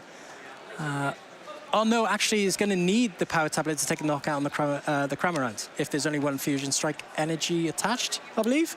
Or am I saying that wrong? It does 160, right? Shouldn't be necessary. That's right, yes. Yeah. Okay. It's doing 140 right now. Yeah, so it doesn't need the power tablet. Yeah, unless, okay, unless there's maybe a Psychic Leap potential. No, it is just, as you said, it is a preparation for next turn. So retreat and Photon Blast, KOing the Cramorant, and not sending it to the Lost Zone, sending it to the discard pile. There's no Lost City in play this time. Sorry, Photon Boost, not Photon Blast. But yeah, I think this is the best comeback that Nicolene could have had after last turn. Getting that Deoxys, we've spoken about how awkward it is for Chriso to deal with. It's going to need maybe even a 2-star or get another Cramorant, get the Cramorant out of the discard pile. We know that one's already prized to start dealing damage to the Deoxys, but isn't going to be taking any knockouts. And this is where Chriso really wants to start, gaining momentum in the prize race.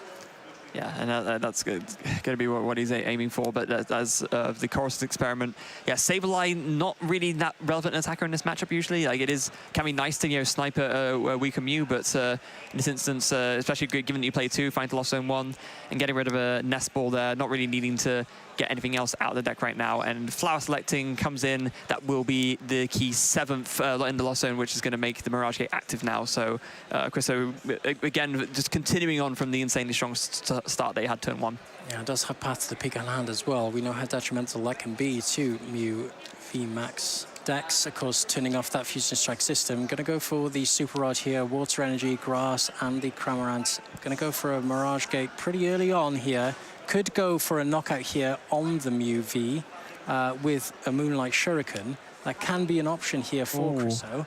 For a nice 2 prizes, put him ahead of that prize race and keep up with the momentum. And of course, with 2 Giratina V-Stars as an option, is that looks pretty tasty. Yeah, I from think his perspective. Yeah, and that's what he's going for there. The Mirage Gate, the water and the Psychic, another water from hand, and yeah, we'll be able to sort of KO the Muvi and then put 90 damage on the other Muvi to set up nicely for a Lost Impact later. Oh, and the Path to the Peak as well. Taking out the Muvi, putting a nice 90 damage on the other Mew as well. This is a great turn from Chriso. Insanely strong turn. Again, just continuing on from that start, right? And Nicolina now under path with what looks like no outs in hand. This could get ugly quickly. Yeah, there's not much going on in that hand. And of course, with the damaged Mew V on the bench, you definitely don't want to really want to be evolving it into a Mew V Max, of course. It would be an easy 3 prizes even from the Giratina V-Star. We know it's only going to be Star Requiem that takes the knockout on the Mew V Max for Chriso. So a damaged one isn't going to be very helpful to Nicolina right now. No, it's not. And now Nicolina with the Ultra wanted to grab another Mew, and there wasn't at least a Sparkle in hand, so maybe she's thinking of playing that to just attach one to each Mew? Yeah, perhaps. I mean, here we see a Mew V come down, but without any options to get rid of that Path to the Peak, this is looking pretty dicey here for Nicolina. Yeah. And actually, just like correction. You got this.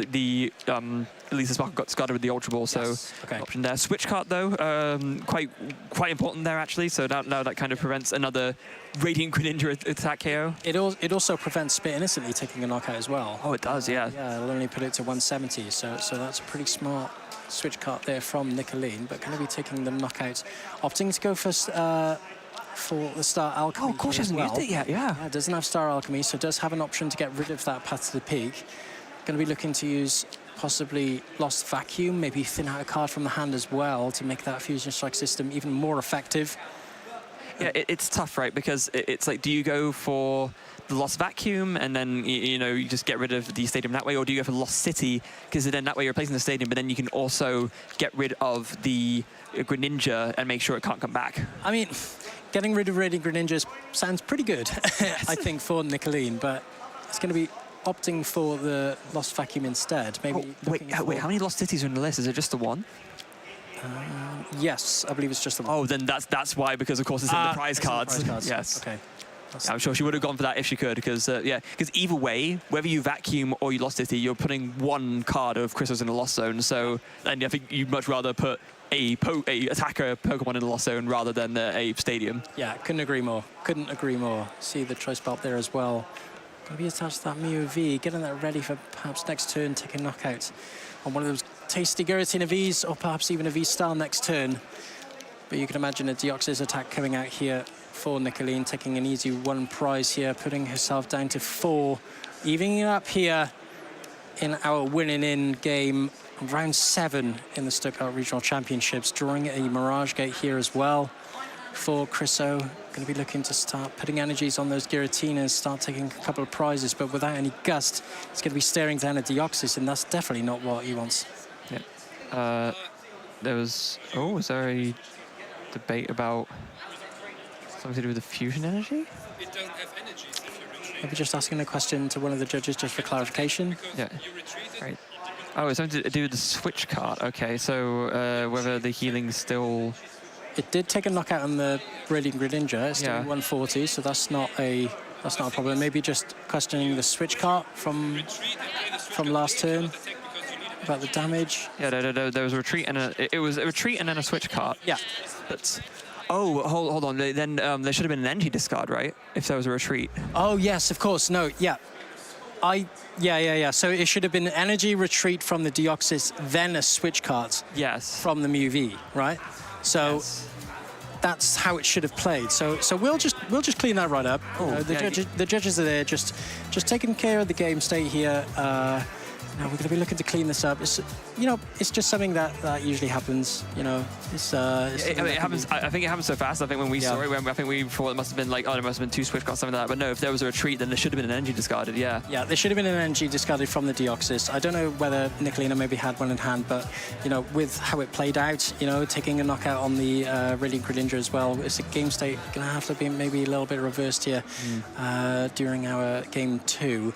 But looking at the game state, they were both on for prizes. You know, they were both looking like they were trying to get around the game state how it was. Path to the Peak getting rid of course, but only with that one option, of course, in the prizes with the Lost City. Maybe another Path to the Peak from Chriso could have played out there in those later turns. But how would you have played that out if you were Chriso? You know, with the 2 Giratina V-Stars, you needed Escape Rope. You know, what are the options that maybe would have been available to him there?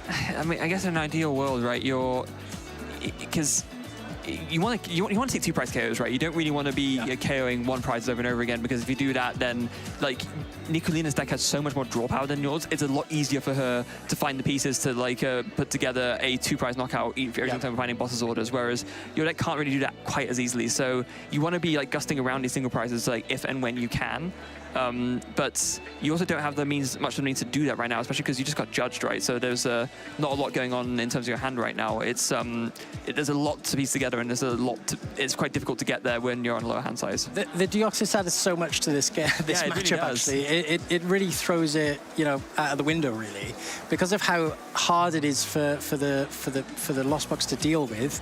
It really makes you know, the Giratina alter game plan, right? You've really got to be looking after your escape ropes. You've got to be looking after your Gust, because you want to be going ideally 3-3. It's forcing into perhaps a 3-1-2 prize mapping strategy, right? Exactly. And that makes it really awkward for Lost Box. Yeah. So I just think about it's going to be a little bit difficult to reverse the state here, because of course, like if there wasn't a missed energy discard, then of course that means that the Deoxys shouldn't have been able to attack, right? So it means that the Greninja shouldn't be able to actually be KO'd. Yeah, unless maybe Nicolina had it in hand, you know, maybe forgot to attach. That could have been something, but you know, we'll wrap that right up. You know, we got the judges on the board right now. We got them looking after the game state. You know, hopefully it won't take too long before we can get right back into the action. But I think going back to the game, I think after game 1, Chriso maybe had altered the game plan, especially around Lost City. You know, getting those Giratina Vs down early as possible to start evolving into the V-Star. Maybe it hindered Nicolina's game plan, you know, requiring so many power tablets to take those hard 2 prize knockouts against the Giratina V-Stars. That could have also come out to play. That could have, yeah. Yeah. So I think it was interesting on Chriso's side as well, because I think you really have to look after your disruption options. Yes, you do. You know, you have to really, I mean, I had the pleasure of speaking to Alberto, obviously, for the winners interview earlier, and he was mentioning how much of an advantage it is to just easily just go Roxanne Path. You know, it puts so many decks. It puts so many decks out of contention. But you know, let's take a little break here. We'll look at a little roundup of Mew VMAX. My name is Shay Burton, and today we're going to look at the roller coaster history of Mew VMAX. And Boss's orders brings up the Zacian V, and the pattern pick coming down. Are you having me on? What is going on? Ever since Mew VMAX was released in Fusion Strike, it has been a force to be reckoned with.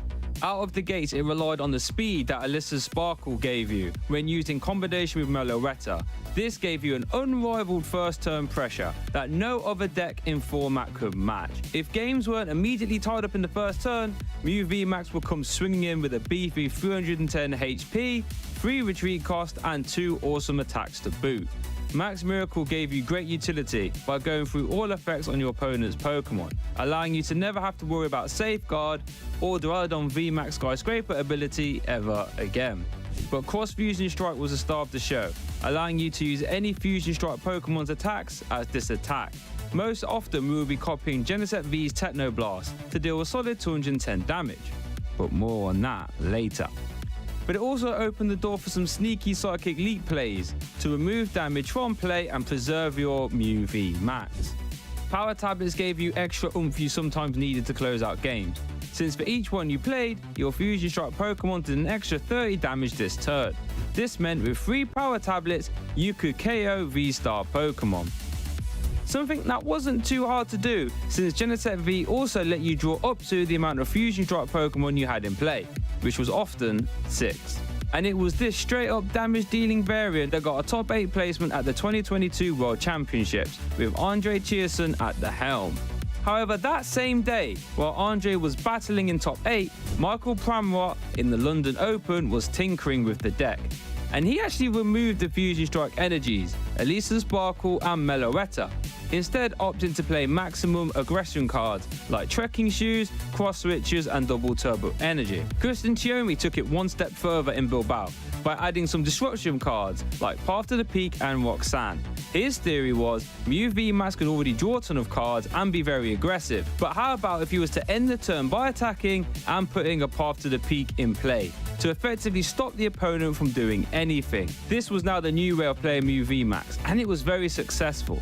And when Lost Origins released, this new version of Mew was by far the most popular, since it was able to navigate the first huge Mew counter we ever saw, Drapion V. A card which would one-hit KO a Mew VMAX for 0 energy. While Mew was still getting the odd result here or there, like top 4 at EUIC, it was around this time where Mew VMAX started to become less of a top-tier deck, since anyone could opt to play a Sky Sealstone and a Drapion V to make sure they would beat Mew VMAX. Although there was one weekend where Fusion Energy Mew had a massive resurgence, winning Hartford, Malmo, and then the Lima regional events too. This joy was short-lived though, since Paldea Evolve had another disastrous Mew counter. This time it was Spirit Tomb. This card would aim to stop the Mew player from drawing cards, since it would stop all Genesect V's abilities, turning them all off. This saw Fusion Energies become the new way to play Mew again, since a Genesect with a Fusion Energy would still be able to draw cards. But this was another massive thorn in Mew's side, one that seemed to put the nail in the coffin for us budding Mew players around the world. Until the 2023 World Championships, that is, when Vance Kelly managed to take a Mew VMAX deck all the way to the finals, where he would square off against Tord Redcliffe and his Gardevoir deck. And Vance, despite all the odds being stacked against him, with Spirit Tomb and Drapion V being in format, was able to win the 2023 World Championships with Mew VMAX. What's next for Mew? Only one way to find out, and that's by watching this stream. Of Mew VMAX from Shay, and of course what was really put a spotlight on there was the amount of variance that we've seen in Mew VMAX. We've gone from an original Fusion Strike build, which was a ton of aggression, get those Fusion Strike energies down straight away, start using the Melodious Echo, but of course it then changed a bit, didn't it? Yeah, we went to a more Path to the Peak build. Yeah, the double turbo version really became the most popular version, I think, because the idea being if you're attacking just with double turbo energy, you don't really need any other attacks when you can play a bunch of like different disruption trainers and supporters that really can. It kind of reminds me a lot of Zorok Garboda, right? The idea being that you draw a lot of cards in your turn, but then at the end of your turn you shut off your opponent's abilities to do the same, and then you return on your abilities in your turn and just do the same over and over again. The only difference being so we had that, but then Spirit Tomb came out, and we had to have a shift back to the Fusion build because that was your only way to play around the Spirit Tomb's ability. The Ice Cube. The Ice Cube as well. Oh, yeah, the Ice Cube as well, The Ice Cube as well, able to take a knockout on the Spirit Tomb, of course. But yeah, we see now more of a mishmash of both, right? Yeah. I remember seeing Kai Wainwright's list from Gdansk, and it was super interesting. It was the Mew VMAX, but with the Fusion Strike energies and all of the kind of stuff that you get with that, with the Meloetta, but also this Judge Path package. And we see that also from Nicolene as well, even opting for Avery as a disruption option as well. It's really interesting to see how these players, these one card techs, they change as the tournaments go along. It's really interesting to see how players, utilize their creativity with these types. Yeah, because those disruption trainers, they never stop being good, right? Yeah. They're still great to use, but the thing is, if you have to play the Fusion energies to protect your Genesects from the Spirit Tomb and to be able to power up your Ice Cube, but then you have less room for them, so you have to be a lot more choosy about what disruption tech supporters and other cards that you want to put in. So you have to cater a little bit more to the metagame you're expecting. Did you ever play Mew VMAX? I'm trying to think now, actually. Maybe like a couple of times. It was never a deck I played religiously. I know some people, I think of Shay, right? Yeah. I think a lot of people who really like the deck tend to stick to it a lot, but it never really gelled with me in that same way. So no, I've not played it a lot in that sort of sense, other than when it first came out, maybe a couple of times on TCG Live, I played it once. I played it twice, but Milan is is actually my best achievement in Pokemon in general.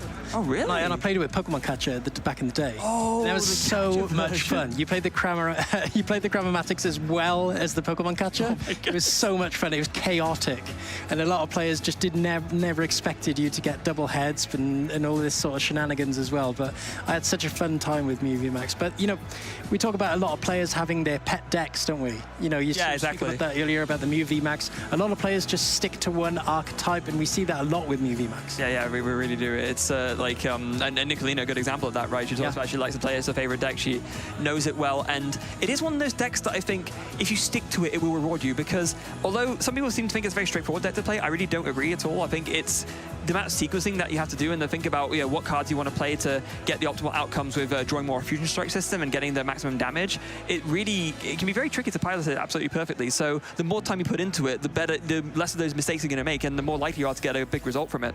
Yeah, no, 100%. And same thing for Alberto Conte. We featured him last round. He said, I've been playing Giratina all this time. You know, I've been playing it all this time. I still believe in it. I still believe it has good matchups. And even though everybody was saying, Giratina's on the downturn with Paradox Rift, there are all these new cards that come out which really mean, it's more on the downturn. Alberto said, nah, forget about it. I'll continue to play it. It's my deck, and I'll take it all the way. And, he was 6-0 at the end of it. Now, important update, you can see there we have our data on the scoreboard. Chriso did, in fact, win that game as a result of that judge call. So it is now going to 1-1, and we are going into game 3. Yeah, an unfortunate one, but of course, these things do happen, and we see both players going into a 1-1 scenario here. And game 3 in our winning in. These are where the good players are separated, I guess. It's definitely a winner here. We'll be going into our day 2. 7 minutes on the clock as well. We may get a winner. If Mew, I would say more or less Mew VMAX, if it was able to have these explosive turns like we saw earlier. And with a poor start from Chriso as well, Nicolina might be able to take it, but you never know. You never know. Well, I mean, I think it's also important to note that that timer, I think, is likely to be extended. Of course, there was a very long judge ruling, and also the time is currently paused. So I'm sure once we have an idea of what the time actually is, we'll get that updated. And I think it's going to be a little bit longer than 7 minutes that they have to finish this game 3. Yeah, okay, that's absolutely fine. With these judge calls, of course, you do get those time extensions as well. But here we see both players shuffling up and getting the game started as well. And the prize cards coming down. Ooh. You see as well some rough prizes coming out as well on Nicolina's side. 2 Genesect V, not fantastic. Also with some consistency in the Forest Seal Stone, but also on Chriso's side, a 1-1 Giratina. Now that line is even thinner to a 2-1 line in this matchup as well. How is this going to be played out? So, yeah, not really great pricing for Nicolina at all, but, what are you going to do now? It's the hand does look pretty decent still. There is a Deoxys in hand. There is a Battle VIP pass. So in terms of the start, it's I don't think it's going to be too much of a problem. But is there another discussion going on? Wait, just another discussion. No, yeah. Okay. Looking to get started here, and here we see Nicolina rearing to go with that Deoxys coming down with the Genesect, with the Battle VIP pass in hand as well. Looking to get that straight down, perhaps even a Mew V and a Genesect. Yep. So going to get down one more Genesect off of this Battle VIP pass, no doubt, but that will be the only other Genesect she can get down, because of course the other two, not only in the prizes, right there at the top as well. So unless there's a Hisuian Heavy Ball to shuffle the prizes around, might be a little bit awkward. Yeah, we're 2 prized as well. It could come up as detrimental to the game plan, with that reduction in consistency with the Fusion Strike system. Usually you want 3 down on the board, start drawing all those cards, but with only 2, this could be bad for Nicolina. But here we see just prize checking. Yes, Nicolina, that is 2 in the prize cards. Here we see a Mew V and a Genesect on the board, coming straight down from the Battle VIP. Yes. Now, right now, there's not getting the ideal draws off of the Fusion Strike systems, of course, because it is you draw cards up to the amount of Fusion Strike Pokemon that you have in play, and only 5 in there right now. So going to want to get down one more Pokemon. Usually you want that to be a 3rd Genesect, but sometimes if you don't have the option for that, you can just bench a 3rd Mew instead. But actually not able to do anything, just a pass after that. Yeah, I think I saw 3 supporters in Nicolina's hand as well, which is fantastic for Mew VMAX. Of course, they want plenty of items, stuff, getting that hand down as much as possible to start drawing some cards. But here we see Chriso. Is there much going on in that hand? I don't think there is. No, there's an Avery, so I mean, actually that could be pretty devastating because there's already struggles with getting stuff onto the bench for Nicolina, so Avery could get rid of one of those Mews, for example. There is an S-Ball, though, so Chriso can get down another Comfey from that, and I saw there was a Giratina V in hand and 2 Cramorants, so... and the Jet Energy as well. So, getting the Comfey down, Jet Energy straight onto it, another Flower selecting. It's going to be just what the doctor ordered for Chriso. Not quite the explosive start from game 1, but still workable, I think it's safe to say. Not quite. It doesn't usually happen at those starts, but you never know. There's another Flower selecting coming up. It could be another unusual start here for Chriso. Just doing the prize tracking as well. You always mention how important it is, especially in these Lost Box decks as well. So many pieces to the puzzle, so many gates, so many energy, so many Comfey, so many Giratina as well that you have available to you. So prize checking always so important. So there it is with the nest ball, and having a look through just to sort of be aware of those prizes. We'll be aware of that 1-1 Giratina line prized, and also the Sableye going to be important to note as well, so that he maybe thinks twice about lost zoning one of her Flower selecting. Yeah, and with the boss's orders prized as well, that is his only Gust, apart from Escape Rope, but of course, does play the Counter Catcher as well. Yeah, it's a change that a lot of Giratina lists have made. Because Counter Catcher is such a good fit in the deck, you kind of cut one of your boss's orders to make room for Counter Catcher, and then another cut somewhere else, and that way you have like 3 gusting options for the whole game. And because you're usually down on prizes, that Counter Catcher is always live. I think I saw that Irida there. As well, from that Flower selecting, or maybe it was a Giratina V-Star. The Giratina V-Star was the card taken. Yeah, sorry, yeah. So here comes the Avery as well. Nicolina having to discard one of the Pokemon on the bench. Got to be a Mew, right? I mean, it's got to be the Mew. You're not scared of the one in the active being knocked out, so I think this is completely fine. And you know for a fact that there's only 2 Genesects in your deck because of 2 being the prizes. So yeah, I think it's got to be the Mew here.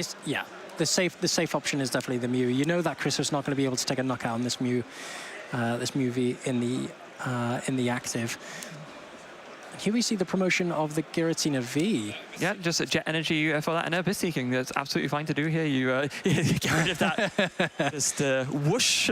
Just flops that straight into the Lost Zone. And see you later. Yeah, 2 cards in the Lost Zone now, but this could be 2 easy prizes for Nicolene. Just a Power Tablet and a double Turbo Energy will be able to take a knockout here on the Genesect V. Here we see the Mew VMAX. That is one piece to the puzzle. There's the Power Tablet as well. That's another piece to the puzzle. Oh, and a Judge. We see a Judge as well. So, considering Nicolina's start was not great, right? But now with the second turn, the Mew VMAX and the Power Tablet in hand and the Judge suddenly is looking a lot better. Yeah, this is looking pretty good for Nicolene, putting Chriso down to 4 as well. Does already have those 2 Vs on the board, so it means that there is 4 prize cards available to Nicolene at the moment. Yeah, there is. So draw to 4. There's a Cramomatic. There's also another few. I think I saw a Mew V and a. Was that a Mellow? No, it's a Meloetta and a Choice Belt as well. So not going to put it down though. Here comes the Fusion Strike system. I think she wants to put down another Mew if possible. Like you don't want to. Like there's only 2 out though. No. There's not much going on in that hand either, really. No. Going to be looking to Fusion Strike system for 1. This is going to be absolutely massive. And the item would help with the Chromatic. No, it's going to be 2 because of the extra bench of the thing. Oh, yeah, of course. Oh, and got the Turbo Energy. Got the Turbo Energy. Is going to be able to take the knockout on the Giratina V. I think both players just chuckled there. Did you get that off the Fusion Strike system? Yeah, sorry. huge find from the Fusion Strike system for 2. They're finding the double Turbo Energy needed to attack. That is exactly what Nicolina wanted. She's got to be breathing a sigh of relief at that. Yeah. You would have thought so. And here we see the drawing of the Counter Catcher, Irida, and I think an Avery, I think I saw there as well. That's an option for Chriso. No Colorus, with only 4 in the Lost Zone. It is going to make it difficult to... Is it 2 Avery that Chriso is playing? Yeah. God, it's like, I guess it's a very strong card right now, considering how many decks do go wide and fill out their bench. So yeah, it does make a lot of sense. Yeah, Irida and Avery there as options. I mean, Avery right now would be pretty good, right? Because, again, what do you describe your Nicolina? I guess the Mew and the Deoxys, but it's definitely going to be pretty devastating here. Chriso's in a really... he's in a really bad position here, because without any sort of ramp up with cards in the Lost Zone... 3 Grass Energy. Hey, I heard you like grass energy. Drawing 3 grass energy from that Avery. Not fantastic there for Chris. So I think he was kind of confused himself. Why am I drawing these? Sorry. You know, when if someone ever tells you, touch grass, I don't think that's quite what I meant. The path of the peak coming down as well. A nice spit innocently there, but not what Chriso really wanted. No. And Nicolina has the escape rope, has the boss as well. Could take out a knockout on the Giratina V on Chriso's bench. We see Cramomatic. Was it a heads? No, it was a tails. It was a tails. At long last, Chriso must be imagining. But yeah, this is very, very rough for Chriso. 3 grass energy drawn off that Avery, and Nicolina with basically everything that she needs, just like take a full-out knockout. Like, what do you do if you're Chriso here? Yeah, and has the power tablet in hand as well. And actually just going to go for the Sparkle. Go for the Sparkle. Interesting. I guess you don't have to go for it now, right? You know, you're in such a good position. No. You can just take it easy, get some more energies out of the deck, and make it so that you can just easily power up another Mew VMAX to take the KO on the Giratina V when it evolves into a Giratina V-Star, for example. I quite like this as well, because if you're able to keep those Fusion Strike energies on board as well, it'll mean that the Melodious Echo will be able to take a really easy knockout on the Giratina V-Star as well. And here's an attack we don't see very often. Energy Mix on the Mew V does let you search your deck for an energy and attach it to one of your Pokemon. So going to grab another Fusion Strike energy and attach it to that bench Mew VMAX, so now there's 2 Mew VMAXs ready to go to attack. Yeah, putting Nicolina in quite a commanding position, not even needing to use the boss. Not looking to stay aggressive. I guess not taking the knockout on the Giratina or even any Pokemon will mean that the Roxanne isn't live for Chriso either. No, it's not. Could have been the thought plan there for Nicolene. I think that's 2. Was that 2 Paths to the Peak? Yeah, it was. Yeah, it was 2 Paths to the Peak. Drawing all the card multiples right now, really at the worst possible time when you're already behind. Chriso is. You can tell by the body language, Chriso is not best pleased with how this is going, and who can really blame him at this point? No, not your usual draws there. 3 grass energy into 2 Path to the Peak. Not something you see every day, but at least you know when he's going to go up to his mates and he's going to come up with these stories. Oh, I did this. At least now he has the proof. Okay. Oh, now here's actually a quite tough decision. 2 very good cards here. We see a Coruscant Experiment and a Mirage Gate. Now, another Mirage Gate hitting the Lost Zone as well. I think you mentioned how odd of a choice that was. There's already one. These draws are quite odd. Yeah, but this time it's good. Like, this time it's at least good. Yes. Yeah, you definitely would. Coming down, but Path to the Peak active.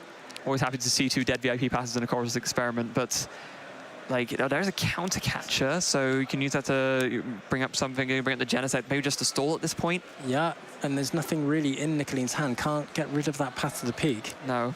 Just going to attach to retreat and just give me another spit innocently. Maybe thinking, okay, if I'm going to win this, maybe I just need to set up some damage and then start sprinkling with Sableye, maybe. That could be a route to win. And the top deck of the there's a Seal Stone will mean that Nicoline is able to find a switch out for this Genesect. Opting for the Lost City, actually. Oh, of course. Going for the Lost City will mean that the Fusion Strike system is now active. And I think there's a switch out in hand already, because, No. Just got the boss, though. Now he's going to be looking to find a switch out. Pop down the Meloetta, use the power tablet, Fusion Strike system to 5. That's the no. You don't want that. Yeah, it's only a switch card, or perhaps even a double turbo energy would help here. Yeah, that would work, and there was one drawn, right? So yeah, you can just attach to retreat. That also is absolutely fine. Are there any Pokemon left in the deck? Yeah, there's a Mew VMAX, I guess, but that's it. Yeah. Can evolve that Mew V on the bench, thin out the deck whilst also evolving. But decides not to? I think deciding not to. I guess this stops the 3-3 game plan from Chriso if it was ever to come out. That's true, actually, yeah. So probably quite wise to avoid that for now. You definitely don't want to rope here, so it's going to have to be attach. Manual attachment there. Retreat. The can Fusion Strike system again, of course. Oh, no, actually decides... Oh, no, there's only one Genesect out, of course, And didn't even need the power tablet with the choice belt. No, exactly, so... Nicoline now 2 prizes away from putting herself into day 2 here at the Stuttgart Regional Championships. Let's see if Chriso has any sort of comeback here, drawing into the Psychic Energy. I think it's so hard, right, when there's like literally, there's no 2 prizes. There's no option for a Giratina attack. That's the big problem. I mean, it does mean that you guarantee that Nicolina doesn't just win on the next turn, so that's of course helpful, but Gosh, it's very rough for Crystal here to find some kind of way to come back here. I think you have to find Sableye. That's going to be like priority number one. Like, that's going to be your best attacker for this turn for sure. I think now with Nicolene only 2 attacks away from taking this game, and Chriso 3 technically with this board state, with only the... no, sorry, it's 2. But is going to be needing to take 3 this turn at least. Yeah, and I'm not even sure if that's possible, right? Because there's no attacker that you can power up that can KO that Mew on the bench. Yeah, with one of the Giratina still in the prizes as well, one in the lost zone. It means that this Giratina right here, that's being super rodded back in, is the only one that's as an option for Chris. That's so awkward. And yeah, he's thinking hard about the super rod. Does debates about it, but does go for that in the end. Is there a Mirage Gate to be played? Yeah, there is. So gonna go for that immediately.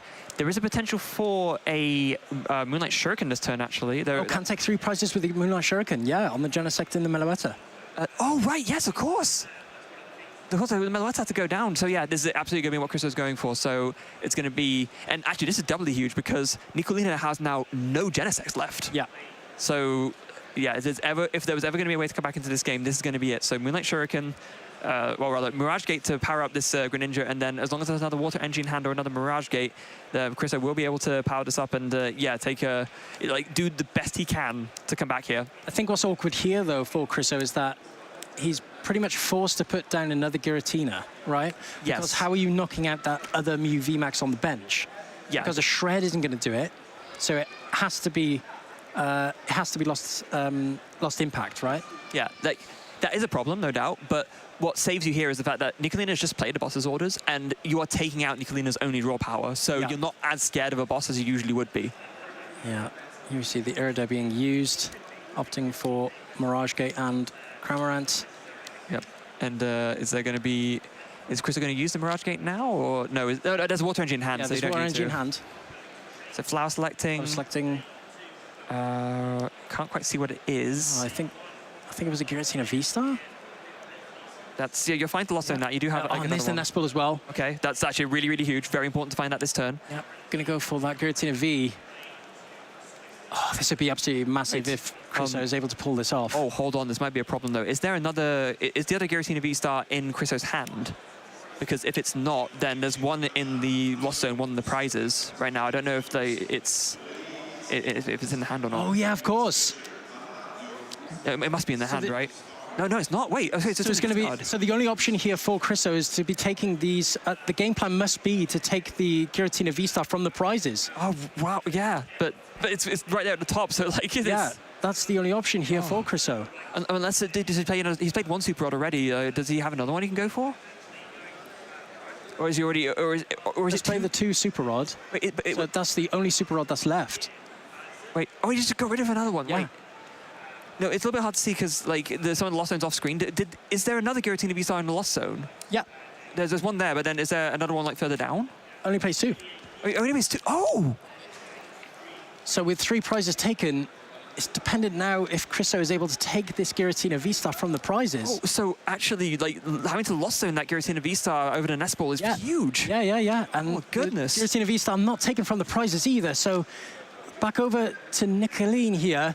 That's escape rope. I think I saw there. I think I saw a power tablet as well with Path to the Peak.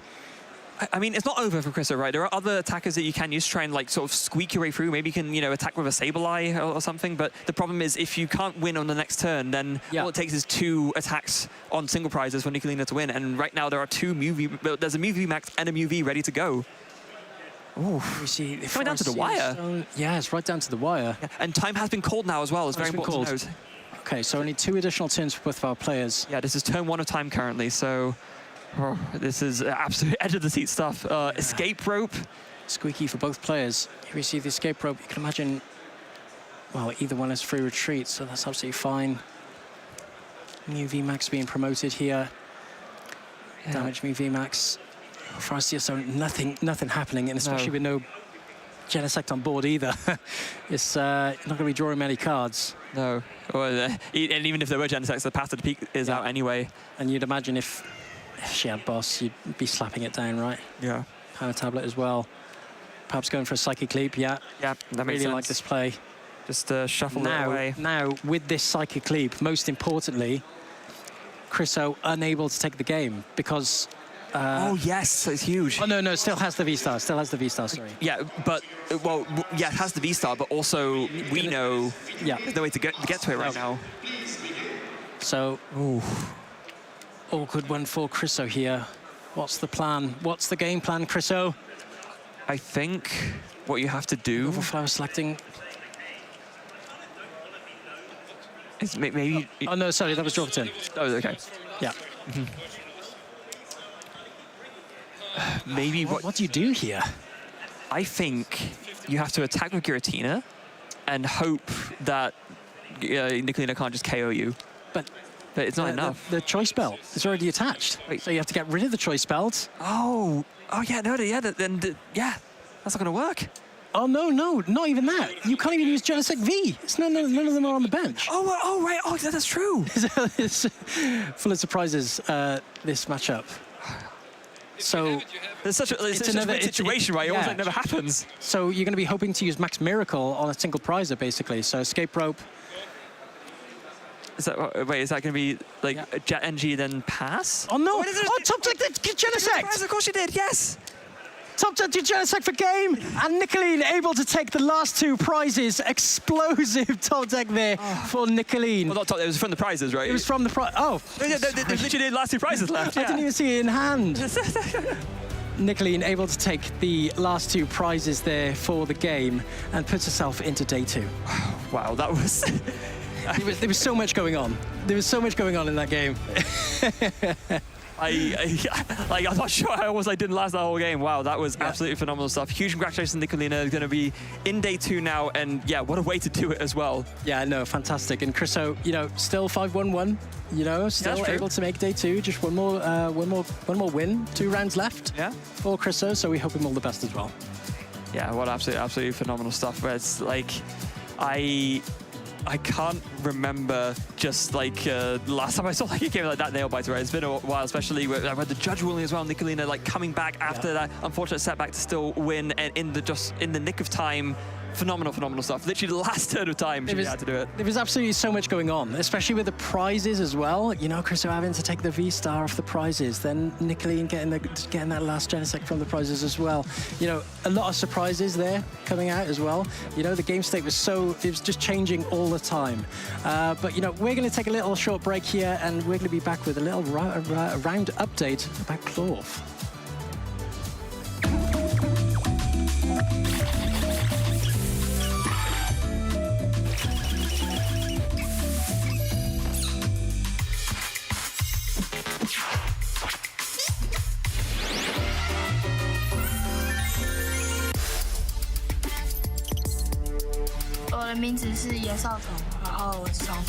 There's a second energy cyclone we're waiting for. Now we can attack with the Kyogre. Aqua Storm is going to do so much damage. It's going to take out those bench Pokemon. And Xiao Tong'en is your Junior Division World Champion. 我赢下世界锦标赛后，我非常兴奋，也觉得不可思议，也很感谢所有支持我的人。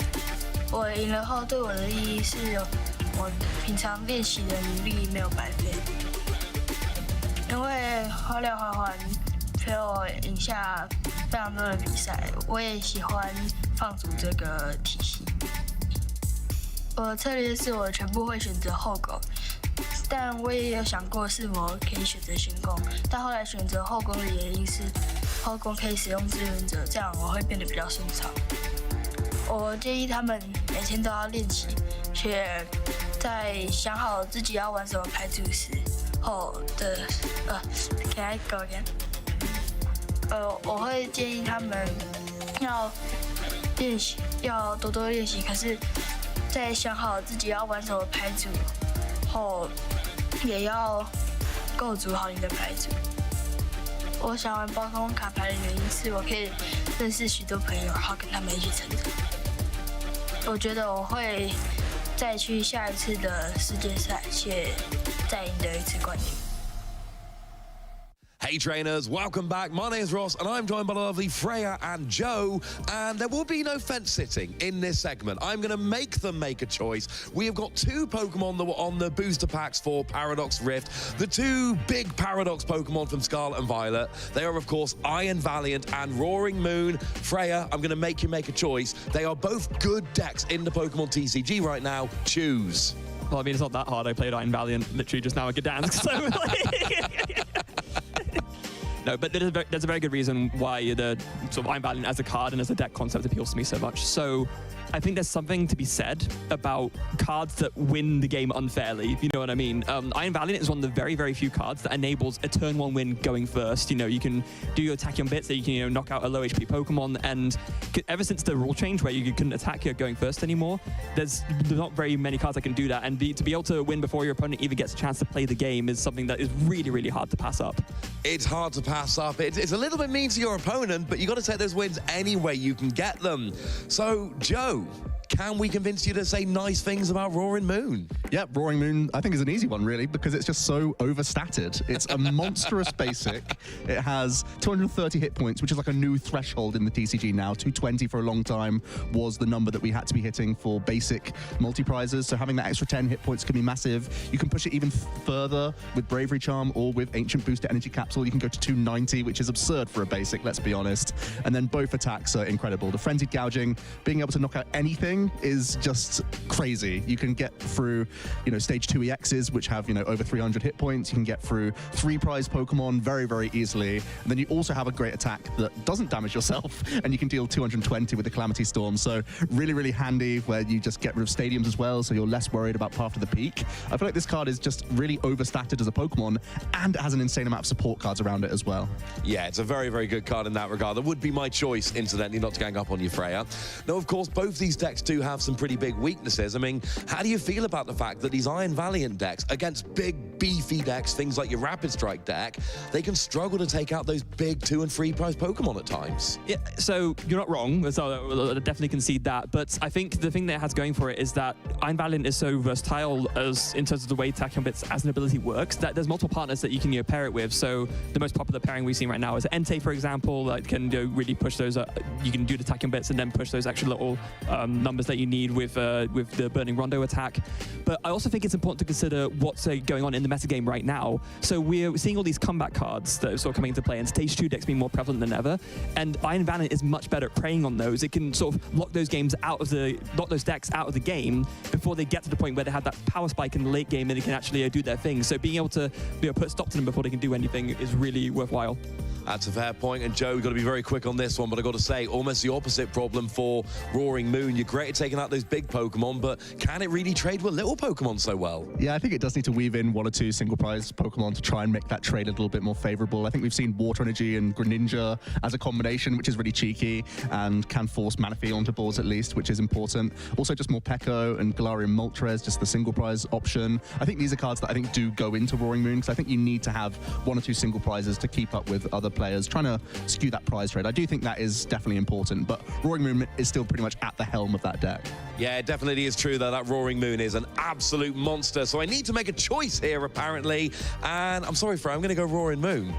It was always destined. It's always destined. I like big, aggressive decks that take big, aggressive KOs, and there's something about dropping 2 damage counters every turn, which I like the turn 1 win before my opponent's even started. That's always fun, but the mid-game for that deck, I'm sorry, you've not convinced me it's going to be enough fun. Whereas mid-game giant KOs, oh, I'm all over that. But we want to know which of these 2 you would pick, so make your choice and then join us for some lovely Pokemon TCG action. We are going to be right back.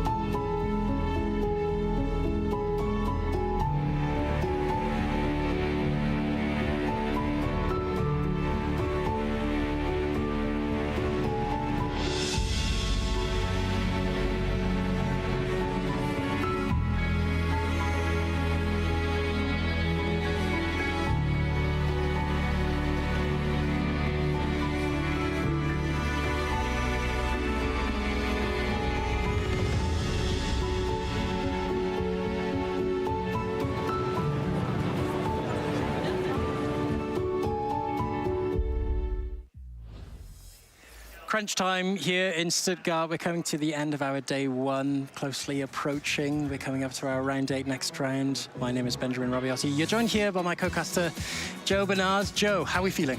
Yeah, really good. We're getting to, as you said, that crunch time moment. We have a number of players who have already booked their spots into day 2 of competition, a number of 7-0 players already. They're looking to capitalize, but we're also at that moment where we have a number of players who have no lifelines yet left. They can only go for victories from this point out if they want to make it to that 19 match point record required for day 2 of the competition. So we're getting to the real nail-biter moments of a tournament. Yeah, 19, definitely the magic number for most of our players here in day 1, but it's important you mentioned there are some players still on those records where they need to win out, right? Yep. They need to win out, they need to win all of their games, but there are some players who have already solidified that day 2 place. So it's interesting to see how players are reacting, what the state is like out there at the moment. You know, there's a lot of people sweating, but a lot of people pretty happy. They're chilling right now. But are there any decks that are surprising you coming into our day spots already? Well, looking at some of the 7-0s, we haven't actually been able to show any Miraidon EX on the stream apart from Ross and Freya's feature match, but there are a couple of players in a mirror match on XO records as well, so they're some of the highest placing archetypes out there today. We have seen a lot of the Lost Zone engine around our stream, and there's plenty of those doing well throughout as well.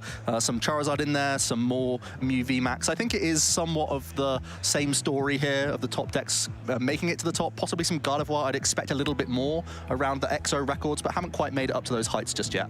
Yeah, interesting to say. But there's another deck, Joe, that I want to mention that we need an update from as well. That's making the top rankings. Any guesses? Hold on. I think we might have some breaking news on that. We have Ross on the desk to talk about that.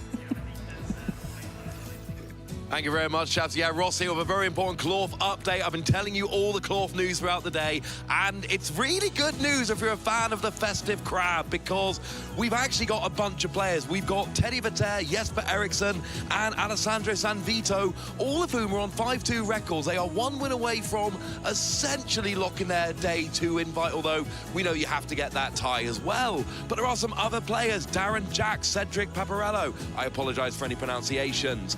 Manuel Penko and Arno Bon, all of whom, if they win their last couple of rounds, will book their way into day 2. Santa Klawf is very much coming to town. It started off as a nice little joke in the early rounds, but I tell you what, Klawf is absolutely for real. And you know what I really want to see? 2 players, both of whom need 1 more win to get into day 2, both of whom are playing Klawf. That's right, it's time for our first ever Klawf mirror match. Back to you, chaps. Yeah, thanks on the update, Ross. It is Klawf-tastic up in here. It's going to be that Klawf mirror for the winning in. I didn't want this to happen, I'm going to be honest. But here we are. Snorlax mirror. We're snapping away with Klawf. This is what happens when I'm at the desk and Ross is given free license to pick a game. But here we are. We're Klawfing it up. There are some real decks at the top tables as well, but looks like Klawf has made it to the winning in. It's Jesper Eriksson as well. Such a charismatic player, has been around the block for a long time, and yeah, he's going to be representing the Klawf Electrode. When you play the game for as long as Jesper has, it's not just about getting those victories under your belt and whatnot, it's also about having fun, and I think Jesper has set themselves a goal of doing that this weekend, but has also found themselves in a winning in. Yeah, Jesper's such a fan favourite. You know, everybody knows him, everybody loves him, and it's interesting to see that he brought Klawf to the big stage here at Stuttgart. But his opponent here, Teddy Vetter, here as well, repping that Klawf. But there's some slight differences in both decks. There are. You know, there are some slight differences. Jesper going for a little bit more of a different approach, is playing the mobile, the tempting trap, of course, mobile, which is interesting as well. Yeah, the Grant as well. You know, really ramping up the damage on this Klawf with the unhinged scissors. And here we see, I do want to confirm to everybody watching that we are going to go into a Klawf mirror right now, and this is confirmed. Joe, do not rub your eyes. Joe, this is what's happening right Joe, now. what deck is going to win this one, do you think? I think a Klawf Electrode is pretty favoured in this situation. It's going to be an interesting back and forth, unironically though, because both players will have to weave in some multi-prize Pokemon in many situations. Squawkabilly EX is used from both sides to try and get some decent hand hands going, but also if you can only take single prize knockouts, trying to target the opponent's Klawf can be valuable, trying to target their Brute Bonnet and sort of put a strand on their resources in terms of Ancient Booster Energy Capsules, but also dealing with the barrel can be huge as well. So there's actually some intricacy to this mirror match, as fun as it's going to be. Yeah, for sure. It could be a back and forth, like you said, but it could be that one player is going to be a little bit risky, playing those 2 prizes, playing those electrodes, you know, having to bench down the squawkabilly. These are the small margins that could come into play in this match. We're going to see some prize cards come down. Jesper has prized a Collapse Stadium, which could be a little bit awkward. Both of them having a couple of Bidoof and Barrel pieces in the prizes as well. I think the lines are both thick enough that we can still see Barrel hit the field, but let's get underway. If you can believe it, it's a round 8 of Swiss win and in match for 2 Klawf Electro players, and they both led out with the Syrian Electrode.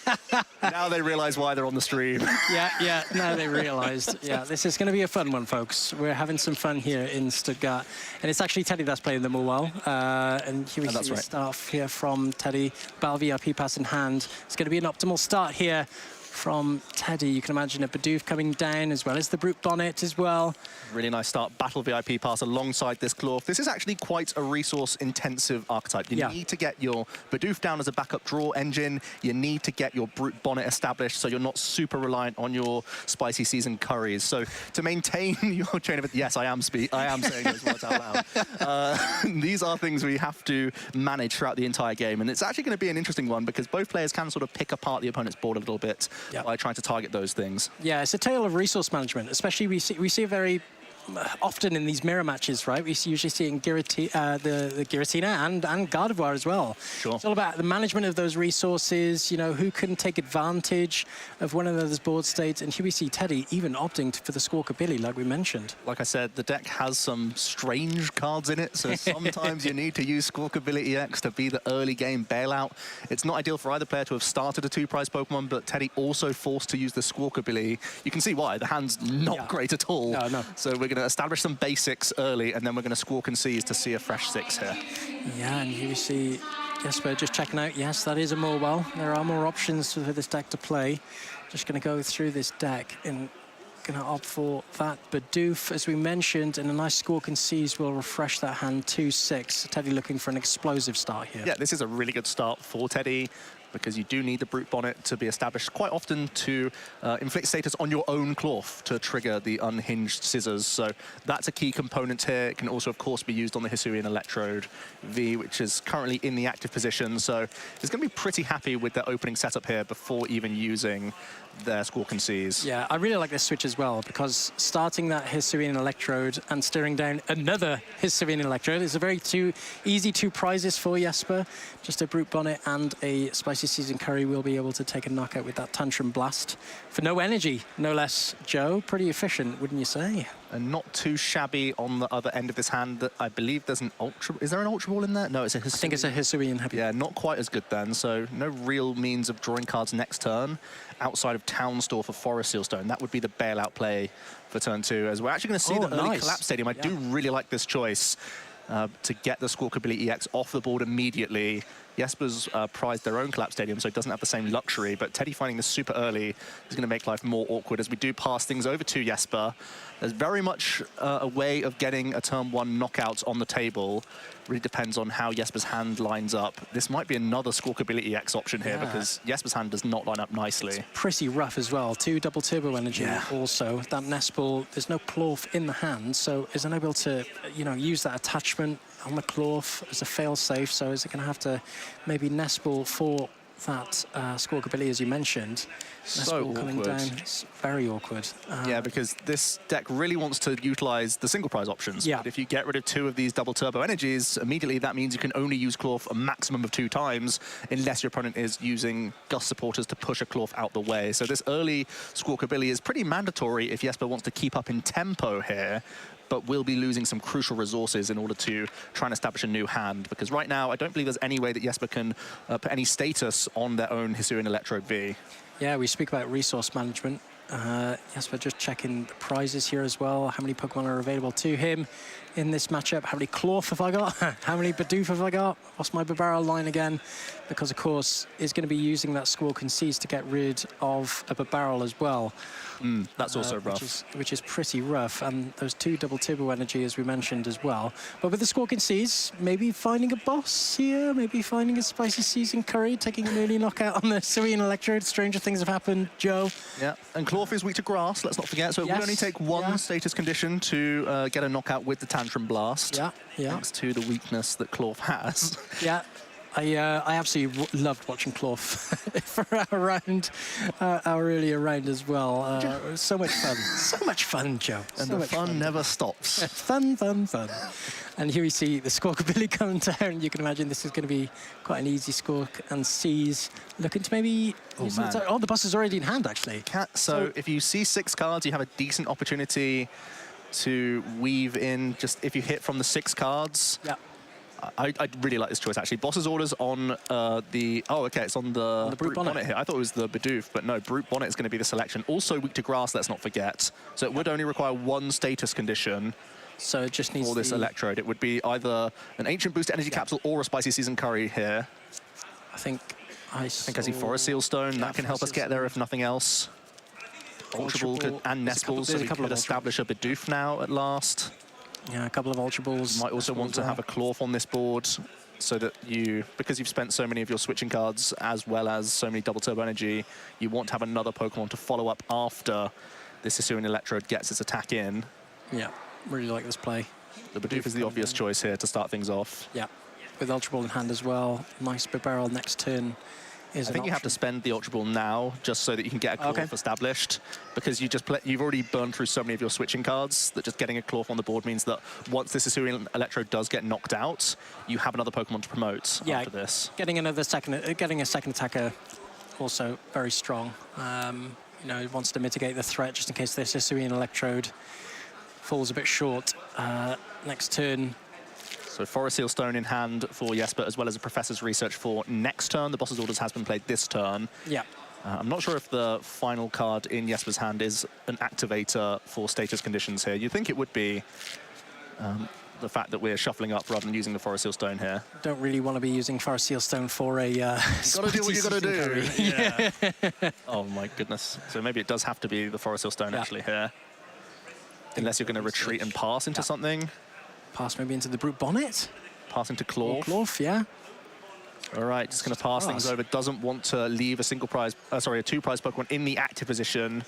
It's going to give the play over to Teddy here, who has to move their own Brute Bonnet, as well as find double turbo energy, ideally. I think there's an escape rope in the hand. Oh, it's a Hisuian Heavy Ball. I think I see Tool Jammer as well, perhaps. Going to be using the Hisuian Level Ball. Yep, Heavy Ball going to check those prize cards, see what's what, and see if you can pick out any Pokemon. I think there was another Bidoof, but the board is currently full due to the collapsed stadium. Could be something to grab for later. Not an option. Looks like choosing to just fail this Hisuian Heavy Ball.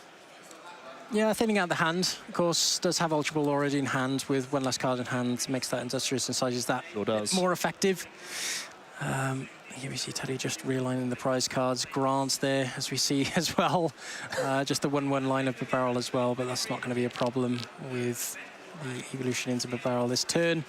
So we see an Ancient Boost. It's quite an awkward Ultra Ball, actually. I don't think it's Ultra Ball. I think it's Ancient Booster Energy Capsule here. So I think you have to Town Store, Forest Seal Stone, and then Forest Force a supporter. Oh, yes, yeah.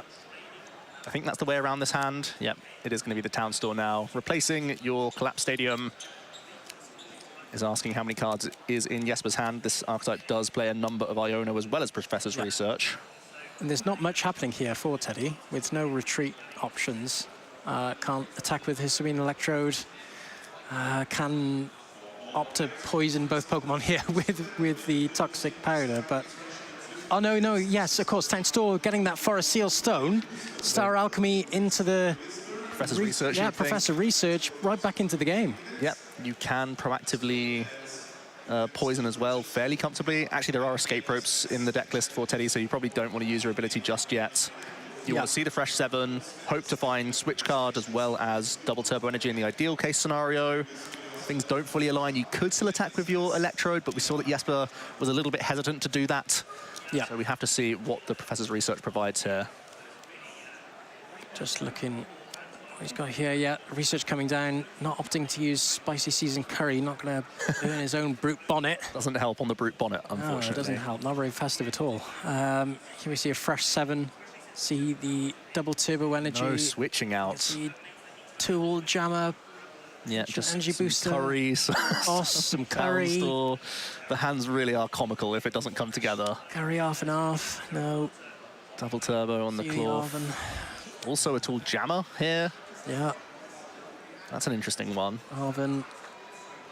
It's going to be fantastic into Snorlax, the tool jammer. It sure is. Could be for that. And here we see just a pass. Jesper has bought themselves a turn with this retreat of Hisuian Electrode play.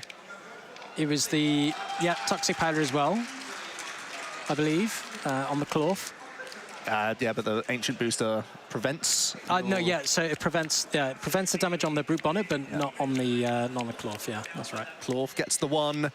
Pass it back over to Jesper, who can get a free town store now, which is going to help their endeavor. They already have the Forest Seal Stones, but now can get their own Ancient Booster Energy Capsule out of the deck to help with their own brute bonnet before using a big Professor's Research here. So I think Jesper, in the end, will be initiating this prize race this turn. With a Research plus the Forest Seal Stone, you know that the active Klawf, it's already poisoned, can just take a knockout on this brute bonnet. I've got to ask you, for a lot of people watching this matchup, mirror matches, usually people determine it by saying, oh, well, it's just the first person that takes a knockout. Right. It's just usually the person who is ahead of the prize race first. Is that the case in this one? No, I don't think it is, because they have such specific setup that at any point in the game, boss's orders from either player could remove a brute bonnet play or remove a barrel, and that can end up slowing down an archetype like this, where they have to re-establish new ways to inflict status. As we see the big Professor's Research here for Jesper. You probably would need to find Hisuian Sneasler here as well, so that your damage can get through the brute bonnet. It has 180 hit points right now, thanks to the boost of Ancient Boost Energy Capsule. Yeah, Sneasler was drawn there by Jesper. Oh, but you can't even poison the brute bonnet either. So can Klawf even knock out brute bonnet here? No energy either. So Unhinged Scissors isn't an option either. That's really rough. Star Alchemy is still live for Jesper, but it's what he gets, I guess. If you... Well, the way you can get a knockout is with Electrode once again. You could just find a switching option, then poison Electrode, but just going to be the pass again. So yeah, that extra hit points and the fact that you can't be inflicted by status conditions, thanks to the Ancient Booster Energy Capsule and a Research whiff there for Jesper. They're going to have a really tough time and had to pass things back over to Teddy. I did not expect it to be this cat and mouse so early on. I didn't expect it to be this enthralling, this matchup. But here we see the Arven coming down for Teddy. Going to be a switch card certainly here with the Arven. Has to be. Such a good supporter option in this deck, of course, with all these tool cards flying about and the items that need to be used. Get your curries out, get your ropes out. Arven's such a versatile support card. We've seen it over and over again in different archetypes. You can get that early battle VIP pass, so you're always happy to see an early Arven, but in the mid game, in these sorts of situations, if you can build your deck around it, you can cherry pick the escape ropes, the switch carts, the spicy seasoned curries as well. So it actually does synergize quite nicely with an archetype like this, especially because there is Forest Seal Stone, which can end up grabbing any card. And of course, the Ancient Booster Energy Capsule is so vital for this archetype as well. So really oozing with synergy, the Arven in this deck list. My goal is to try and make you say spicy seasoned curry as much as possible, Joe. And how fast I can say it is another challenge. Yeah, switch cart being an option here for Teddy, as well as the Forest Seal Stone. V-Star already used, but of course thinning is winning, as we always say. So the attachment there to the Bidoof as well. The switch cart, you can imagine it's going to be straight into that Klawf. Let's get rolling with Klawf. Yeah, the Unhinged Scissors. When the Klawf is affected by a status condition, you deal an additional 160 damage to the 30 base damage. That's why the Brute Bonnet is in here. It looks like an anti-synergy, but it activates the Unhinged Scissors to deal a huge chunk here. And Teddy will finally be initiating this prize race. It's been a couple turns for both players, but we have kicked things off here. Teddy taking the first prize. The hero of Stuttgart, Klawf. Taking the first prize card here, of course. What timeline Teddy's is this? side. Yeah. The only universe time. Yeah, I know, right? This is the Klawf universe. Yeah. Oh, Jesper picking up the escape rope would have been a fantastic draw last turn. Can still be used this turn fairly effectively. But actually, Teddy can once again block Escape Rope with just bringing the Brute Bonnet back into the active position. So Jesper has, again, an awkward time of having to move their own Brute Bonnet now. Might just be forced into Iono, hoping for some better cards, and then still has that Forest Seal Stone unflipped to use this turn. Things are looking awkward for Jesper, though. Yeah, maybe even forced to use the Hisuian Electrode. Yeah, you don't want to do it. You don't want to do it. I'm surprised Jesper didn't commit a Forest Seal Stone just to any other Pokemon here. I suppose there's a chance that the Hisuian Electrode V gets knocked out without flipping this Forest Seal Stone, but I'd like to never draw back into this card. Even with the Town Store able to like pull it back out of the deck, it would reset your deck, and all of those cards that just got shuffled to the bottom are pretty poor. Gonna be hoping for an energy here for the Klawf. Or a switch card. We can fix everything with the Forest Seal Stone, but not a hand like that. No. There is too much curry in that hand. There's too much curry. You can, I did not think that was possible. I never say that either. That's really rare for me. Another curry. That's the first time I've ever said there is too much curry in this situation. And here we see the Forest Seal Stone being an option for Jesper from that Town Store, just thinning out the deck. But like you said, that hand not looking very good. It's actually so interesting that the Escape Rope can block. The Brute Bonnet can block a Klawf coming back in. It's an intricacy I didn't expect, but here we go. I'm learning the mirror match on the fly. You're learning, Joe. Who would have thought it? I'm learning all the avenues with Klawf, especially in this mirror match. Yeah, the intricacies. Yeah. This is an unhinged matchup. Yeah, for sure. I don't know really where Jesper goes from here. Maybe he is forced to use the Electrode. We're going to see the Forest Seal Stone. So Jesper's got a plan. He's grabbing Boss's Orders, I believe it was, for next turn. Yeah. Maybe Jesper's looking for an interesting line with resources. Maybe some early discards from Teddy. He's going to give Jesper that avenue to try and win the game. Yeah, try and run Teddy out of maybe some switching outs. Yep.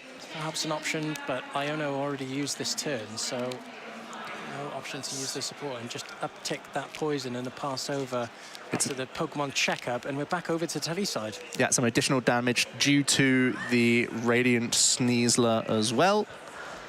And we are going to see things turn back over to Teddy, who gets their own Hisuian Sneasler onto the board. Klawf once again can continue to swing into Brute Bonnet, and actually the Tool Jammer will allow a KO for Teddy here. This is actually this is actually really swing here. The fact that the Brute Bonnet does not currently have 180 hit points thanks to the Tool Jammer. It's an easy way for Teddy to go up another prize card here. Hisuian Sneasler coming down. The Poison Peak active now for Teddy. However, on Unhinged Scissors can just take another knockout here on the Brute Bonnet. And Teddy, 2 prizes up here in this matchup. It's actually going pretty swimmingly for Teddy. Has to be a little bit concerned about the poison between turns, that Pokemon checkup, as we call it, because that could be a way that Jesper gets pretty creative. But it feels like Teddy's pretty nicely ahead in the race here without having to commit too many resources to the board. Let's see how Jesper wants to respond with this. They took a Boss's Orders last turn. Let's see where Jesper's plan comes together here. 2 VRP pass in the hand, not what the doctor ordered for Jesper. Not really much use after the first turn. It's really clogging up that hand, unfortunately, for him. Just a check of Teddy's discard pile. One switch card. There's still plenty of switching options for Teddy in the deck list. Yeah. They have another switch card. They have Escape Rope. They still have energy that they can turn attach, of course, to pay retreat a number of their Pokemon. So if Jesper is looking for this tight resource war, it's actually going to be pretty close. And I think Teddy might be able to get there. It just is about Teddy timing when to move in with Klawf and make sure they're targeting Hisuian Electrode V and Squawkabilly EX that's currently on the board for Jesper. Yeah, it seems like Jesper as well is, you know, he's trying to strike at the right time, it seems. Jesper doesn't know, yeah. And Jesper, yeah, just unsure whether to use that boss, but does use it on that Brute Bonnet. It looks like Jesper's made this plan and he's just going to stick with it. There are a couple switching cards gone. There are 2 double turbo energies committed to other Pokemon right now. There is a 3 retreat cost on Brute Bonnet. And maybe Jesper's played enough Klawf today that has realized that this could be a backdoor win condition. And unfortunately for Jesper, there's 4 prizes on his board state. He's got the Electrode, he's got the Squawkabilly as well. So a couple of bosses from Teddy and he can take the game. But not with that hand, Joe. Not with that hand.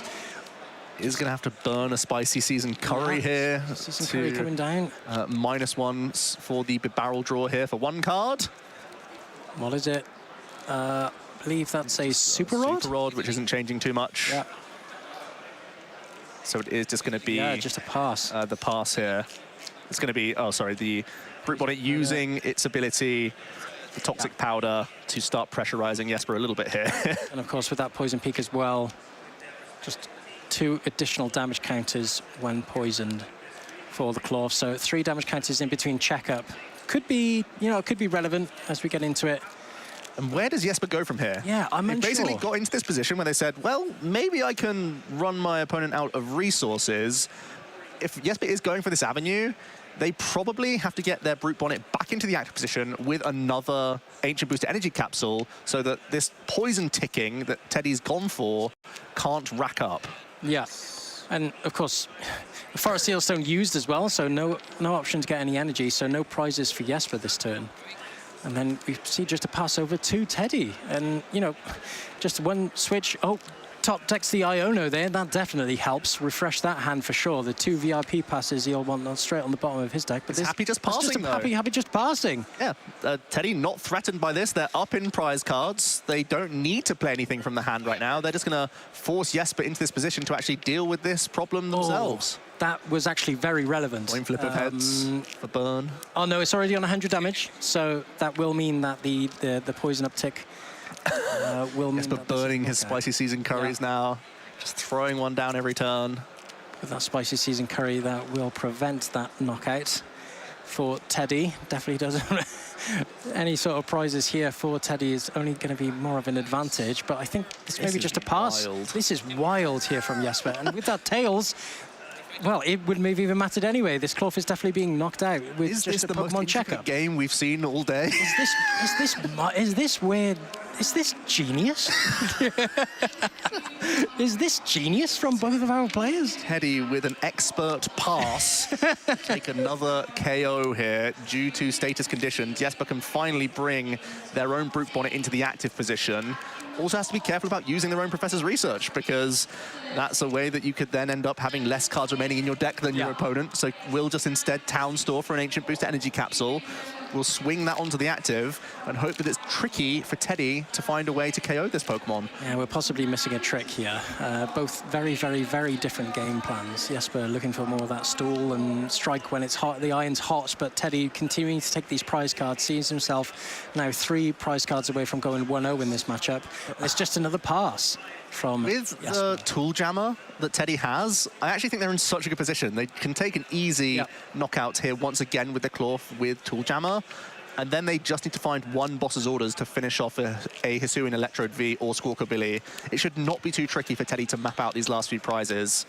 Yeah, even with Jesper trying to bring back the Brute Bonnet into the active position every time. Yeah, 2 attacks away now from taking the game, technically, for Teddy. Just the Hisuian Electrode on the bench would just be an easy 2 prizes with his own Hisuian Electrode, but also the Squawkabilly as well as an option for Teddy. Is that the Boss's Orders option here via the Pokegear? I think I see the Boss's Orders there. You can see the debate, right? You don't want to. You want to use this card so you can take an additional prize knockouts, but it also blocks your Bibarel a little bit. Unless you can weave in a boss this turn, it's one of those cards that you'd like to have, but also you're slowing down your own roll with Bibarel here. Yeah. You do have Ultra Ball, which can reduce a couple of cards from this hand, but I still think you're pretty clogged up. Still needs to find the switch out. Yeah. That's the problem here for... Are we going to be in a pass-off here? Player's going to pass for a number of turns. It's going to be Boss's Orders onto Bidoof, which is interesting. Yeah. Spending the Boss's Orders now. And with only 2 Pokemon checkups, this Bidoof will be knocked out. It does pressurize some action here from Jesper, who's been leaking prizes all game. We see a potential Ultra Ball here. Yeah, going to have to find a switch out of his own. Ultra Ball, 2 Battle VRP pass. You can remove status by evolving as well, of course. Yeah, that's a very obvious evolution there for Jesper. Evolving will remove that poison, as you mentioned. So that Bidoof safe from poison for this turn. This is such an interesting position. I feel like Teddy's in a really good spot. They've just spent a Boss's Orders, which might make things a little bit trickier. And Jesper has clearly identified this as a line of play very, very early on. If it pays off, it's going to look phenomenal. If not, I'm going to kind of question what's gone on here. I won with Klawf on stream. And here we see this is how I play the mirror. Here we see the pass over to Teddy. Going to be looking to capitalize here again. Does the draw anything helpful? I'm not too sure. I think it was another Hisuian Electrode. Yeah, not helpful then. Yeah, we're just going to continue with our Brute Bonnet Toxic Powder. This will probably force an action from Jesper this turn. You'd imagine so. You'd imagine Jesper's thinking, right, now I've got to start looking. Now I've got to start looking for these. Please start looking for some options. No Klawf on the field though, so no other attackers other than the Hisuian Electrode. Looking for the iron. Look at the patience from Jesper here. Going to go down another prize card. Teddy's just going to pass, and yeah, that's just another knockout. What a great play. What a fantastic. That's genius. That's absolutely 2 prize genius. cards remain for Teddy now. Jesper is really hoping that an active Brute Bonnet is going to be the downfall of Teddy here. The prize race, that's out the window. That's never happening for Jesper at this point. There's too many attackers already established on Teddy's side of the field. Jesper's only chance of winning this game is that this Brute Bonnet cannot be affected by status conditions, and Teddy's Brute Bonnet has too high of a retreat cost to move out of the active position at this point.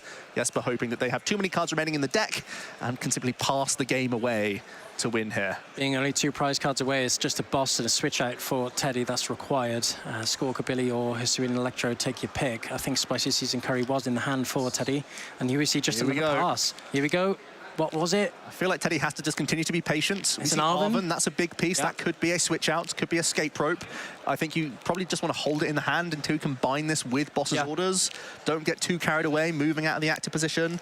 There is a switch cart here. I believe there's switch cart and escape rope still in the deck, so if you do just want to take individual knockouts, you could go in with your Klawf with the Tool Jammer right now if you wish. Oh, and here we see the concession. Still so many resources remain for Teddy, which meant that we had a very strange back and forth in that game 1. Yeah, Teddy going 1-0 here in round 8. One more win away from going 6-2, sorry, in this Stuttgart Regional Championships with Klawf Electrode, no less. Game plans, next game. Jesper, got to change, I think. Possibly. I mean, maybe it's a victim of just having a slower start and things didn't come together quite perfectly. That could just be the situation here where Jesper went down a couple prizes just by having poor hands and then thought, well, I can never really race effectively if I can't target down the barrel, if there's not enough multi-prizes for me to catch up on. You have to go for these untraditional lines. And I think it's fair enough, really. I understand it looks a little bit silly when you end up just passing away so many prize cards, but you can see what they were going for and if there were possibly more awkward prizes from Teddy. And let's face it, you don't always know your opponent's deck list. This is still not really an unrefined archetype, but one where the counts aren't nailed down, I would say. That it is still going to be an interesting one, and just hope that your opponent doesn't have enough switches to ultimately get over the line. In this case, Teddy was able to do so. The game plans can be a bit odd, especially when you've got a Klawf mirror, for sure. The Pokemon checkup coming up trumps here for Teddy. Yeah, but it does actually add an extra. Well. It does add an extra element to the matchup. But also, yeah, the fact that you can just be like, oh, I think that you played one too many switches or one too many double turbo energy has gone onto a Klawf, and then suddenly the Brute Bonnet can get stuck. So surprisingly, Teddy's choice of Tool Jammer was absolutely massive in this game. Yeah. Here we see the prizes come down. Not too detrimental for either players. Here, there are a couple. A 2 prize lead again for Jesper, which is awkward. Teddy starts off with a Hisuian Heavy Ball straight away. Yeah, you do not want to have to use your multi-prize Pokemon. No. If you can help it. We saw that Jesper, the only time they did retreat was actually to move this Electrode out of the way all of last game. And Teddy can pick up an early Bidoof, which is really nice actually here. And we mentioned how easy it was for the Klawf to knock out the Hisuian Electrodes. Just one Brute Bonnet, one Spicy Seasoned Curry, and it's just knocked out. We know how much damage the Unhinged Scissors can do, and especially with the uptick from the poison, from the burn, it will take an easy 2 prizes. And here we see the Squawkabilly come down for Teddy, hoping for an explosive turn just like the last as well. It's looking like a good one. We have Ultra Ball in here. We can get rid of Town Store and Ancient Booster Energy Capsule. Then we can find another Brute Bonnet, and we can use our other Ancient Booster Energy Capsule and then see a fresh 6 from Squawkabilly. So well mapped out early here for Teddy. A game up in our round 8. A victory gets them to a 6-2 record. So we just need one more match point to secure their place into day 2 of the competition. And is in, once again, a really solid position. Yeah, fantastic start from Teddy. Unfortunate, as we mentioned, the start from Jesper with the Hisuian Electrode V. But the Squawkabilly, Squawk and Seas, going to be drawing a fresh 6 cards for Teddy. Going to be hoping for some more basics to come down. start getting those attackers set up. More Klawf, Joe. More Klawf. I want more Klawf. Give me another Klawf. Please. Here we see fresh 6 here. What have we got? What have we got, Teddy? We got a Hisuian Sneasel. We got another Klawf as well. That's actually pretty handy. You can get some preliminary damage onto the Hisuian Electrode V if you wish. Another Klawf. Yeah, this is ideal. This is a fantastic hand. Double turbo energy in hand as well. Supported with barrel for next turn. That is everything you would want. That is an amazing hand. And the switch outs, just in case. We're all just groovy here. Yeah. It's just going to be the pass. You don't actually need to put the extra damage on because you've already commit your Hisuian Sneasel to the board. So Teddy actually more concerned about damaging their own Klawf in this situation with poison ticks. So it's going to forego using the poison powder. Let's see how Jesper's hand lines up. I think I see the Squawkabilly, see an escape rope as well. Battle VIP pass. Going to start the turn off with escape rope, just to burn it by the looks of things. Easy choice there from Teddy. We see 2 Battle Here VIP they come. pass. Here we go. Jesper's popping off with the 2 Battle VIP pass. Great start here from both of our players. We see a Sneasler, Klawf. I think I saw a Bidoof in there as well, yeah, the most Bidoof, likely. sorry. Yeah, I think I saw the Bidoof More as well. Klawf, More exactly what we Klawf. asked for. I'm honestly surprised that Jesper didn't go for an early Battle VIP pass, then escape rope.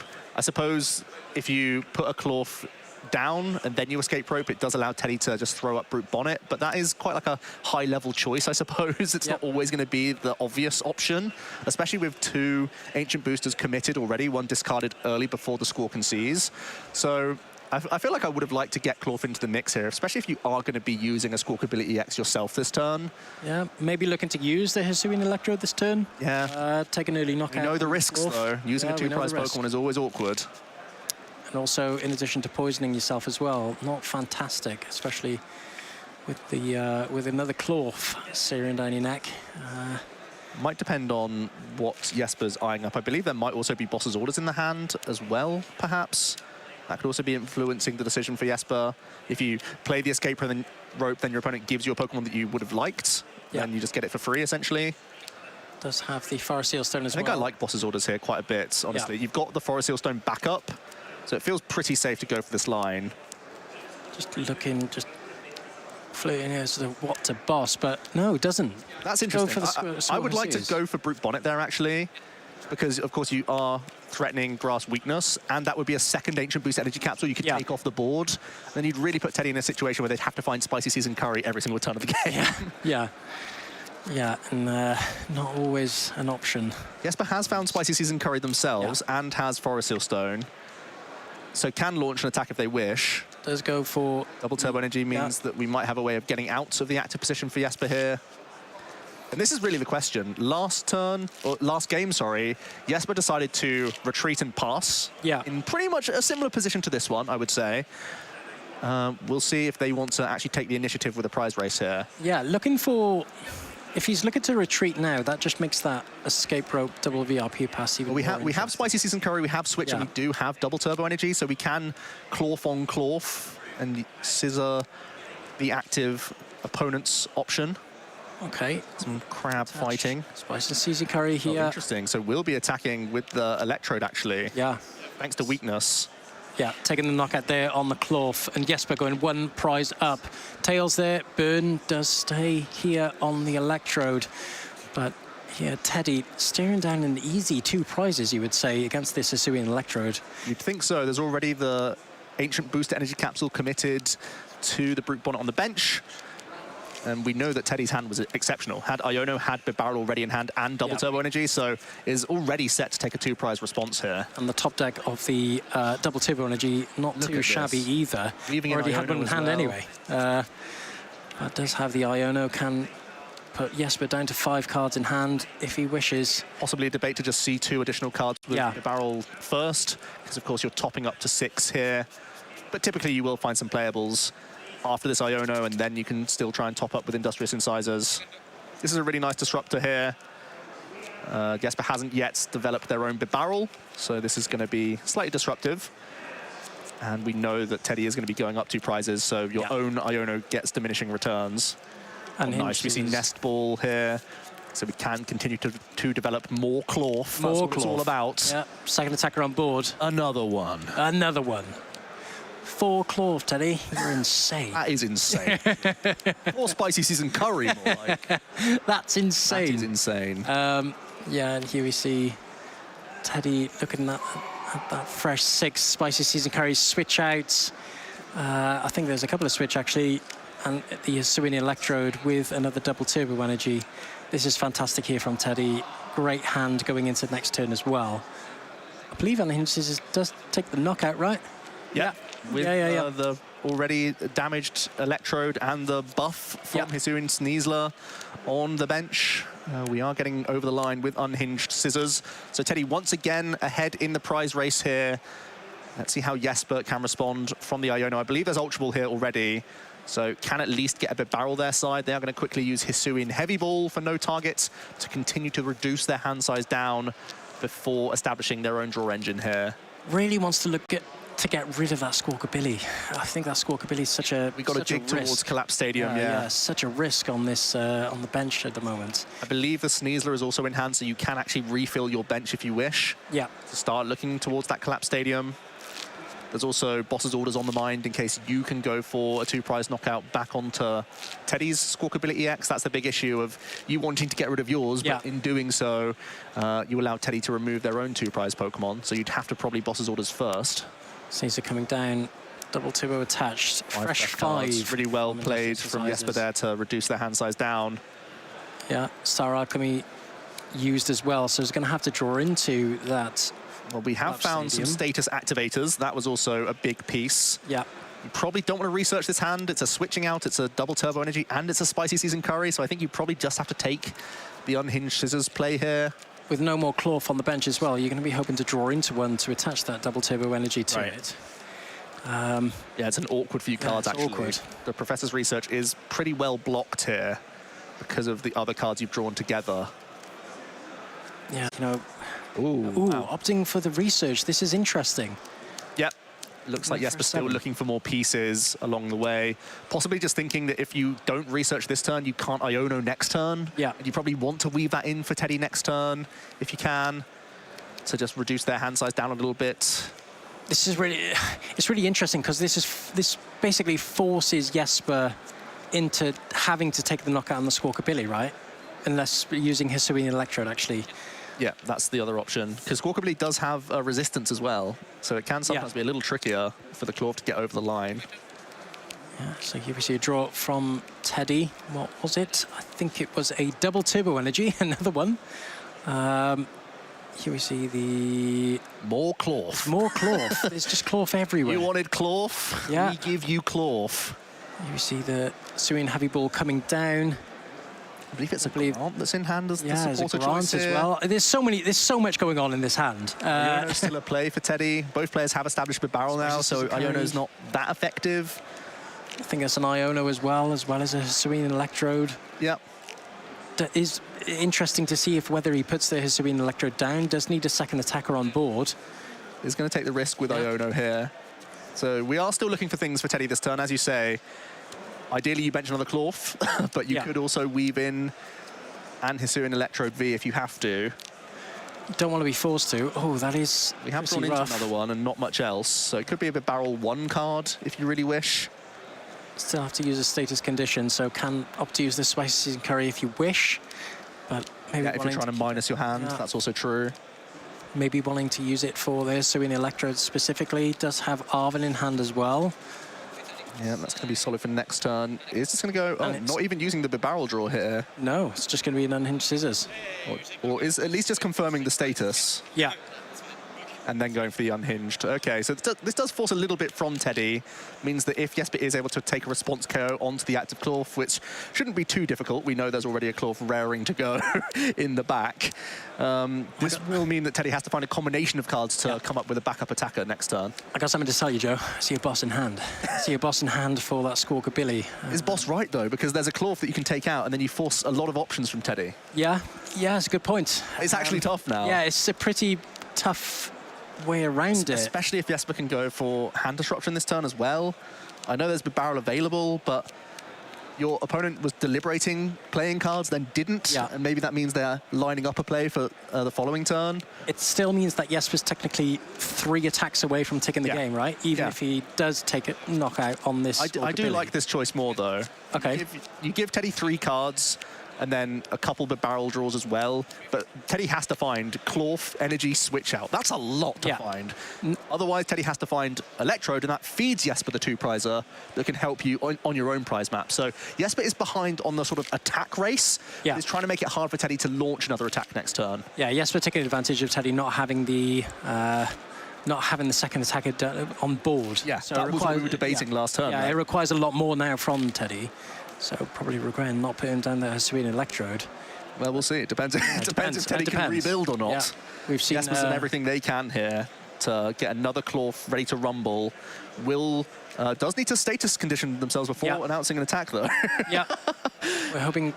Just going to take a look at the discard pile. Doesn't want to commit a double turbo energy to the board unless they have enough switching cards remaining. We've seen that Jesper has identified that trying to stop the opponent attacking via trapping Brute Bonnet is a play.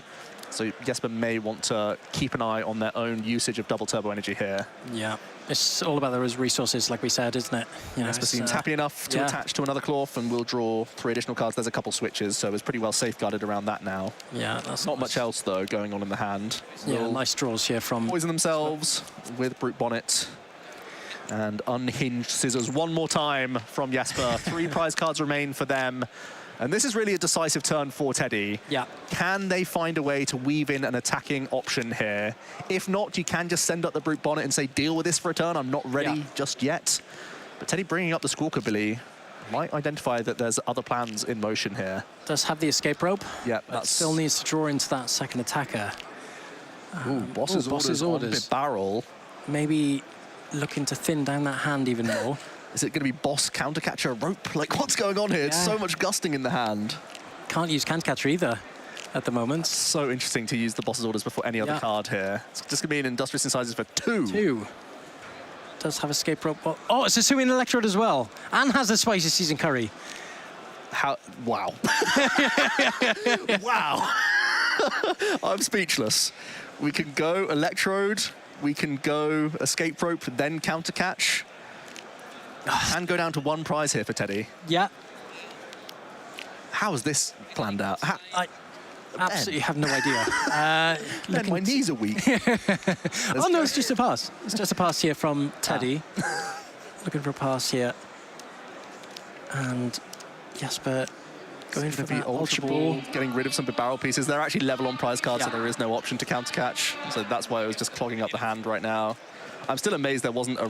Well, yeah, I guess you can't rope first. Yeah, you can't. It was just always going to be a trapping play, but why did we go Squawkabilly if we're going to trap? Why is Brute Bonnet not in the active position? Yeah, it's an easy 2 prizes now for Jesper, right? Maybe you're expecting Jesper to have as many ropes as you do. Yeah. Jesper did have the switch in hand, though, so is going to have a really nice opportunity to go down to 1 prize card themselves now. And with Jesper with the second attacker aboard now as well, pretty rough for Teddy to come back. Don't tell me that Teddy now is going to use countercatcher on Jesper's Brute Bonnet and just hope that they can't have the resources to close out the final prize. Yeah, it's not me, it's you. And my head hurts. I've seen too many Klawfs. Taking 2 prizes there, Drapian V and the Balvia P-Pass as well. There's an Ultra Ball in hand. This is a tough one for Teddy. Yeah. Countercatcher now is live. Yeah. That's something. You see, you would have hoped to have taken the knockout with the Hisuian Electrode last turn, and at least now with Countercatcher, if Jesper was able to take the knockout on a Countercatcher, then they, on the Hisuian Electrode, then Countercatcher was live, right? Yeah. So that could have been the game plan for Teddy. Yeah, so Teddy could have taken just a single prize knockout with escape rope last turn, and then would have activated their own countercatcher for a 2-attack game plan. But countercatcher onto the barrel. Yeah. Jesper would have been forced to take a knockout on the Hisuian Electrode, then countercatcher's free, and of course you would have hoped to have drawn into another attacker, of course, but... We're just going to see the poison tick from Teddy here. So Jesper needs to find, ideally, escape rope here. Does have the switch at the very least, but that cannot knock out Brute Bonnet right now, thanks to the Ancient Boost Energy Capsule denying Brute Bonnet from being affected by status conditions. Jesper actually has to move this Bonnet out the way right now.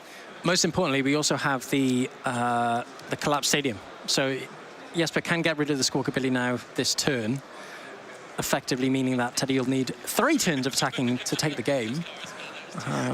If that's Jesper's game plan. Going to be reducing their hand size with the Ultra Ball, getting rid of Battle VIP Pass and Drapion. Not sure how many cards Jesper can actually see here as they work towards their end game. Also, just good to check to see if the escape rope was still in the deck, of course. Something to work towards here. There is an escape rope in the discard pile for Jesper. But they do play 2 copies. There's the collapse stadium. There's the collapse stadium, yeah. That actually really does safeguard Jesper quite nicely, because if you just pass again with the barrel, that's going to naturally get knocked out via status. So Teddy needs to start attacking and not getting knocked out, and that's pretty hard in this matchup. Pretty hard in this matchup with the Hisuian Electrode being so vulnerable to the unhinged scissors. You know, it's kind of perfect maths with the burning and the poisoning for the Klawf to take an easy knockout. So really tough one here for Teddy. Does Jesper have to stay patient? Could just be a 1-card draw from the barrel here. Yeah, holds on to every other resource. Nest Ball is unplayable thanks to Collapse Stadium right now. We're not going for a handshake. We're not. I want to see this car pile, please. We're not handshaking. That's hilarious. We've all had a story. Mid-game handshake. Yeah, we've all. I'm just really enjoying this right now. I'm just really enjoying your time. I'm really enjoying your Klawf deck. Hey, look at us. Hey, look at us right now. Who would have thought it? Who would have thought it? Not me. 5-2. Who would have thought it? No, it's going to be a pass for Jesper in the end. Going to allow this barrel to get knocked out via poison ticks. Teddy has found Ultra Ball, so can reduce their hand size a little bit for more barrel draw now. Yeah. The hope for Teddy has to be that you can continue to take these knockouts. Now that the barrel's going down, your Iono will be more effective. So if we can draw into an Iono, it could be huge. Here's more as well. Tempting Trap is a tech inclusion that Teddy has in their arsenal. I think what's interesting here as well about the barrel, once the barrel is knocked out, Teddy's also on, of course, two prizes. But oh no, of course, then maybe we're just trapping. Yeah. maybe. Oh, my! Just getting into the mix. My head's just exploding from too many lines. This is the most complex deck in the format. It turns out. Spicy Season Curry coming down, escape rope coming in. Decision for Jesper. Teddy did not want to allow Jesper to take or to give up this prize card. Jesper can just go into a Klawf as expected here. Yeah. Interesting. Morwell comes into the active position. It's a big 5 cards from Barrel. Here we see 1, 2, 3. None of these look great. No. Tool Jammer, switch carts. Carts back into your Brute Bonnet if you like. Yeah, we do have. Forest Stone is live. Yeah, we have Forest Stone, yeah. So that could be valid if we're looking for this. We also have Town Store as well. Town Store, yeah, can bump the Collapse Stadium. Maybe if you get a second Brute Bonnet with another Ancient Booster Energy Capsule as well, you play around Escape Rope. Yeah. So much intricacy as we get to this late game. No one saw this coming. When we showed the Klawf Electrode Mirror match in round 8. Yeah, 3 minutes left on the clock. Teddy 1 game up and is in the claws of defeat right now. Yeah. In the clutches of Jesper right now. And the switch cart coming down here, switching back into the Brute Bonnet. Grip with Klawf. I've got tons of these. Yeah, keep them coming. That's fine. Tool Jammer coming down on the Morwell as well. Yeah, I think passing into Brute Bonnet is pretty much the best option you have. Going to be another Toxic Powder. And Jesper will tick up again, another fist bump, maybe. Just there. I just want to have a look at your discard pile. So weird for Jesper as well. Yeah. You can't play this switch. These curries are pretty important as well. You just have to sort of let it happen. Yeah. It's just going to... It's going to be the unhinged scissors for 10 damage. 10 damage. 10 whole damage. That is massive. Arvin also coming down here into Teddy's hand. Also have that Forest Seal Stone, of course, going down on the Electrode V. Still active as well, Star Alchemy, as an option for Teddy. It should be more than 10 damage, right? You should be dealing 170 and leave the Brute Bonnet on 10 remaining. Because the modifier's on you, right? So there should be more than 10 on this Brute Bonnet. We do just need to confirm how much damage is on the Brute Bonnet. The Brute Bonnet should be surviving by 10 rather than... Yes. I believe so, yeah. So it should be... It's not just going to be 10 base damage because you are poisoned yourself. Yeah, that's right. players are just going over this situation as we're going to see a switch cart from the Brute Bonnet, but it should still be heavily damaged here. Yeah. We're going into Morwile with a switch cart here. Got the town map down as well, so Klawf Stadium now. The barrel for 4 cards. The barrel for 4. Yeah, so the Brute Bonnet now should have 40 hit points remaining. That's right. 170 from the Klawf. Because it's damaging itself. You can see where the confusion has come from. We've just seen that how good Brute Bonnet is at tanking, but it can only tank 1 hit. It can only tank then we have the heal. Yeah, we've fixed it now. Morwile still in the active position. It does make life a little bit more awkward for Teddy, and the barrel has begun to draw 4 cards. So we're all good now. Yeah, we see the Morwile Stadium's there. I think we'll put the town store down this turn. It's going to be the Forest Hill Stone at last on that Hisuian Electrode V. Yeah. You see the double turbo energy. You can imagine a tempting trap coming out right now for the Morwile. This Klawf is going to get knocked out via poison anyway. Unless Teddy was able to draw into a gusting supporter as well here. Didn't quite get to scout the 5. Oh, we do have boss's orders. Yeah, we do have boss's orders. We have boss's orders. So we can tempting trap, you know, Brute Bonnet or Radiant Hisuian Sneasler here if you wish. Could be the barrel instead. The barrel coming out into the active. Double turbo down, tempting trap now. An option for Teddy that's going to be used. Just going to be trapping this barrel, but we know that Jesper does have switch remaining, and they have only 1 prize card remaining, so there we go. Time is called, but Jesper does have the final switch required, the spicy season curry. So we can see the unhinged scissors for the KO. And that means it's going to be 1-1 here with our Klawf mirror match in round 8. Both players are still in the tournament, so they are 5-2-1 now, so they have 1 last chance. I tell you what, when we put Klawf Hisuian Electrode on the stream, we were having a bit of a gag. We were having a bit of fun with that one. Players love seeing these wacky decks in action. But I was not expecting what we've just witnessed. No, I thought it was going to be a bit of a slogfest. I thought it was going to be, you know, one knockout after the other, you know, with the Klawfs coming down. But it was actually much more intricate than we first thought it was. You know, I really underestimated this matchup. And what's even better is that, yes, they did tie. Nobody did take a win, of course. But that means that they're both still in it. They can both still get a win, and we can still get 2 more Klawf into day 2. Let's both make it. Let's both make it. Let's get it on the graphic tomorrow. The meta percentage. Let's get it right on in there alongside the Muse, the Lost Boxes, the Miraidons. The Klawf can hang with the best, and at least both of our players in that round 8 are hoping that they have 1 more chance to make it into day 2. And what a story it would be. Yeah, that conversion rate I'm hoping is pretty high for Klawf right now. But yeah, I mean, we go on about the intricacy of that matchup. You know, it came down to such fine wires, you know, and it was definitely the resources that came up to be, you know, the story of the game, really. And what's so interesting was both players were totally aware of this. They can both see that they need quite a lot of resources every turn to take KOs, and because they're up against a fellow single prize deck, they need to take a lot of KOs. They only have 4 double turbo energies, and they need to weave in and out of the active, especially when the opponent is getting tricky with boss's orders and whatnot, and having passing plays, using status conditions to take knockouts. That's actually a lot going on to follow there, and also having to map out when Pokemon are getting knocked out via poison, whose turn it's going to be, and whatnot. So that was a treat, I think. Yeah, and it's interesting to see a player like Jesper with such, you know, Jesper, we usually see him take, you know, these tier 1 decks to all of these tournaments, right? Placing trust in Klawf, trust in the Klawf, Joe. You know, we spoke in Gdansk about playing Snorlax. Yeah, sure, we can all have a bit of a laugh, but it's taking advantage of the meta, right? It's taking advantage of the meta call. And I said it earlier to Ross, nobody's expecting Klawf, right? So, you know, when these players, you know, with these high skill caps are taking these sort of decks to tournaments, it just goes to show that, you know, maybe these decks aren't to be snuffed at. And also the general player base, unless you've randomly faced it on PCG Live with the archetype that you're going to be playing, I would hedge that most players aren't looking to play this matchup out. They're not seeing much value out of saying, how do I actually play up against Klawf Electrode? Basically, the go-tos are, oh, they have 2 great type coverages, they have some single prizes, they have the barrel. You get the gist, but you don't know all the tricky plays that we just saw in that game. Some intricate math fixing, some weaving in of hand disruption throughout the game as well.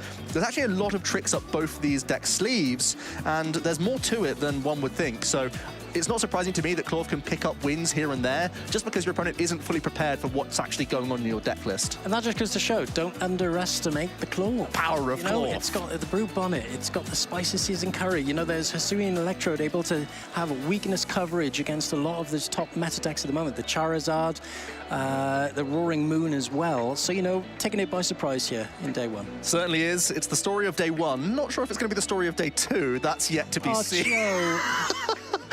But let us know what you thought about the Klawf mirror match. Were you expecting to see that here in Stuttgart? I wasn't, to be honest with you. But here we are. Let us know on those socials. It's not going to be long now until our final round of the day, so don't go anywhere.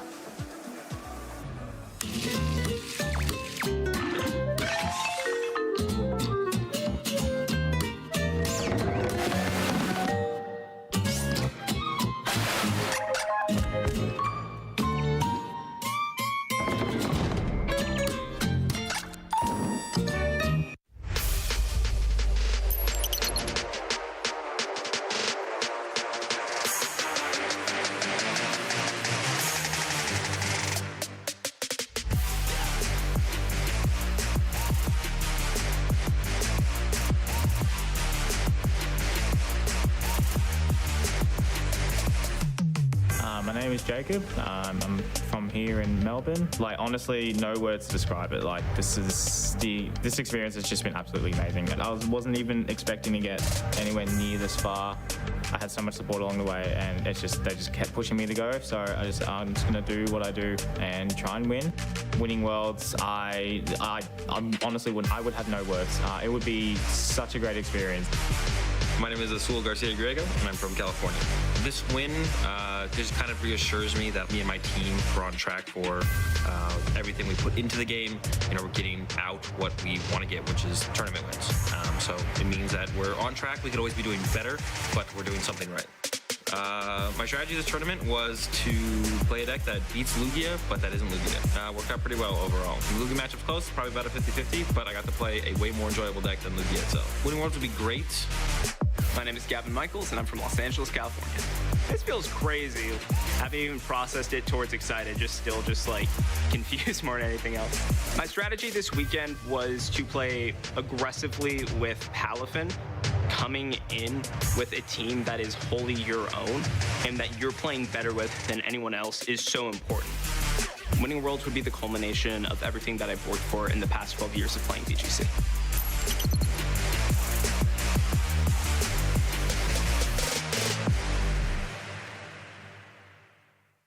Hey Pokemon trainers, my name is Benjamin and I'm here to talk to you about an important TCG strategy called prize mapping.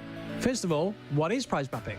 Prize mapping is the conscious act of solving your most efficient way to victory in any Pokemon TCG game. We all know that Pokemon is a game of 6 prize cards. However, the contemporary metagame will always be represented by Pokemon which, when knocked out, could provide the player with either 1, 2, or even 3 prize cards. So in light of this, it'll require players to strategize their approach to taking prizes while playing. Much like prize checking or even sequencing, prize mapping and understanding your route to victory and what Pokemon you need to knock out in order to achieve your win is something that is held to the highest importance among all of our experienced players.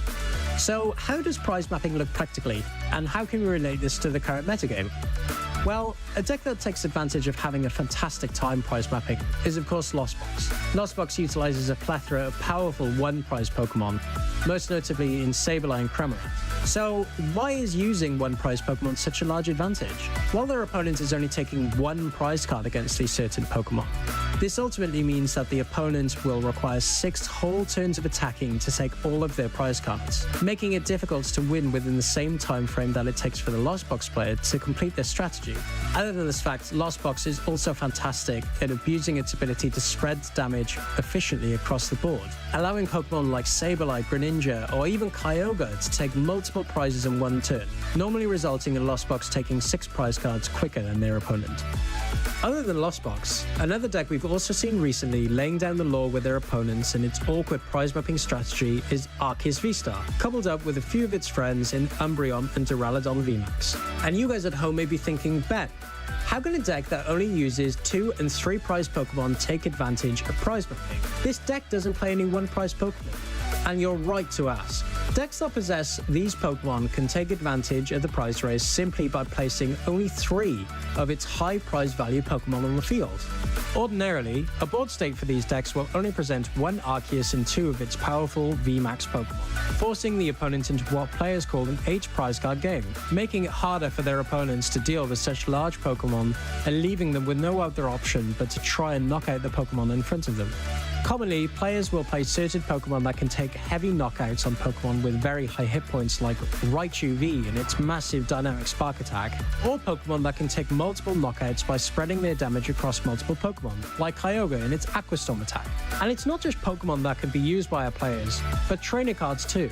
For example, cards like Echoing Horn can bring Pokemon from an opponent's discard pile, helping players that are struggling to keep up with the prize race by bringing back Pokemon from their discard pile back onto the field. And even stadiums like Klawf Stadium will help players with their board state, mitigating the risk of having vulnerable 2 or even 3 prize Pokemon on their bench, thus manipulating their opponent's prize mapping strategy. So now that we know how certain decks, Pokemon, and trainers can alter the prize mapping strategies of our trainers, let's look at an example of one of our past games.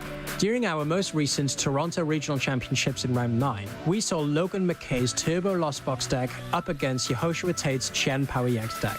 On the face of it, you'll see that the main attacker of Yehoshua's deck is of course Chen Power EX, a 2-prize Pokemon. And as we've already established, this may not fare so well against the powerful single-prize Pokemon within Logan's Lost Box.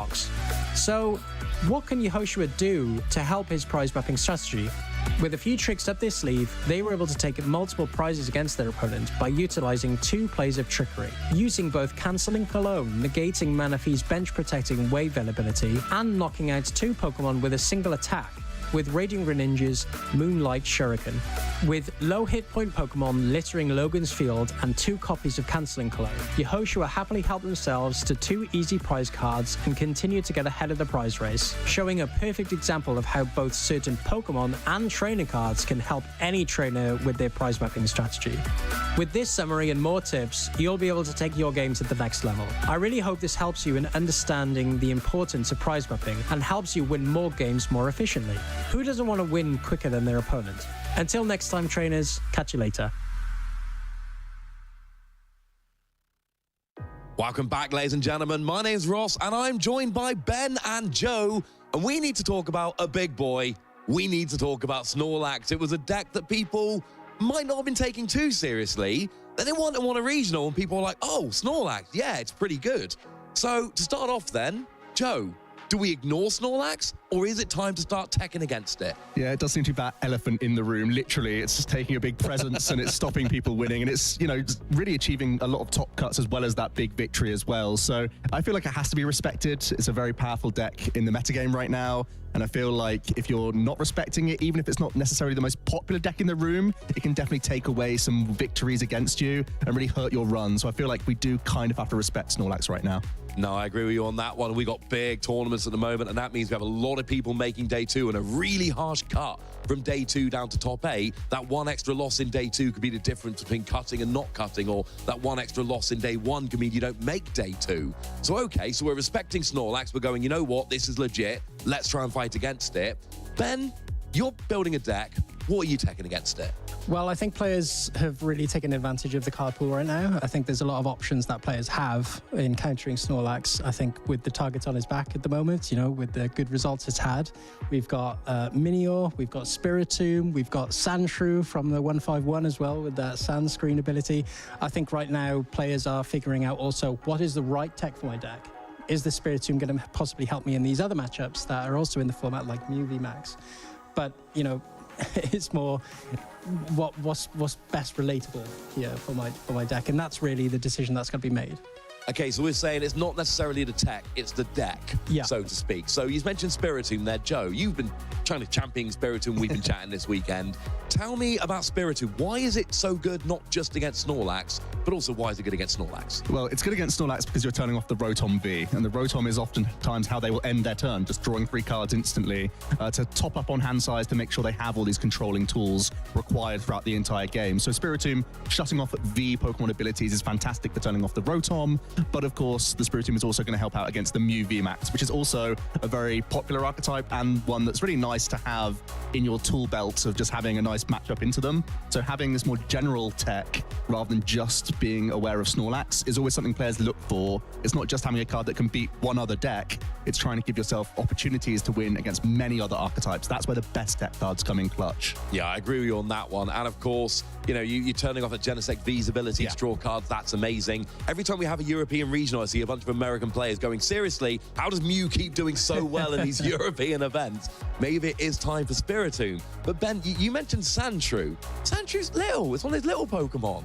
Surely Sandshrew can't be that effective. Well, as a Snorlax player myself, Sandshrew is actually pretty scary. That Sandscreen ability is actually really efficient against Snorlax. It more or less stops that loop, right? It stops the loop of the trainer cards. It can't, you know, Snorlax is unable to get the pennies back in. They're unable to get the boss's orders back, even in Counter Catcher as well with the Silene. So, although, yes, it may not be effective in those other matchups, against Snorlax specifically, and if you're expecting Snorlax maybe in the tournament as well as your locals as well, you know, there's no better option, I feel.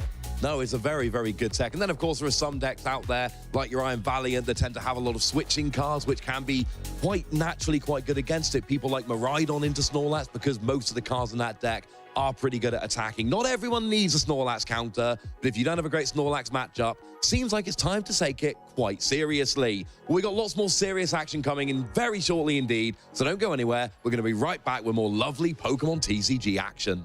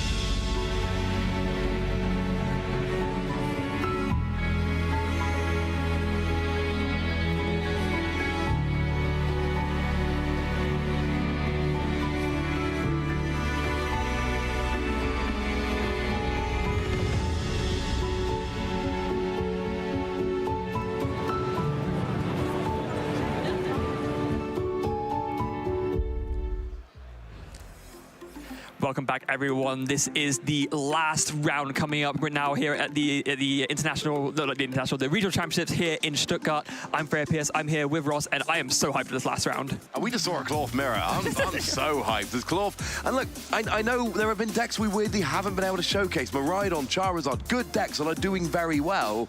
It's just weird how it works out sometimes with the stream games. Like, people think it's like, oh, well, let's just have a Miraidon this round. But it's not always that easy, unfortunately. We are trying. Speaking of which, we do want you to try and get in touch with us using those social links at the bottom, because, of course, we are heading into the community choice round. Yes, so we had one at the beginning. We have one more here for you at the end. So here are your 4 choices. We have Philip Schultz against Arnie Kayala. We have Elias Stratman against Miguel Moreno Lopez. Marvin Zimmerman against Stephen Mao. And Dalibor Vucelik against Niels Jurgensen. So, yeah, go ahead and get your votes there in the Twitch chat and let us know who you want to see. And if you're thinking, hang on a second, Klawf mirror last round, I didn't want that. Well, here's your chance. Tell us what game we should be streaming. Because, you know, this is fun. Now, there are a bunch of Klawf that are on winning in. There are Alex Norvey, we mentioned before, the Miraidon player who won UK Nationals in 2012. They're sitting at 7-1 at the moment. I had a chance to chat to them after their last round when I wasn't on the desk. So that was fun catching up with them for the first time in a very long time, frankly. So get your votes in here. Tell us who you want to see. We've got some names you'll recognize, some names you won't. So, yeah, make sure you vote. Yeah, absolutely. And, yeah, there's going to be a lot. Like, I think, again, in these matches could be really, really, really good. We've seen Philip, there's previous regional winner, previous international top 4, so really, really cool to see him. But it's also nice to see, you know, some new names come into the mix always. Oh, it always is. Speaking of names, let's have a look at the standings, see where we are sitting here coming into round 9. And you will see that Alex Norvey there that I called out sitting there at 7-1. Tobias Mutskowski, who, of course, somebody you mentioned mentioned earlier, sitting there at 7-1, and Christian Fontenot. Wow. 8-0-0. And here's what I love. There is no reason to idea 8-0-0, and we don't get many 9-0s in tournaments. I want to see a 9-0. I want to see a 9-0 as well, and I'm sure Christian wants to be a 9-0 as well. I mean, if you're 9-0 going into day 2, it's not a guarantee for top 8, but it's pretty darn close. Yeah, that's the thing. If you start at 9-0, your average player goes in at 6-2-1 with 19 points, right? Yeah. If you go in at 9-0, you start with 27. That is 8 points. That is almost 3 wins above your average player going into that day 2. That is a ridiculous advantage. Yeah, it gives you a lot of chances to, even if you, say, lose a couple, you know, in the early stages of day 2, you are still in a very good spot making top 8. Also, one more thing that is really important to note. Have they voted yet? If you're watching, have you voted yet? You are running out of time. We've got Nicolene Pedersen there, who, of course, we did see on the stream earlier. Tobias Thiesing is a player we've seen, been around the block a lot now. We've seen him for years and years on the circuit. So I've got Kimper Vega there sitting at 7-1. So we really do have some players. And I just love seeing Alex Northey coming back after so long away. Yeah, this tournament really does feel like the return of the old hands. And perhaps to no one's surprise, Philip Schultz against Arnie Kayala will be your choice of feature match. I think we probably could have seen this one coming, to be fair. Yeah, that would have been my pick if I had to try and choose who was going to be winning. I would probably have thought that. So honestly, Philip's playing a deck we've not been able to see on. I think we've been able to see on stream yet.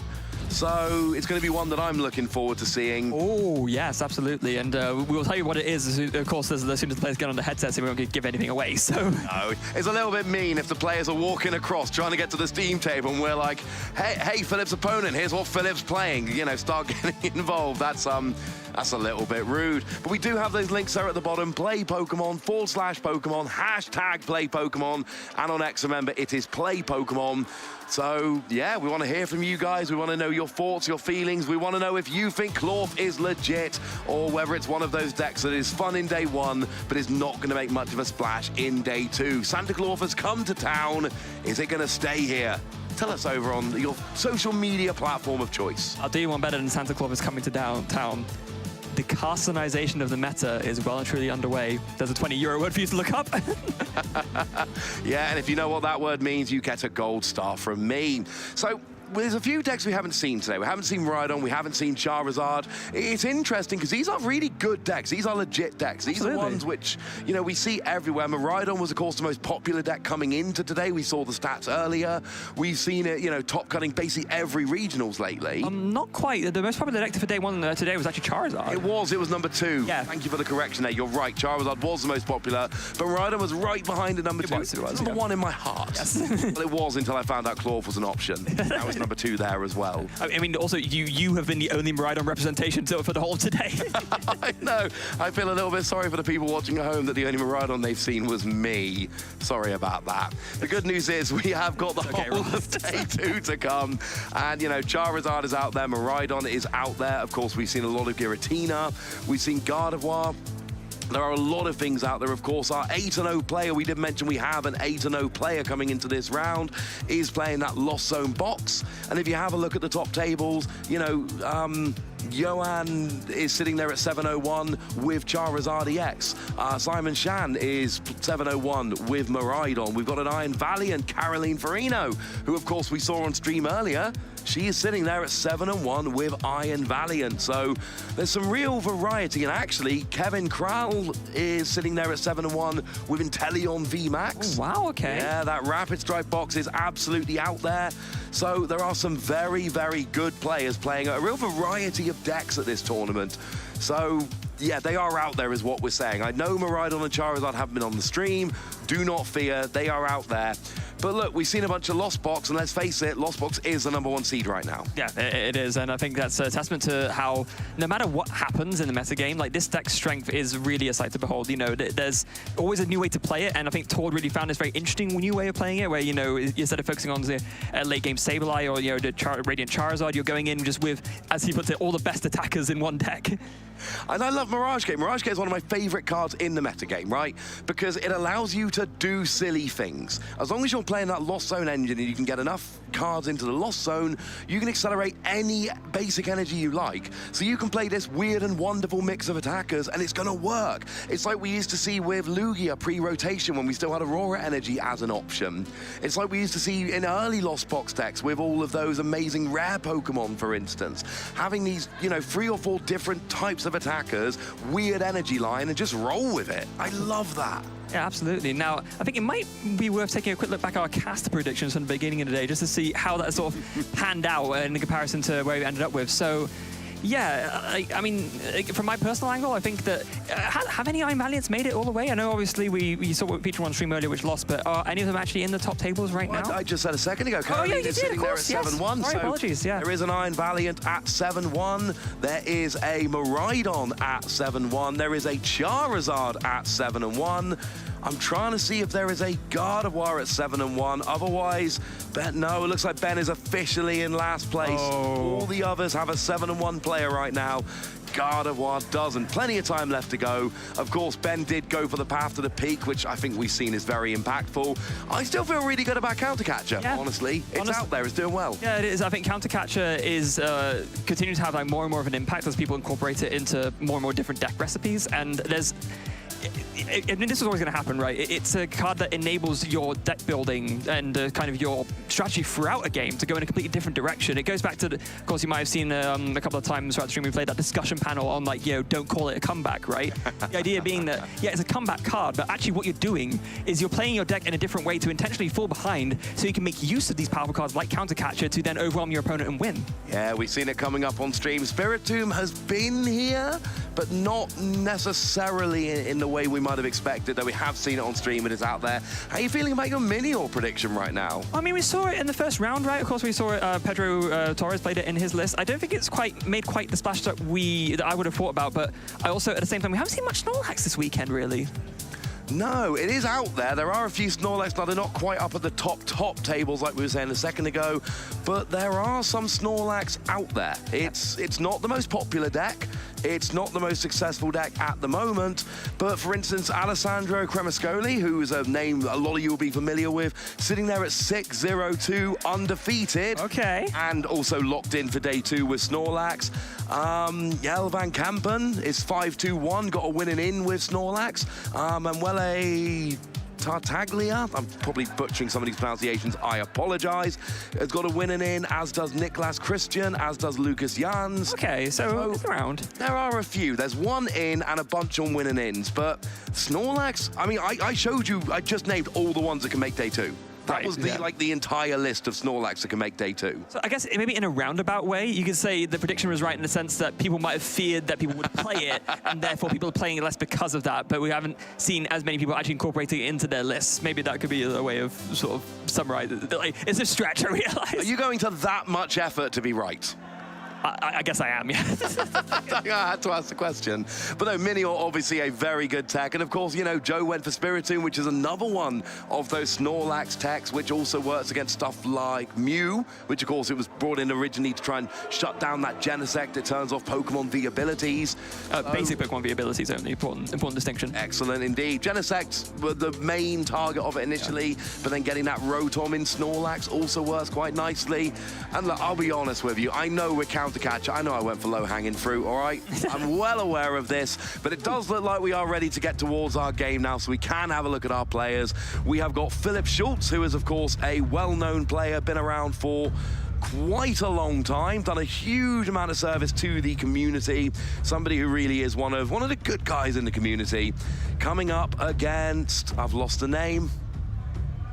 Quick, Freya, help me. It's Arne Karyala. Arnie Karyala.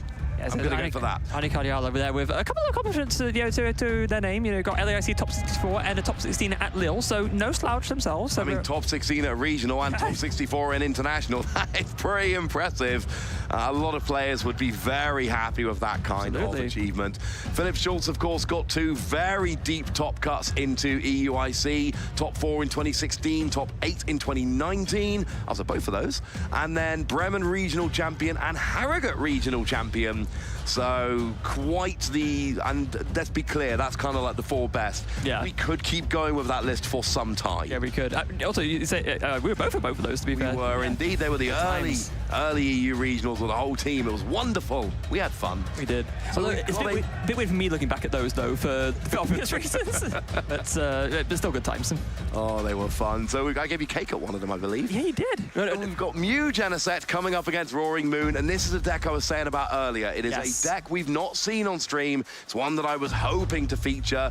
2 Mew V Max and a Mew V and a Genesect. Brutal prizes there for Arnie. Yeah, this is a win-in scenario. This is the last kind of prizing you want to see. Wow. Some of this only play 2 Mew V Max, actually. If that's the case, this is really spelled trouble. I hope they're playing 3. Yeah, I'm just going and having a quick peek at the deck list now. If he does only play 2 Mew V Max, it is, no, there are 3. There are 3 Mew V Max in the deck list, so we are okay here. There's 1 available in the deck. But having a Genesect down to hurt your draw engine is not ideal. These are things we need to be watching. So you can already see from Philip's side, it is very much a lost box variant of that Roaring Moon. But we're starting off with Arnie here. There's a Genesect in the active. And was that a Cramomatic Heads turn 1? It looks like it. Eyeing up that Battle VIP pass to go and grab a couple of basics. That's what you want turn 1. You also want access to all 4 Genesect. But hey, as long as you can get 3 on the field, I think you'll be all right. That's why you always love to see, of course, getting any 2 basics from the deck and putting them onto your bench.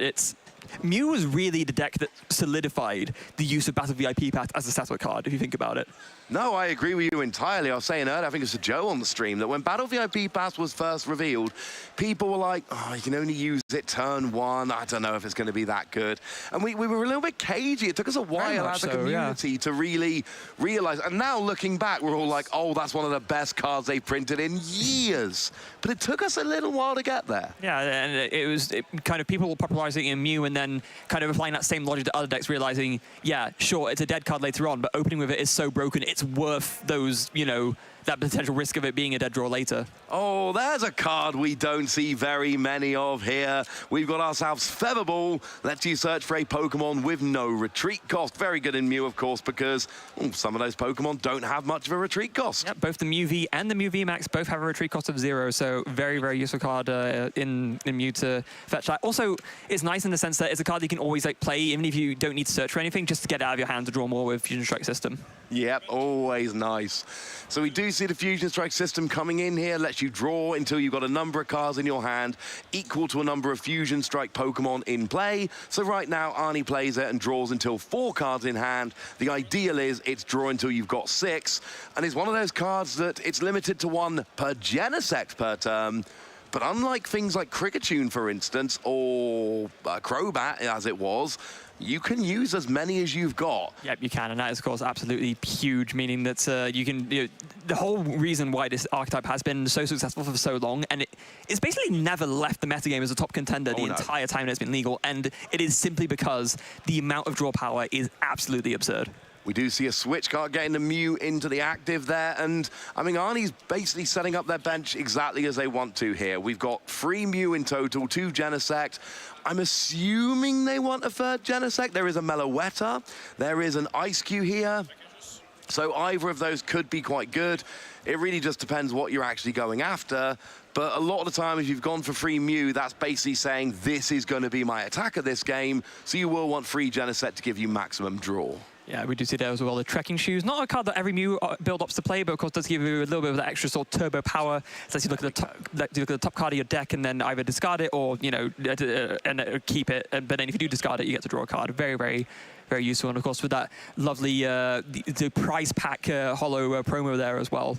Yeah, the Play Pokemon promos, people are loving them. We're seeing them all over the stream this weekend, and they got that lovely little logo on, and they're a little bit harder to see the path to the peak there as well. Yep. Just a little bit harder to get hold of, which makes players like blinging out their decks a little bit with them. We did see the 3rd Genesect coming out from Arnie as predicted, and we go over to Philip Schultz here, starting off with Comfey in the active and a Battle VIP pass. Those are the 2 things you want when you're playing a Lost Engine deck. Yeah, without a doubt. Now, I think it's important to take a little bit of time to sort of step back and step aside and actually talk about what Philip's deck is, because we have seen, Lost Zone toolbox decks where the idea is you play, 1 Roaring Moon, maybe a couple of other attackers, and you kind of toolbox it the way that Tord has built the list.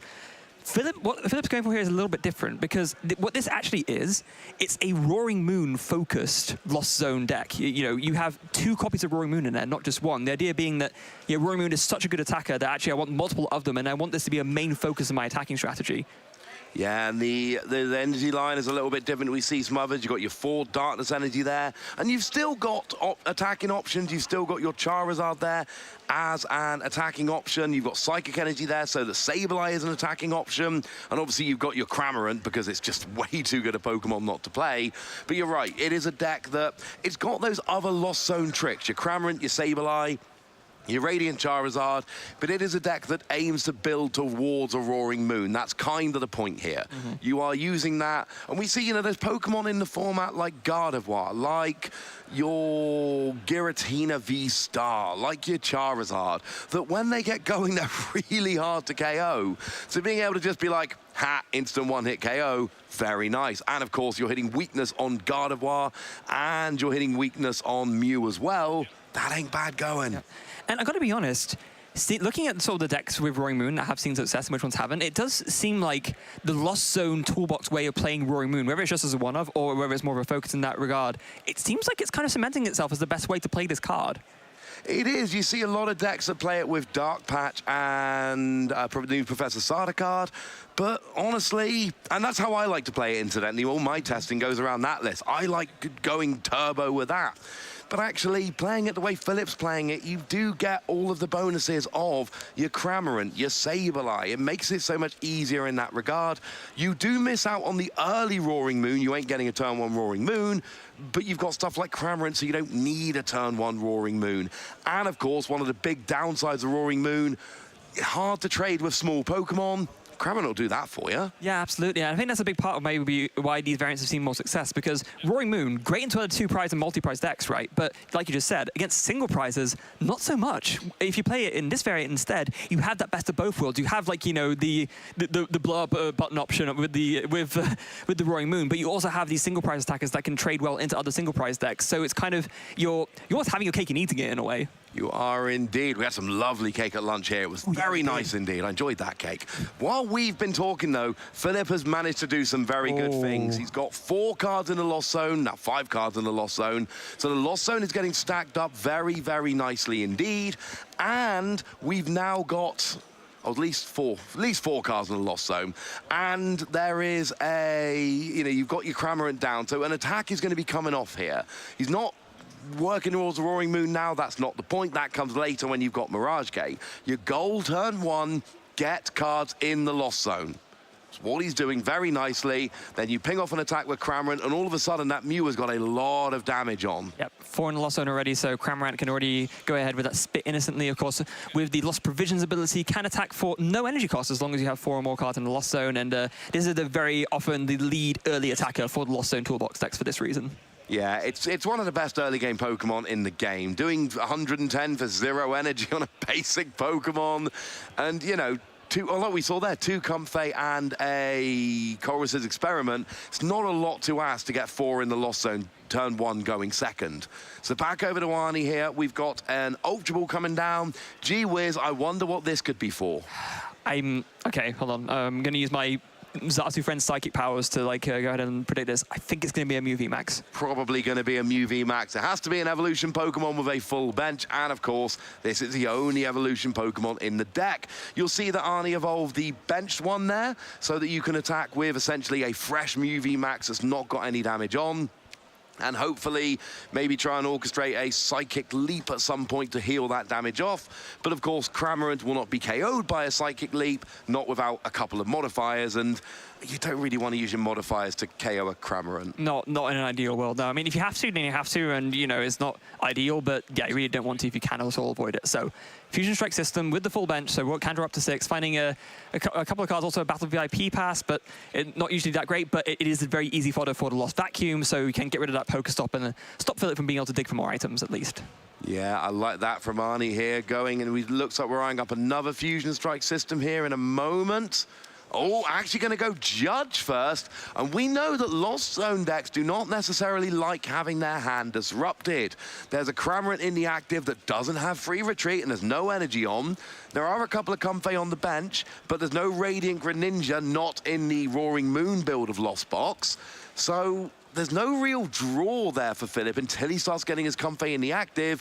So, you know, put your opponent down to a 4-card hand and know that they're not drawing anything unless they start pivoting out the active. Absolutely, Judge, a very solid option here for that exact reason. Like, that early disruption against Lost Box, like you just said, it's good even if they have a Radiant Greninja out, it's still great, but even better against Philip because, as you mentioned, there is no Radiant Greninja draw option, so Philip's going to be forced to find a switch card off of these 4 cards in order to be able to try and refill his hand again. Of course, Arnie is going to be going to KO the Cramorant, so Philip will probably actually get 1 Comfey for free. Yeah, that's true. Because he's going to be down a prize and the Cramorant's going to be KO'd. Not sure that's much of a better situation. A lot of Ultra Balls in Arnie's hand. Also a Cramomatic, but not going to use that. Just going to Ultra Ball it away along with another Ultra Ball. That's twice now. We've seen Arnie use an Ultra Ball to get rid of a Cramomatic, basically saying, I like the coin flip, that's why I'm playing the card, but a card that I need to flip in order to get any value out of, maybe I'll rather just play the Ultra Ball, get my MUV Maxes out nice and early, and I've still got my Genesect to draw a bunch. I've not used my V-Star Power yet, and I don't think we've actually seen, no, we don't see the Forest Seal Stone on the board yet, but you know it's going to be coming out sooner rather than later. Yeah, so there it is, the last Fusion Strike system for the turn. There is already an attack ready to go, so yeah, Arnie, like you said, not really needing the Cramomatic given that there is, like, the attacking option is already guaranteed. Not going to be playing anything off of that last Fusion Strike system, though. Just going to be the retreat, and then it is going to be copying Technoblast for the knockout on the Cramorant. Very nice indeed, yeah. If you were digging for the energy, you would have to roll the Cramomatic to try and search the energy, but nothing needed there. KO the Cramorant, go up by 1 prize, and now it's over to Philip. Now, Philip's got 5 cards in the Lost Zone, 6 now with that Comfey. So that means that we are 1 card in the Lost Zone away, potentially from a Mirage Gate. And here's the great thing about Roaring Moon into MUV Max.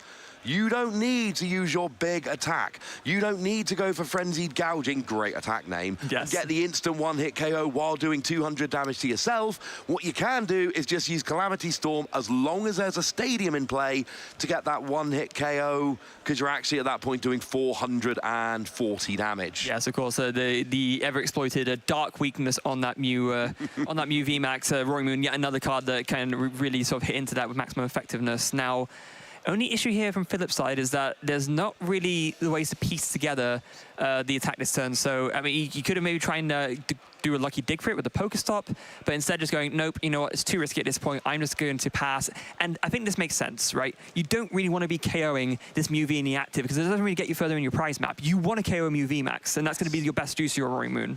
2 MUV mats go down, you take 6 prizes, job's a good one. And Arnie does play Fusion Strike Energy, so you can attack with Ice Cube and Meloetta, and you can even attack with Genesect in a pinch. But most of the time, Arnie is going to be attacking with that MUV max. So your prize map is simple. KO 2 of those things. And if you go down a couple of prizes, it doesn't even really matter like that. No, not really. As long as you can get your Roaring Moon at the right time. Yes. And I'm sure that's what Philip will be aiming for. And now that there's, you know, a Mew EX, Mew VMAX in the active, Philip feels a lot more, is going to feel a lot more confident going forward this play next turn. And because Philip is only sending up 1 prizes to be KO'd by Arnie's Mews right now, you don't really mind that. You know, your prize map, your planned prize map is free and free, so you can afford to like take a few knockouts on your stuff and just build up towards that Roaring Moon, and then just win into attacks. It's not too dissimilar to how it used to be when people used to play Drapion. No, absolutely. That Drapion can be a very good tech. We don't play it here. You don't need it. You've got Roaring Moon. But we are getting to that stage where you need to actually start taking it now. Because the problem is, when you attack with Roaring Moon, Arnie is going to be trying to respond. So at some point, you've given away enough prizes. Given away a couple of prizes, fine, not a big problem. But there comes a point where you've given away too many. What have you seen, Freya? A huge top deck from Philip there. Philip drew the Nest Ball for turn. Well, that's going to get a Roaring Moon, that is. That is going to get a Roaring Moon, yes. So now we need a Mirage Gate, a third energy, and preferably a stadium, because what you really don't want to do is give away the easy return KO. I'm fairly sure Philip has all of that. I saw Mirage Gates in hand. There's the Pokestop they opted not to play. I think he's got it all. If he's got it all, then that is going to be wonderful here. I mean, we're in Germany, so maybe we should say wunderbar. Either way, he's going to be going for that Roaring Moon, and this is going to be wonderful. Need the stadium. There is a stadium in hand. We do see, you were right all along, Freya. There is a Pokestop in hand. There's a Mirage Gate. So we need an energy and a pivot.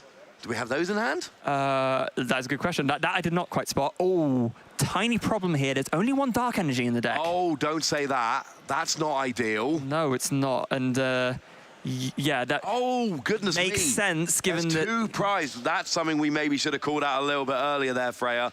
There are 4 darkness energy in the deck. 2 of them are prized. Now, is one of them lost zoned? No, one is in the discard. Are you... Oh, that is a discard. We can't see. Okay. There is one in the discard, so that needs to be recovered. Oh, that is not a good situation. So Philip doesn't actually have enough energy, and it's worth noting, Roaring Moon, both the attacks are 2 darkness, 1 colorless. Wait, although hold the phone, Philip does have a Clara in hand. That'll work. That'll work very nicely indeed. I mean, look, if Philip couldn't attack with Roaring Moon, I think we'd be getting towards a concession here. Yeah, I think so. And, actually, I don't think Philip quite had the switch out, but now with this Flower selecting, it was between a Switch card and a Radiant Charizard, which is not great, but in this matchup, I think you don't need the Radiant Charizard as much, right? You don't. What you do need to do, you need to take at least 1 darkness energy off of the prizes here.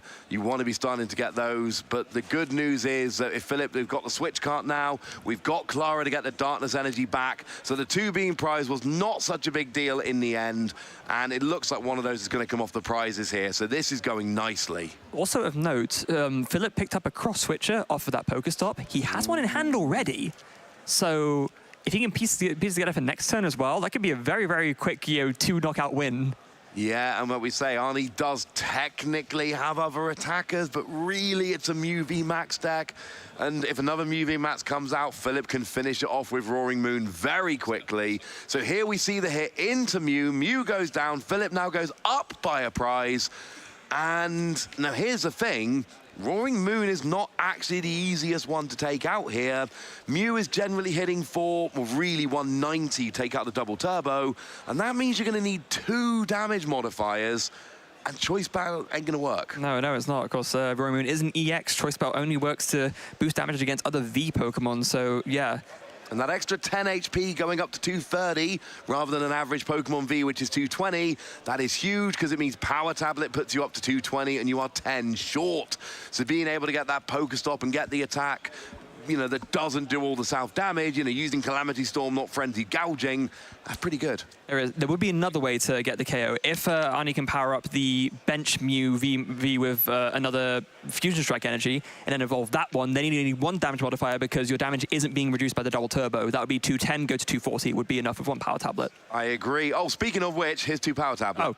Okay, well... I mean, after all that, double Power Tablet did come down, so that's not such a big issue. It is something to watch, though. When you need multiple damage modifiers and you're not able to use Choice Belt, it is something you need to be aware of. We've seen players whiff on those many a time, but it seems like here, Arnie has got the double Power Tablet, and then Philip's going to be basically in the same position he was in last turn. Yeah. Which is, can you get a Roaring Moon, Mirage Gate, Energy, and get the attack off? And if the answer's yes, Philip's going to win. If the answer's no, well, he'll have another turn because there's no way he's putting down a 2-prizer if he can't do it. Yeah, and that goes back to the advantage I said before, right? The fact that because you're playing a single prize deck, you have multiple turns to maybe build up towards an easy win, given that every time you take a knockout, you're taking 3 prize cards. Yeah, and that is going to give him a cheeky extra turn if he's not able to piece it together next turn. He's actually got 2 turns to pull this off, because he's going to give away 2 prizes, but then 1. So Arnie is going to need 2 more turns after this. So that gives Philip 2 turns to try and get that return Roaring Moon. But it does seem like a Roaring Moon party here. The Charizard is gone and isn't doing enough damage. Nothing else is. It's Roaring Moon or bust. Ultra Ball finding... well, I'm not quite sure what... I think I missed what was found there, but playing it, discarding a Meloetta and a Elisa Sparkle. just to try and thin the hand out more and get some more draws in with the Genesect. Drawing more with the Genesect is always a good thing. Nani doesn't really need much here. No. Well, no, the KO's already on the board with a double power tablet. The question is, can you set up nicely? We've actually got the full 4 Genesect down now. The one came out the prizes. And basically just setting up for the future. Essentially, I want everything I need. There is one missing key puzzle piece here, is for Arnie to find some kind of disruption supporter. That would make this the ideal turn. Oh, absolutely. The KO's on the board, but disruption supporter would be nice. We do see a Roxanne and a Judge. Only one of each, no Iono. And did we see the Judge earlier? Was that this game? Yeah, we did. So it was on the first... Very early. Yeah, it was played on turn 2 and then to great effect. But is there access to maybe like a Roxanne? There we go. And Roxanne is way better than Judge right here, let's be clear. So you called it, Freya. That is the perfect supporter we need right now. And that is going to make Philip's job so much more difficult. Once again, after a KO, you'll get that free Comfey. But you're going to have 2 cards and a Comfey, and you're going to have to start piecing it together from there. Arnie will need 2 more turns to win, but if Philip doesn't draw anything, Arnie's going to get those 2 turns. Yeah, so Roxanne going to put a stop to Philip's plans for sure. Well, as long as he can't draw out of it, but it definitely makes it a lot less likely that Philip can take this return KO, which is exactly what Arnie wants to prevent. So a decent 6 cards for Arnie as well. That's what really nice thing about playing Roxanne always, is that unlike with Iono, in the late game, you get a lot of cards from it while your opponent doesn't get many at all. No, that's really nice. You get 6, they get 2. It's not really very fair, frankly, but it'll work quite nicely. And there is another Judge as well, just in case you want to do another disruption supporter next turn. But it was quite nice. But I mean, also at this point, Judge would give Philip more cards, so maybe you probably don't want to do that. No, we'll see how this turn comes out. I mean, it really is quite simple. Philip's going to have 2 turns to piece together a Roaring Moon. Yeah. If he does it, he's going to win the game. If he doesn't, Arnie is going to get these 2 prizes here, 1 prize next turn, 1 prize the following turn. And I know that if you're copying Technoblast, you need to switch between Mew and all of that. It really doesn't matter. Mew's got free retreat. You need a VMAX and an energy. You've got 4 Genesect down. You're going to be able to attack, all right? Yeah, Chorus Experiment there, found off the Flower Selecting, an absolutely huge find. There's a Super Rod and a Mirage Gate, but I think that... Double Mirage Gate. Yeah. I think the thing that you're missing is a way to get the Roaring Moon out. You basically got almost everything there. You've got Super Rod, which you need to get back energies into the deck so you can Mirage Gate. You have the Mirage Gate to get the energies out, but that's tough. Well, surely you take Chorus, Mirage Gate, and Super Rod. Yeah, I think you have to. And then you play the Chorus and cross your fingers. It's... There's a next switch turn out there as well, to be fair, and you will need a switch out at some point. But I think Super Rod and Mirage Gate are too important, and you obviously need Chorus to keep drawing, so... Yeah. I think they've probably got to be... I mean, it's an awkward situation, because you do need 4 of those cards. But no, it was as we predicted. The switch card and the second Mirage Gate hit the discard pile, and you went for the Super Rod to get the energy into the deck, the Mirage Gate to get the energy out the deck, and the Chorus's Experiment, you need a switch out and a Roaring Moon. Yes, so... And I think just to do another actual little dig this turn, it's going to be attach manually the Psychic to the active retreat, do another Flower Selecting, and finds a Pokegear, and didn't quite see what the other card was. But do we not now need double Mirage Gate? Well, no, you just need Mirage Gate and a switch out, right? Well, we need to get free energy onto a Roaring Moon. And we've just manually attached to the Comfey. No, but you still would need 2 Mirage Gates because you need 2 Darks for the attack cost, and the energy that was attached to the Psychic, so... Okay, yeah. And that does make it more difficult, because obviously a Mirage Gate hit the Lost Zone. Yes. We've seen 1, so there should only be 1 left in deck. Yes, there should. You also do maybe have the option of, because there was 1 Dark Energy that Philip took off the prizes last turn. That went back into the deck from the Roxanne, so you could find and like manually attach a Dark if you wanted to as well after playing the Super Rod. There's a couple of different ways you can go about it, but not going to find it this turn, so now Arnie's going to inevitably take a KO here, and Philip's going to have this 1 last turn to try and piece together the second Roaring Moon. And that's why we keep saying this single prize variant is awesome. Did not get the Roaring Moon. Here's the question, can Arnie disrupt? Because Arnie knows at this stage that Philip is looking for the combo. And there's no way Philip's going to put down the Roaring Moon until he has everything, because otherwise it's, oh, boss's orders, now I win, yay. Yeah. So that's not happening. So Arnie knows that Philip has probably got some of the bits and is working towards them next turn. Yeah. Here comes a Judge, and this is so annoying for Philip, who had almost everything, but not quite. And now you need a Roaring Moon, you need a Darkness Energy, you need a Mirage Gate, you need a switch out. That's actually it. But off a Judge to 4, well, judge to 4 and 1 Comfey. Yeah. Yeah, it's not ideal, but not at all impossible. The one thing that might make things a little bit trickier, if Arnie's very clever right here, what they could do is retreat into the Mew V, go for a Psychic Leap to KO the Comfey, and then retreat into a Genesect. That way Philip would also need a Gusting card as well as everything else. I mean, Arnie's sitting here at 5-1-2. I think he is pretty clever, and I think you've just given us a very nice play here. If you're KOing, and that's what I said earlier, you don't want to Psychic Leap to Cramorant, but at some point in the game, it will become a lot more relevant, and this is a turn where Psychic Leap becomes much better, but you need the Mew V max if you're going to be pulling that off. Oh, no, you don't. You can Psychic Leap with a Mew V. Yeah. Of course you do. And that's why you want to anyway. That Mew V's got like 110 damage on it. That's the one you want gone. Oh, absolutely. No, you Psychic Leap with that one. Job's a good one. Yeah, KO the Comfey. That goes away. Yeah. Well, I guess, no, you don't really need it to go away even, right? Because if it gets KO'd, it doesn't really matter. Philip doesn't win that way, so you may as well just keep it out. Yeah, you still need Gusting. It only gives up 2 prizes, not 3. So now you're forcing Philip to have Gusting as well. We do see, yeah, and now you have to put the Roaring Moon down. You know you lose next turn. Yes, exactly. So now you can put the Roaring Moon down. There's no real issue with popping it on the bench. And Philip's going to be pretty happy about having found the nest ball off of that judge. So now it's up to him to piece together what he can from the rest of his hand. We need to see what he has access to. Maybe a Flower Select and try and find some more. There is another Comfey there in hand. So, but let's see. First, we need Flower Selecting. What do we see there? A Manaphy and a Fire Energy, was that? Yeah. So there's another Comfey. We're going to see a switch card into the other Comfey. Oh, that's really awkward. No, that's there's a scoop from Philip. Arnie wins game 1. Philip cannot get the second Roaring Moon, and that means that Mew V Max is going to be 1 game up. And if Philip wants to win this match and go into day 2, he's going to have to win 2 games pretty quickly. So I think the reason why he scooped there, that Flower Selecting, was between Pokestop and Cross Switcher, which you kind of need both of, really, because you need to be able to, you know, get the stadium down, and you need the Pokestop to dig, but you also need the Cross Switcher to gust the Mew. So I think having been forced to choose those 2, there was no way to pull it off. No, whichever one of those cards went into the Lost Zone made the combo essentially impossible. So Philip scoops, and we got 25 minutes left of this game. So like we've seen for some players in the past, we're going to see Philip playing pretty fast here, and we're going to see Arnie feeling pretty good, frankly. Yeah, absolutely. 5-1-2, you're 1 game up against a very well-known, very recognizable player. You played really, really well in that last game. You know, look at that last turn where you hit with a Mew, but didn't even bother Psychic Leaping because it didn't matter if you gave up 2 prizes. Things like making sure you had that last Genesect, making sure you found the disruption on the right turns. Lots of very good plays from Arnie there. You're 1 game up, and you've got to be feeling good at this stage.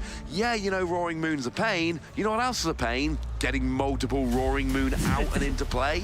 Yeah, and that is, I guess, also part of the disadvantage with playing the Lost Zone box version, right? When you're playing the more, I guess, standard version of Roaring Moon, you're playing 4 copies, you're playing all the ways to get it out. It is pretty much entirely what your deck is focused around. With Lost Box, there's always, you do have some more of that versatility, but it is a few more floating pieces, right? You've got to put it together, you're a bit more vulnerable to disruption in that way, and so, you know, you do end up in situations like this, where if you get Roxanne and Judge too much, you just can't put together the win. Oh my, he's done it again! He's prized 2 Mew V Max for the 2nd game in a row. Now, this is actually much, much, much worse, because most players take their prizes bottom to top. If that's what Arnie does, then essentially his last 2 prizes are going to be the 2 Mew V Max. And it is very, very possible that Arnie runs out of Mew V Max. And you can attack with Meloetta, but you need to kind of know early that you're planning for Meloetta here. This is not ideal at all. Oh, although speaking of not ideal at all, Philip's start was absolutely horrendous. 1 Flash Selecting and then benching a couple things and passing, and Arnie starts with 2 Battle VIP Pass. I mean, starting Battle VIP Pass is good. Starting double VIP Pass, even better. So, I mean, and this is where Arnie's discovering, like, seriously, 2 games in a row, I've got 2 Mew V Max prize. Can I not catch a break? But, I mean, last game, we saw Arnie going for a quite simple free Mew, free Genesect bench. Yeah. At least in the early game. That could change here. Knowing that you've got a 2 Mew V Max prize, there is an argument to try and get a Meloetta attack in the early game, using someone like a Lesser Sparkle. But, well, not yet. We've got free Genesect, 2 Mew. Well, you don't need a Meloetta, right? You can just Psychic Leap and KO a Comfey that way.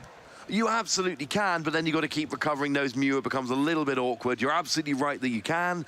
The problem is you need to prepare for something other than basically using Mew VMAX every turn, because you know that might not be possible. Yes, but it looks like that's going to be what's going to happen here. So Cramomatic was ahead, and it's looking to fetch that Elisa Sparkle. So, and there's already another Fusion Strike energy in the hand as well. So Arnie's got the attack. As long as he can get this Genesis out of the active, he's going to be good to go. And then the question is, do you want to build up a Mew with Fusion Strike energy, which is always a nice option, so you're not seeing that -20 from Double Turbo, or do you want to go for something like a Meloetta? The problem in this matchup is Meloetta is so easily KO'd by Cramorant. Exactly. It kind of makes you not want to bother, because you have to put in way more effort to get Meloetta out than Philip needs to put in for Cramorant. Yeah, it's way safer, because essentially to pull it off in the way where you attack with a Meloetta, you have to commit 2 energy to it, and if a Cramomatic can just, if a Cramorant can just KO it right back, then you lose those 2 energy, and that's you're going to be pretty sad. Whereas if you're attacking with a Mew, sure, it's 180 HP, it's not a massive amount, but it's still beyond what a Cramorant can reach, and so you get to preserve those energies for longer. Absolutely fair point. One thing is absolutely certain, and that is we need to track that Mew VMAX, because if the Mew VMAX goes down, that is going to be a problem. There is still a bench space left. Arnie's still got that decision to be made. We do see an escape rope, so that is a pivot you said we were needing. Obviously, the Jirachi's going to come up. That has no real utility in this matchup at all. Mew comes into the active, and what have we got here? And we could even see a turn 1 Psychic Leap. Yeah, we could. I mean, that's ideally you would have wanted to use that to KO the Comfey, because then given Philip's slow start, you're kind of cutting off even more draw in that way. But it looks like Arnie not going for that. Instead, just going to go for the Fusion Strike system. Might have been the only switch out, and of course, if you play the switch out first, you get to draw more cards with the Genesect. So if you hold the escape rope looking for a better switch out, then every Fusion Strike system is drawing you 1 fewer card. So let's see why the escape rope was played, but I agree. You wanted to KO the Comfey, not the Jirachi. Plus, leaving a pointless Pokemon like Jirachi on your opponent's bench is kind of fun. Yeah, you can even target it down with a block slide later if you want to. Arnie is playing that Ice Cube that's seen a lot of rise in popularity as a tech attacking option in these Mew VMAX decks. Meanwhile, it looks like Featherball finds another Mew V, so again, filling up the bench with like free a piece of each. Still not playing the Elisa Sparkle, interesting enough. Because there is a risk here. If you do another Fusion Strike system, you could draw the Fusion energies, and then you can't attach them with the Elisa Sparkle. It attaches from the deck, not from your hand. So if they're in your hand or your discard, it becomes a little bit worse. Oh wait, oh wait, hold on. I think I must have missed something here. Maybe he didn't go for the Elisa Sparkle from the first Cramomatic. I think he thought about it, but then he went to something else, but... Now we got another Cramomatic heads, now here we go, Freya.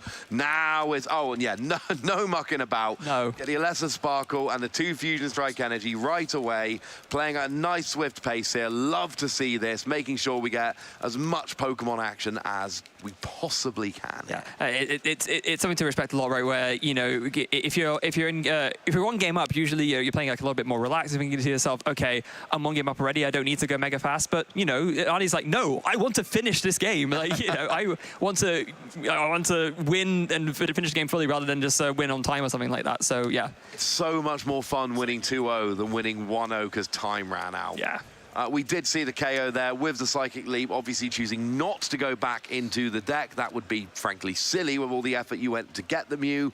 And now it's back over to Philip. We got a Comfey and a Cramorant, and really not much else here at all. Also, to add insult to injury, Philip's draw for turn was a Battle VIP pass. Oh, that's not nice. Oh, that is really atrocious. That hand is absolutely atrocious. Like, there's no sugarcoating that one. I mean, you can figure out what the rest of the hand was before the VIP, right, from just looking at it. And yeah, it's a lot of Mirage Gates. Great card, not when you're only sitting with a Comfey and a Cram. And choosing to, well, not really choosing, being forced to put a cross switch apart into the Lost Zone because the only other option was a Darkness Energy, 4 in the deck, but 1 of them is prized. So if you put that one in the Lost Zone, you've only got 2 to work with. You need 2 for Roaring Moon. You're cutting it way too fine at that stage. So just admitting defeat, getting rid of the cross switch apart. And look, game 1, Philip was so close to winning, but game 2, Arnie looks like he's potentially going to be running away with this one. Yeah. Having said that, it goes back to something we were saying in game 1, right? Philip does not need a lot to win. Like, Philip actually is able to get in and attack with the Cramorant already, which is quite nice. He needs something. Well, he needs something, but the way the prize trade works, there's only single prizes being knocked out here. Philip can still win and come back in this game by just knocking out 2 Mew VMAXs. That is still like a tempo option for him. It absolutely is. I mean, really, 2 prizes down is the maximum I'm willing to go before I start getting worried. We saw that there was that extra turn in the last game that kind of really almost got Philip over the finish line, and that was after going 2 prizes down. So you can afford to go 3 prizes down. Yes. After that, you need to start getting quite worried.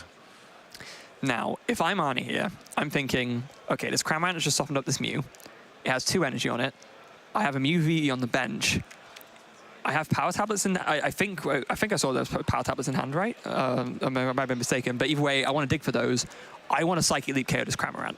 Oh, absolutely. You will need. Now, I know I said I wasn't a fan of Psychic Leap in the Cramorant last game, but this game is a little bit different because you're already 1 game up, because you're already 1 prize up, because Philip is having a slow start.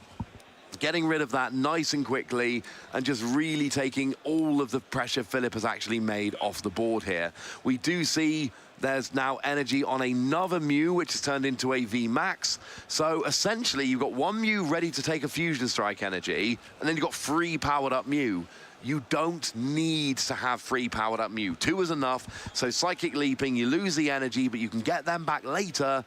You will need, well, it'll have to be 2 power tablets, annoyingly, here, because Cramorant's got 110. Yeah, but cleverly here, notice what Arnie did. Arnie evolved the bench Mew V, not the active. Like, because you could evolve the active and then, you know, use the Cross Fusion Strike to copy a bench Mew V, but you have the Mew V there in the active, and that's the one you want to leap away the damage anyway. So why not just evolve the bench one so it's ready for next turn, and then you just Psychic Leap the one that has the damage on it without evolving it and then pointlessly shuffling a Mew V Max back into your deck? Sounds good to me.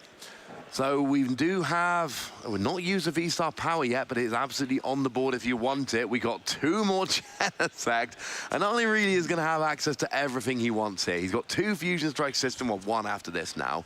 Plus, if you whiff the thing you really wanted, you can always go for your Forest Seal Stone afterwards to cherry pick the perfect card out of your deck.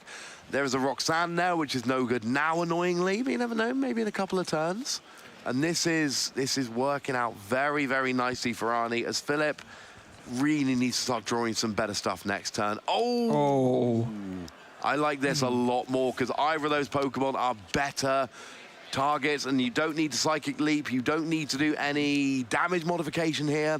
You just KO the Charizard, and that takes a good attacker off Philip's board here. Yeah, if you're not going to Psychic Leap the damage away, then the next best thing is just to KO something more relevant, and that's exactly what Arnie is looking to do here by KOing this Radiant Charizard with the, well, I guess there's a few different attacks you can copy, but I think you have to do Techno Blast to do enough damage in this instance, I think. Yeah, hit that 190, go for it, and then just move on and worry about it next turn. You've got plenty of other Mew that can be attacking next turn. So take out the Charizard and then basically say to Philip, hey, I'm 2 prizes up here. It is time for you to start working towards that Roaring Moon. If you can't get it, this game is not going to last too much longer. Now, this does leave an opening for Philip, because we know there's a Chorus Experiment in hand. Yep. That Comfey is going to go into the active. So with the Chorus Experiment and with the Comfey, that is going to be 7 in the Lost Zone. So if with the cards that he finds off the Chorus's Experiment, he can, and the Flower Selecting, he can actually piece together a Roaring Moon and then a Knockout, that could be a pretty good comeback turn. And we would see exactly what we saw last game. Arnie going up by 2 prizes, and Philip getting a big KO on Mew, and actually then taking the prize lead away straight away. And you are going to see 7 cards as well. You're going to see 2 off the Comfey and 5 off of the Chorus's Experiment. So, you know, we know the deal by now. You need your Roaring Moon, your Mirage Gate, your Energy, and your Switch Out. Yeah, that's the combo. We've seen it a bunch now. If you can hit them, yeah, we can have a very different game. Oh, what is Arnie searching here off of the Forest Seal Stone? Any card from his deck. What does he need? I'm not quite sure. He flashed it, went by so quickly, I didn't even see what it was. But I guess we're going to find out in a second. Yeah, off that Star Alchemy ability. Well, what was that? Oh, it's a Lost City. Yeah, it is. That is absolutely huge. So now that Radiant Charizard not even going to be an option later. It does mean that Philip now only needs the Chorus's Experiment in order to be able to, you know, pull off this attack. And oh, hold on a second. I just realized something. Have you spotted what I spotted? I don't know. What have you spotted? The 2 Mew VMAX are still in the prizes. If Philip can pull together the combo turn, Arnie has no way to get a Mew VMAX because the Lost City is out. So Philip is going to KO this Mew, is going to go to the Lost Zone, and there's no way for Arnie to get a Mew VMAX. Oh, I definitely spotted that. But no, I actually did. That is something that we did see earlier on in the game. It's something I've been tracking the whole game. I've said it a couple of times. If that Mew goes down, and the Fusion Strike Energy, a load of them come out of the deck now. So trying to use something like a Meloetta is going to be a lot more awkward. It's going to be difficult to use another attacker. And, you know, what are you going to do? Psychic Leap to victory? Okay, yeah, I guess the Lost City isn't relevant to whether you can attack or not because there's no recovery cards in the deck. So, yeah, whether... I was thinking more because of the Lost City. There's like literally no way, but actually, yeah, whether there would be Lost City or not, it would still be the case because there's no way for Arnie to get a Mew VMAX even back from the discard pile. Yeah, Mew doesn't tend to play recovery, so it really is a case of Mew goes down. No, I wasn't even thinking about the Lost City. I was just thinking about the fact that Arnie has left the Mew VMAX in the active. We've seen a Mirage Gate onto that Roaring Moon. If we see an energy and a switch out, Arnie is going to be out of good attackers, not technically out of attackers. We don't need an engine and a switch out. Remember, Philip has 3 Mirage Gates in hand. He can just Mirage Gate again and then manually attach to the Comfey to retreat it. Wouldn't even need to manually retreat, just Mirage Gate. One onto the Roaring Moon, one onto the Comfey, boom. That's still a manual retreat. Oh, yeah, but you don't need a manual attachment. You just need a Mirage Gate. No. This is working out very nicely for Philip. I'm still a fan of... I don't like using Mirage Gate. I love the card Mirage Gate. I don't like using Mirage Gate. I like to have a manual attachment and a switch out, save my Mirage Gate for the next Roaring Moon, which we saw was a problem in the previous game. No, that is true. There is actually a Dark Energy ready to go in hand as well. Flash Attack is going to come up first. That's between a Chorus' Experiment and a Comfey. Yeah, you get rid of the Comfey at this point. Yep. Like the Chorus' Experiment is pretty much the support you want to be playing every single turn. And yeah, oh, there's the manual attachment. Oh, wait, does Philip have the switch out? Oh, yeah, there's a switch cart. Yeah, I thought there was a switch cart in hand. This is by far my preferred way to do it. I want to have those Mirage Gate available in the late game because there's too many times that your combo gets too awkward. And essentially, Mirage Gate can be an attachment and a pivot in the same time. So I kind of love that. Here's a question then. Do you preemptively power up the second Roaring Moon with the other Mirage Gates in that case? If I've got it, yeah, absolutely. We know there's one Dark Energy in the prizes and there's one in Philip's hand. So if he Mirage Gates, he's only playing 4 Darks, right? So that actually the Mirage Gate wouldn't do anything in this instance. So I guess, yeah, he's going to hold off on that for now. But depending on the matchup, the conversation changes. But we've seen game 1. And what did Arnie do twice in game 1? Oh, I'm going to disrupt your hand. So if I'm Philip and I can get part of it down in a situation where I know Arnie's not going after it because I've got one in the active anyway, no, I absolutely bench it and try getting some energy on early doors. Because last game, Philip lost because he couldn't set up that second Roaring Moon. Well, Arnie's kind of got to go after the active right now. Yeah, but now, again, the problem is there's two Mew VMAX in the prizes. Like, what is Arnie attacking with here? Psychic Leap! I honestly don't really know. There are no real good attackers. I mean, there is a potential. I don't know. I mean, how closely are we tracking the Fusion Strike Energy here? Because am I right in thinking there's 2 on the active Mew and 1 on the bench Mew? That is right, yeah. Okay, so I'm putting my player thinking brain on. Maybe what you do here is you Psychic Leap, you put the energies back into the deck, and that opens up a potential to attack with a Meloetta or an Ice Cube using Elisa Sparkle. Oh, absolutely. Yeah. Next turn. Yeah. That doesn't help very much this turn, and the thing is, Philip is going to go and take 2 prizes, because that Roaring Moon can KO a Genesect. It's not afraid to do so. And don't get me wrong, I think you've got it. I think you have to put the energy back into the deck to try and attack with a Meloetta next turn, and that is exactly what we're seeing. No, it's not. See a scoop. We're seeing a concession, and Philip wins game 2. We are going to a game 3. Turns out, if you don't have Mew VMAX, then Mew VMAX is a much worse deck. Yeah, a little bit. And I think maybe, you know, Arnie was thinking of the long shot there, thinking it might be worth trying to go for, but then maybe thinking, no, there's not much time left. This is a very, it's a very thin marginal way to potentially win, and it's not worth the risk. I would rather just, you know, save the time and go to game 3 and maybe just get a quick win that way. It was never going to work. Philip had an attacker ready. He could definitely have KO'd a Genesect, and he had a Roaring Moon on the bench that he was clearly going to start powering up. So that was never going to work, and you now need extra time. And here's the thing, right? A tie doesn't help anybody. This is a win and in. We chose this game because both players are on a record where they win, they're in day 2, they lose or tie, they're not. These players need to finish this game. There's 7.5 minutes left, and as it stands at the moment, and I know you get championship points, etc. You know, even if you miss day 2, you can get championship points in a tournament of this size. That's not the point. We want day 2. And would you look at that, Arnie finally doesn't prize any Mew VMAX. But Philip does prize 2 Comfey Entei and 2 cross-switcher. That is not ideal from Philip, and I think we're going to see both players playing very fast. I'm going to steal Joe's phrase. They're going to go like the clappers here, because if you tie, you are not making day 2. For the benefit of the audience at home, when Ross saw that, I literally saw Joe fist pump in the air. Yeah, we're all watching backstage when we're not on the desk. We're all very obsessed with this Pokemon stuff. So we do see the same bench that we've seen here for Arnie. It's free Genesect, it's free Mew, no mucking about. And Arnie's got to be thinking like, yay, I don't have 2 Mew V Max prize. And that really shouldn't be something you're concerned about. But in this matchup for Arnie, yeah, it really is. So Fusion Strike System number 1, going to refill the hand very nicely. Finds a Forest Steel Stone straight away, and it's already going to be an absolutely phenomenal find. Attaching the double turbo to the Mew, going to go for another Fusion Strike System. Yeah, it's turbo time. There's no two ways about it. Trekking Shoes as well. Finds Mew V Max going to keep that, absolutely. One more Fusion Strike System, maybe. I'm talking as fast as the players have to play. No, you don't. That's the thing here. If you're playing this fast, you cannot muck about setting up your board perfectly.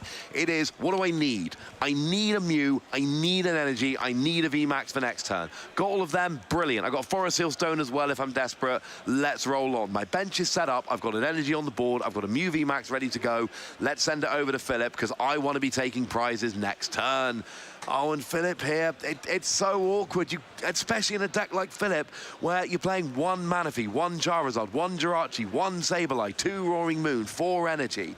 You kind of have to check your prizes a little bit, and you really don't have time to check your prizes. Yeah. So this situation, I'm getting a little bit of deja vu here because I've been in this exact kind of situation before.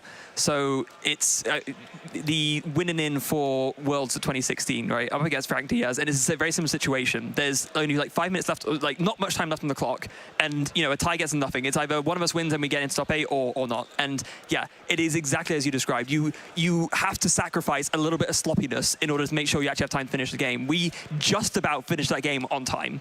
And I don't need to retell the story. Everyone knows what happened at this point, but it's so important to like be as fast as you can, even if it means sacrificing a little bit of like your usual sort of not professionalism, but like usual cleanliness of play and sort of the sort of the small things that you'd usually do, like prize checking, because you just don't have time. No, you have got to go as fast as you can, get set up, take prizes, and off you go. Imagine you're playing PTCG Live and the kettle started whistling. You need to go and make that cup of tea. You've got to take the kettle off of the top of the oven. Oh, it's getting down to it. You need to finish that game and go make your cup of tea. Yes. We do have 2 Comfey here from Philip. Those are all the Comfey that are going to be available until he starts taking prizes. So now it is a case of what can you do? There's 3, 1 in the lost zone. We see a switch. Ooh, oh, Chorus Experiment. Yeah, that's going to be a big fight. Oh, what's the other card? You kind of need to Chorus. Oh, it's a Roaring Moon. Oh, no, you don't. Oh. No. Oh, Chorus versus Roaring Moon. What a arduous decision. Oh, it does have to be Roaring Moon. Because yeah, at least you can super odd a 1 Roaring Moon back if you attack with it. So yeah, it's not ideal, but when you need to have the extra dig, yeah, it makes sense to go for this. Robin is playing free super rod, but that is such a horrible decision. That's why you're playing 2 Roaring Moon and a bunch of super rod. But it had to be Chorus Experiment because you need to draw cards here to get rolling. This is perfect. We got a Cramorant down. We got 4 cards in the lost zone. Do we have a switching option? We got a second Cramorant down. No mucking about. Do we have a switch out to get some damage?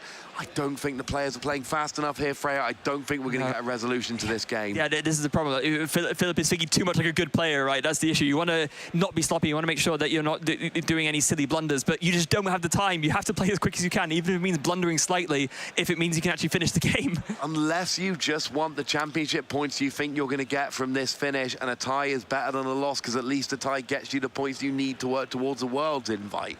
As much as we say a tie doesn't do anything for the players, sometimes a tie actually gets you an extra 10, 20 championship points, which might be all that you need to lock up that invite or, get you close enough to finish it up with cups and challenges, for instance. So as much as we want to see him in day 2, there are sometimes reasons to accept a tie, even if it's not what you're playing for. No, that's a very good point.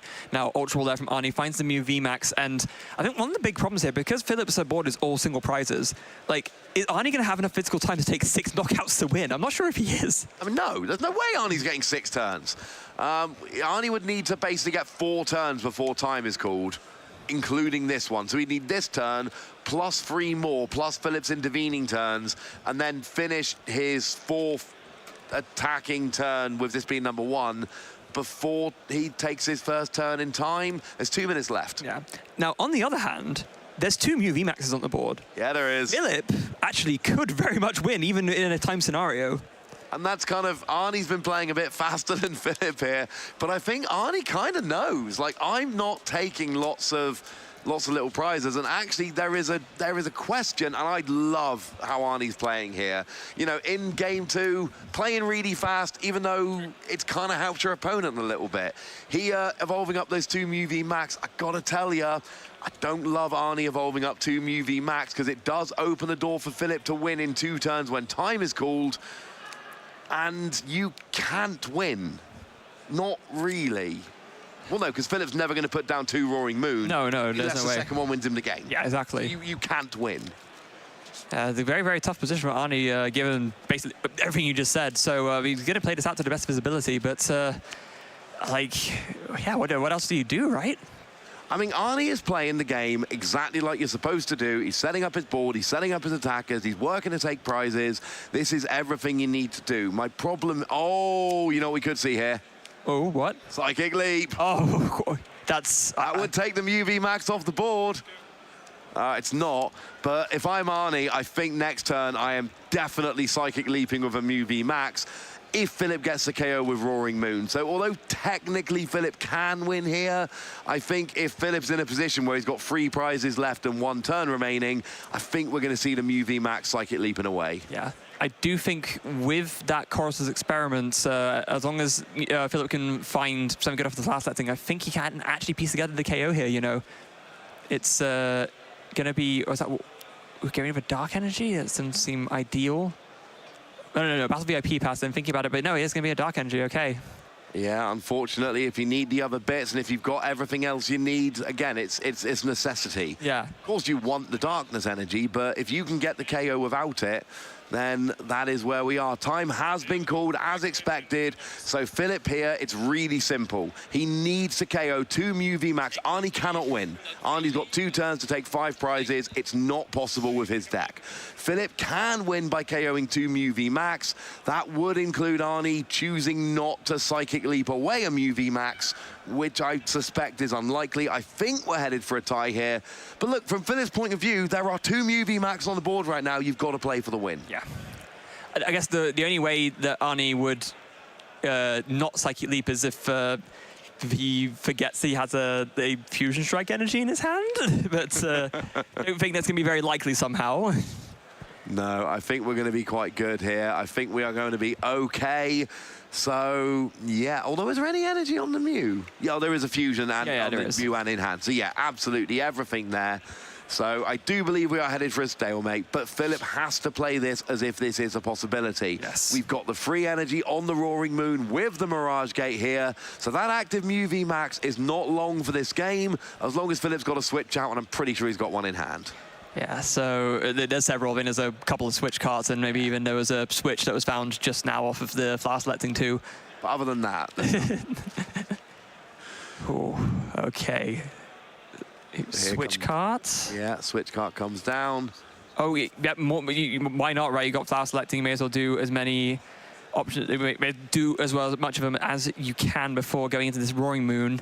And you are working towards next turn, remember, as far as Philip's concerned, he has to play on the assumption that a second Roaring Moon next turn will win the game. Yeah, and that's why he's preserving the Super Rod as well, because he knows he needs that to get back both energy and the Roaring Moon. So Calamity Storm knocks out the Mew VMAX, 3 prizes, including 2 cross switcher actually, which is a pretty good find. And now it's up to Arnie. All Arnie needs to do is Psychic Leap away this Mew V, and then he is pretty much good to go. Yeah, there is a Fusion Strike energy on the Mew, and I think this is a discussion. Oh, look, he's Psychic Leapt, so there's no Mew VMAX on the board. Yep. And there is the tie. As expected, Arnie takes that second Mew VMAX away with the Psychic Leap, making it impossible for Philip to take those last 3 prizes in his 1 remaining turn. And we have a tie. Good for both players having a good record and picking up some championship points. Unfortunately, not good for putting either of them into day 2. No, so yeah, a little bit of a shame to end that way for the day 2 chances, but yeah, still a great game, a great showcase of those 2 decks as well, I think, and sort of both skill level, both these players. So huge, I guess, both simultaneous congratulations and commiserations to both of them. And I'm sure we'll be seeing them, well, without a doubt, we'll be seeing both of them in many more tournaments to come. Oh, absolutely. Good players, had a good day. And that's the thing, like when you come so close to day 2 and you end up not making it, it's a situation like, well, I had a really good day. I did really well. That went really nicely, but I didn't make day 2, and day 2 was really what the aim was. Yeah, and it's yeah, it is what it is, and it is always a bit of a heartbreaker. It's like you know, to be that close, you know, and then to not make it. But you know, you can do side events on the day after, I guess, if that's your thing. There's plenty of other things you can be doing, and of course, we're all here to have a good time, right? We're all here. We love Pokemon. We love playing this game, and it's not all about winning. Like obviously, it's what everyone's ultimate aim to be the very best, like no one ever was. That's the goal. That is the goal. But you know, we're all here to have a good time and to share in our love of this amazing trading card game. Yeah, absolutely. And of course, one of the real goals that everybody has coming into, or a lot of players have at least, coming into this season is, can I get my Worlds invite? Can I earn enough points from enough tournaments to get my Worlds invite? And there are just a bunch of tournaments here. You're going to get some points here. You're going to get some points from locals. So, you know what? That's going to be okay. Now, we do need to have a little bit of a wrap-up in a minute, Freya. So now, I'm going to invite you to go and grab a nice warm beverage. It's cold outside. Let's go some warm up and then join us over on the sofa while we reflect on day 1 and send you out into the night.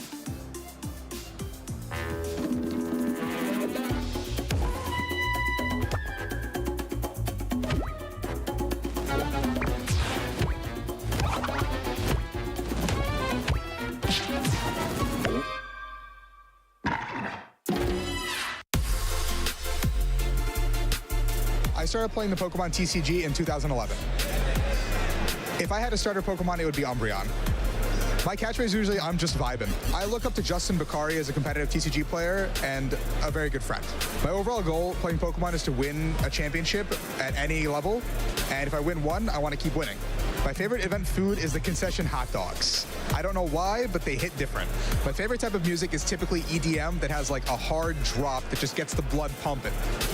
Probably. This 2024 Regional Championships event will be showcasing exciting Pokemon TCG matches all weekend.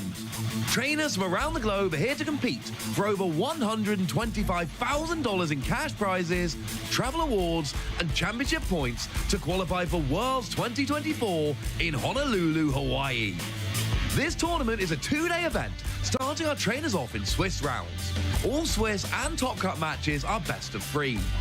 The trainers earning 19 or more match points or placing in the top 32 will advance forward to Sunday, day 2. Day 2, trainers will continue playing Swiss rounds until Top Cut is determined. The competition then shifts to a single elimination bracket where trainers battle until a single champion is crowned. Who will take home the title of Regional Champion this weekend? Who will secure the points to qualify for Worlds 2024 in Honolulu? Stay tuned this weekend and watch all the action live. If you want to learn more about upcoming Play Pokemon events, visit pokemon.com/play.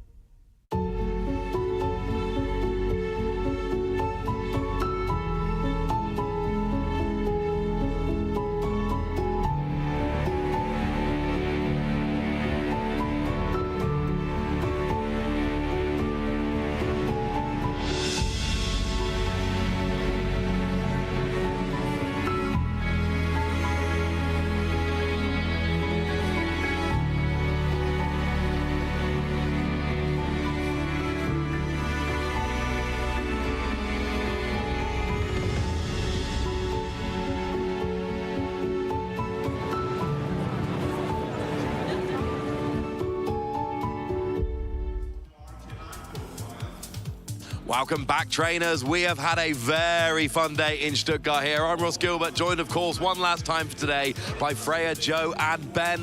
This has been a fun day. I mean, I can give you my highlight if you want. I think it might be somewhat obvious. So, Freya, how about you tell us what you were loving seeing today? So for me, a highlight was probably watching Iron Valiant go on stream, and I know the deck ended up losing in the end, but it being sort of a little bit of my pet deck, it was nice to sort of see that little play out and also show sort of the strength of that deck in action. But I think in general, just all the games like this weekend, especially with Klawf coming out of nowhere and having a Klawf mirror match, it's just been a regionals full of surprises, and I love it when a regional takes you by surprise. Yeah, it's been very, very fun. I mean, Ben, same question. What's caught your eye today? Well, I don't mean to make you all jealous, but I'm now the most efficient Klawf player in the room. I've managed to cast it twice today. I specifically asked for Snorlax, but I got a Klawf mirror instead. Me and Joe had such a fun time with that one. But it's just shows how volatile the meta is. Rogue decks making a comeback, and we saw Snorlax in Gdansk. Who knows? Klawf might take it all the way, Joe. Yeah, today I learned that it turns out the Klawf is the most intricate mirror match in the format. I thought it was Gardevoir. Turns out it's Klawf Electrode. I mean, you can't win them all. I mean, my highlight was giving Joe the Klawf mirror. I mean, I wanted the Klawf mirror, but I think giving it to Joe was absolutely the play. Well, let's take a look at some of the standings and see some of our top players at the end of today. And of course, we've got some names we recognize on there. We've got Christian Fontenot, unfortunately not going to 9-0, sitting at 8-0-1. But then you've got Alex Norvey at 8-1, our 2012 UK champion. I mean, anyone want to pick out a player there that really kind of jumps out to them? Joe, go on. For me, Brian De Vries, definitely a top-performing player. Once again, on a really solid record. These sorts of match points right now, they're at the top of the standings. They're putting themselves in really good stead for day 2. Definitely a player I have my eye on. Yeah, anyway, Ben, it seemed like you had someone to pick out there. Yeah, I managed to catch Caroline just before the end of today. She unfortunately lost on stream in Gdansk, lost on stream here as well, but managed to make day 2. I was really happy for her. And of course, Alberto Conte, what a lovely guy, managing to take Giratina all the way to a 7-1 win record. And of course, Ethan Wild, so fantastic to see some of these players from the UK come over and make such fantastic records going into day 2. Yeah, I mean, finding out that Alex Norvey is playing Pokemon again when I realised they're 6-0 with Maridon at a tournament I didn't know they were going to be at, that was kind of cool. And, Freya, you get your wish. Caroline there, of course, sitting there at 7-1-1 with Iron Valiant. And I always feel a bit mean when somebody goes 7-1-1 and their only losses on stream. I'm like, did we do that? But no, I think we are okay. I mean, my highlight, I've not shared it yet, so I'll tell you now. Klawf, obviously. Nobody's surprised. I absolutely adored seeing Klawf. I mean, we were in a production meeting yesterday, and I said I wanted to see it, and people were like, no, we're not going to have Klawf on stream. You say people, it was me. I didn't want to call you out, Joe, but yes, it was you. You? No, negative. Actually, can I amend my highlight? Go on. Two. Doing the crab hand. That was pretty impressive. Fine. But not only having it on stream, but seeing it winning on stream and then seeing a mirror and just being able to spend today, really celebrating Klawf was kind of fantastic, honestly. But, it's always sad when we have these good days and then these good days have to come to an end. But the great news is this is only day 1. There is a day 2, and day 2 is going to be fantastic. So, before we get to day 2, let's look at the season schedule, because of course there are some other tournaments that are going to be going on after this, and I haven't picked out my favorite yet. I'm going to take this one, and I'm actually going to copy Freya's homework here. I love Liverpool. I like the home regionals. I like not having to worry about plug adapters or getting on aeroplanes and just, chucking my backpack in a car or on a train and just going. That always makes me happy. I mean, for me, it's the opposite now, right? Ever since I moved to Denmark, now I have to bring my adapters when I go to Liverpool. Role reversal. That's the role reversal. But yeah. For me, I think it's London UIC. I think it's such an important, going back to the competitive play, I think it's such an important competition in this meta right now. I think a lot of players are really hoping for those big EUIC points this season to make up for that World Championship invite in Honolulu. Yeah, absolutely. And EUIC is a tournament. I missed 1 year, but I've been there every other year. Joe, I know you've been there every year, so this is one which is really close to our hearts. So let's have a quick look at the Twitch schedule then, so we can see what lovely action we have got coming up here. And of course, holidays together, Come on, Pokemon holidays, what more do you want? And let's not forget, next weekend, San Antonio, probably going to be a little bit warmer than it is in Stuttgart in San Antonio.